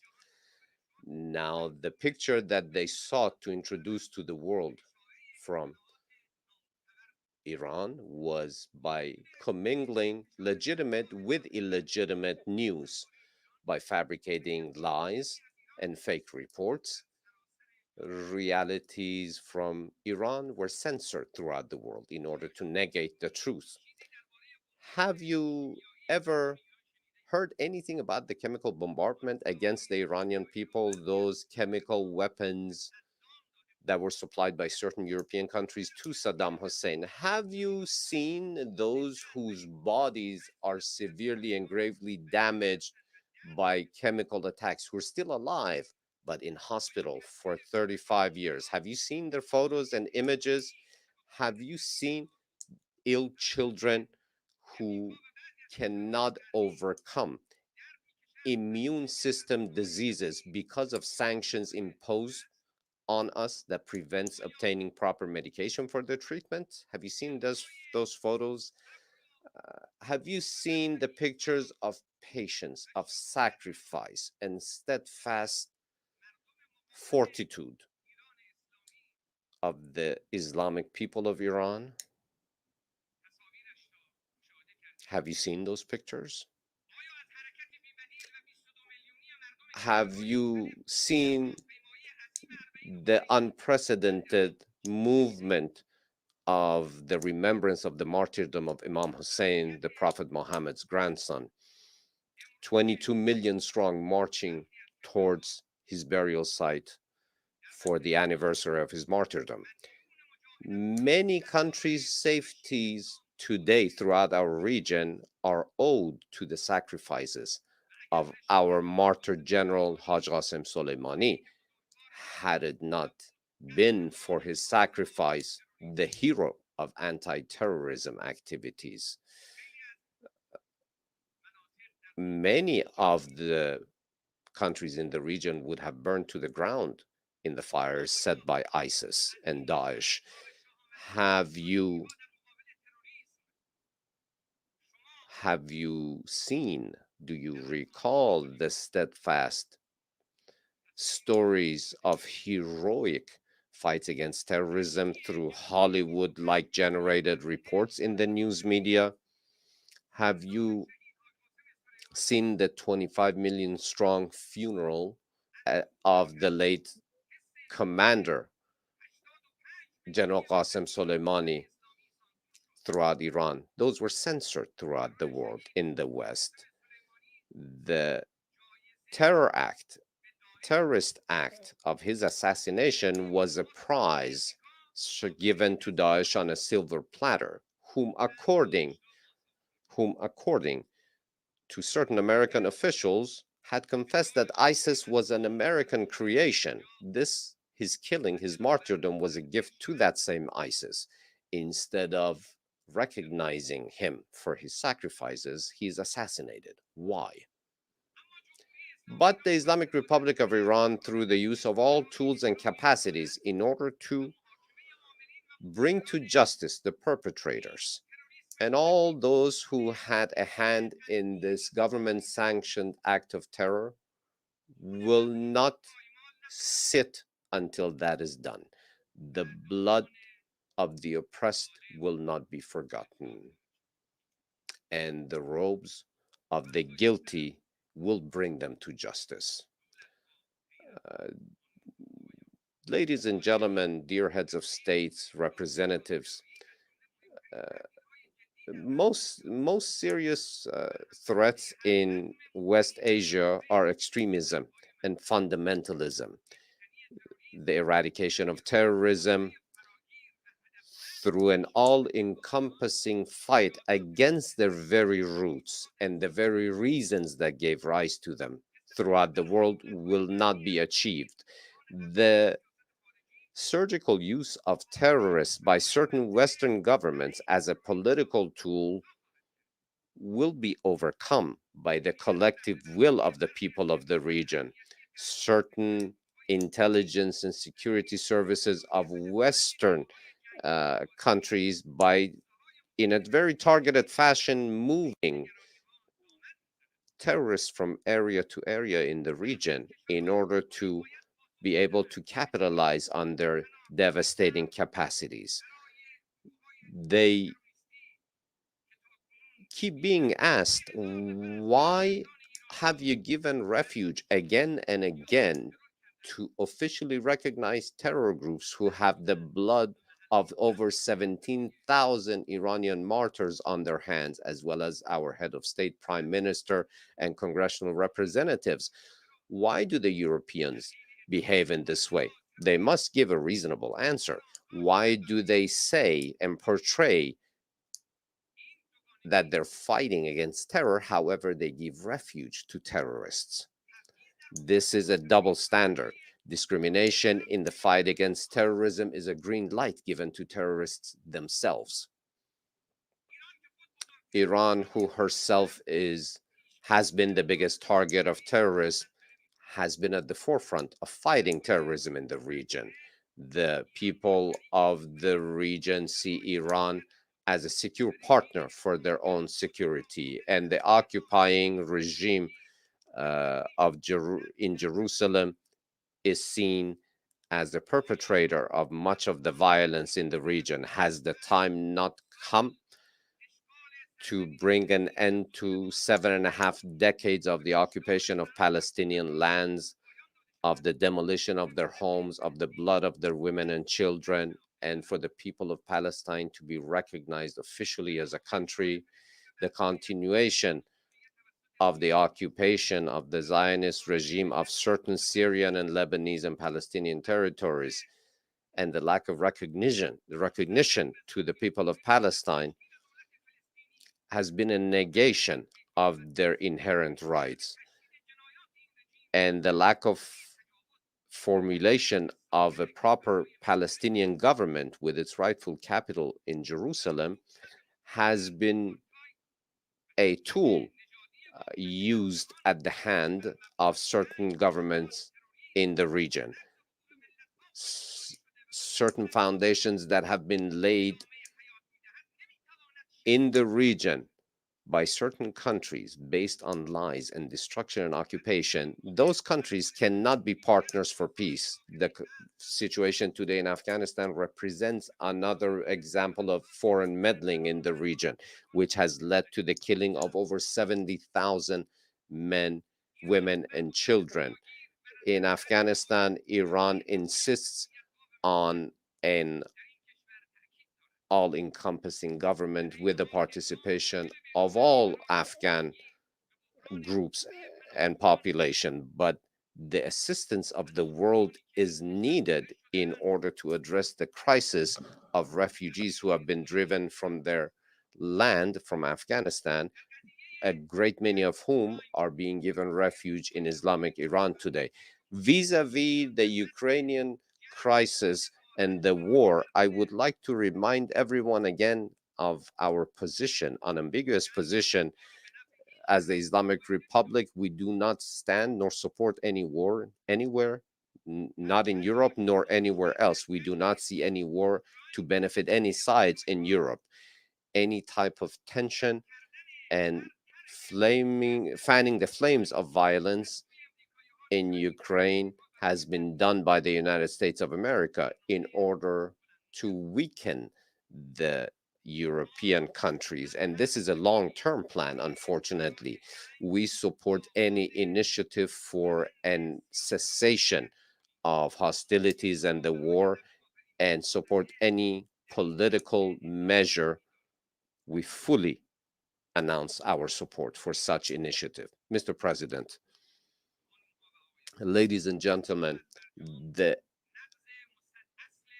Americans leaving the JCPOA showed an official trampling upon their commitments by that government. It was an inappropriate response to our fulfillment of commitments within that framework by having broken the agreement within the framework of Resolution 2231 passed by the UN Security Council. It has committed egregious and unilateral crime in the international arena.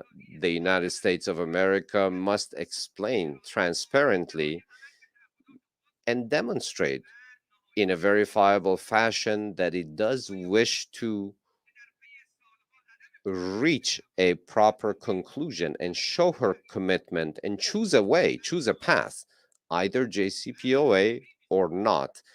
And whether the European countries, by the same token, who ignore UN Security Council Resolution 2231 and their commitments within the framework of the JCPOA, they will ultimately lose on this path. Rest assured that nuclear weapons have no place in the defensive doctrine and the military doctrine of the Islamic Republic of Iran. The international organizations, multiple official reports have stated as much. The Islamic Republic of Iran, as 2 decades ago, will never fall short of obtaining the inherent right of the Iranian nation to have peaceful nuclear energy. Not only we have lived up to our commitments, but unfortunately, the United States not only doesn't adhere to her commitments within any framework of international treaties such as the NPT, but it does impose sanctions with that excuse as a political tool on people such as the people of Iran. But I am saying today that these sanctions have not yielded the desired results. It is time now for the United States to bring a cessation to her traveling on the wrong path and choose the right side. Ladies and gentlemen, humanity is entering a new framework. Old powers will keep their current downward trajectory. They are the past and we are the future. I repeat once again, they represent the past and we represent the future. We are the future. Our viewpoint towards the future is one of hope. The world awaits the day that has been promised by all faiths throughout the world, by all Abrahamic faiths, that ultimate seeker of justice does exist. We do believe that according to divine will, just as divine prophets have promised, justice and fairness will overtake the world. And the rule of the sincere people, those who truly follow the path of the omnipotent, will reverberate throughout the world. A world that rejects ignorance. The world awaits the day in which the old path will come to an end. I do thank you for all of your attention and your presence here today. May the blessings of the Omnipotent be upon you and your loved ones. A nombre de la Asamblea. The Assembly would like to thank the President of the Islamic Republic of Iran for the statement just made, and I request protocol to escort His Excellency. The Assembly will now hear an address by His Excellency Abdelmajid Tebboune, President of the People's Democratic Republic of Algeria. I request protocol to escort His Excellency. On behalf of the General Assembly, it is my honor to welcome His Excellency Abdelmajid Tebboune, President of the People's Democratic Republic of Algeria, and to invite him to address the Assembly.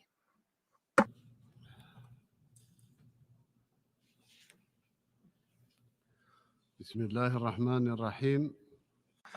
In the name of God, the compassionate, may peace be with the messengers. Your Excellency, President of the General Assembly, Excellency, Secretary General of the United Nations, Your Highnesses, Your Excellencies, ladies and gentlemen, allow me on this occasion to greet all the heads of state and delegations that are participating in the 78th session of the General Assembly of the United Nations. I also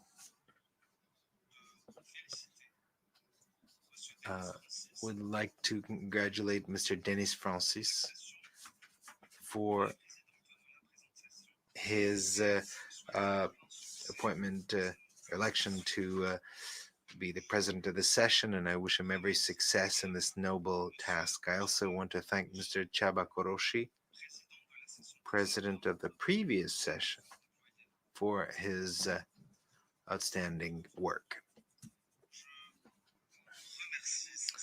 I would sincerely thank the Secretary General of the United Nations, Mr. Antonio Guterres, and I would like to express my wholehearted support for the efforts that he has undertaken to strengthen the role of our organization and to promote it in order to respond to the aspirations of our peoples. Mr. President, we are here in this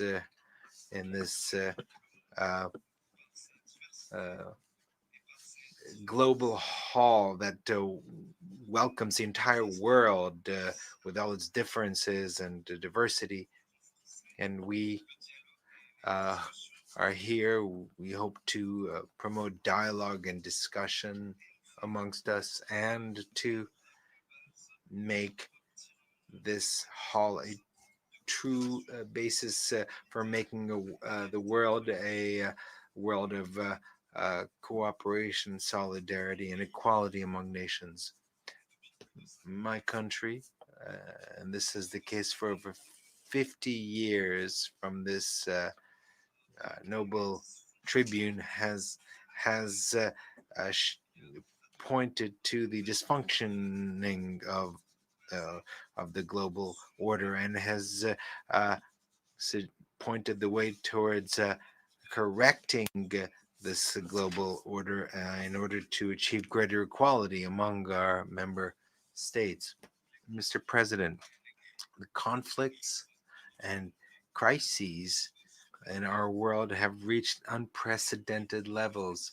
Millions of people have been displaced, and international relations have been transformed from ties of cooperation and consensus to conflict, and this has threatened international organizations in the midst of a world that is experiencing emergencies under extreme pressure. In the face of these difficult situations and multiple crises, the weakening of the role of the Security Council over the past few years is evident.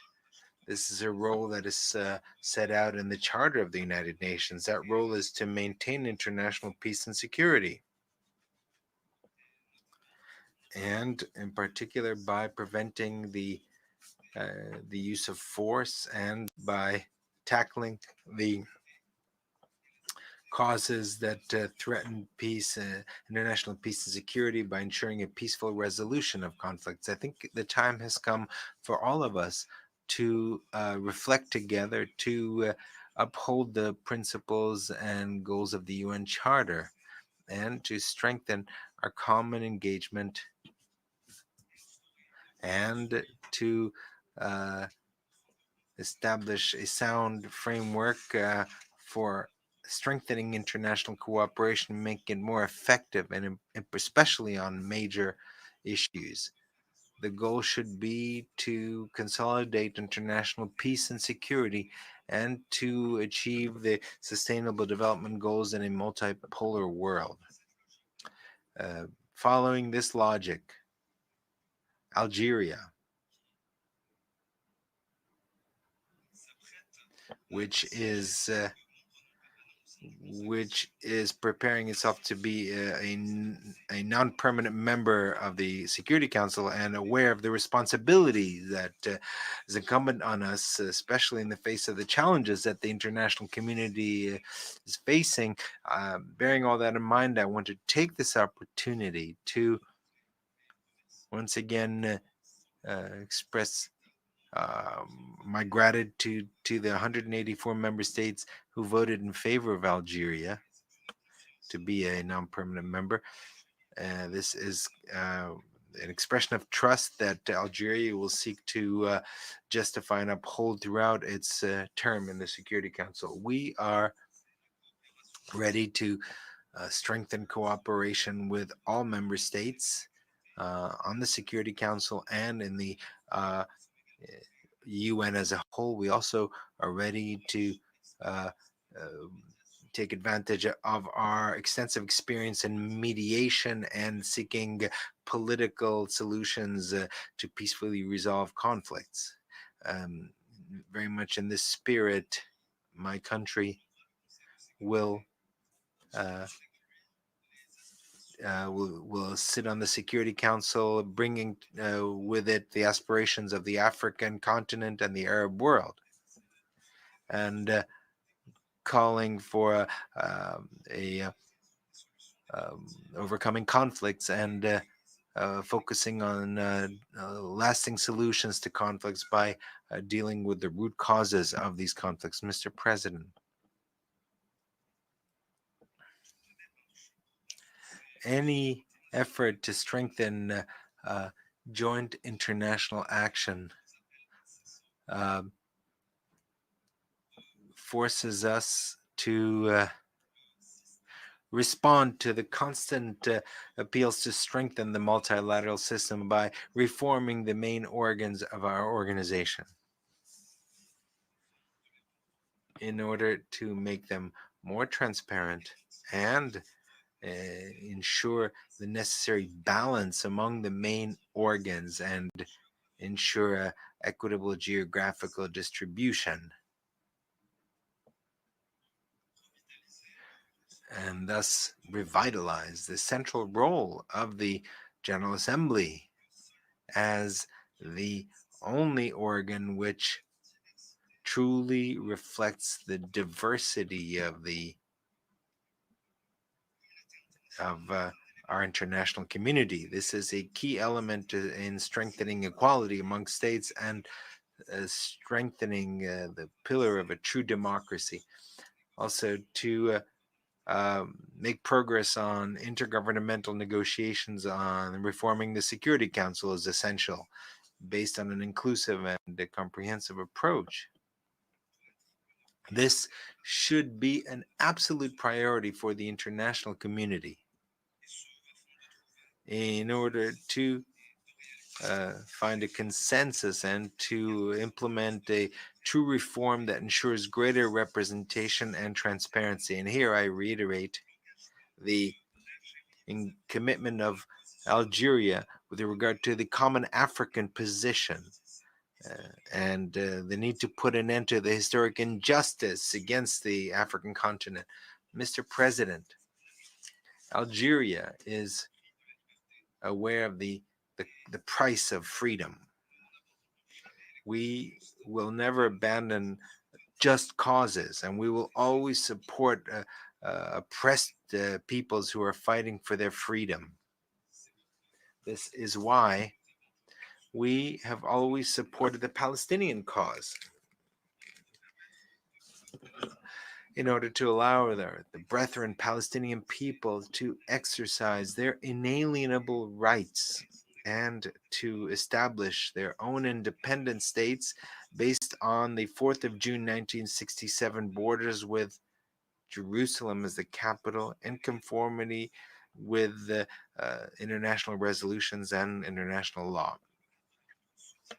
As part of our support for the Palestinian cause, which is a just cause, last year, my country, under my own personal supervision, held a summit to bring together the various Palestinian factions at a summit which was crowned with the adoption of the Algiers Declaration.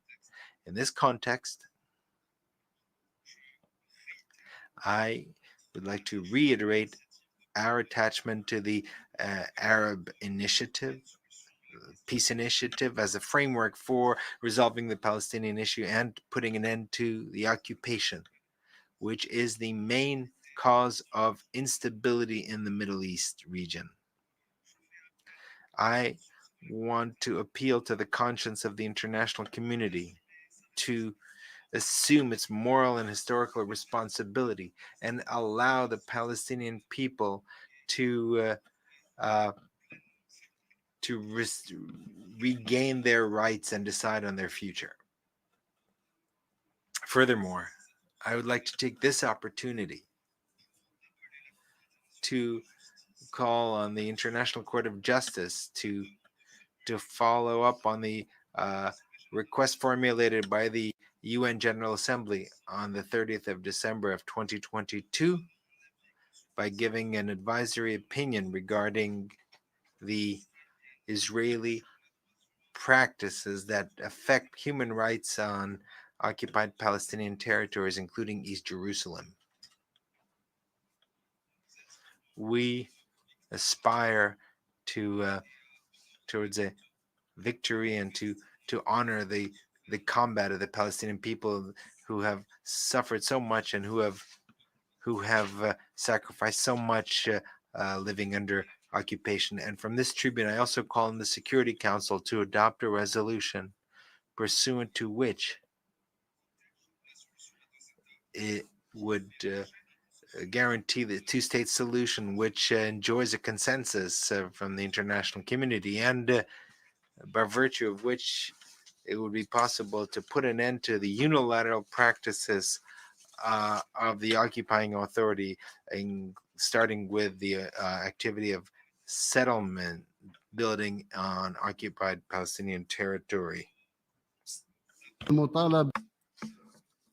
We once again call on, and I insist on, the need for an extraordinary session of the General Assembly to grant the state of Palestine a status of full-fledged member. And I repeat, we call once again for an extraordinary session in order to grant the state of Palestine the status of permanent member within the United Nations General Assembly.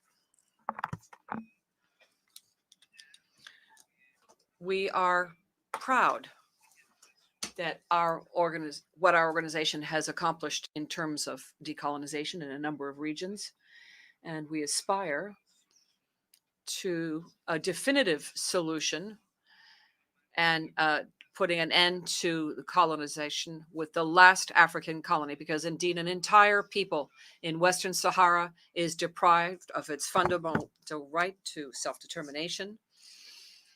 And it is necessary to organize a free and comprehensive referendum under the rules adopted by the Security Council in 1991. This was approved by both parties, and it's time to implement it. It's waiting for that. Given that reality, and given attempts geared to creating legitimacy based on illegitimacy, it is incumbent on the United Nations to preserve the credibility of these resolutions and to support full and complete implementation of the resolutions of our organization and preserve its reputation. In that context, I would reiterate here our support for the Secretary General's efforts, those of the Secretary General of the United Nations and his staff, efforts undertaken to relaunch the negotiating process, direct negotiations, and to organize a referendum to allow the Sahrawi people to self-determination according to the Security Council resolutions. Mr. President, my country is closely following and with great concern what is occurring in some countries, friendly nations, sister nations, and we are undertaking every effort in order to find peaceful solutions and to bring points of view and positions closer together. Turning now to the situation in Libya, brother nation. Here, I reiterate our support to the United Nations efforts in order to find a political solution led by the Libyan people themselves and allowing them to preserve the unity of Libya, its sovereignty, and its territorial integrity. Turning to the situation in Mali.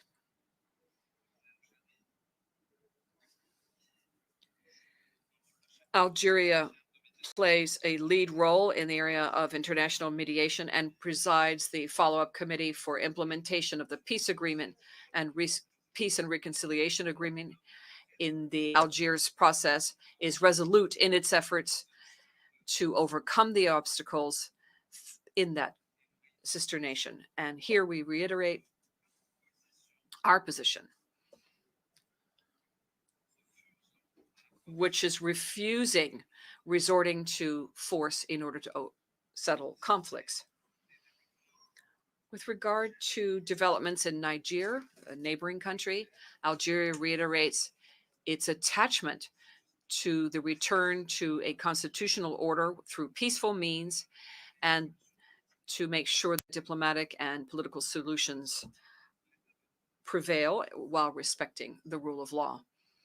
We call for vigilance given the intentions of foreign intervention, military intervention, because this could have dangerous repercussions on peace and stability in Niger and in the region as a whole.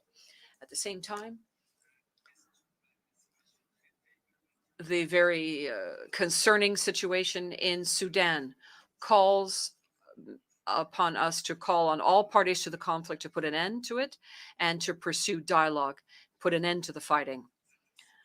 This situation has very serious repercussions on the humanitarian situation in that country. This vulnerable and unstable situation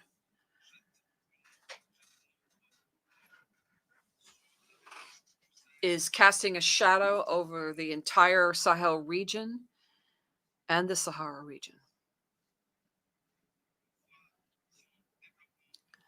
Its development has been stopped, and it is now experiencing famine. And turning to the issue of climate change, this is further exacerbating instability and is fueling terrorist groups who are making this region one that they use as a base for their criminal activities.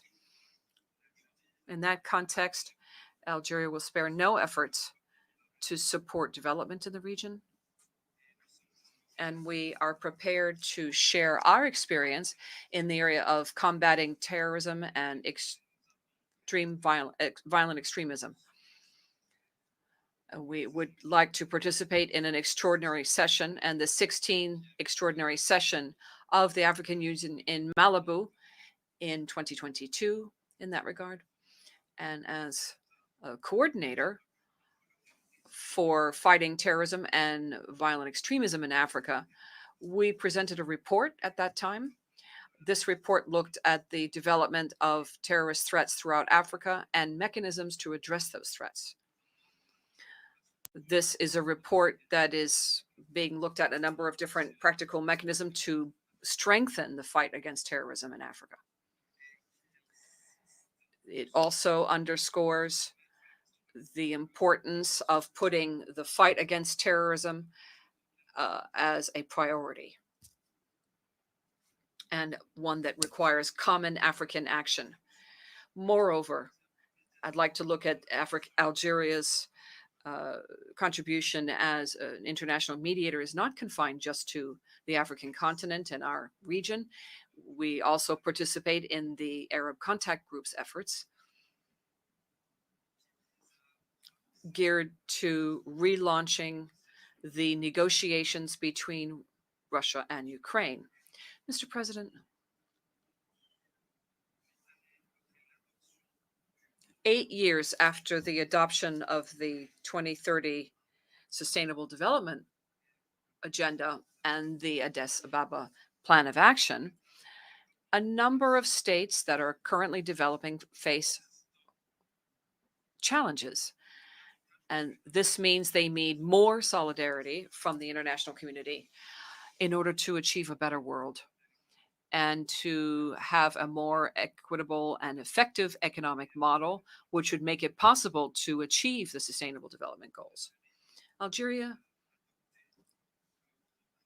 adopted the Sustainable Development Program and has made it a national priority and has integrated it into all the plans, strategies, and programs that were launched by the government.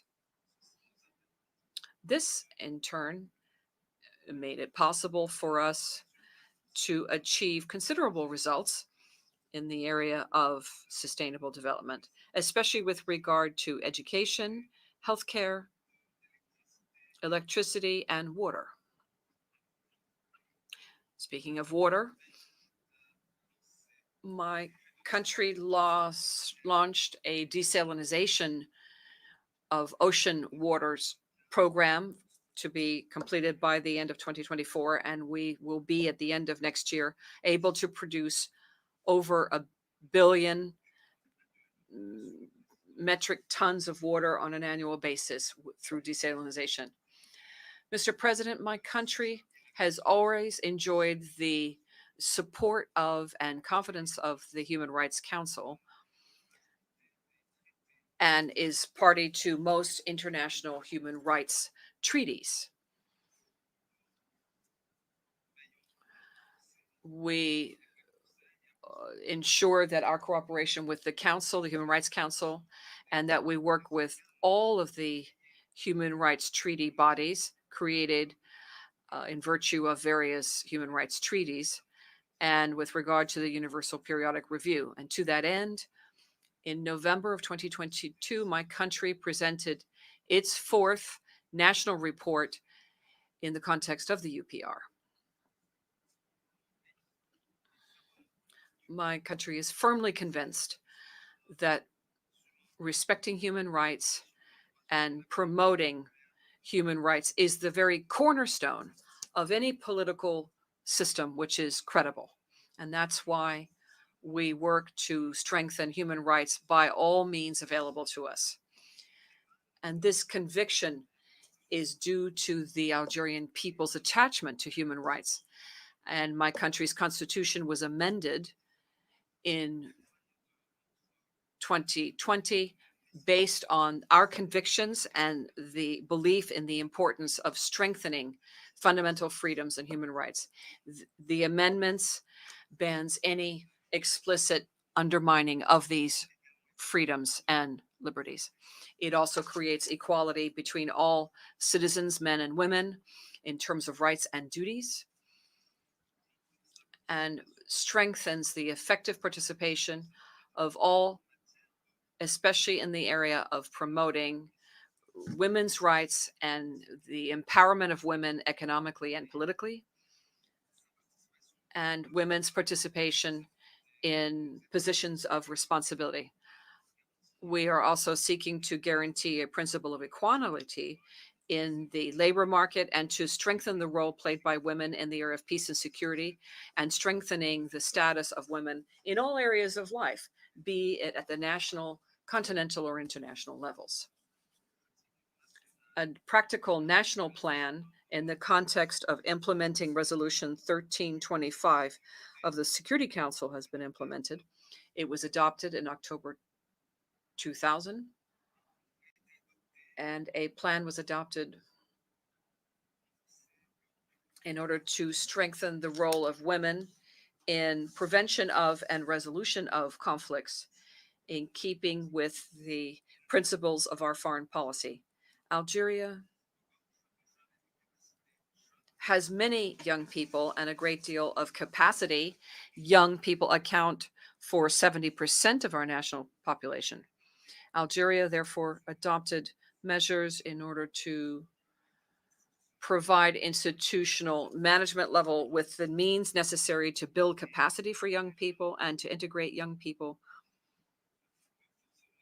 as a driving force of the process of sustainable development and a driving force behind the economic, political, and cultural arenas. By way of conclusion,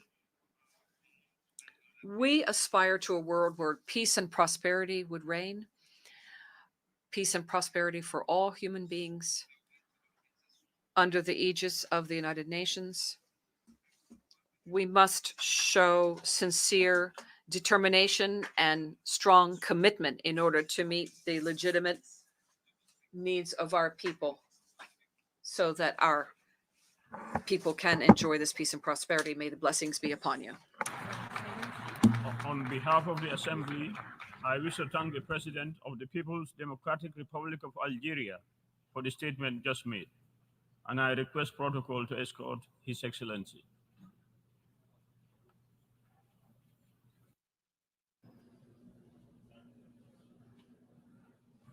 The Assembly will hear an address by His Excellency Alberto Fernandez, President of the Argentine Republic. I request protocol to escort His Excellency. On behalf of the General Assembly, I have the honor to welcome His Excellency Alberto Fernandez, President of the Argentine Republic, and to invite him to address the Assembly.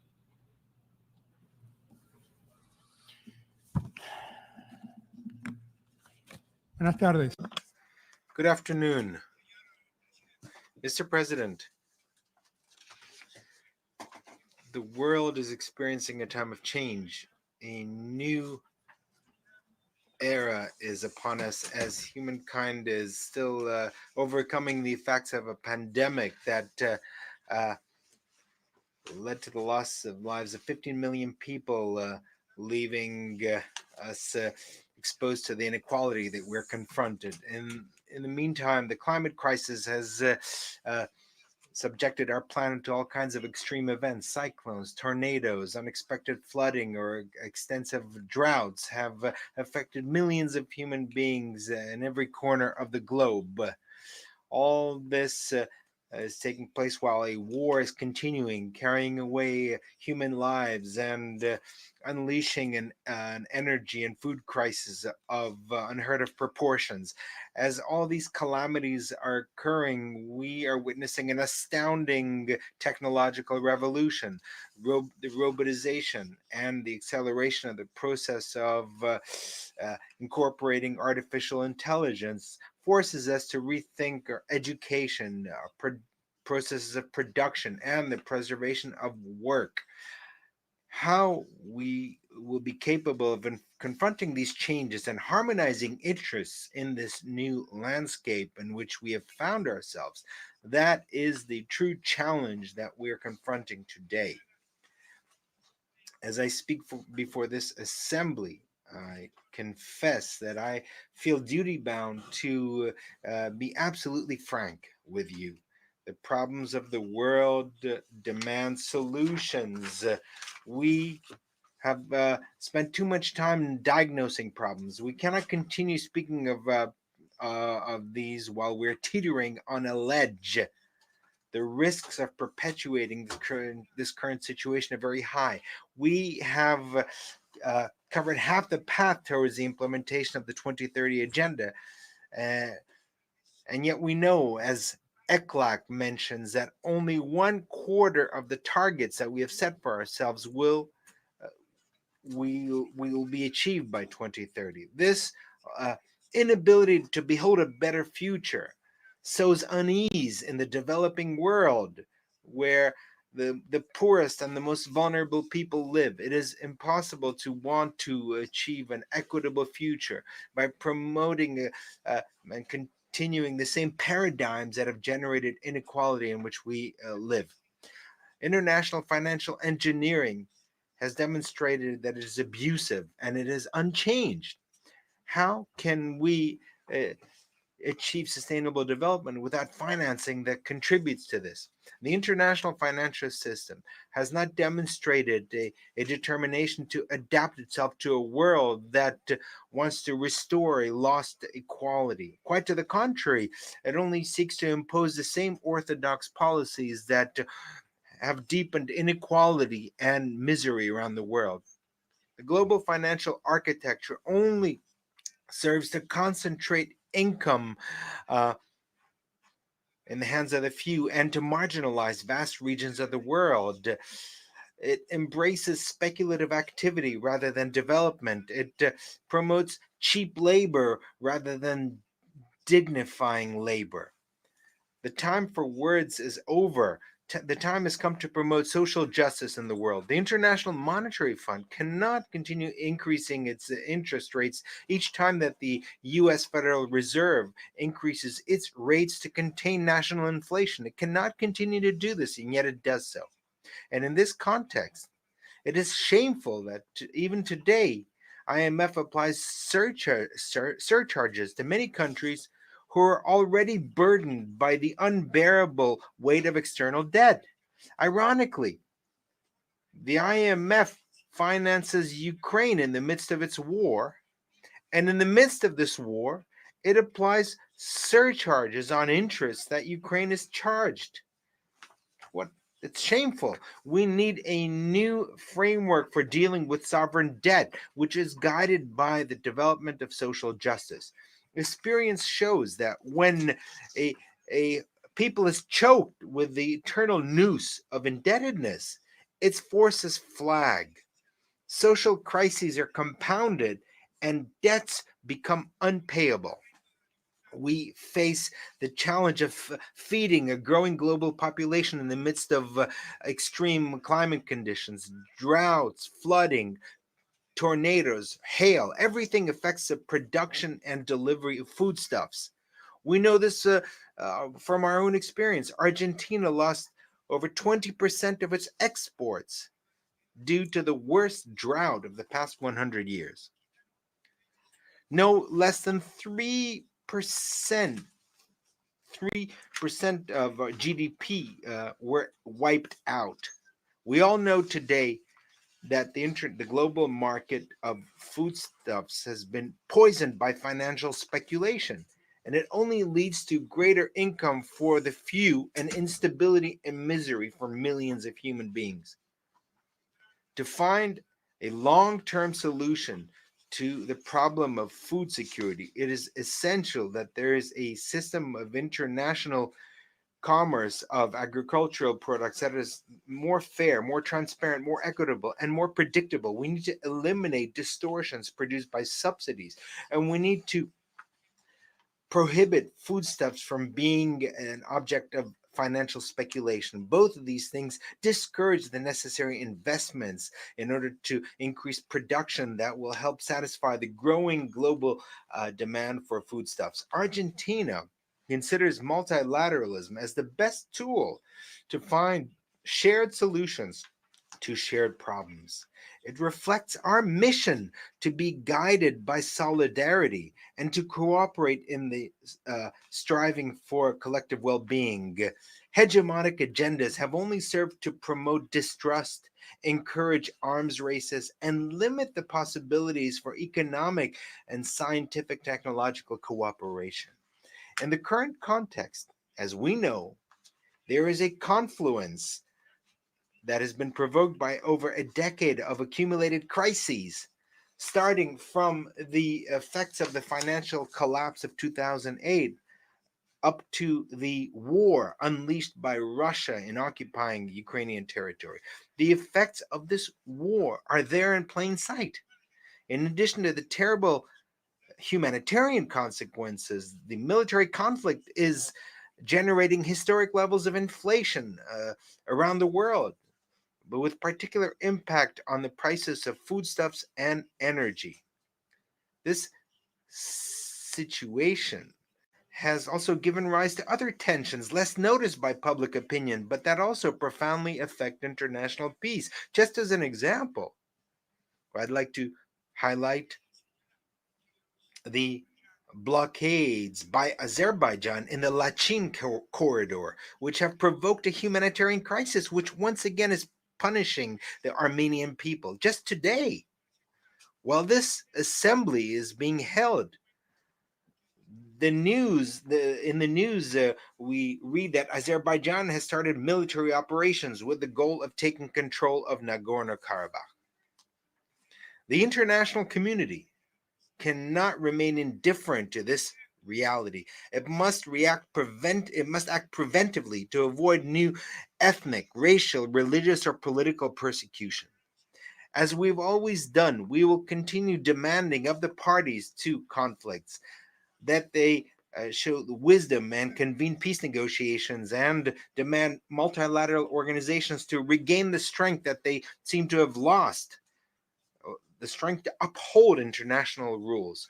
The countries of the global south, we have historically shared our visions about the international system and on the responsibility incumbent on multilateral organizations in the area of development, peace, global security, cooperation, and decolonization. I represent a country that this year will celebrate our 40th anniversary of restoration of democracy, a country that learned from its historic past that it will never again accept violations of human rights, and a country that has promoted as a policy of state the right to memory, to truth, and to justice. We are proud that of these 4 decades of uninterrupted democracy, during which the promotion and protection of human rights have been a fundamental path of the road that we have traveled.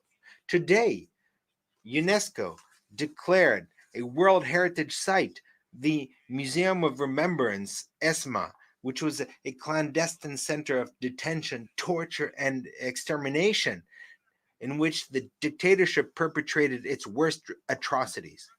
By actively preserving memory that the deniers want to conceal, we will make sure that this pain will never again be repeated.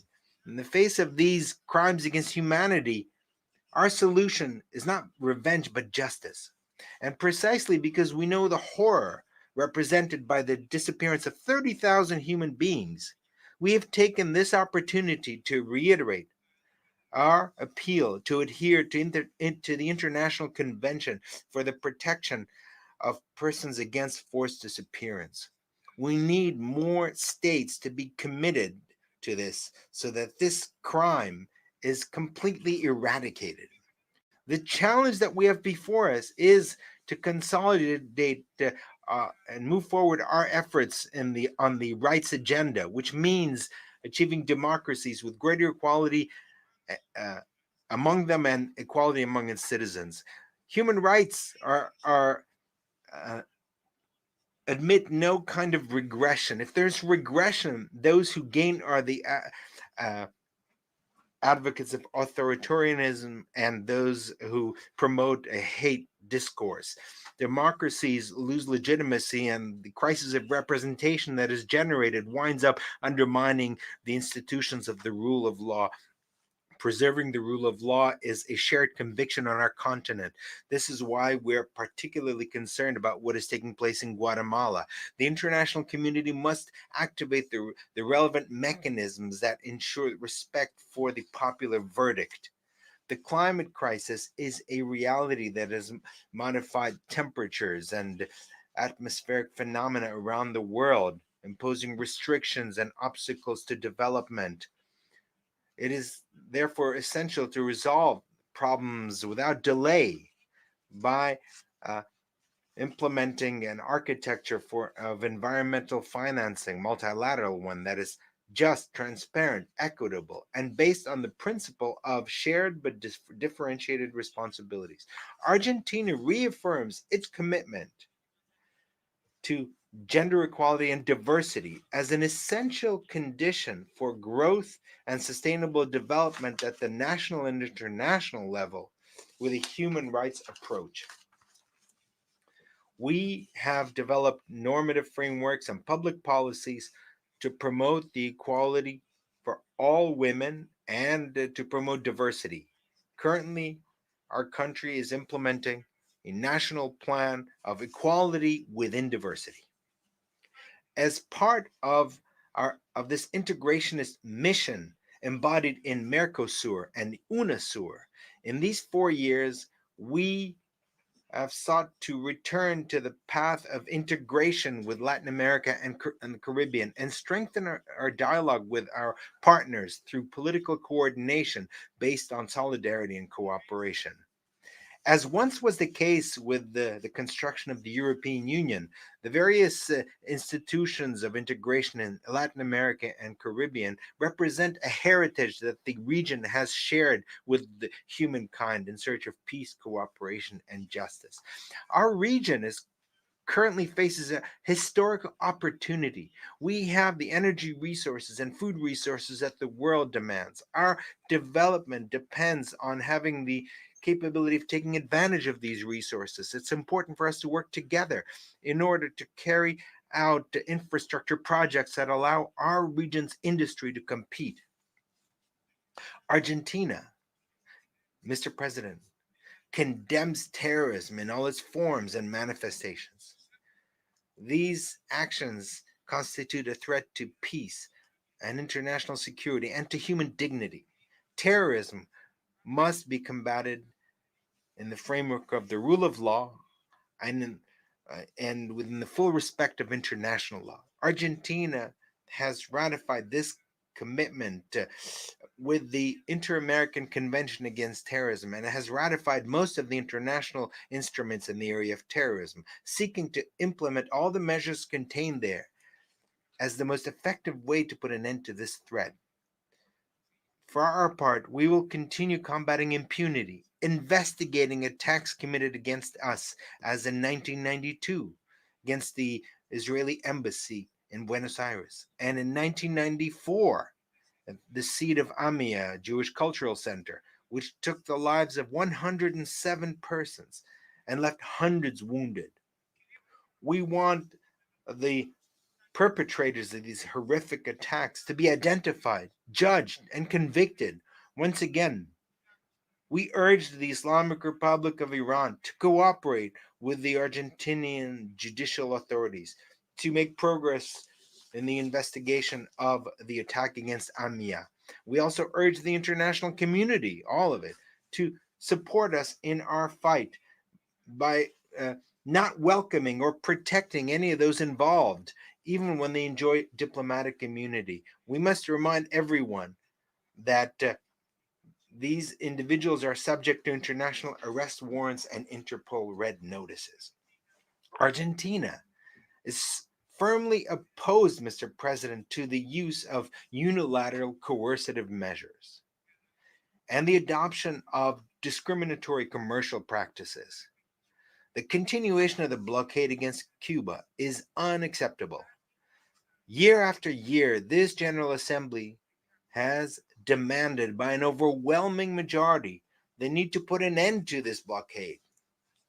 Also, we would once again request that Cuba be taken off the list of countries that supposedly sponsor international terrorism. By the same token, the sanctions imposed by the United States against Venezuela must cease immediately. Their continuation has only worsened the living conditions for the inhabitants of Venezuela and led millions of Venezuelans to choose exile and emigrate from their country in search of a better life. I want to also reaffirm the legitimate and inalienable sovereignty rights of the Republic of Argentina on the Malvinas Islands, South Georgia, South Sandwich Islands, and the surrounding maritime areas. They are part and parcel of national Argentinian territory, and they are illegally occupied by the United Kingdom have been for almost 2 centuries, in conformity with the resolutions of this General Assembly and its Special Decolonization Committee. The way to resolve the colonial situation of these islands is through negotiations on sovereignty between Argentina and the United Kingdom. We regret that the United Kingdom continues to refuse to resume negotiations. We regret that unilateral activities of exploration and development of natural resources have continued in the area under dispute, contravening Resolution 31/49 of this Assembly.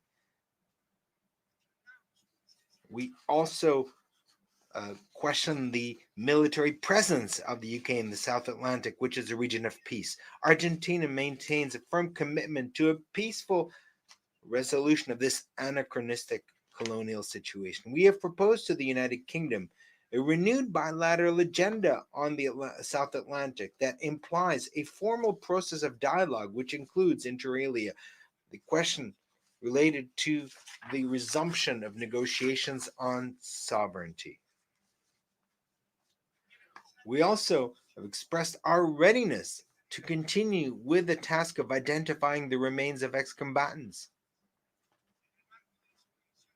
in the framework of obligations deriving from international humanitarian law, and with a view to providing a response and solace to families of the soldiers who lost their lives. Unfortunately, the United Kingdom has rejected our proposal. Notwithstanding this, Argentina reiterates its request to the Secretary General that in the framework of his good offices that he redoubles his efforts to bring both parties together and bring them to the negotiating table. The motto of the 2030 agenda is leave no one behind.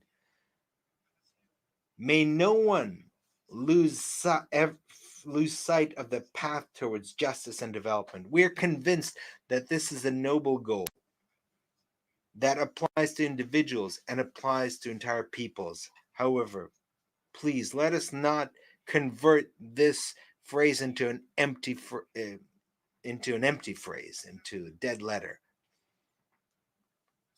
If we do, remorse won't serve anything. It won't be able to repair the ruined lives, the lives without a future, or to return the lost lives. Thank you very much.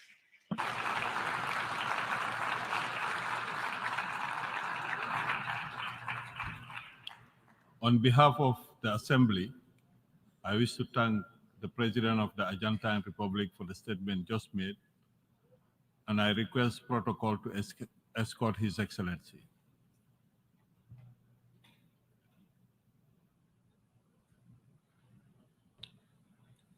The Assembly will hear an address by His Excellency Nayib Armando Bukele, President of the Republic of El Salvador. I request protocol to escort His Excellency. On behalf of the General Assembly, I have the honor to welcome His Excellency Nayib Armando Bukele, President of the Republic of El Salvador, and to invite him to address the Assembly.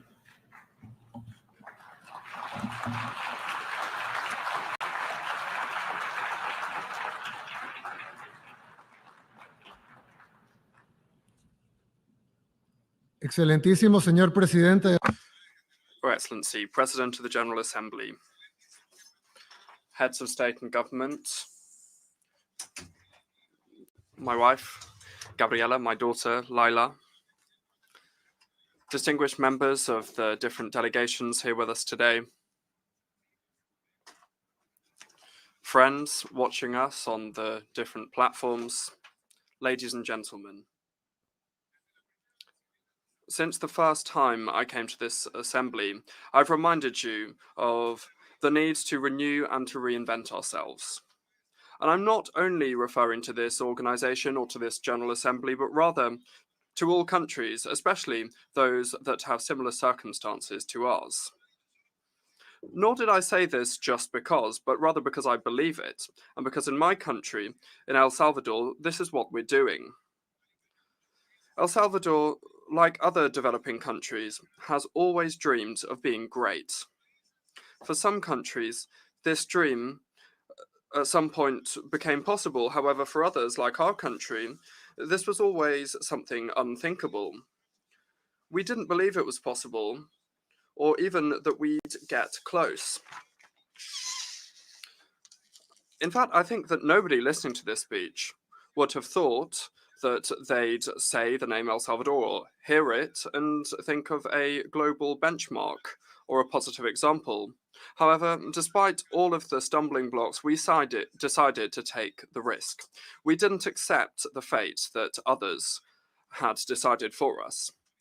Now, today, 4 years since my government took office, nobody would even dare to deny that for the first time in its 202 years of history, the smallest country on our continent would have made such great strides forward to achieve this dream of greatness. In such a short amount of time, El Salvador went from being the world murder capital, from being the most dangerous country in the world, to becoming the safest country in Latin America. This isn't a promise anymore. It's the reality that the El Salvadorian people are living through, and anyone from abroad is welcome to go and see it for themselves. Thus, many people in the world are following what's happening in our country, especially in Latin America. However, also in the United States and elsewhere. They're seeing what's happening in El Salvador and wondering why they can't do the same in their country. The answer is clear and simple. They must make their own decisions. They must reaffirm their right to use common sense, to try their own methods, and to implement their own plans, and to design their own systems. No country has the right to impose its ideas, to impose their way of doing things, even less when these things don't even work in our countries. In every single one of the decisions that we've made, we have reaffirmed our legitimate right to govern ourselves, even if this could have meant making a mistake. However, we didn't make a mistake. We were successful. In fact, we had a resounding success. And so, we didn't only reaffirm our right to make our own decisions, but also our right to be right. There's not one single recipe or single formula that works the same for everyone. However, I do believe that there is one ingredient that all recipes should include, or should at least have the right to include. And this ingredient is courage. It's necessary to have the right attitude, the guts, the determination to do what needs to be done, even when other people are questioning you or criticizing you. For decades, we tried everything that we were told was the right thing for us. And it got us fighting a civil war for things that were far removed from us, because the conflict between the West and the Soviet Union was being waged in our country. More than 85,000 people dead, and one destroyed country later. They told us that actually that wasn't the right recipe, but that now there was a new recipe available. And so they made us sign up to some fake peace agreements. There was no peace in them, and the only thing that they did was enable two different gangs to plunder the loot. They tried each different formula and nothing worked. And then being under foreign powers, the country went to the right, and then later, also under foreign actors, the country went to the left.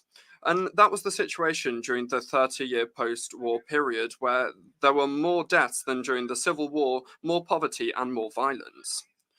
Nobody did anything to change the root causes of the system, nor the institutions, and certainly not the laws either. Everything that happened over those years was done with the support, the consent, and the imposition of those who proclaimed themselves to be the great defenders of human rights and democratic institutionality. Rather than giving us medicine to make us better, in fact, what they were giving us was poison. They claimed that we should continue to do the same as what had been done in the past. They claimed that the same people that had looted our country and killed us should continue to govern or at least share power. However, this time we told them no. We turned down their poison, and for the first time, we tried our own remedy. Thank God it worked. The first thing that we did was to ensure that we had God and the people on board, because no transformation that's worth its while can be done obeying external powers. And secondly, we created our own method, a method that was designed for our own reality, created by those who experienced this reality in our own flesh and blood. Then the El Salvadorian people gave us, vested their trust in us twice through votes, several times, but perhaps these two votes were the most important. And the first of the two votes was when they elected me as their president. The second was when they decided to give us governability. Then we knew that we had an obligation to our people, an obligation to make the decisions required in order to address our most pressing problem, insecurity. We needed to make those decisions. The efforts that were being made to improve health or the economy were pointless if our people continued to be killed. And there was no point in transforming education if the gangs were giving orders in our prisons to murder our children cowardly and forcefully recruit our youth. We couldn't decide to invest millions of dollars in building and improving our road infrastructure if the El Salvadorian people couldn't even walk around the streets. And so we made the decision to purge the judiciary and the prison system, and then we changed laws to ensure that terrorists wouldn't escape out of prison anymore. And it was at that time that international condemnation started. Some countries, some media outlets, and some so-called experts started systematic attacks against us for all of the decisions we were making. People who never used their power or influence to call for security for our people who were being murdered suddenly started to speak against the decisions we were making to stop this massacre. Countries that never condemned the murder of between 30, 40, or even 50 El Salvadorian people per day, suddenly started calling for explanations on why we changed the public prosecutor's office, why we changed magistrates or judges. Don't you think that's absurd to question us for that? Who is responsible for the policy for domestic security in any country in the world? Well, the answer is it's the responsibility of the government, the executive, through the state security forces, through the penitentiaries, for the penitentiary system in cooperation with the public prosecutor's office and with the judiciary. This was an indispensable condition for everyone to work together in the same direction for the plan to work. If we had left the same public prosecutor in office, if we had left the same judges in place as before that were being protected by a lot of people, and well, then we would still be the world's murder capital. If we had listened, we would have continued to lose thousands and thousands of El Salvadorian people to terrorists. Thank God we didn't pay any attention to them. Every single one of the decisions that we have made have led us to this point. Today, El Salvador competes with Canada for being the safest country on the continent. We're not only the country in Latin America with the least homicides per capita by a long way, but we have also reduced all crime to a minimum level. People can now walk around the streets that for a long time they weren't able to walk around due to the gangs. Businesses are no longer paying extortion money. Children are now able to go and play in the park without being scared of being recruited or murdered. These are things that a lot of you might take for granted, think are basic, to walk around your streets, but in our country they didn't exist. We have been criticized and condemned for all of the decisions we've made at all times. Intellectuals, journalists, politicians, and organizations from across the board have been focused on a debate over what we're doing. And I've come here to tell you that there's no time for this debate anymore, because the decisions that we took were the right ones. We are no longer the world murder capital, and we managed to achieve this in record time. Today, we are a benchmark of security, and nobody can cast doubt on that. The results are there. They are irrefutable. In El Salvador, we did the right thing for El Salvador. And now we benefit from this level of security. We've been able to open up our country to the entire world. In this year alone, we received thousands of athletes at the Central American and Caribbean Games. We are the world epicenter of surf, and we have just signed up to an agreement with Google to digitalize the state and services like education and health. We are receiving more and more tourism, both domestic and from overseas. More and more people are coming to see what we're doing and investing in El Salvador. Many of El Salvadorians abroad that spent years without returning home are now investing in the country and have plans to come home. According to a study carried out last year in 2022 by the International Organization for Migration, a United Nations agency, more than 60% of the El Salvadorian people who live in the United States, there are a lot of El Salvadorians in the United States, plan to return to El Salvador. We know that we still have a lot to do. However, we are on track to achieving our goal of reversing the mass exodus of El Salvadorian people as a result of all of the wrong decisions made in the past and the civil war, and to achieve our dream of having reverse migration for more El Salvadorian people to return than leave the country. And the studies of the very United Nations are already showing this. Within a few months, we will also be hosting Miss Universe. And that is another event that will put us in the eyes of the world and will bring even more tourism and even more investment. In addition to all of this, we are establishing more and better relationships with our allies who want to support us to build our country, to build our dream. And I'm not just saying all of this to boast, although I am very proud of everything that we have achieved. I'm saying this because this is an example of what all countries can achieve when they start to claim their sovereignty. Look at us. We were recognized for violence, and now we're recognized for our landscapes, our waves, and above all, for our courage. Now the world can see our full potential. we have a country full of marvelous things to offer. People who visit us can eat on the beach, can surf world-class waves at the perfect temperature all year. They can have lunch in the mountains and taste the best coffee in the world with volcanoes and beautiful lakes as a backdrop, and they can then have dinner in the capital with all of its modernity, commodities, and with the security that many cities in the first world would like to have. And they can do all of this in just one single day.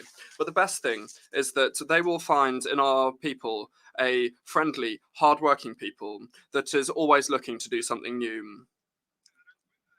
When they come to our country, they will realize that the El Salvadorian people are proud of being El Salvadorian, something that just a few years ago wasn't the case. El Salvador is being reborn because we dared to challenge ourselves, and we decided that nothing nor anyone should tell us what to do. We are still very far from where we want to arrive. However, we will continue to work hard and make our own decisions so that we can achieve this greatness that we aspire to. We believe that the world also needs to be reborn, but this is the decision of each different people. We in El Salvador are leading by example, laying a path that anyone can take. Thank you very much, and may God bless all of the nations of the world.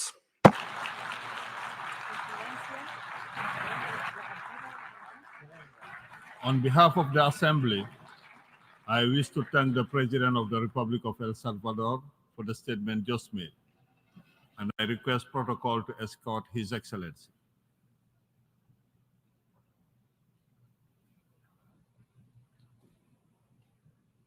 The Assembly will hear an address by His Excellency Sadir Saparov, President of the Kyrgyz Republic. I request protocol to escort His Excellency.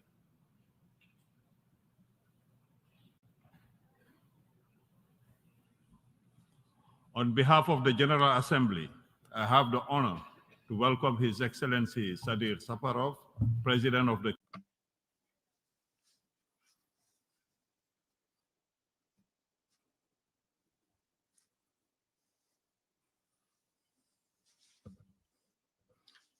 Mr. Secretary General, Mr. President, distinguished heads of delegations, ladies and gentlemen. First of all, I would like to congratulate the High Representative of Trinidad and Tobago, Mr. Dennis Francis, on his election as the President of 78th session of the UN General Assembly. I would like to wish you success and fruitful accomplishments in this important position. You can count on the support of Kyrgyzstan during your presidency. I express my gratitude to the President of previous 77th session of UN General Assembly, the representative of Friendly Hungary, Mr. Csaba Kureshi, for his active work and support for his international initiatives of Kyrgyzstan. Ladies and gentlemen, today the world is at a turning point. We are all witnessing and seeing with our own eyes the negative changes in the world order, increasing geostrategic competition between major powers and their blocs. Geopolitical tensions are leading to the fact that the world is moving towards fragmentation into regional, sub-regional, financial, and economic blocks and systems.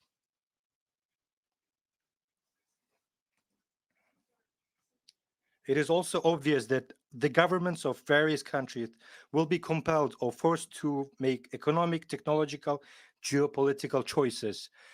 Among the shocks on a global scale that have not become a thing of the past, I would like to note the spread of coronavirus infection, which cost humanity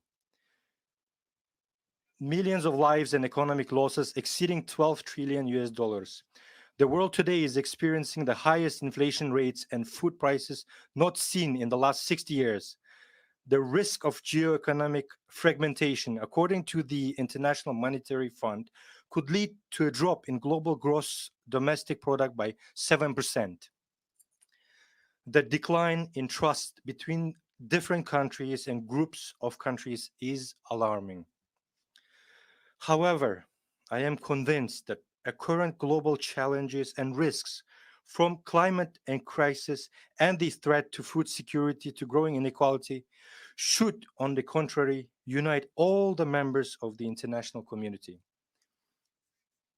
It is vital to build a multilateral system that does not allow further fragmentation of geopolitical landscape in the world. Were international conditions easier 78 years ago, when the United Nations was just beginning its work after the bloodiest and most destructive war in human history than it is today? Were the contradictions between the countries, especially political and ideological, less acute than in our time? What prevents member states from hearing one another and trying to overcome the differences and establish a dialogue? Over the past years, despite the Iron Curtain and military bloc thinking, the UN has been and remains the most legitimate and commonly recognized platform of diplomacy, uniting developed and developing, large and small countries. Kyrgyzstan strongly supports the UN as the only universal, intergovernmental, international organization mandated by all member states to find solutions to the challenges and threats that constantly arise before humanity. I count on our organization under the leadership of Secretary General Mr. Antonio Guterres, and with effective support of member states, to find mechanisms and ways to more effectively perform all its functions and assist member states in solving pressing global issues and overcoming challenges. This is especially crucial in supporting sustainable development through the implementation of the 2030 Agenda. I call on all member states to provide unconditional political support to the organization and its Secretary General at this challenging time. I thank UN Secretary General for presenting the new Agenda for Peace policy brief with his vision for the future of multilateral security cooperation.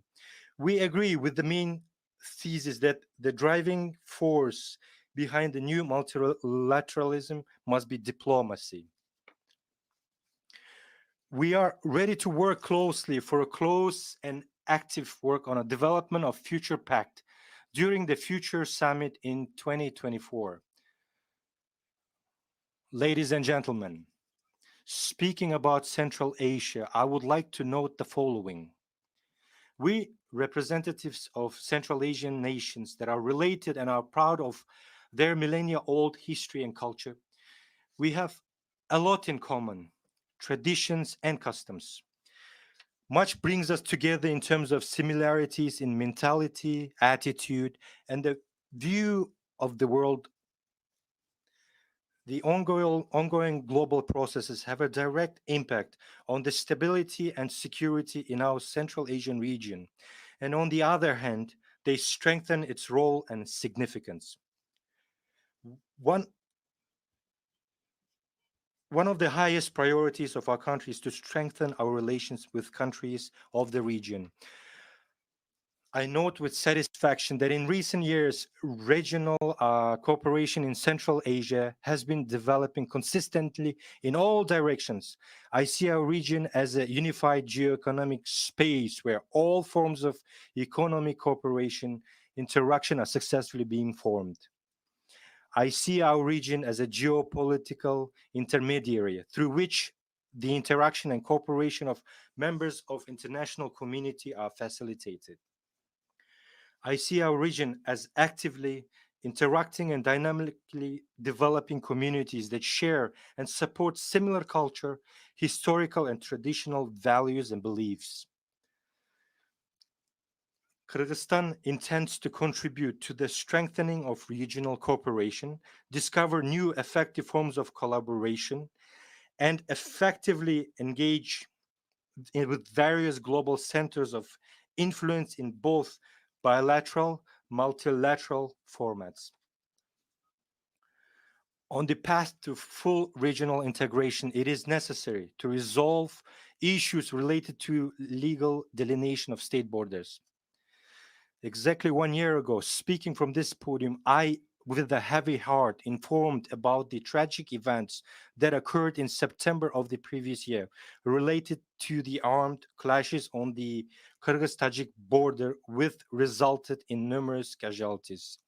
Thanks to restraint of our peace-loving people and the prevailing political will on both sides, we managed to prevent further escalation of conflict and avert a full-scale bloodshed in the region. In this regard, I would like to emphasize that Kyrgyzstan did and will advocate resolving controversial issues exclusively through peaceful diplomatic means based on principles or norms of international law, such as territorial integrity and the non-use of force or threat of its use. We have never sought to take what belongs to others, but we will not allow anyone to take a single inch of our homeland. We always seek a dialogue and search for mutually acceptable solutions based on trust and mutual respect. Last December, after almost 30 years of negotiations, we signed an agreement with Uzbekistan on legal delineation of the state border. This historic decision reached thanks to demonstrated political will of the leaders of the two states has opened the broadest prospects for mutually beneficial cooperation, peace, and peaceful coexistence of the two countries and its people. We maintain the same approach in our current negotiations. We want to live in peace, harmony, and friendship with all neighbors. Speaking of security and stability in Central Asia, it is essential to consider them in the context of the situation in Afghanistan. I consider it extremely important to remind the international community, that the people of Afghanistan are experiencing significant difficulties which are amplified by the lack of coordinated global stance on the situation in this country. It would not be an exaggeration on my part to say that Afghanistan is threatened by humanitarian crisis with its inevitable consequences for the security of not only the surrounding regions, but also for the entire world community. Kyrgyzstan is interested in a peaceful, stable, and prosperous Afghanistan. We call on the international community to continue providing humanitarian economic assistance to Afghan people. Ladies and gentlemen, just yesterday concluded the SDG summit, which once again reaffirmed the importance of unwavering commitment to sustainable development, identifying challenges in their implementation and outlining specific commitments by states.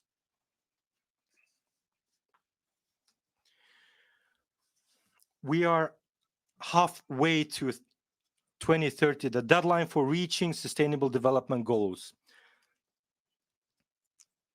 Kyrgyzstan, in its pursuit of achieving the sustainable development goals, currently ranks 45th out of 166 UN member states. We aim to be among the top 30 countries in reaching SDGs by 2030. The international community must breathe new life into these goals and strengthen solidarity in their attainment. It's important that we don't get lost in numbers, schedules, diagrams, and other economic intricacies, because the essence and core of the 70 goals are about people themselves. The year 2030 is very close, and we will have to ask ourselves, have the urgent needs and aspirations of humanity been addressed? Is it their security, prosperity, and well-being ensured? Are they happy? What does the future hold? Problems such as extreme poverty and climate change can only be solved by finding a global collective response. as rightly emphasized by the esteemed Secretary General of the UN in his report on financing sustainable development, without the means to invest in sustainable development and carry out transformations in energy and food systems, developing countries are falling behind on the path of achieving sustainable development goals. The current realities are such that developing countries are facing a dual challenge. They need to invest in development while simultaneously adapting to climate change. In this regard, we call for urgent action to implement Addis Ababa Action Agenda on financing for development, specifically for the swift establishment of the fund aimed at providing compensation to countries for losses and damages related to climate change, alleviating the burden of external debt, and improving the international architecture for debt resolution. Ladies and gentlemen, at previous climate change summits and conferences, ambitious statements and promises were made.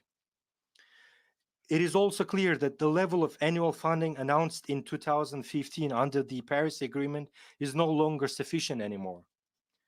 We consider it necessary to revise, significantly increase the level of funding that meets the real needs of countries vulnerable to climate change.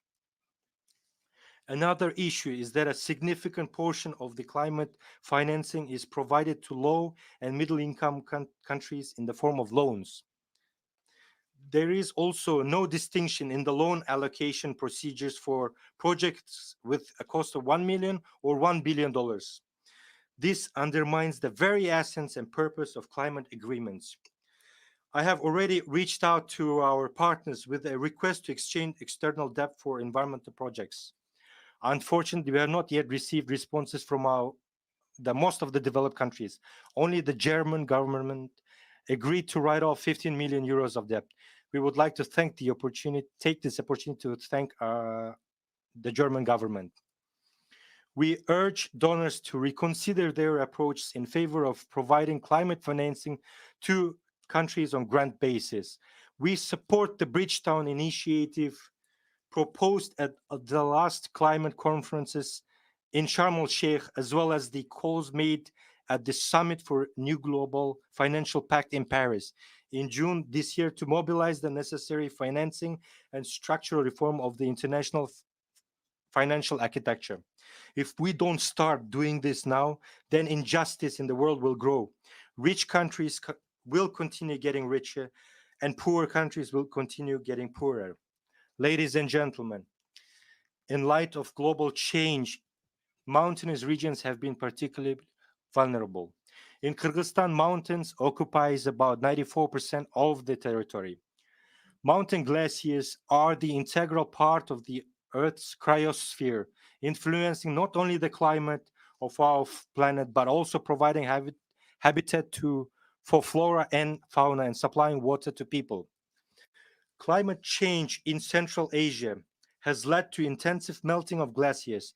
If earlier it was predicted that by 2050 the area of glaciers in Kyrgyzstan would be reduced by half, by 2100 they could disappear altogether. Now there is a reason to believe that this will happen much faster. This leads to aggravation of problems throughout the region, such as lack of water for drinking and agriculture, land degradation, and a threat to food security. In accordance with the latest assessment report of the Intergovernmental Panel on Climate Change, the adverse effects of cryospheric changes are particularly acute for the residents of high mountain regions, where ecosystems have reached the limits of adaptation. In order to effectively preserve mountain ecosystems and glaciers, based on the resolutions previously adopted by the UN General Assembly on sustainable mountain development, our country, in collaboration with Global Mountain Partnership and other representatives of the UN system, has developed a global action plan.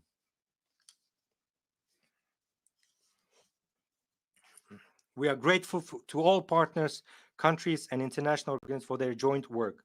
Kyrgyzstan advocates for the creation of a broad coalition of mountainous countries. We believe that climate adaptation and the transition to green economy will be among the main priorities of the future in coalition. As you may know, in 2022, at the initiative of our country and the Italian Republic, the United Nations General Assembly unanimously adopted the resolution on sustainable mountain development, co-sponsored by 110 member states. This document declared the years from 2023 to 2027 as 5 years of action for the development of mountain regions. I would like to take this opportunity to express my sincere gratitude to all UN member states for supporting our initiative. To further implement the UN resolution, I have signed a decree on declaring the years from 2023 to 2027 as the 5-year period of action for the development of mountain regions in the Kyrgyz Republic, and a national roadmap for the implementation of the 5-year period of action for the development of mountain regions for 2023 to 2027 has been developed, which will also be adopted shortly. The roadmap includes measures at the global, regional, national levels, including within the framework of existing prospective projects and measures related to SDGs. As the concluding stage of the 5-year action, we plan to host the second Global Mountain Summit, Bishkek Plus 25 in Kyrgyzstan in 2027, 25 years after the first summit. I would like to invite everyone from this distinguished rostrum to actively participate and make concrete commitments to preserve mountain ecosystems. We express our gratitude to partners from Group of Friends of Mountainous Countries, the Global Mountain Partnership, and the entire UN system for their comprehensive support of Kyrgyzstan's initiatives. We express our readiness to continue fruitful cooperation. Ladies and gentlemen, for successful progress in addressing the current challenges and threats, we need to establish an effective system of international security. A key element of this mechanism is the United Nations Security Council. Today, more than ever, it is crucial to enhance its effectiveness in order to make this body fairer, more representative, and to increase its capacity to achieve consensus in decision-making. Progress is needed in negotiations on reform of the UN Security Council. Kyrgyzstan expresses its readiness to make its contribution to the cause of peace and security through effective peacemaking, respect for human rights, and the equal participation of women in peace and peace processes. We also aim to protect the interests of developing small, least developed and small island nations.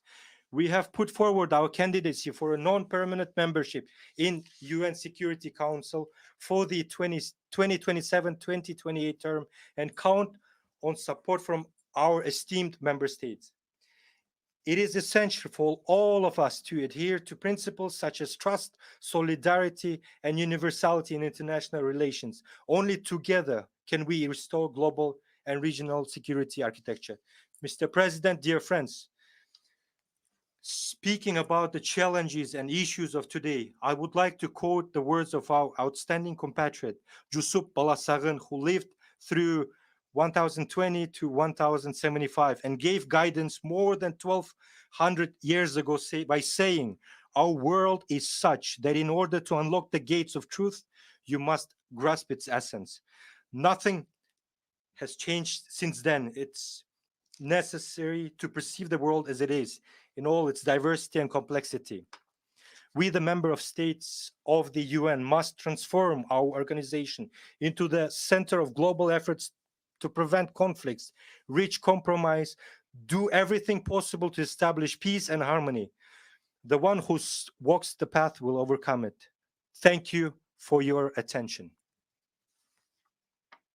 On behalf of the Assembly, I wish to thank the President of the Kyrgyz Republic for the statement just made, and I request protocol to escort His Excellency.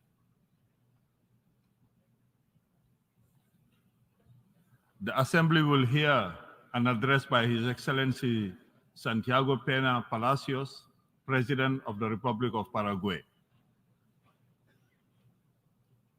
I request protocol to escort His Excellency.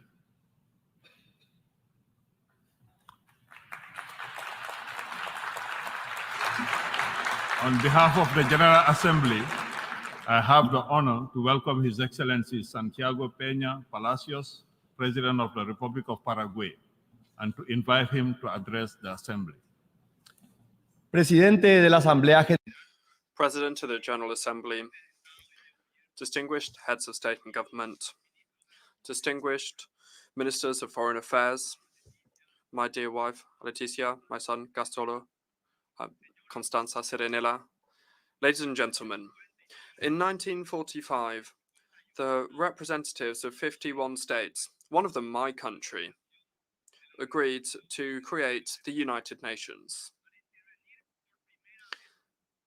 Speaking for the first time at this august assembly as President of the Republic of Paraguay, I wish to begin my statement by expressing our gratitude to the United Nations for its work, because since the beginning it has provided a global framework for cooperation between nations to promote peace, human rights, and the well-being of peoples. 78 years later, multilateralism faces very visible challenges in terms of efficacy and legitimacy. In a world of so much wealth, levels of poverty and inequality continue to be stubbornly high, while mass migration due to armed conflicts and a lack of opportunities, international terrorism, transnational crime, and geopolitical tensions pose challenges that cooperation mechanisms and governance that have prevailed over the last 8 decades are clearly behind in responding to. The lack of tangible results, inefficacy perceived in multilateral institutions, and difficulties in addressing global problems in an effective manner have led to frustration and have led to an increase in the sense that national interests should prevail over multilateral cooperation. The imposition of certain trends or cultural or ideological approaches is perceived, not wrongly, as interference in sovereignty and in national values that erodes trust and weakens willingness to cooperate in the multilateral sphere. As a result, we are seeing growing levels of distrust between member states that makes cooperation and the willingness to commit to things of common good difficult. The 2008 crisis, the pandemic, and now the conflict in Ukraine have laid bare the weaknesses and the limitations of multilateral institutions in their ability to tackle global challenges and systemic risks. The United Nations, in the last case, and its Security Council have adopted measures whose results, sadly, are far from being encouraging. Despite having suffered the misfortune of 2 unfair wars, one that put us to the edge of extinction as a nation, the spirit and the history of Paraguay compel us to choose dialogue and not force as a mechanism to settle any dispute. And this is shown in the Gondra Convention of 1924, proposed by a distinguished Paraguayan and approved by all Latin American countries unanimously without a single amendment. And its purpose was precisely to avoid and to prevent wars between states in the Americas. Humbly, however, with a sense of conviction, we are all in we urge for all parties involved in this conflict to immediately put an end to military actions and to avoid further victim and harm. We support the peace initiatives driven forward by Brazil, a kindred country and a strategic ally, as well as by Pope Francis, whose moving presence is a source of inspiration for the whole of humanity. There can be no doubt that we need to work to revise and to reform the mechanisms, means, and institutional capacities of multilateral organizations in order to avoid new wars like the one that is afflicting Ukraine. However, with or without reforms, we need to put an end to the terrible loss of so many human lives. We must work to strengthen the United Nations in order to build new capacities to enable us to respond effectively and efficiently to the ongoing and changing global challenges. When it comes to the reform and expansion of the Security Council, Paraguay believes that the organic and functional structure of the United Nations should reflect the dynamics of the international stage in a participatory, democratic, and equitable manner, as observed in the guiding principles of the Charter, to promote peace, security, and prosperity in our countries in equal conditions. In this regard, the government of Paraguay expresses its support to the Republic of China, Taiwan, to become a comprehensive part of the United Nations system. Climate change is a great global challenge, and we must adopt both rigorous as well as fair measures to avoid further damage to the planet and its inhabitants. Trade restrictions based on criteria such as agricultural practices or environmental standards are bringing about discontent and uncertainty, and they are unfair and discriminatory barriers because they seek to extrapolate realities from highly developed regions to developing countries, and they do not take account of their differences, nor do they adequately value the practices to mitigate the environmental effects in these areas. This implies that LDCs should assume responsibility for the environmental damage caused by industrialization in the 19th and 20th centuries when mitigation measures didn't exist, and have the obligation to do this rather the expense of turning down opportunities for trade expansion, creating jobs and wealth.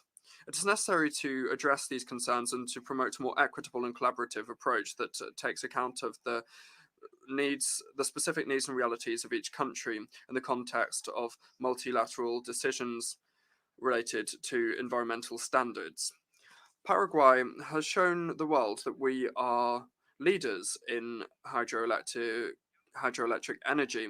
We are a clean and sustainable source that meets both our own domestic needs as well as the needs of our neighbors. We have put Paraguay on the map as an example to follow in the transition to a more sustainable world. While other countries are still discussing reducing emissions, we have already taken concrete and effective measures.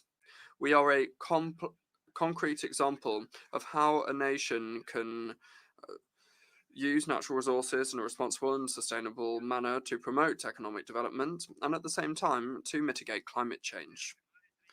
For more than 30 years, we have been adopting sustainable agro-fisheries practices that do not only ensure a prosperous future for our farmers, but also they guarantee the integrity of our land and our water resources.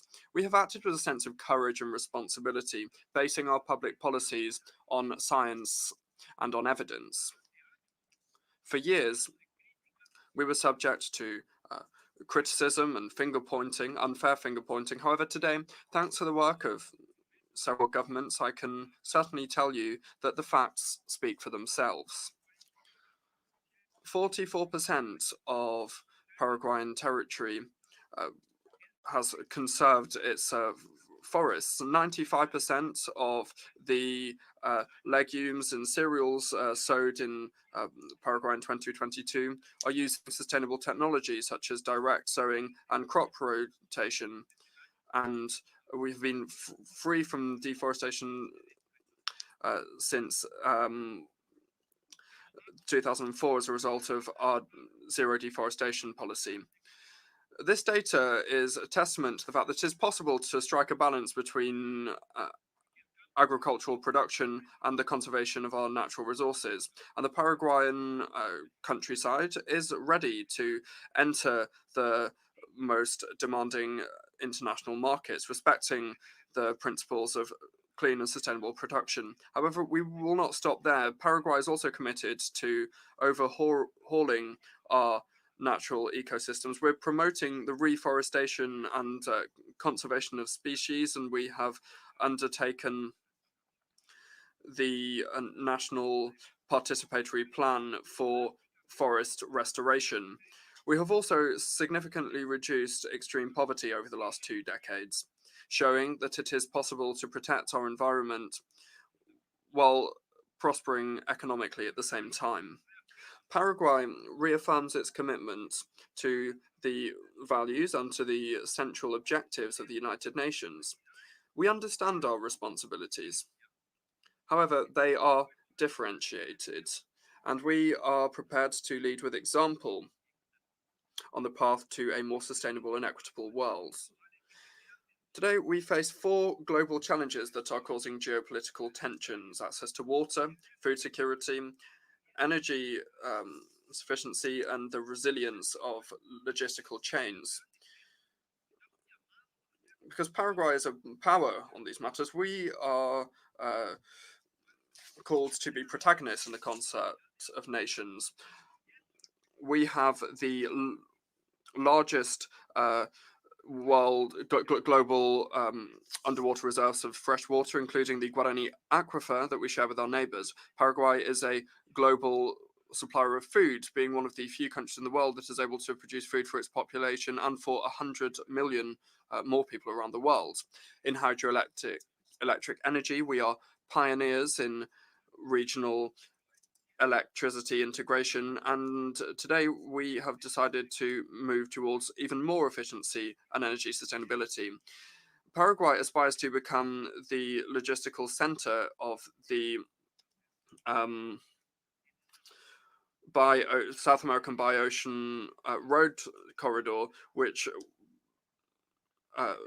turns our geographical central location into an opportunity and strengthens our integration with neighboring countries and markets in the Pacific. This trade corridor will be a source of renovation and empowerment for Mercosur and the Alliance of the Pacific, promoting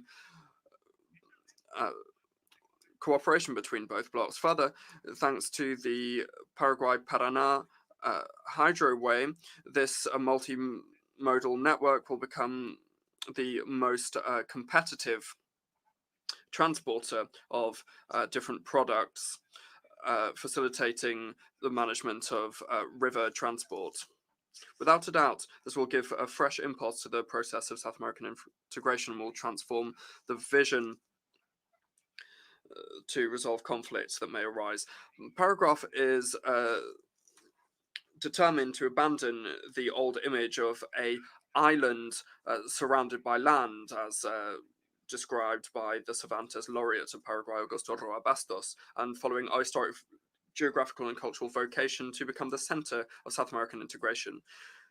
One of our main objectives is to contribute to improving regional integration. In this regard, the aquifers, the bi-ocean corridor, hydroelectric power stations, and navigation on our rivers are delicate processes of balance between integration and the sovereignty of our peoples. We are aware that the progress achieved towards integration, that progress has been achieved towards integration. However, we are far from being satisfied, and we are making progress with courage and determination.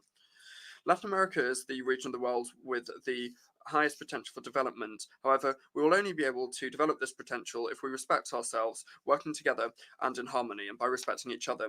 Since the last century, the 20th century, we have been moving as a country into a process whereby we are building and strengthening our democratic institutions. This year, we renewed this in our country with a transparent electoral process with broad participation from our citizens, where the Paraguayan people expressed their will with a firm democratic vocation and vested their trust in the rule of law.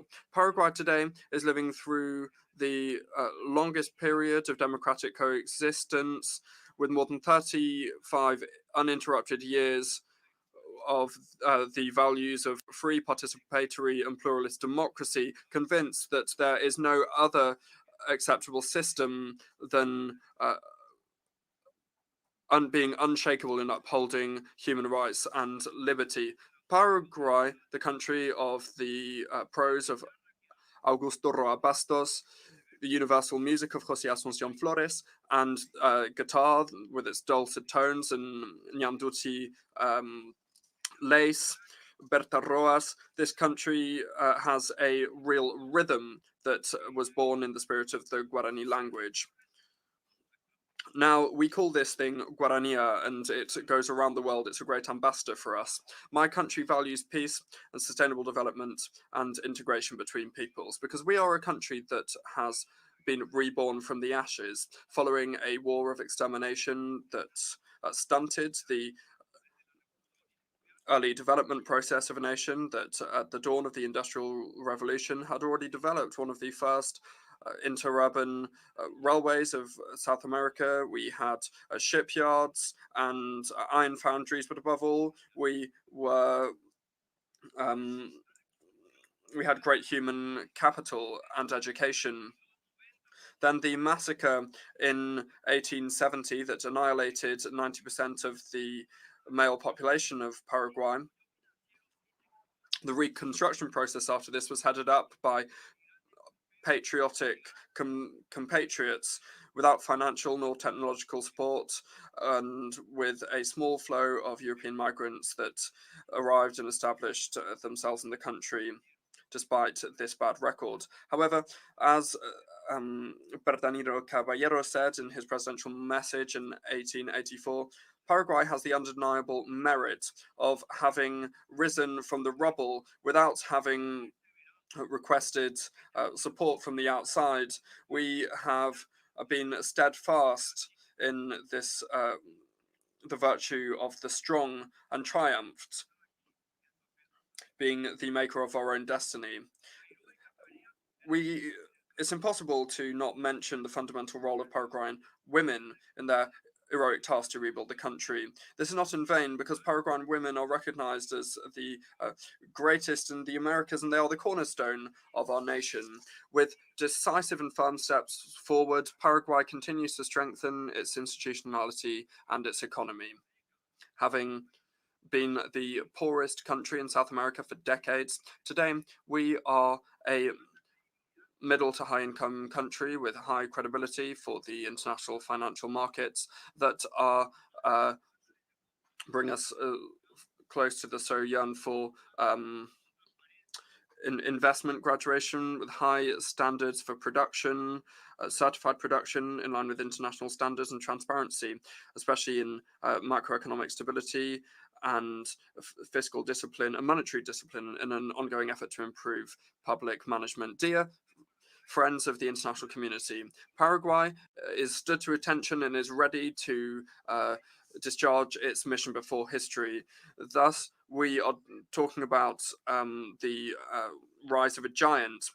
However, we are not saying this in an expansionist way or a grandiose way, but rather with a firm conviction of a proud people, proud of its roots and our heroic history, our courageousness, and the profound conviction of our destiny of greatness. Thank you very much. Thank the President of the Republic of Paraguay for the statement just made, and I request protocol to escort His Excellency. The Assembly will hear an address by Her Excellency Dina Ercilia Boluarte Zegara, President of the Republic of Peru. I request protocol to escort Her Excellency.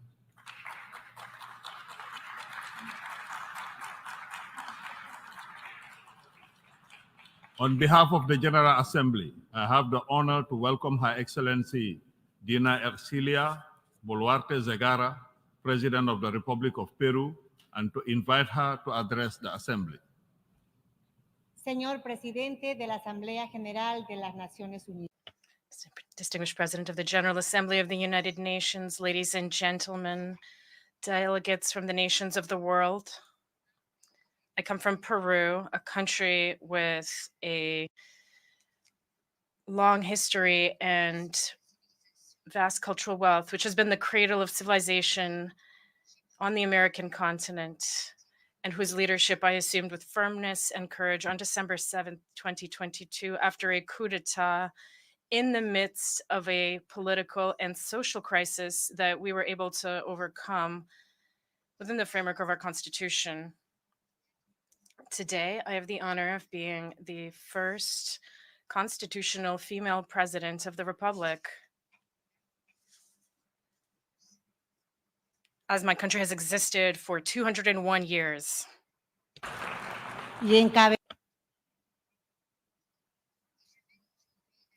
And today, I lead my country's delegation to the United Nations General Assembly.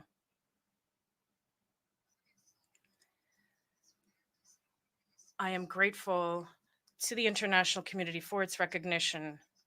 Peru is once again present on the international stage alongside the peoples of the world. I'm a woman from the provinces. I speak Quechua, and I was born in the heights of the southern Peruvian Andes. And I lead a government that,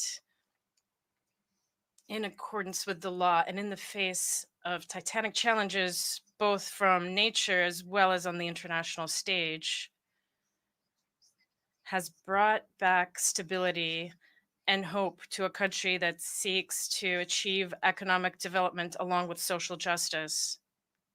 I would like to begin this message by paying a tribute to women, to girls, adolescents, and particularly to my sisters in Peru, a well-deserved tribute.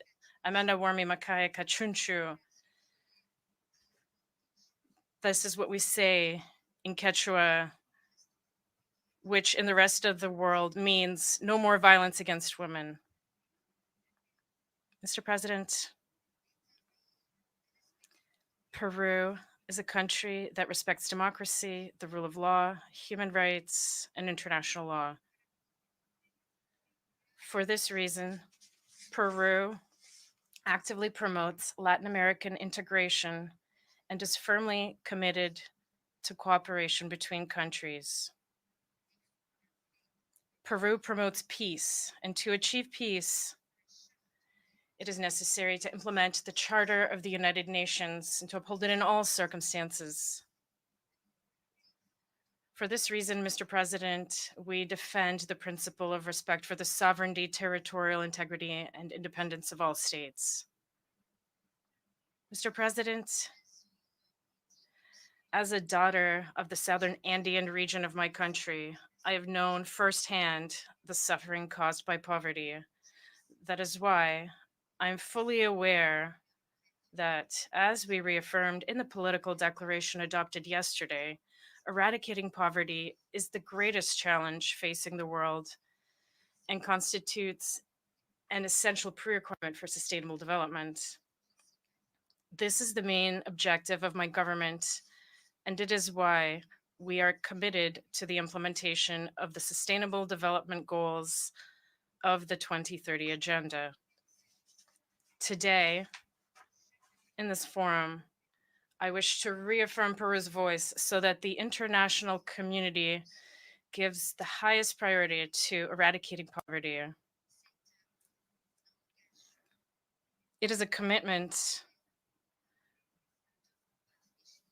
on which we cannot and should not give up. In Peru, we're adopting policies to confront not only monetary poverty, but also multidimensional poverty, among other important measures such as access to drinking water and basic sanitation. In the 9 months of my government's existence, we have unblocked more than 100 paralyzed projects in order to provide water to the sisters and brothers in my country. The crisis caused by the COVID-19 pandemic, climate change, growing geopolitical tensions, conflicts, and growing food prices are overwhelming our people, and they have slowed down our potential for growth and development. If these trends continue, as Secretary General Antonio Guterres tells us, nearly 600 million people will continue to live in extreme poverty in 2030, and only 1/3 of countries will reach the goal of having their national poverty levels. We cannot accept such a scenario, Mr. President. The time is now. Either we progress together or we all condemn ourselves to failure. United, we will achieve everything. Disunited, we will all lose. And this brings us to the next challenge. Our development agenda has the motto, Manan Pitapas Kipapi Sekispa, which in Quechua means leaving no one behind.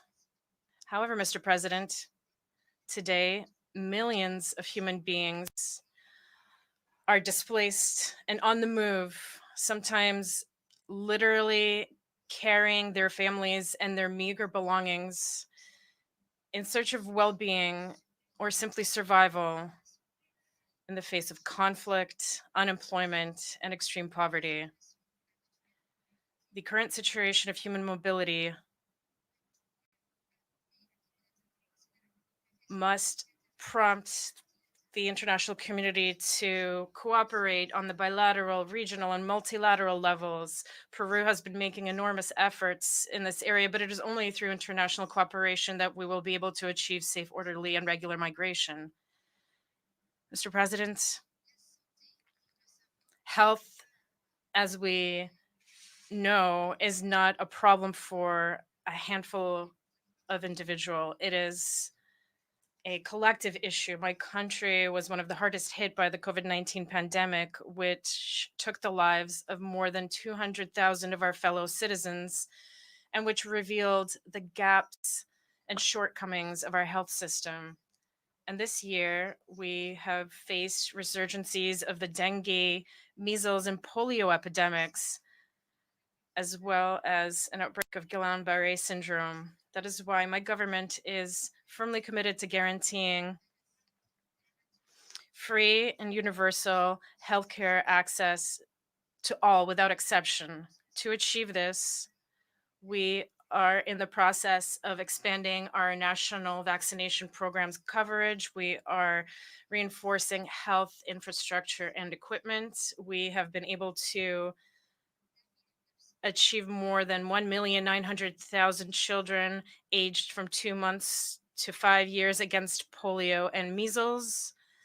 And we continue to work tirelessly to unblock hospital projects that had been paralyzed due to apathy and corruption from prior governments. We have also made the prevention and treatment of cancer a national goal, and currently 20 out of Peru's 26 regions have at least one oncological service.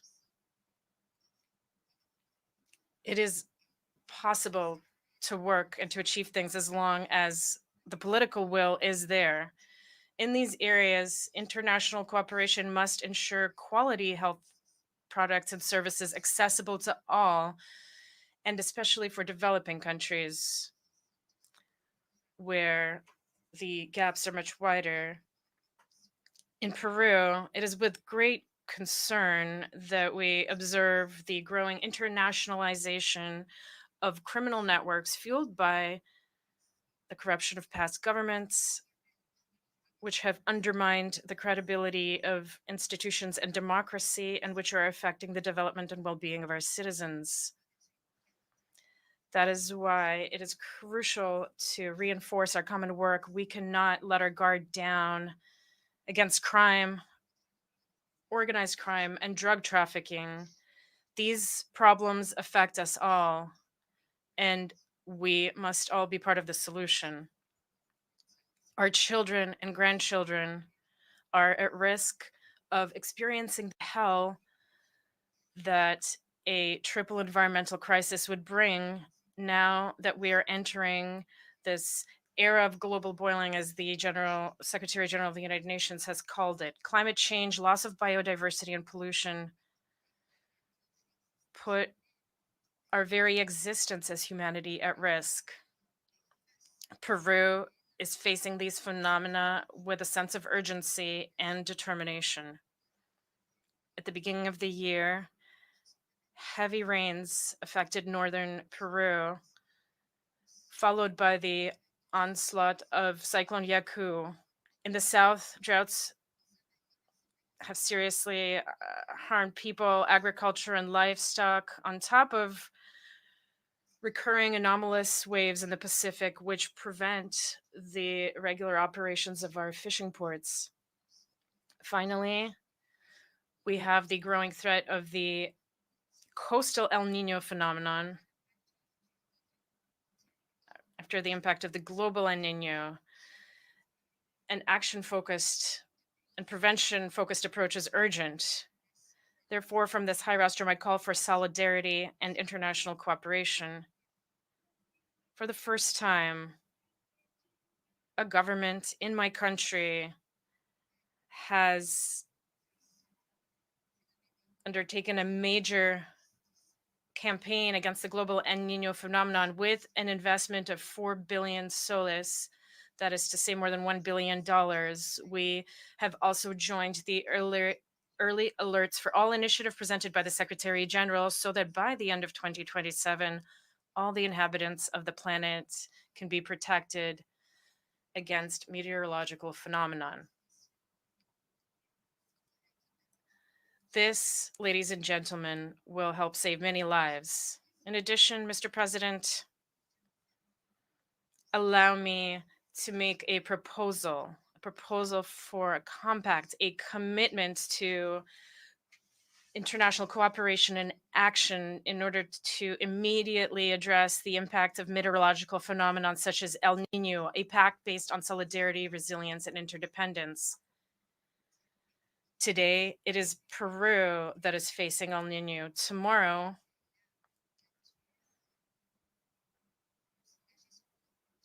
nature may affect a different location, but united, as I always say in my country, we can move forward. Let us make this pact, a pact for the world, a pact for life. Developing countries have made progress in reducing carbon emissions, but we continue to be the most affected by climate disasters. Last month, the 8 Amazonian countries held a presidential summit during which we agreed on measures for the conservation and sustainable use of the Amazon, as well as the fight against deforestation and urgent action to avoid a point of no return. Peru presented its vision of an Amazon with a human face. With a human face because the Amazon, which constitutes 61% of Peru's territory, is not just a sanctuary occupied solely by nature. It is in fact home to 5 million Peruvians. It is still possible to limit the increase in global temperature to within 1.5 degrees Celsius, as we agreed in the Paris Agreement. But to do this, bold actions will be necessary. This implies that developed countries not only adopt more ambitious emissions reduction goals, but also that they honor their commitments in terms of technology transfer and climate financing. Today, more than ever, it is urgent to mobilize the $100 billion annually for climate action in developing countries, in accordance with the commitment that was made. It is also crucial to establish the loss and damage fund as agreed upon at the last conference of the parties. Mr. President, here in this hall, I wish to inform you that the Peruvian presidency has submitted a draft treaty whose goal is to protect the marine environment against plastic pollution. In my country, Mr. President, 48 indigenous languages are spoken, and more than 6 million citizens identify as members of one of the indigenous original peoples of Peru, and more than 800,000 identifies Afro-Peruvian. Promoting the full exercise of their rights is a challenge that we share with many other countries. And we have an essential responsibility to continue seeking their inclusion, their well-being, to continue providing them with quality services, promoting respect for their rights, their cultures, and their languages. Mr. President, distinguished delegates, as we are on the verge of commemorating the bicentennial of our consolidation as an independent republic, Peru reiterates its commitment to continue contributing to peace, development, and the conservation of the environment.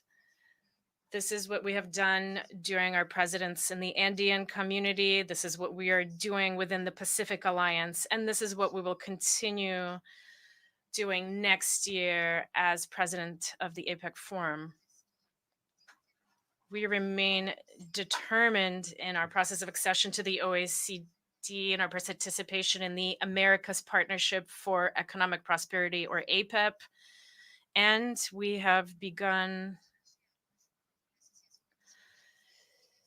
talks with the Association of Southeast Asian Nations, ASEAN, with a view to being partners in development. I reiterate my invitation to all countries to continue investing in Peru and trusting in Peru. Our country is a country of hope. We await you with clear and transparent rules of the game, with stability and legal security, low inflation, with solid international reserves. And our sole objective is working for the sustained growth of all, but particularly for the most vulnerable. Mr. President, the government of Peru, faithful to its commitment to the United Nations and in line with its Republican tradition, joins with firmness and determination the global goal to strengthen the fight against climate change, to defend peace, democracy, full respect for human rights, international law, sustainable development, and the prosperity to which our people aspire, as it is what is just.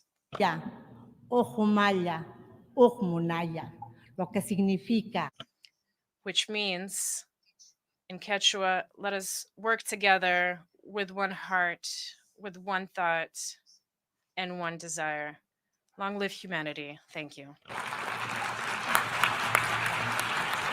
On behalf of the Assembly, I wish to thank the President of the Republic of Peru for the statement just made, and I request protocol to escort Her Excellency.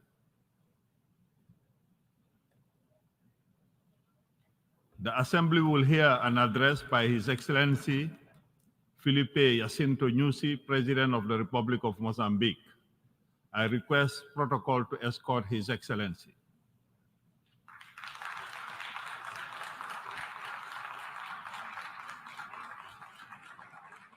On behalf of the General Assembly, I have the honor to welcome His Excellency Felipe Jacinto Nyusi, President of the Republic of Mozambique, and to invite him to address the Assembly.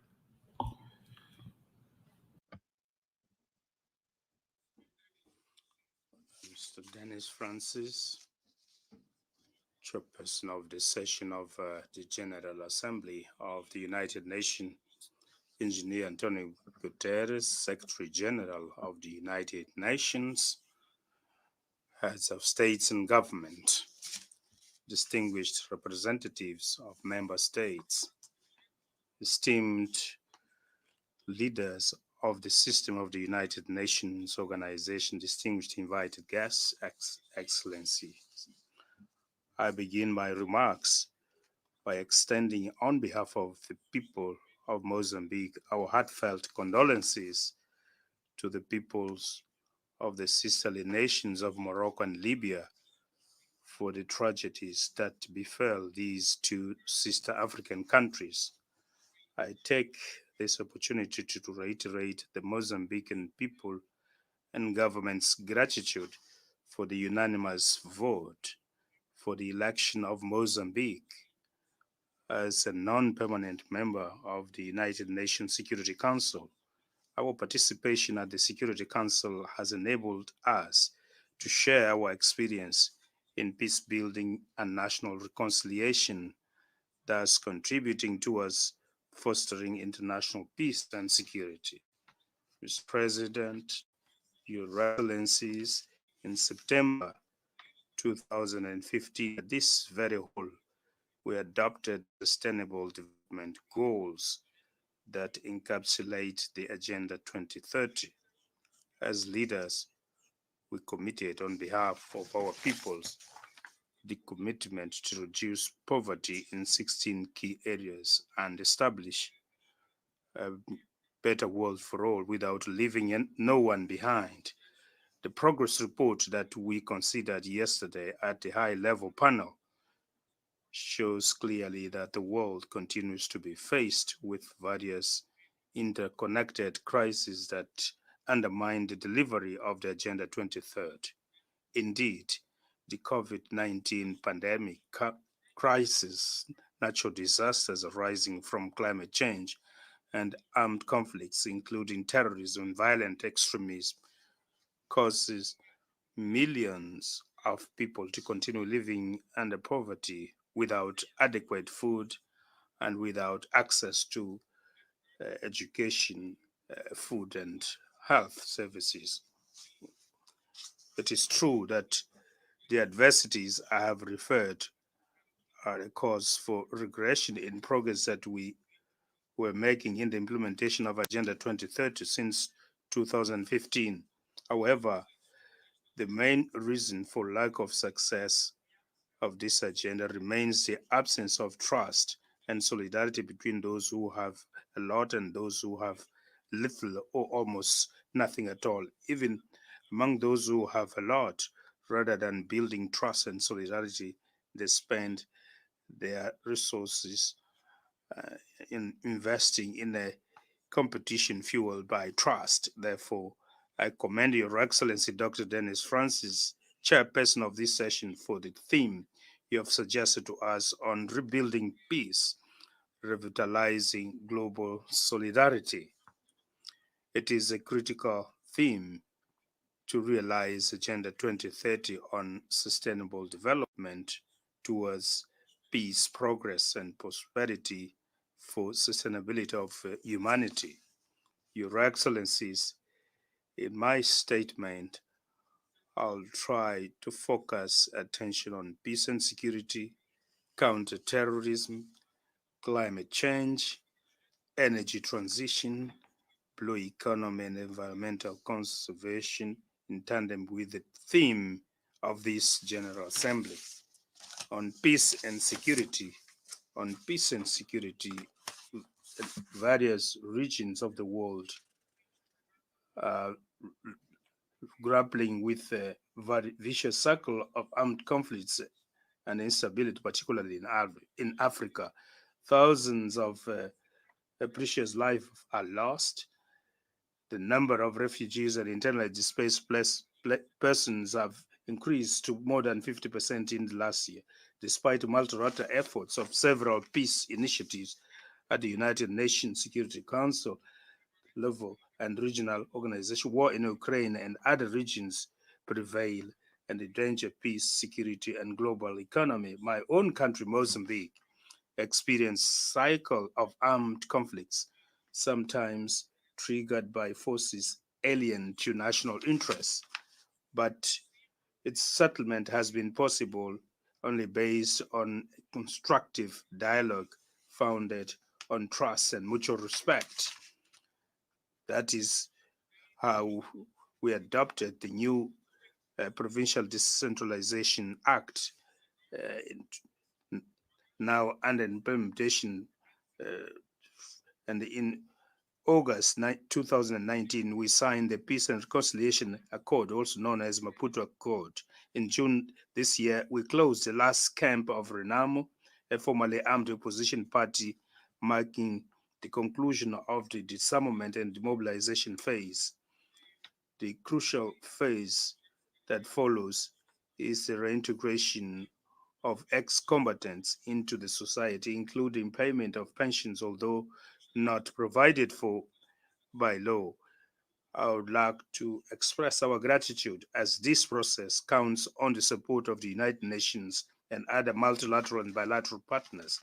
Terrorists, Excellencies, while we seek to close one chapter of the peace and national reconciliation process, Mozambique is confronted by the nefarious phenomenon of terrorism, particularly in Cabo Delgado province in the north of the country. In March this year, during Mozambique's rotational chairpersonship of the Security Council, we had the opportunity to share at length our experience of countering terrorism. On one hand, our strategy focuses on strengthening combat operations by the Mozambican Defense and Security Forces with an initial support of the Rwandan contingent and SADC multilateral force, also named SAMIM. We have been achieving tangible success on the ground, though terrorists continue to create terror and fear in sporadic way in isolated villages. With the improvement of safety and tranquility, populations have been returning in large numbers to their home areas, resuming their normal life. This is a pioneer experience of combining bilateral and multilateral interventions. It is also an example of solution of African problems, first by the Africans themselves. However, the issue arising is the need for a substantial support to these countries that, in a direct manner, countering terrorism with us in Mozambique in order to render the ongoing operation sustainable.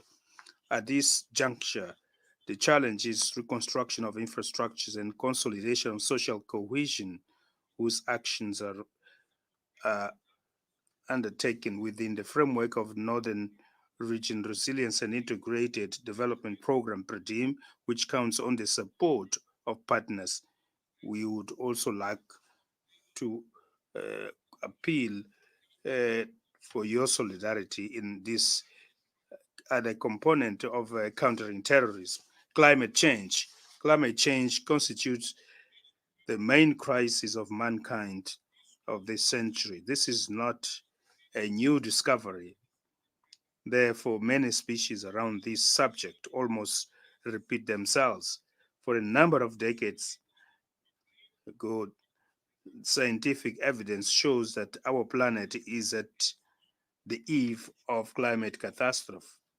However, despite this evidence and commitments assumed yearly during various conferences on climate change, the situation has been aggravating. The same applies to conflicts. The cause for climate change is lack of confidence or trust, solidarity associated with selfishness of some countries. Countries that pollute. The enriching of these countries is costing the price of disgrace for countries that contribute less with pollution that coincidentally are the poorest country. As a consequence, heat waves, cyclones, floods, droughts, earthquakes, the rise of the sea level, uncontrolled fire, and other extreme phenomena have become increasingly frequent all over the globe. In the case of Mozambique, due to its geographic location, the country suffers cyclical of the devastating impact of natural disasters.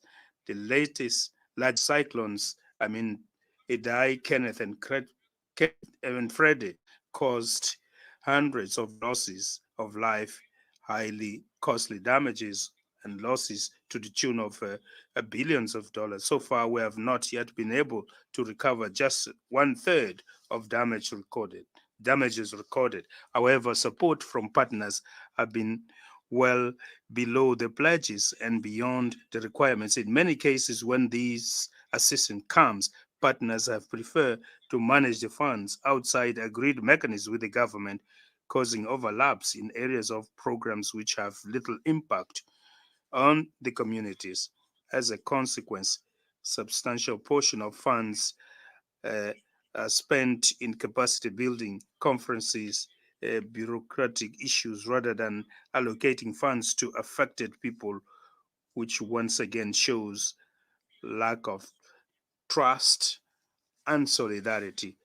As a way of mitigating the suffering of the people, we have been promoting domestic solutions towards consolidating a disaster management system with the involvement of public, private stakeholders, civil society, and local communities, focusing on prevention and adaptation. This way, we have managed to reduce the impact of natural disasters, a fact that has merited the recognition of Mozambique at SADC, African Union, and UN agencies. Mr. President, Excellencies, energy transition. Energy transition is a global imperative aimed at building more resilient and sustainable societies. However, we advocate that energy transition should be fair and must work as a launchpad to enable poor countries to find a window of opportunity in the diversification of the energy mix in order to consolidate their economic base. Energy transition requires large investments in power generation projects from clean sources. Once again, we invite the most industrialized countries to be to show more solidarity by implementing their climate fund commitments. Mozambique is a regional reference for the diversity of its energy matrix that includes hydropower dams, in particular Kaurabasa, solar power stations, and wind power power stations, and construction works for Mpanda Ukua are now underway. Last year, Mozambique joined the group of liquefied natural gas producing and exporting countries, an important step towards accelerating energy transition. Currently, the energy sector is dominated by hydropower, with a capacity of 2,172 megawatts, solar with 95 megawatts, gas 441 megawatts, and diesel with 120 megawatts, with the possibility of operations of Temane Thermal Power Station over the last quarter of 2024, with the capacity of 450 megawatts, and with a longer maturity cycle, the new Mpanda Nkuwa hydropower station with a capacity of 1,500 megawatts to be generated by 2030. Likewise, Mozambique bets on the development of blue economy to optimize resources from the extensive exclusive economic zone along the coastline of 2,700 kilometers. Environment conservation. We are also a country with a robust environmental legislation that features major international conventions, including the Paris Agreement, the Convention on the Protection of Endangered Species sites, among others. Within the framework of the nationally determined commitment NCD in 2021, Mozambique became the first African country to receive payments from the World Bank Fund for reducing emissions from deforestation and forest degradation. Last year, we launched a regional initiative on the sustainable management of the Mayombo forest that culminated with the adoption of the Maputo Declaration, which was endorsed by 11 SADC member states. Mayombo woodland is the largest tropical forest ecosystem of the world, where three species are predominant, which covers more than 2,574 kilometers along the Great Zambezi Basin across 8 countries of Southern Africa.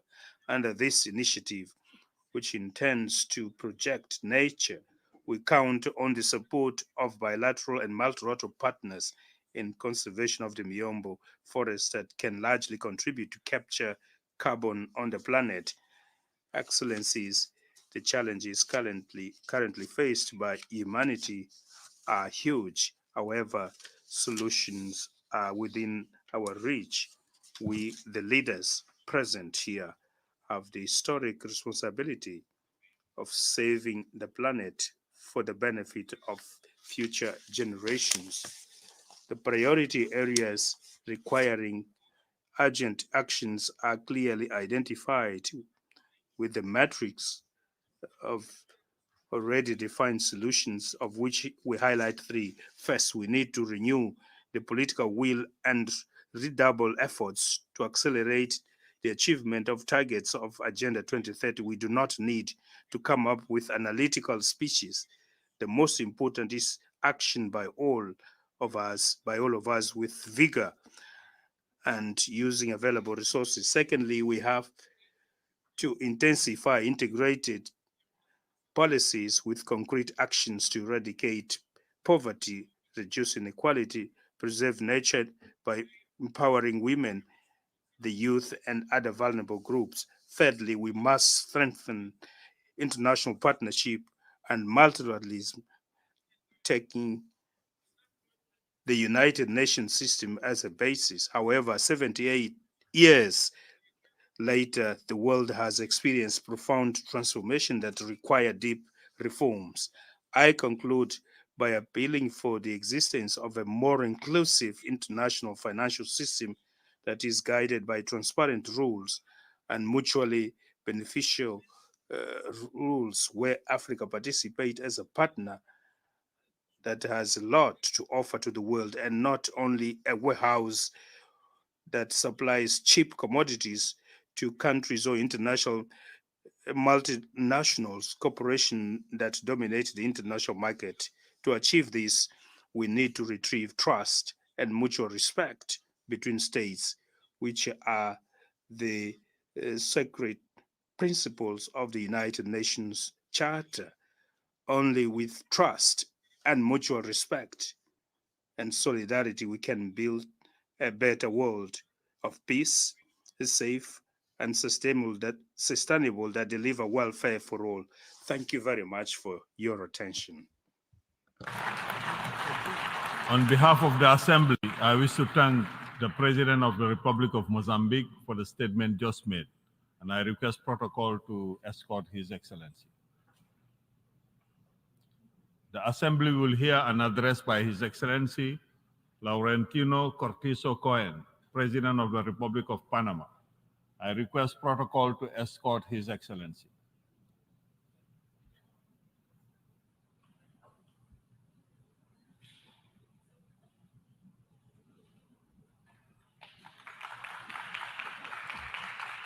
On behalf of the General Assembly, I have the honor to welcome His Excellency Laurentino Cortizo Cohen, President of the Republic of Panama, and to invite him to address the Assembly.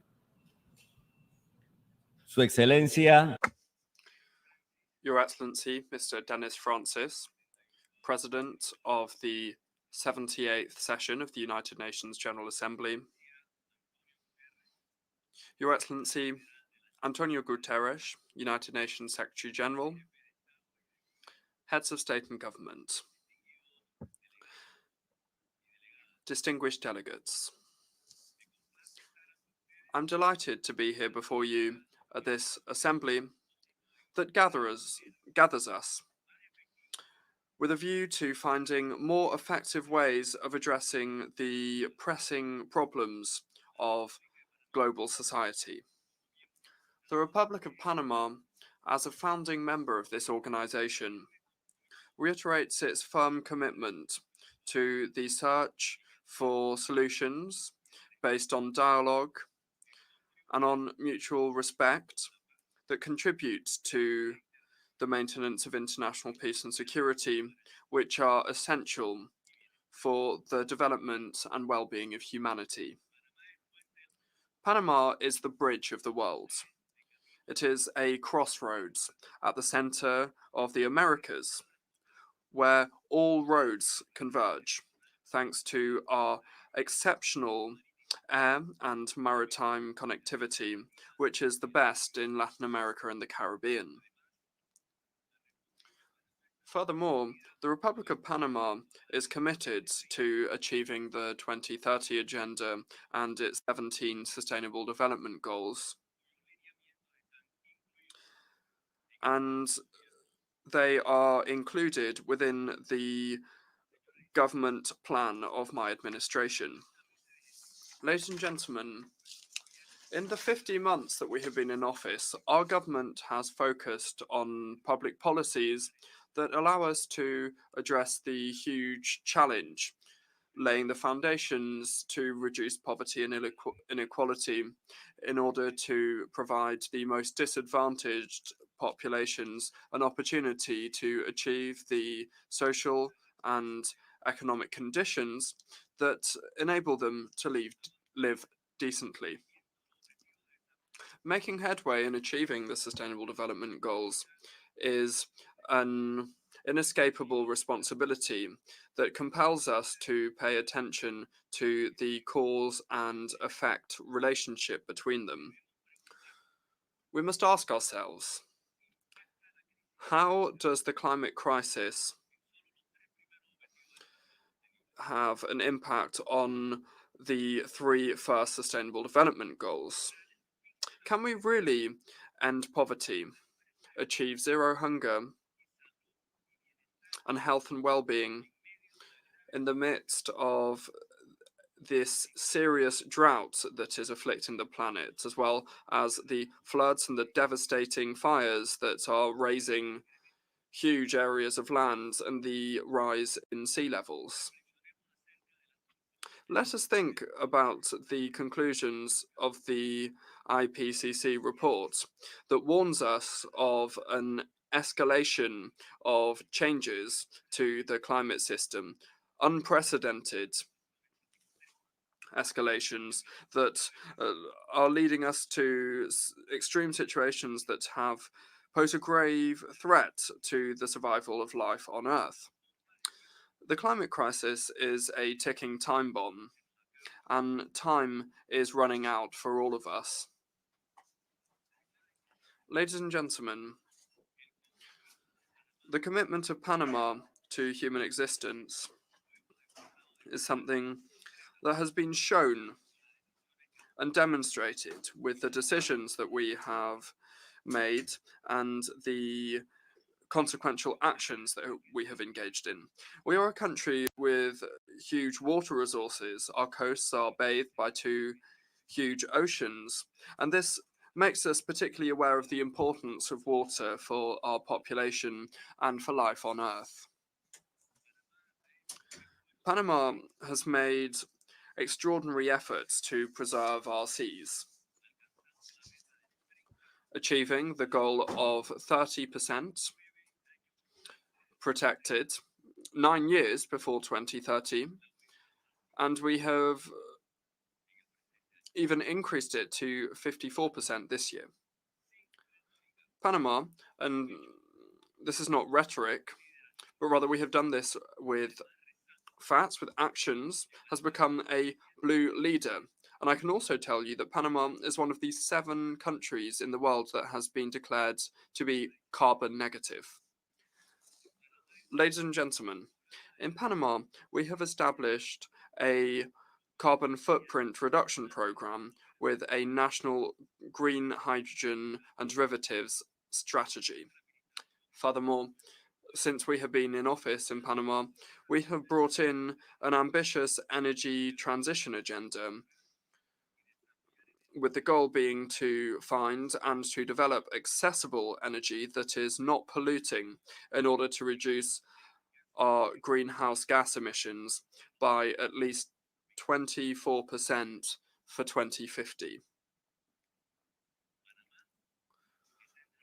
Panama is one of the 15 countries in the world that is most exposed to climate risks and natural risks. In fact, we have already seen in our country the first case of climate displacement when we had to relocate the population of the Karti Sugdub Island due to rising sea levels. Ladies and gentlemen, I wish to reaffirm on behalf of the Republic of Panama that the Panamanian people successfully rose to the task of the Panama Canal operation in 1999, and we increased its capacity in 2016. I wish to express to the nations of the world that Panama is committed to continuing to operate the canal in a safe, efficient, reliable, and competitive manner as we have done so far. And we have done this very well. Ladies and gentlemen, Panama, as a country that makes effective contributions to environmental protection, asks the most polluting countries here at this General Assembly to respect the commitments made to reduce greenhouse gas emissions. We have also seen on repeated occasions at the General Assembly and at the meetings of the Conference of the Parties, the COPs, the United Nations COPs, that countries commit to making changes that later are not delivered. Ladies and gentlemen,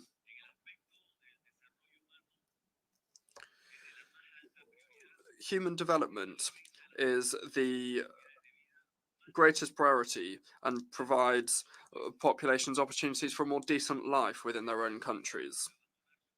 That way, they wouldn't have to abandon their countries and embark on irregular emigration, exposing themselves to human rights violations and often losing their own lives.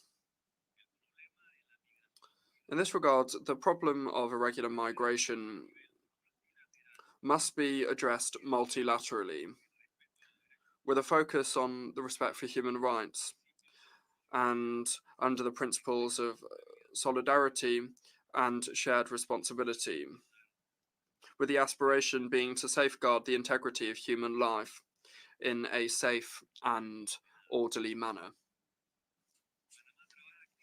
Panama is working actively